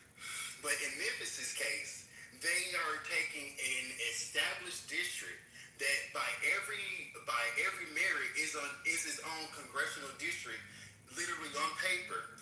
You can't just go mid-decade. Mind you, they wrote their own state law to do it. You can't just go mid-decade. And basically the damage that it's doing is a constitutional civil rights damage and violation. And the city cannot, will not have enough power to vote for someone of choosing. Mind you, we're talking about a demographic of like 1.1 million. So 1.1. So on paper, legally, 1.1 million can be its own and is its own congressional district. And states can't just divvy up a district without crossing certain constitutional and civil protections, especially if that district is a predominantly black city. Now, a lot of black people may not think we are because it doesn't feel like it, but thanks to the Civil Rights Act, black people are a minority, and as a minority, we are a protected class, even though we don't feel like it. Because trust me, I understand black folks, I understand my brothers and sisters. Even we don't feel like we're a protected class, but we supposed to be. So if the laws, if the laws ask them to do what they're supposed to do, and if the people ask them to enforce the laws like they're supposed to enforce the law, you can't go into a predominantly black district and not violate any civil rights violations. Well, Coco, I guess you might be right there, right? But apparently they can. Because they're doing it, right? I mean, they just doing everything. Wait a minute, Coco, because I'm not gonna get it back. Let me just get it out. Yes, okay, Miss Sherry don't be doing all that yelling and hollering and everything. Okay. But yeah, we've said some good stuff here, y'all. And this is what I pray. I love when things come full circle. The aha moment came to me when Nettie was speaking. I hope I pronounced your name right, sweetheart. And let me tell you something about these savages, okay? They don't care nothing about you or nobody on this platform. You understand me? Absolutely nothing. They don't care about you getting reparations. They don't care about you having your rights. They don't care about any of that, okay? So I pray, that's why I selected not at all that this will, if I read that right, American Progress, I don't think it's going to impact us at all.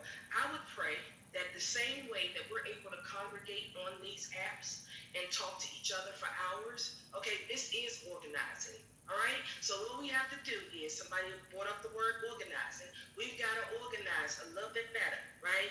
And Memphis has a ton of stuff going on. I mean, like, I'm really proud of the businesses that have developed, black-owned businesses in Memphis. Y'all are doing amazing.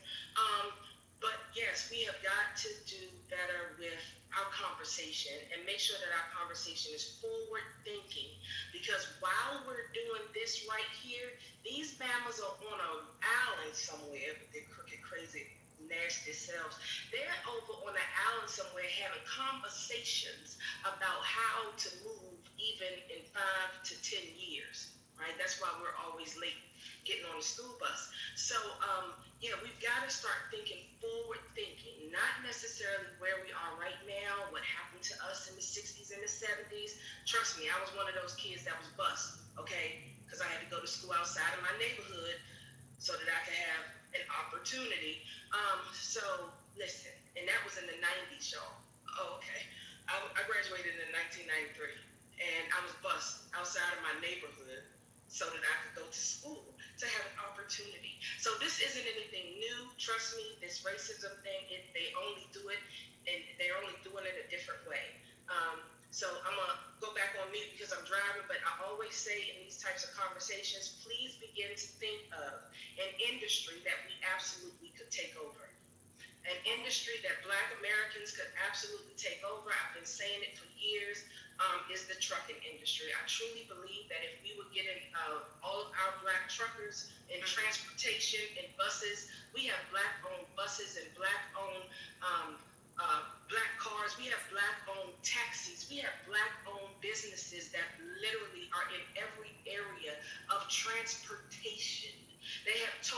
they have reefer trucks, they have trailers, they have everything. If we could get a hold and make sure that we pile up and support our Black-owned businesses with our trucking, we won't have any excuses to why we're not able to ship our merchandise, why we won't be able to receive our things from Black-owned grocery stores. There are Black-owned pharmaceutical companies, and if we would pile up together and literally take over that industry, literally, we wouldn't have to ride their buses, right? I got a friend right now got 30 buses, 30 charter school buses right now. There's so many Black-owned people in the South that own, well, no, I take that back, because I don't know if they actually own the buses, but there are plenty of people with CDLs, right? So listen, we have to do some forward thinking, and if anybody else has another industry, please share it, because that is one of the things I've been pushing here in the DMV area, is that all of our transportation industry, Black-owned businesses need to become, instead of competition, we need to do what? Collaborate. So yeah, I love y'all. All right, I'm The last statement, I definitely don't think it should be the trucking industry. I am very heavily invested in different companies, and they're already building roads so that they don't need truck drivers. And ironically is when a lot of Black people started getting their CDLs and started making good money off trucking. So everything happens for a reason, right? So they're already actually working these processes. They're already putting these things into place. To be honest with you, I think Black people need to get out of trucking fast as possible. No, that's once they wait. Let me finish. I think that because a lot of people are buying trucks and everything, I think we should get out of that and actually go to, we are extremely intelligent people. They literally called it, back in the days, nigger rigging, tinkering, and all of the shit that we are very good at doing. We need to learn how to and start putting our children in classes, schools, and everything for these robotics and how to engineer. Because at the end of the day, one thing we are not going to fight is this AI boom that is coming. And when this AI boom comes, the one thing that AI is not going to be able to do, I'm not going to say cannot, but it's not going to be able to do on large numbers is fix the little this and that when it comes down to it. One of the things as a person who is a lineman, we always would crack jokes and be like, you can talk about us, but you can't talk without us. If a line go down, I don't give a fuck how smart anything on either one of them ends work. You can't talk. You can't work. Your shit don't work at all. So when it came down to me in the military, I had the biggest ego ever, because if I cut your line, you're going to wait till I come out and fix it. When it comes down to it, that's how Black people need to be thinking. The fact that everything is going to happen on either end. But we need to find a way to be the necessity, which we used to be. We used to be people to go to build, to this and the third. And I know Black people don't want to be the handwork, right? But at the end of the day, even people who behind these desks are not going to be as needed anymore, because they're really finding ways to take people out of these positions. So learn how to be the motherfucker that keeps their shit going, because these companies are not going to pay you when they can get this robot to do it. Pay one good fee and your robot do it for the rest of the time for free. Also, the gerrymandering, like, it makes sense though when they say when we ask the question, how is it going to affect us? Think about, all right, Houston, Texas is a very interesting place, right? If y'all can, y'all got your iPhones on you. Look at your map of how people vote in Texas. You will see Houston, blue. Austin has a lot of blue. Dallas has blue. Almost everywhere else is red.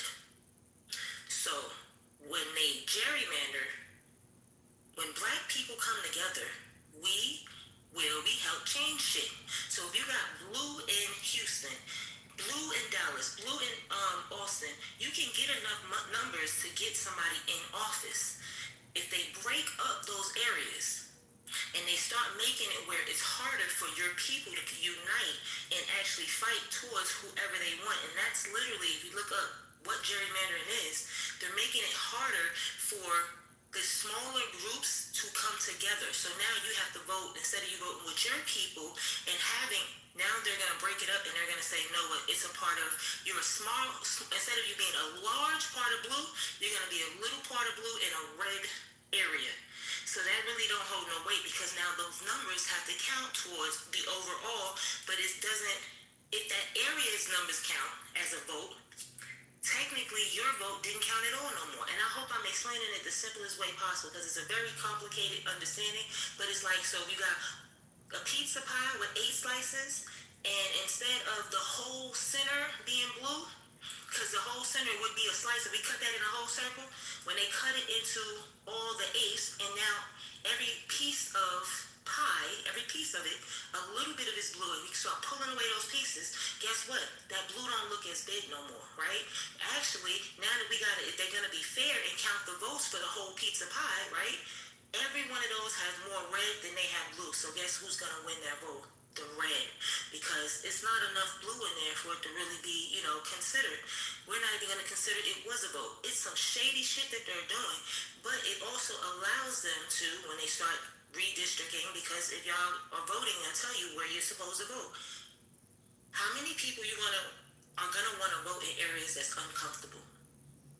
How many people are going to want to sit there before you taking time off work, you're doing this and the third, but now you got to go to a district line that may not be comfortable, a comfortable area, and especially if you live in the South, you know this areas is just not comfortable. Like, you just don't feel comfortable being there. And then that may stop people from voting too. And especially if you got the racist people that's running the polls in the Senate, and that's what they had before. So when they start doing it, once they're able to divide it, then they're able to manipulate it, which means when you got the attitude lady at the voting area, she this and the third, or she causes a problem, whatever, now you're not going to go back. It's a slow slight to the point where then the numbers start dwindling. And I think people don't realize this shit. So it really is some fucked up shit that they did across the board. And the people, if you notice, the states that you notice that took the most joy in it are the same states that was pushing Jim Crow laws. The Jim Crow shit was crazy. It was the crazy shit that they was making up in these areas where everybody wasn't doing it the same. Every state wasn't doing it the same. The whole state wasn't doing it. It was just certain areas that they was making it hard for people to even want to go vote. So that's a part. There's a little bit of all why this is a problem, because it's going to start making problems for people of color that are minorities, that are not, Republican and having to be both Democrat and Republican area. It's going to be uncomfortable, and they're not going to want to do it. You know what else? I want to say something real quick. I think, and I'm gonna try to make this quick and concise, to understand the process of how all of this goes. Okay, when they do these maps, it ain't just it's law. Okay, the only reason why Tennessee was able to approve the map and pass the map so quickly is because Republicans have the House, they have the Senate, and we have a governor that will sign the bill in a millisecond. All Republicans. Now you have to keep in mind that black people and Democrats are a minority within Tennessee. Even though we have been growing, we are still a minority here. And so with that being said, when it's people have to sue, so when you get hit by a car, you don't just automatically, and they at fault, you don't just automatically get, your insurance money. You have to, it's a process. You got to do the claim, you got to sue, you got to do this, you got to do that. And then you go to court, and then they look at this, and then you got to send this picture, then you got to send that picture, you got to prove this, you got to prove that. It's all a process. And then at the very end, if they are at fault, you get the reward, you get the benefit. So at this point, the people who need to sue have sued. The people who need to sue have put in lawsuits. It ain't a guarantee that this map is going to be a thing, because like I said, this is a completely different thing than the Louisiana case. This isn't a map, this isn't a district that they're trying to make. This is a district that they cracked open and diluted. This is a district that they cracked open and dragged all the way to Nashville. Mind you, District 9 was Memphis and Shelby County only, because it met enough standard to be its own congressional district throughout the years. That's how its original lines were drawn up. And due to the Republican racist antics of racial gerrymandering, they were able to pass a congressional map that went into that district, took that district, split that all the way to Nashville and then left Memphis with a little sliver of it. That's vote dilution. That is a violation of civil rights and civil protections and a constitutional violation. If anything, I don't care if people think it is or what is he going to do for the black community as a whole, whatever. This is a constitutional violation. Everybody should be upset up there. Everybody. And what the black and what this can do for the black community, what the black community should have did up until this point or whatever, it's a completely different conversation from what is actually going on right now. After the Louisiana ruling, they got a call from Donald Trump, and our senator was like, "Hey, we need to go ahead." Our senator Marshall, con artist Blackburn, was like, "Hey, we need to go ahead and make this map, and we need to go ahead and get this Trump agenda, And then the governor started advocating for it, and then all of a sudden the governor called a special session. Everybody had to come back to session, and then the map was drawn, approved. Now we're in the process of the judicial system. Now, my people, y'all, this is a process, and I'm not just talking about the redrawing of the map. I'm talking about black liberation. This ain't gonna happen overnight. These types of bullshit ass antics are going to keep going on. It's going to keep going on. It's going to keep going on until it can't go on no more. And the only way that it can't go on no more is if we motherfucking fight to make sure that it doesn't. And when shit like this happen, we need to make sure. We always want to talk about unity. We always want to talk about this. These motherfucking white ass motherfuckers just came into a black ass city and saying, "Fuck y'all." And where's the motherfucking black unity? Where's the black people saying, "Fuck it, fuck no, fuck that shit"? If any time that the black community needs to unify their voices, it's right the fuck now. In this very time. I'm a federal employee. And I see a lot of shit going on and agendas going on that they are trying to accomplish. And it's kind of happening now. But the only way that it ain't happening as fast as they are wanting to is because there is a resistance. There's a continued resistance. And that resistance is us. So that's all I'm saying. And I'll end it. Thank y'all. Place this person instead of work on the problem. Because every marriage is going to have a problem. Right. Exactly. I agree with that, man. I definitely agree with that. Like, it's kind of like, you got, like you said, you got other options. Like you got all these other options out here. Like, man, I gotta work with this problem with this girl or this woman, and then I got this model. She willing to do what and stick beside me. Or in a woman's case, I got all these different men lining up. They willing. Same thing. Vice versa. I definitely agree with that. I agree with you when he said privacy. Privacy is a key thing. Social media made it crazy.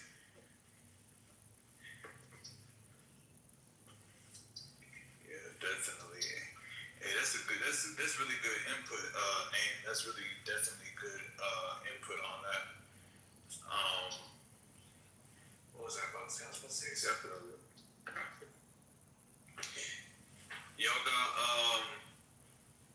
what's one celebrity marriage y'all seen that broke apart that was like, dang, they probably was like they should have worked things out, If y'all know any celebrity marriages off the top of your head,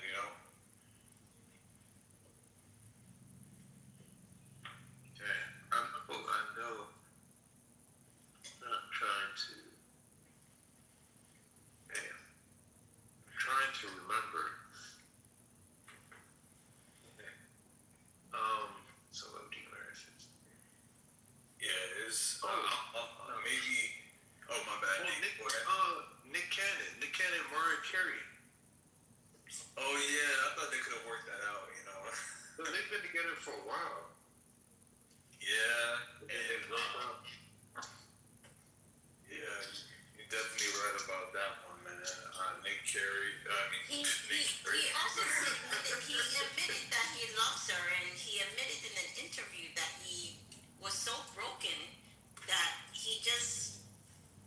sleeping around and having those babies.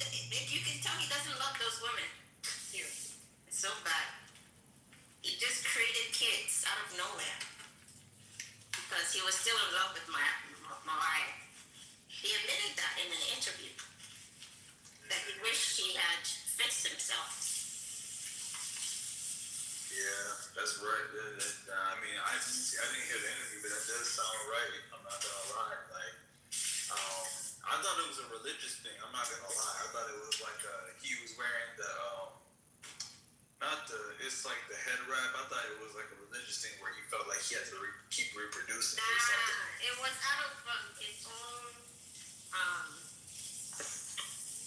It's like, what's the word? His own immaturity. And he was broken. Instead of fixing what was broken inside, he just went and broke other people, creating other kids. Okay, I got another one. I don't know if you guys know Michael Jordan. Who? Oh, MJ and his first wife, right? Oh, because they were together before he was legendary Jordan. I mean, since college, before he rose to who he was. Oh yeah, definitely. That they could. Oh, I got another one, but I'm gonna focus on MJ because MJ was a good one. They were together for a long time, and I heard MJ was cheating, right? Or he was cheating on his first wife, I think. It was like kind of hush hush. It was kind of quieted, you know. It was like during the divorce and everything like that. You know, you can't keep everything confidential, but I think he was. I believe. Don't quote me on this. You might have to Google search it, but yeah, it was definitely they could have worked things out. Besides the cheating stuff, I mean, cheating is a big red line. You know, you cross that. It's definitely difficult to work things through them. But yeah, that was definitely like they could. Besides the cheating, I feel like they could have worked things out, and then he kept everything private.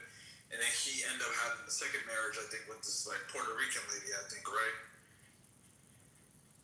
Or I believe so. Yeah, the second marriage. But Puerto Rican get young.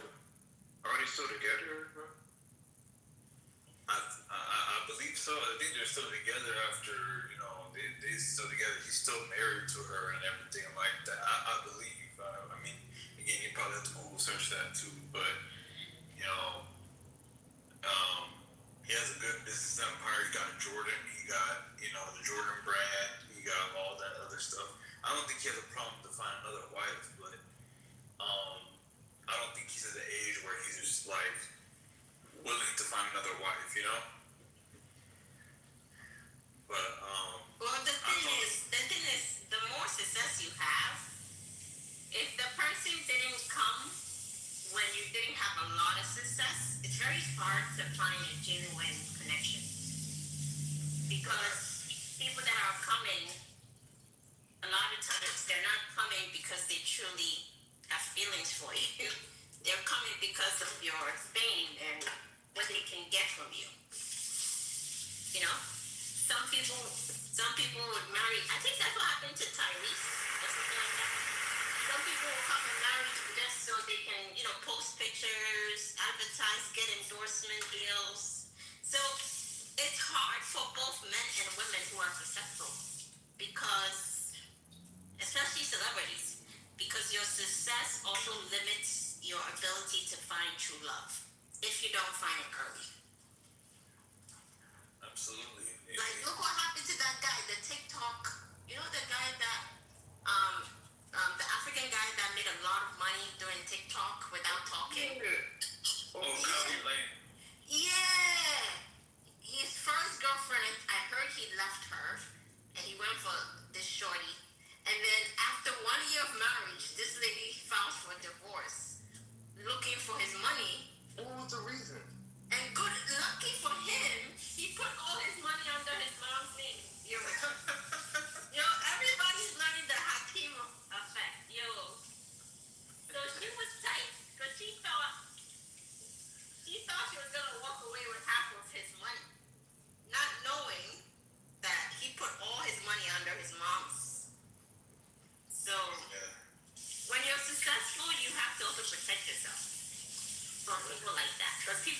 gonna come and look for your money, and also they're not gonna show you signs that they're after your money. So. Oh yeah, definitely. I agree with that too. So you have to be careful. And that's why sometimes a lot of successful people, sometimes they pretend to be poor, right? They pretend a lot. They go around, hanging around people, trying to disguise themselves just to find true love. Because if the person doesn't know you have the money and they love you, more than likely it's genuine love and connection, right? But the moment they find out about your wealth and what you have, it becomes difficult. Whether they are with you because of love or they come into cheating. Yeah, that's right. I mean, that's absolutely. I agree with that too, man. That's really true. It's very hard to find that true love whenever you're very successful. Like, that's why celebrities date celebrities. Like, a lot of time, money marrying money. But hey, if I know this person's successful and I'm successful and we're both successful, there's not. I mean, the idea. I'm not gonna say the exact is it successful all the time? No, but the idea is like, okay, we're both in this and we're both successful, so we both got money. So, we should focus on a relationship, But does it always work out? No. I think that's why a lot of them date each other. Yeah, you notice, like you were saying, a lot of them they recycle each other. They're afraid to reload their. Yeah. They don't date like somebody that they met at like a high profile bar that doesn't have celebrity status, Yeah, you're right about that too. So it's very hard for them to find true love after they get successful. That's actually one of my not my fear, but it's kind of like my worry. It's like, man, if I get successful and all these women come out of nowhere, they weren't and then I'm just sitting here like they weren't paying attention to me yesterday, but now they're finding true love, from all that kind of,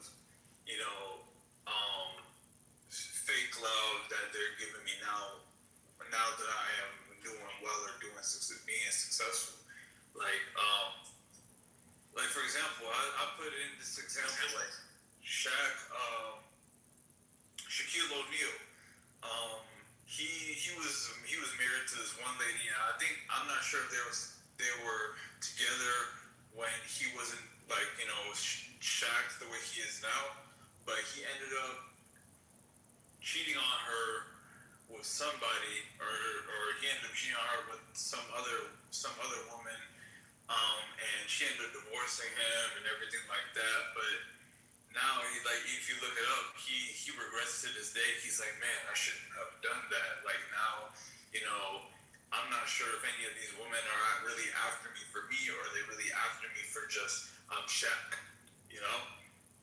I'm all over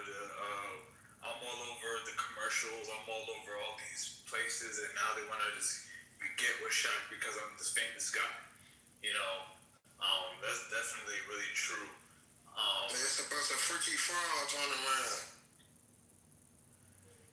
Say it again. You said a bunch of freaky frauds. Yeah, there's a bunch of freaky frauds running around now, man. It's terrible, brother. Bunch of freaky frogs. Like, what do you mean by that? Like, give me some more context on it. Where are they running? Where are they running from?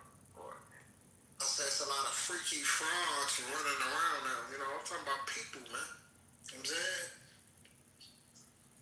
It's a lot of freaky people out here now. I never seen it like this before. Everybody is like sexual driven, like just most people in like certain areas, you know what I'm saying? Oh yeah, man. That's also true too, man. But The main prompt that we're talking about is we're talking about celebrity marriages, man. But you are right. I ain't gonna lie to you. There are a lot of freaky frogs out here. I'm not gonna discredit what you're saying. Yeah, my bad. I ain't mean to cut you off. Sorry. No, you're good. You're good, man. We talk about celebrity marriages, but you can also put your input in here too, bro. What you think about celebrity marriages, bro? Why do some work and why don't some work? That's the kind of topic. I know I joined about like 15 minutes ago, but we talking about the celebrity marriages and what you think, Wolf? If you want to add input on here. Man, shit. I don't know, man. Dude, you lost like I am. Shit, I be seeing ugly ass dudes, you know what I'm saying? Fucking with bras that they'll never look at them if they ain't had that type of, financial stability. And I see it like reverse sometimes. So, people go after things that they want and not what they need. Yeah. You see a fat ass get mesmerized. Oh my God. Whole time she finna tear your ass apart. Or he don't tear her apart. It's vice versa. I like the upfront way you put it like that, man. That's real, man. That's definitely real, man. Like, some of these girls, they just looking for financial security. It's not always like gold digging, but in this type of economy, man, it's like gas is like $4 and near 50 cents, like a gallon. So it's some areas it's actually $5 and $6, sir. It's horrible. Yeah. And then the lust I heard is crazy too, bro. Like, I'm not a lustful guy. Like, this shit got to do with marriage too, but this like most masses of the people, right? Mine and shit. Bro, I seen this lady ass so big, I'm like, bro, that is not godly. Like, and she was like slim. I'm like, what is that? You know what I'm saying? Yeah, definitely. It's just, I definitely agree with that part, man. It was for sure unnatural. You know what I'm saying? God had nothing to do with making it like that, man. Yeah, I heard like they be going to like not overseas, but literally, but they be going to some doctors and then just, getting that surgery and then, they slim by nature, but all of a sudden it's like, you see the top part, they're slim, and then all of a sudden it's just like this, big implant, and you're just like, oh wow, like, that's not natural. But isn't that what you guys want? I heard a lot of ladies saying that they're doing these things because men aren't looking. Men don't want that shit. I don't want that. It's unnatural, like you said. It's unnatural. Yeah, man. And when they be built like that, a lot of them be freakier than a frog with a mustache. Don't do it shit.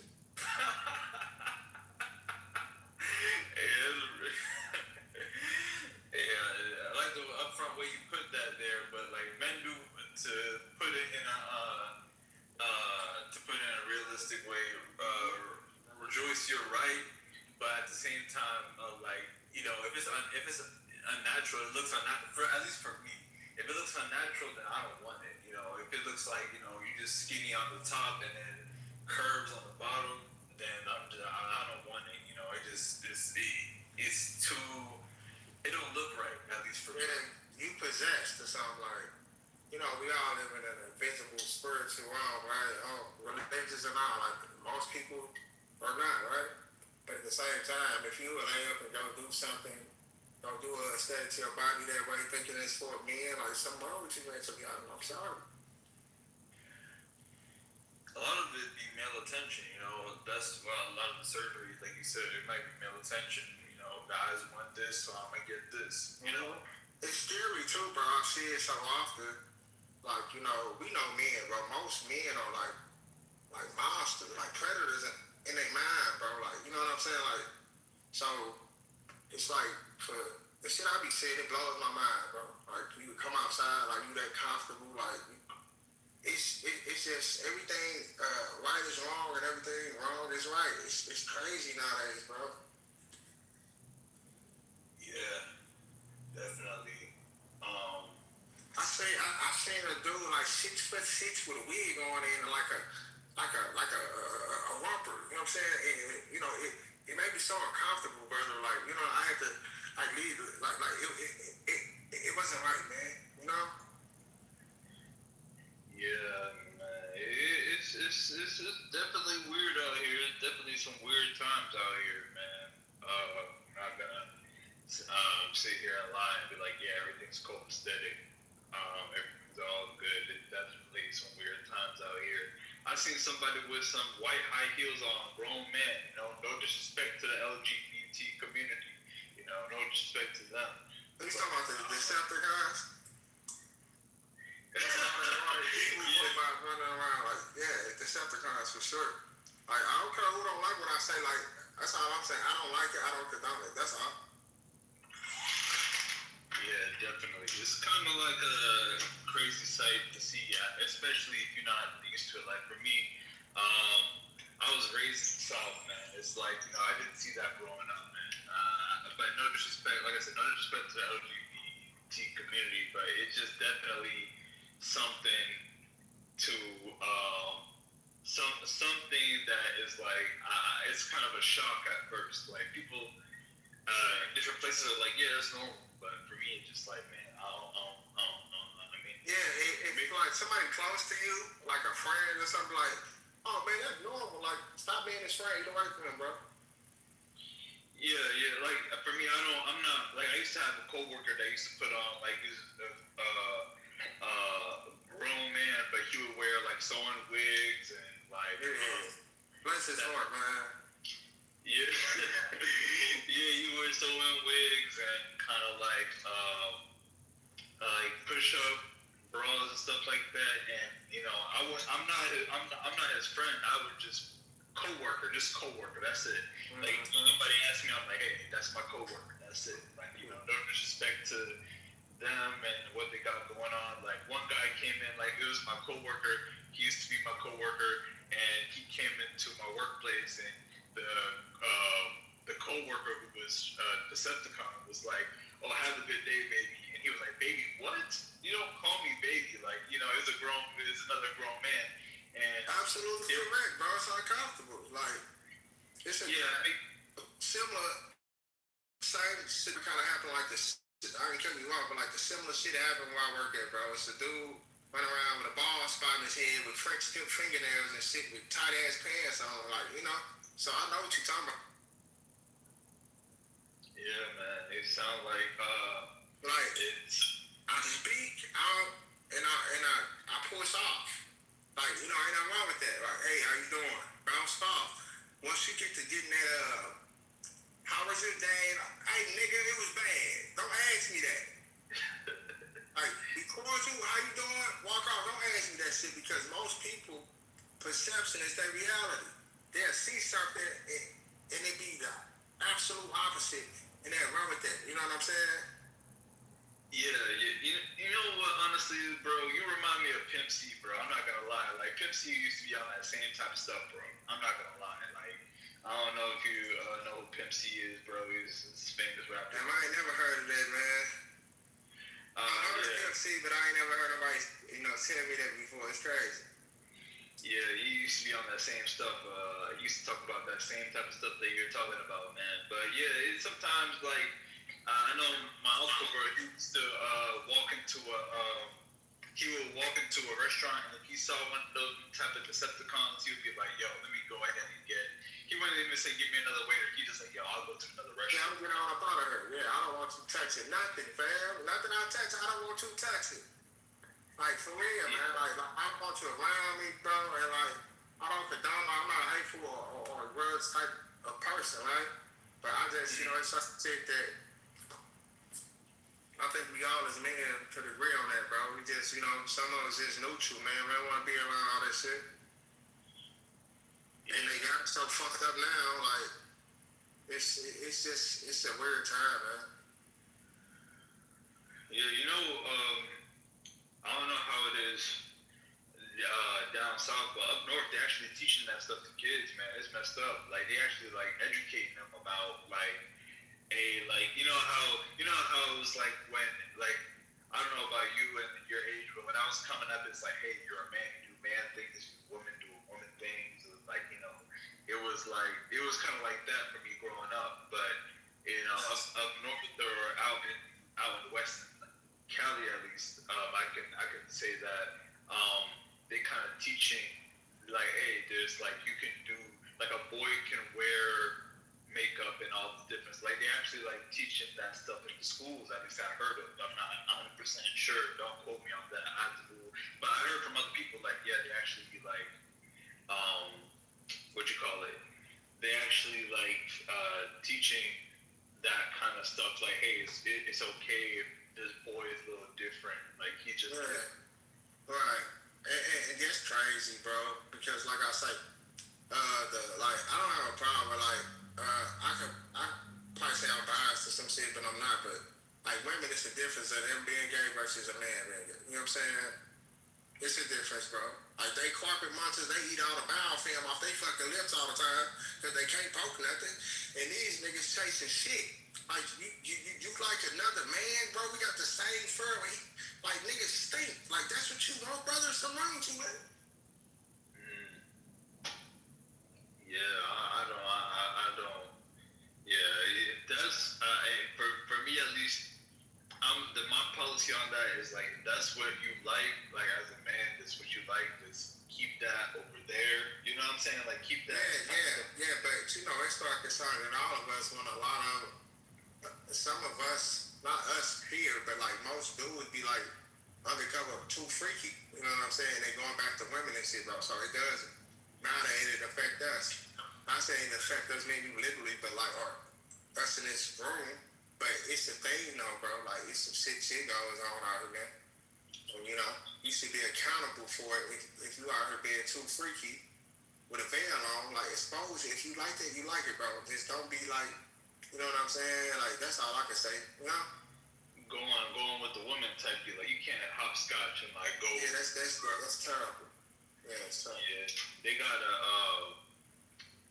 sticking on this topic for a little minute before I switch the topic. They got like I heard a lot of the people. We can talk about some other shit.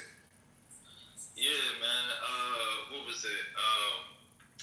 Just the last thing I want to say is like a lot of people who are in that lifestyle. They got like a lot more higher percentage of like the diseases and stuff like that, HIV and all that other stuff, man. Yeah, because they too freaky, brother. Like, you run around this motherfucker like, excuse my French, but like, at the same time, like, you too freaky, that's all I can really, you are too freaky, like, it's like, and then, man, it's like, I'm a freak, like, hold on, what you mean you a freak? Because freak don't have a surface, it just keep going, till you be a fucking super, like, you know what I'm saying? So, you gotta be careful what you say, but we living in a bad time, like I say, everybody think what's wrong is what's right is wrong, like, this shit crazy out here now, brother, like, I never seen it. I was born in '93, so we probably around the same age. Shit, I was born a little bit later. I was born in '98, but okay. You know, shit. It was definitely. I know we got some age gap, but it was definitely still like some things that at least my uncle taught me where it's like, hey, you know, all that doll stuff, that's girls. You know, you're gonna help me out with the law and stuff like that. You're gonna help me out with like the man stuff. You know what I'm saying? Like it was at least my uncle made sure like, you know, that was reinforced, you know. No disrespect, like I said, no disrespect to the LGBT. That's what you do, that's what you do, no disrespect to them. But you know, like you said, a lot of things that are wrong, they dressing it up like it's right. No pun intended. They're dressing it up, but that's definitely real. But I'm trying to think of something else to talk about, man, because it was talking about celebrity marriages and stuff like that, and we kind of got off the topic. I had something in my mind, but I can't think about it. We could talk about so much, bro. There's so much going on, like from gas stations running out of gas to fucking they poisoning everybody. Hey, you know what y'all think about the whole Iran situation? That's what I was thinking about. The gas station. When you said gas station, what y'all think about the whole war situation going on, man?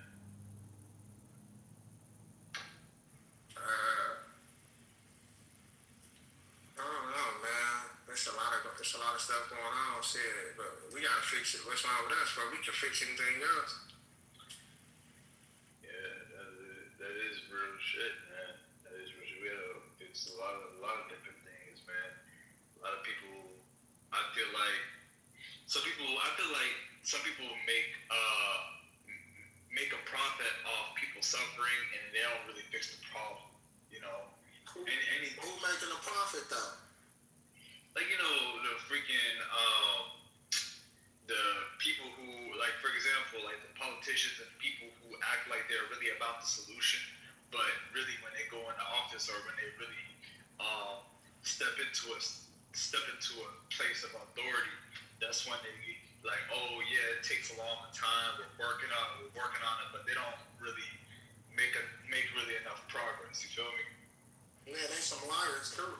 But like, who do you think the government is? The government. I feel like, man, that's a trick question, but I feel like one family, bro. You said there's one family? One family, bro. That's what from everything I've learned and you know the knowledge I've obtained like this over time. See, yeah, it's one family. I think it's one family. I don't know much about that to comment on that because I don't want to comment on anything that I do my research on that, man. I'm not gonna lie to you. But it's a lot of people that's profiting off suffering. Like people like, you know, some they saying, oh yeah, you know, I'm gonna help people who, for example, I'm gonna help people who really homeless on the street. I'm gonna give them affordable housing. They get into a place of authority. Okay, who said that though, right? The government, right? The government employee said that though, right? Yeah, like for example, then like we talk about the same people, brother. You just contradict. You say you don't want to talk. We talk about the same shit. They're the same people, bro. They got all these dumbass people working for them, right? Like thinking they work for like a big institution. Yeah, it's big, but it's one family, bro. Oh, you talking about in general? I thought you meant like family, like they really. No, it's like yeah, for sure. Like, man, look, if we don't wake up and understand all the shit is against our people and just the being, like they said, that red line was a myth. It was a what you call it, a conspiracy theory. Mm. That's it. It wasn't a conspiracy theory, bro. Like I know people that went through it. Well, it cut off when you said red line. You know what red line it is? Oh yeah, when they cut off certain black people from certain living in certain areas. Yeah, loans and shit like they still doing that shit to this day. I heard Wells Fargo did, like some of these big banks, they kind of like they would charge higher interest rates or they would charge certain like fees or not fees but higher interest rates to people who were who wanted to live in these type of areas, like the more affluent areas in general. I heard about like there was a big lawsuit about that. Like you know what I'm saying? Like they charge. What's going on, bro? Yep, you're right. Shit. Yeah, even there's a thing. There was an experiment ran by this black lady. She was like, oh yeah, what did she do? Oh yeah, she basically made a whole LinkedIn page, basically making it like she had an AI picture of a white lady, and she had like a white name, and she put some fake credentials on there, and she got way more job interviews and applications of her being a white lady than just herself being like a black lady. Like it's real. Like the opportunities is like it's hidden, but it's definitely real against like any type of person of color. You know, it's a hidden thing. I feel like definitely it is a hidden thing, but it's definitely a real thing out here, man. Like I feel like a couple people they spoke out against this, but it's like I feel like when people speak out about it and they highlight the stuff that goes on, like discrimination, everything like that, they just like make it more hidden. Like they just kind of like hide it even more. At least that's the way I feel. Like they kind of hide it even more. They're like, oh, okay, we can't do it this way, so we got to do it this way. You know, we gotta make it because, like, you know, basically we just gotta make it more hidden and stuff like that because that's just the way how we feel. Like, we don't want to keep certain people in this type of industry, or we don't want certain people. It's messed up. Definitely messed up. Definitely fucked up way of doing things. Like, okay, yeah. Yeah. We can talk about whatever though, y'all. Shit, I'm down. Yeah, man. What was the other thing I was trying to say? Damn, I just lost it. I lost it. I had something in my mind as you were speaking, but then as I got caught up in the topic, I got kind of I kind of forgot about the shit. Damn, what was it? Okay, boom. All right, so to circle back to the topic without talking about celebrity marriages, because I feel like we overuse the topic. Why do y'all think some marriages, like, it's a big high rate of divorce right now? It's like like 50% of marriages end up in divorce. Why do you think, or why does everybody think marriages and like 50% of them end up in divorce? Like regular marriages, not celebrity marriages. I don't know, bro. I could say it could be one thing. It could be others. You know, you just don't know, bro. Life be funny like that, but nowadays, you know, it always comes down to one or two things, bro. Money or, you know, infidelity. You know, for the most part. Somebody will marry a motherfucker that they know they still married. Like, you can't really think about that because it'll make your head hurt how idiotic some people is. You know what I'm saying? So you think money and cheating is like two reasons why a lot of marriages end up in divorce, like 50% of them? Yeah. Or it shouldn't have happened in the first place. It was all a motive for the money or some reason of some of that sort. You know what I mean? So you never know, bro. But it's always those the top two for sure. Yeah, I feel like, especially around these times, man, it's like money is a big motivator. Like, I feel like money is a big motivator. Like, boom, a man gets a job, boom, a man gets successful. Like, he got enough money to provide for his family, everything. Like, or he got enough money to provide. He gets a wife, boom, and get married, all that other shit. And then the man loses his job. Like, maybe the wife might have a job, or maybe she don't have a job, whatever the fuck, you know. And then all of a sudden, you know, he loses the job basically based not on his own performance, just based on the economy, right? And, you know, he's like, hey babe, I'm working on it. I'm trying to apply all these different places and shit like that. It's like, it's a ticking time bomb, right? It's supposed to be for better or worse, though. You know what I mean? Some people just sit up and idolize financial stability, right, over like actual morals and principles. So, yeah, man, you never fucking know, bro. Like, that's all. Like, because that's all I be hearing. Like, you know, black women and black men on these fucking talking out their ass, talking crazy. I don't know why people get on the internet and say stupid shit like this, bro. But like I say, it was all programmed. They Jedi mind tricked a lot of these niggas, you know what I'm saying? And like, they don't, it's like, it's so much going on, bro. It could be the water, bro. It could be this fucking internet that's in all of our houses. We don't know what the fuck it is, bro. I know the algorithm, the devil for sure, but just, you know, they thinking for you. But it could be anything, bro. Like, yeah, we know this shit invisible. It comes to our phone. Okay, but where's the download? What the fuck is that going? Like, you never know, bro. Look at the scientists that did an experiment on the United States of America water. Look what happened to him. He disappeared. Because the fucking water is so contaminated, they put two male frogs in the water. Some of them amphibian, right? They can switch and shit, but this frog start drinking the water and, like, you know, laying in it and, you know, just soaking it up. And this frog turned to a female.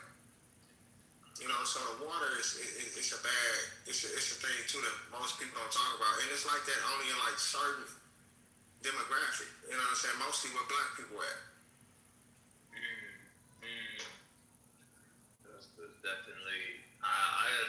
research on that. I didn't do my research on Yeah, that. for sure. I want you to, but I'm letting you know, like, I'm crying to you before I lie to you, man. Yeah, it's definitely it's a lot of things going on, like with people, with like you said, like the whole hold on one second. There's a lot of things going on, discrimination, and discrimination hasn't changed, just evolved. It's evolved. It keeps evolving into different things and shit like that. Like you go on to like it's been going on for ages and ages and ages and shit like that. Like at first it was open. It was like, hey, we don't want black people to come in here. It's only white people in here. And then over time they can't do the same shit that they did. They said, okay, fuck it, we're gonna do this shit. We're gonna do this shit. We're gonna keep doing this, this. Like if they can get away with it and poison the water, like you said, I think they would do it. Like I'm not gonna lie. Like if they felt like they can get away with the shit, I feel like they would. Like it's a theory. I can't think of the exact name, but it's like white people feel like if we allow black people to just do their own thing and just prosper and be successful and do their own thing, then they feel like their race would be ruined, or their race would be like off, like there wouldn't be white people no more. You get what I'm saying? Like it's a theory. I can't think of the exact name. Replacement theory, white replacement theory. They feel like they would be off the face of the earth, or they wouldn't be a dominant race anymore. It's some evil shit. Yeah, that's why you see them motherfuckers. You see how they bunny hopping. Yeah, you see a lot of that. Because like, in the hatred and shit like that, bro, all that stems from that. From the beginning of time. When the people did come across our people. So like, that's been an issue for a long time, bro. Like, you know what I mean? From we being forced to now, it's like willingly. You see it. But that's been a thing, bro. It all started over that, like jealousy. Some jealousy could be, some envious stuff is healthy, right? In a way for you and your own personal, whatever you got going on. But it could turn into hate also. It could be a bad thing. You know what I'm saying? So, yeah, I think the love is there so much it start turning to a weird hatred. You know what I'm saying? Yeah, that's why I feel like I share this the idea of like Nip Hussle, man. He talked about like economics being the solution. Like he just feel like, or when he was alive, he felt like, we gotta not exactly like rise up, but we gotta start taking control of our finances and controlling the market, like or like business and economics is key to actually dominating. Like that's not gonna stop people from trying to off us. You know what I'm saying? Like they're not gonna stop people from trying off black people or black Africans or black Caribbeans or anything like that. That's not gonna stop them from doing that. But economics is definitely key, to like having financial independence or investing in different things. I try to look at things in a positive light. Of course, there's stuff like what you said about poisoning the water, about redlining, which it happens in a very undercover way. That's what I'm saying. It's a lot of, you're right. It's a lot of man, this shit like psychology, bro. There's so many mind games being played, people stuck into a matrix. You understand what I'm saying? Exactly. That's why we gotta empower ourselves with knowledge. And knowledge, like we got a lot. Like we got the internet is a freaking web of information that we can, like even AI is a web.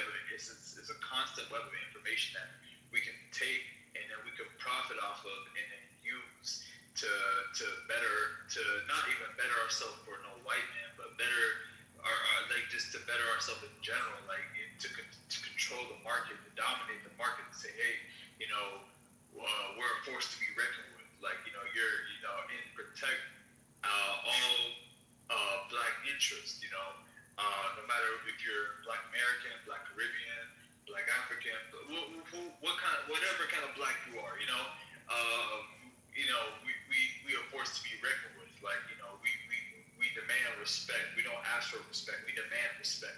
You know,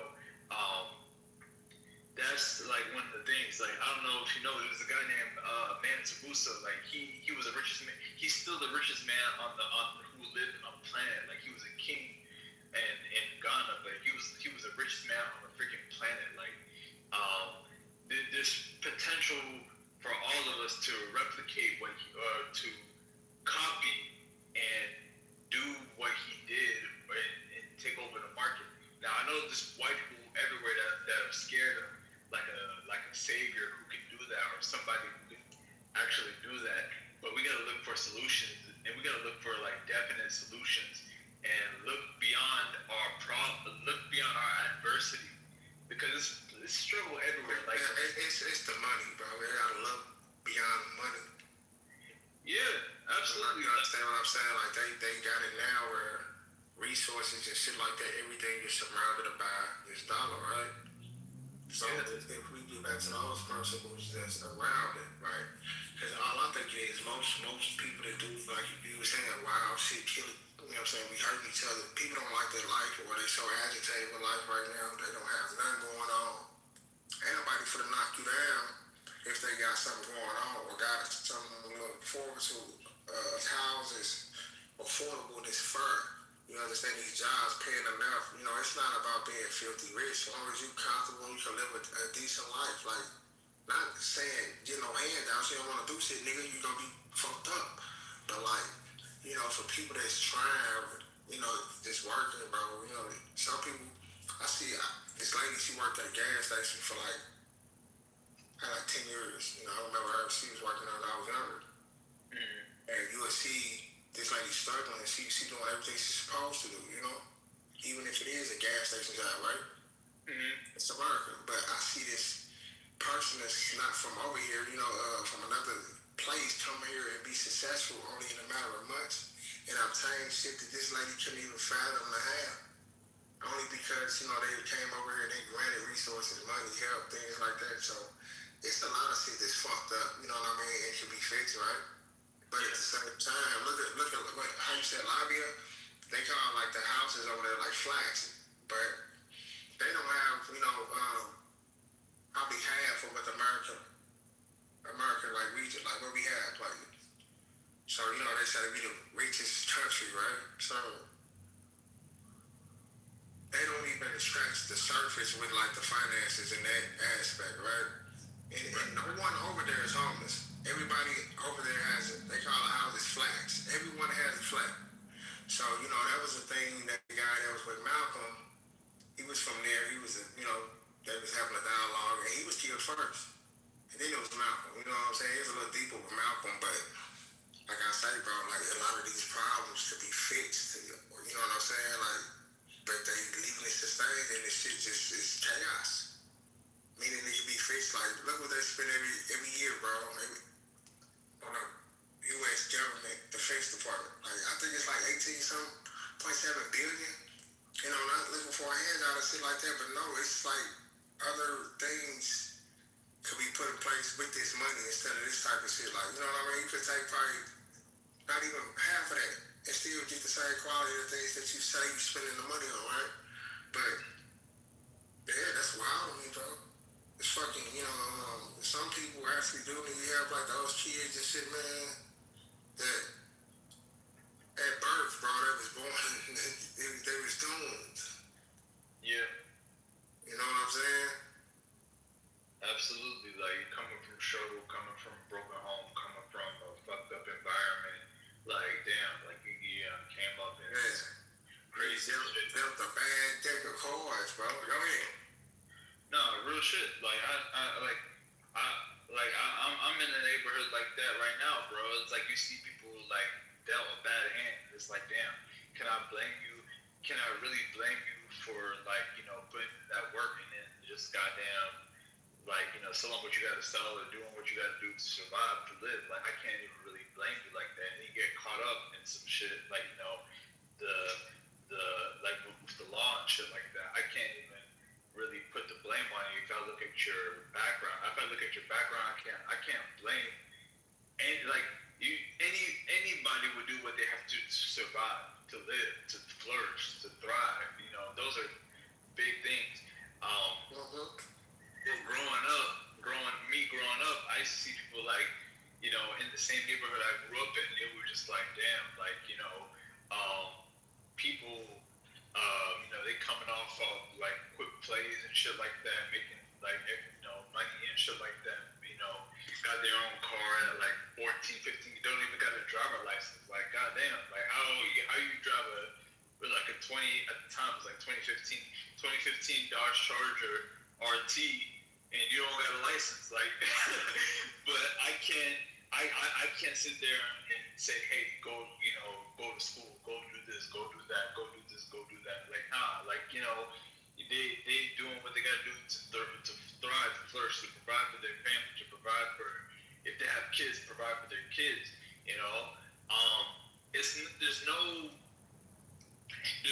not a lot of opportunities in the areas and shit like that. Like, there are, at least the opportunities that are available, they're not really taught to these young kids growing up now. Like, hey, like, you can go to job where you get a trade, you can go to Goodwill, get a trade, you can go here, get a trade, make legal money, or you can go and get like a 2-year degree and make legal money, and then you don't gotta worry about the feds kicking down your door or some shit like that, right? Yeah. Like, but they know this internet is a problem also. Like, you know, don't get me wrong, you can monetize and, you know, make money off of it, but you got a part of it too, is just there for like algorithm. The algorithm is there, right? But you got it for the wrong type of energy. You know, these kids on it, 11, 10 through 13, 14 is the phase you going through with your mental, you know, brain transmitters and shit like that. You finna go through a phase called characteristic development, right? At this age, this when you really find out what you want to do, who you think you are, you know what I'm saying? So all that shit play a part, man. Like I say, the internet, man, it's great for, you know, people that make money on it and they monetize or they work and things like that. But on the other hand, this shit should have some type of cap on it for, like, you know, social media. Go ahead. Because, you know, just like it's helping a lot of people, it involved a lot of people also. Or got people, you know what I'm saying, murdered because of this shit, man. Like, it's crazy. Yeah, it was a while back. Somebody died off some Clubhouse shit, man. They got into an argument with somebody off Clubhouse, and then all of a sudden, like, you know, it just spilled out into the streets and shit like that. Somebody embarrassed somebody or whatever, and then all of a sudden, boom, it just spilled out. Somebody pulled up, and then boom, you know, they did what they had. They did what they felt embarrassed or they felt like humiliated, and, you know, now somebody's facing a life in prison. And then the other person, they can't bring them back no matter what kind of sympathy they give to the other guy. Yeah. And also, the algorithm too is like, you know, they let kind of like whatever you watch for a certain amount of time. That's what the algorithm is. Yes, it's like thinking for you in a way. It's weird. And it's not accurate, right? Like I said, they push this agenda, like this music, like. A lot of this shit could have been avoided, but like I said, crime pays. You know what I'm saying? So if a lot of crime ain't going on, a lot of money ain't circulating. You know what I'm saying? You got the private prisons and everything like that. You got the private. There's more to it than that. Like, it's more to it. Like, it's a lot, bro. Like, we'll be here all night. But at the same time, it's like the music, man, a lot of shit is being propaganded. You don't see no other race of female this big as an artist. Look, is she from my city? You know, I salute she made it out. But how they use it is crazy. Like, it's a lot of it. It's been going on since the 90s. Like, how they propaganda these female rappers to be, you know, rap promiscuous. And these dudes too, rap about killing each other. So, you thinking if you're not a whore or a killer, you're fucking lying or goofy. That's a problem. Yeah, that's definitely a big problem. Like, you know, and it's on both sides. I feel like it's on both sides. Like, you know, it's on the labels and stuff like that. But the labels, they just doing whatever for the profit. Like, labels, they get. It's more. It's the profit and the chaos too. It's destruction. You These people don't care, man. You know what I mean? And it's the people that keep feeding it. Like, you know, at some point we gotta understand we are our worst own enemy at this point, man. But see, that's why I'm a big person when it comes down to like helping each other and building with each other. Like I know it's difficult now the way how the algorithm set up and the way how everything's pushed on us. Like we got like all these rappers that are like promoting violence, promoting sex, promoting like, you know, oh I just shot my op and I went over it. Like a lot of these rappers be telling tales. Like let's be real. Like, you know, they wouldn't be either they wouldn't be living or they would be dead or they wouldn't be living or they would be in jail if they are in prison. Matter of fact, if they really lived the raps that they're spitting the mic. But yeah, it's just like it's a multi-layered problem. Like you said, we'd be here all night talking about like the issues. Like it's an iceberg, bro. It's like it's deeper beyond the surface of what we really is. A lot of it's really bigger than it's deeper than the surface.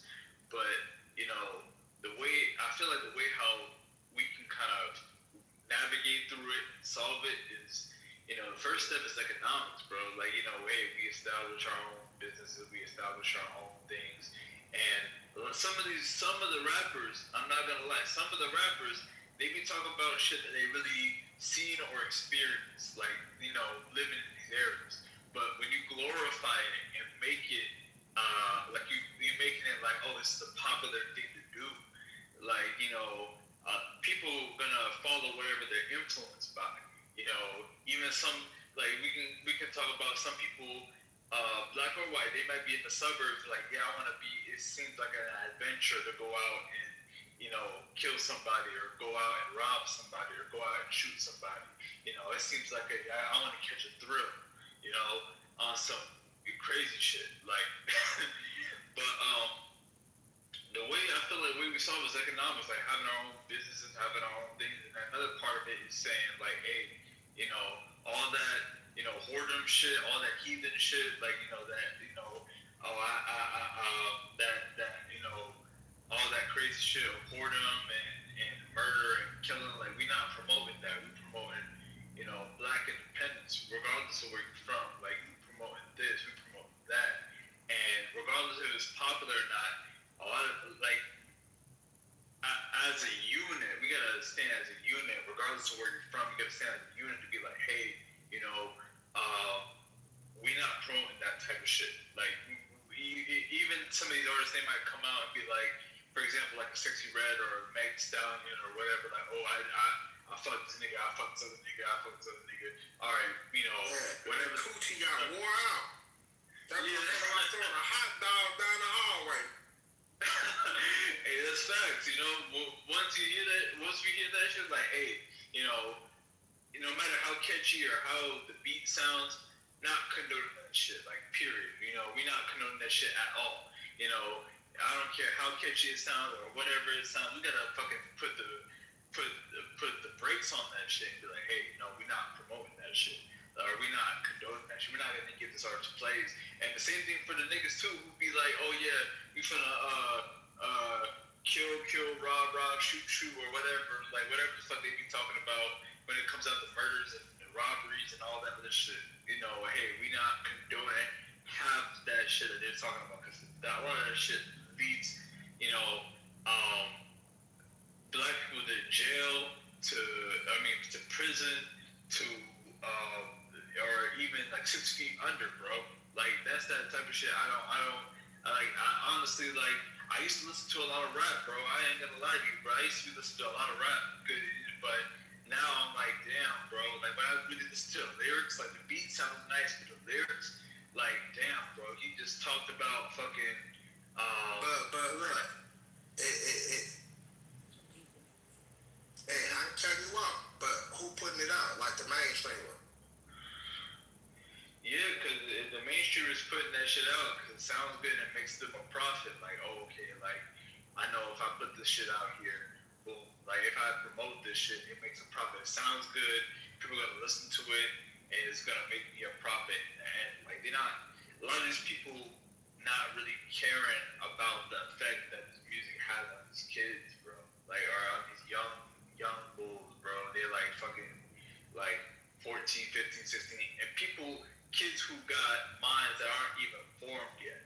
Like they didn't even reach 25 or 26 or 27.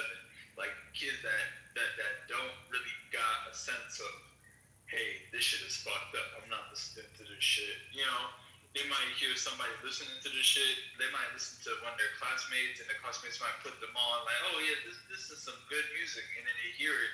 Well, okay, it sounds good. You know, we gotta move together as a unit, bro. Like no matter what the case is, it could be like as a unit, all black people, like in general, like like I said, black Americans, black Caribbeans, black Africans, we gotta move together as a unit and be like, no, like these people are fucking sellouts, bro. Except for the people who really just rapping about the shit because they seen it or they like lived through it or they just talking about it because it's a reality of where they come from. You know what I'm saying? Like, you know, those type of people. Say it again. Say it again, bro. I ain't hear you. No, I'm agreeing with you, brother. What you saying? I said absolutely. Yeah, those people who really like, you know, like they seen it or they experienced it. It's just trauma. Like you rap about trauma, you rap about shit that you really been through. You seen, you lived, or you actually seen it. You know, you about the same as like the Channel 3 news when they talk about, you know, somebody got killed last week and you just rapping about it. You know, that's different. You know. One thing I do want to highlight is when you in survival mode, bro, you do whatever, bro. You do whatever to live, to flourish, to thrive, to provide for yourself. So some of these rappers, they be in survival mode. They be like, damn, bro, like I can't rap about like positive shit and really get a buzz. So I'm gonna just rap about killing and shooting for the people who are people who are men, and people who are women. Like, damn, I ain't getting no buzz, even though it's a good song. I know it's a good song, but I ain't getting no buzz. So fuck it, I'm gonna just go ahead and rap about like fucking on like 5 different niggas, and I'm playing like 3 of them and all this other shit. Like, you know, it's like, as a people, we gotta simply like get out of survival mode. It's like it's a lot of solutions to the problem, but we're gonna be here all day talking about like solutions to the problem. But I feel like the first step is like economics. Like we gotta control the art of hip hop. Like we always creating new shit. Like white people love to carry on our shit. Like they love to like dick ride off our shit. But we gotta control the art of rap. Like we gotta control like established labels. Like have our own masters. Like that type of shit. We gotta control the art. Economics is one of the keys to like having to being successful and having our own shit. Like okay, boom. Like for example, I'll give you an example. Like for example, in a lot of these areas, for example, when you go to the convenience store, there's always a convenience store or 2 or 3 convenience stores around the areas. Like, boom, why the fuck? And I'm speaking this from a general perspective. Most of the time, these convenience stores ran by Arabs and ran by people who are foreign and who are not like either Black American or African or Black Caribbeans. Like, we should have our own shit. You know, it's not like if we looking for a handout. It's just like fuck it. Like, you know, we gotta, you know, run our own shit. If this convenience store is in our area, we gotta have our own shit. Like, we gotta have our own established shit. Either it's gonna be by a family that lives in the area or some other shit. Like, it's just, I feel like one of the keys is productivity, bro. You know what I'm saying? But anyways, that's just some real shit I wanted to drop, bro. But yeah.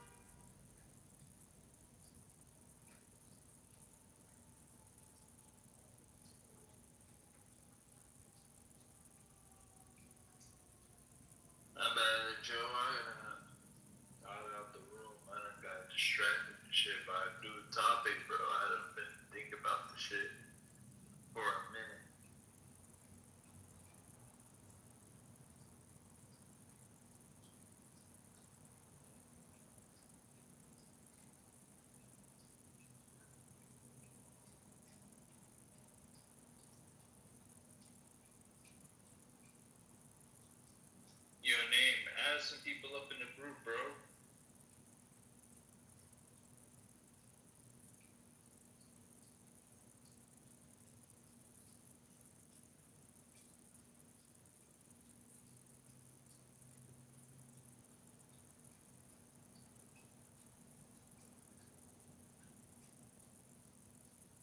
I mean, like, sometimes you wish you had another you. And I'll be like, okay, AI, need you to be another me real quick. And, cause I mean, sometimes, I gotta do stuff, human shit like sleep and stuff, but sometimes stuff still gotta be done. Or, I also have more than one business. And so having more than one business, it kind of helps to have AI agents managing it. Especially when it comes to like the intake, when it comes to phone calls and stuff like that.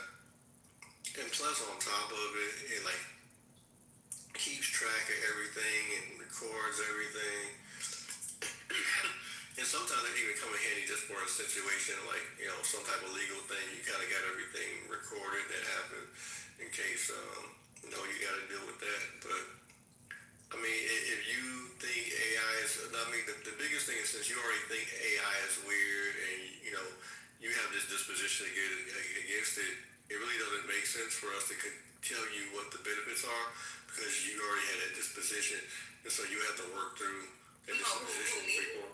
Yeah, you. I don't have a disdain against girl. I said a disposition, which is not the same thing as a disdain. A disposition. Well, what would the disposition be? Because you kept every single time we give to it's like, well, it's better than that having a weird ass agent shit trust that. Ass agent. Okay, you didn't say that verbatim, but never mind. We ain't gonna get into that. So I'm talking in the human form about recalling data, because how it started was with storing data and asking about the links or the courses or whatever I was saying. Well, Lamine was talking about you use it for a second brain and like you just had this urge when you couldn't let him finish, and so you just kind of come in. Well, what's second brain? It's a third brain. I'm just telling you what happened.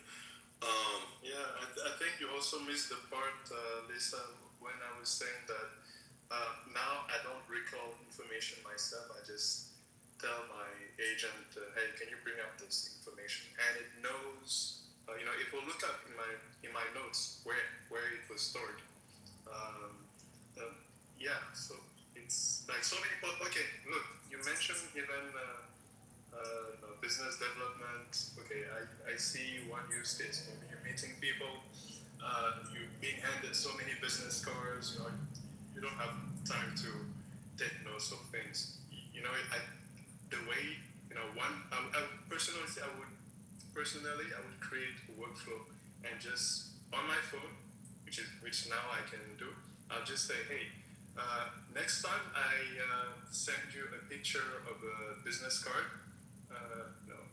documented in a specific file, right? And so now every time I send it a business card picture, because I use Telegram to message my AI agent, it will store the exact contact names and such into your. And even better, I could just tell it, hey, add those to my list of contacts on my phone, right? And because maybe you're using iPhone or such, if you have it, connected to your AI agent connected to your Apple account, you'll be able to save time like that. So, so many possibilities. But go through with it. You just try to things that don't interest you in doing by yourself. You can just. I was just trying to help you out with ways, and I referenced a book that I read that helped me memorize information. I didn't say that my way was the end all be all. I was literally saying, because there was a question, how are you able to recall or remember all this stuff? And then I talked about a book that helped me associate the information with my senses. Okay, I get the picture. So, I consider myself as old, and since young, memorizing stuff has been a huge huge issue. Like I have a huge ADHD problem. By the way, you wonder how I have so many projects up. But yeah, so for me at this point where you have these tools that are available to make your life easier, so I can't help it but leverage it. I think it's too late for me to say, okay, now it's time to fix my brain. When I know for so many years I've been trying. So yeah, but thanks for the advice. But you see, I have so much on my plate right now that I have a hard time seeing myself reading a book. I read a lot, tech-focused stuff, but I work on so many projects. So, and now it's like I'm trying to use AI agents to just lift things out of my shoulders, and that's the best I see I can do right now. And look, example, I started automating marketing side of things because I'm an introvert.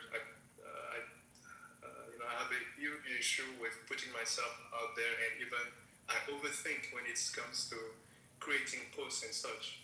So I automated part of the social media stuff. Right. Example, I used to scroll a lot on Reddit to see if someone is talking about an issue they have, and so I can maybe plug in one of my products.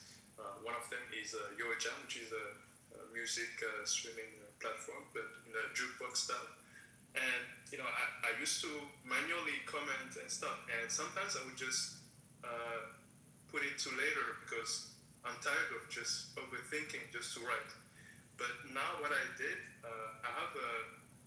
when I set up my AI agent, I sent it all the different replies I've done in the past. So it knows now, and then it created a folder where it named it as a brand tone or something like that. So that's where it analyzed how I speak, how I write on social medias. And now I did a type of, script where it checks on Reddit every 3 hours what are the news posts, and then it rates which post is likely a good candidate for interacting with. And then, based on the rating, it will suggest, hey, this one is a good candidate, and it prepares a reply for it. And now I just have to confirm yes, or I can just send it reply.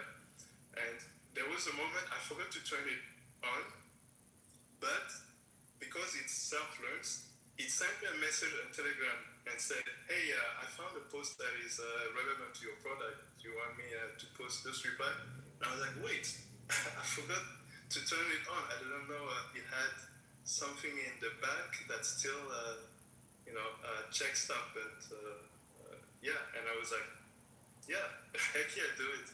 I replied to it. And recently I made an affiliate sale because it was able to find someone who had an issue, but could have been resolved with another product that I have as affiliate partnership. So it's like I have now I don't need to spend that much time on social media to see what could be good candidates for my products. I can just let the AI search for me. And so these last days, I've been trying to set up more workflows for more products to be watched on social medias, and also to be able to create new posts on different accounts. So yeah, more free time. Yeah, you raised some good points. You talked about yourself being an introvert. I would say, with the AI, leveraging the AI for the personal, like psychology, the human brain, everyone is different, right? And you put a good point there, like, because humans are like, the insecurities, the psychology of the human, sometimes it can make them like in a container. So me, I class myself as a savage. I'm a real savage. I have no filter in the real life. Straight to the point, cutthroat, as they call it. And this comes from my psychology as someone who is very unapologetic. My faith, my identity, that's just me as a person. But everyone is different, right? So some people, they're very conservative. Some people, they're very out there. And this is person by person. So like this AI agentic, as you said, in your case, is very good. But I will tell you one thing. For example, if you look at photography, I was in a room yesterday about Mid-Journey. There's a girl, her name Diana. She does Mid-Journey and all these kind of rooms. They was talking about AI and all of this AI art. And then I come to realize when I scroll Instagram and these websites, I never see AI. All I see is humans, putting themselves out there. Look, me in this tournament, me I get gold, me and this. People telling their stories, because humans are egoistic, I don't see no AI stories. I see a title and someone making a story about themselves, their love or their life. So I would say, human stories are very powerful. And with the AI, it cannot make you, it cannot replicate you. Some things like the confidence to be unique as a person is currency, to be bold. So I would say, if everyone is improving in different areas, so sometimes you have to be you have to be very bold. When you look at photos, example, I was thinking, if you look at photography, there is no perfect picture. It's about perspective. Someone will come, he will say, this photo is amazing, and someone else will come and say, this photo is shit. So, the art world is like that as well. Yes. A guy will put a banana on the wall and say, wow, this is art. Another guy will do black and white. This is contrast. So, you just have to be very ruthless with your product, very bold. That's what I would say. All of this AI, use it to leverage it, but the human story is a very big concept in marketing, in storytelling, in creating a buzz. And I yield the mic. I agree with you, and definitely a step to take. Yeah. So I think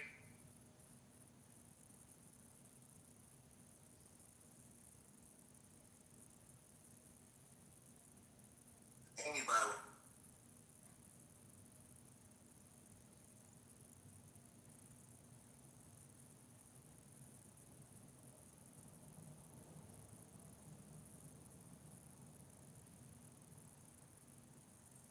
You think slaves had a problem with picking cotton? They had a problem because they weren't paid for it.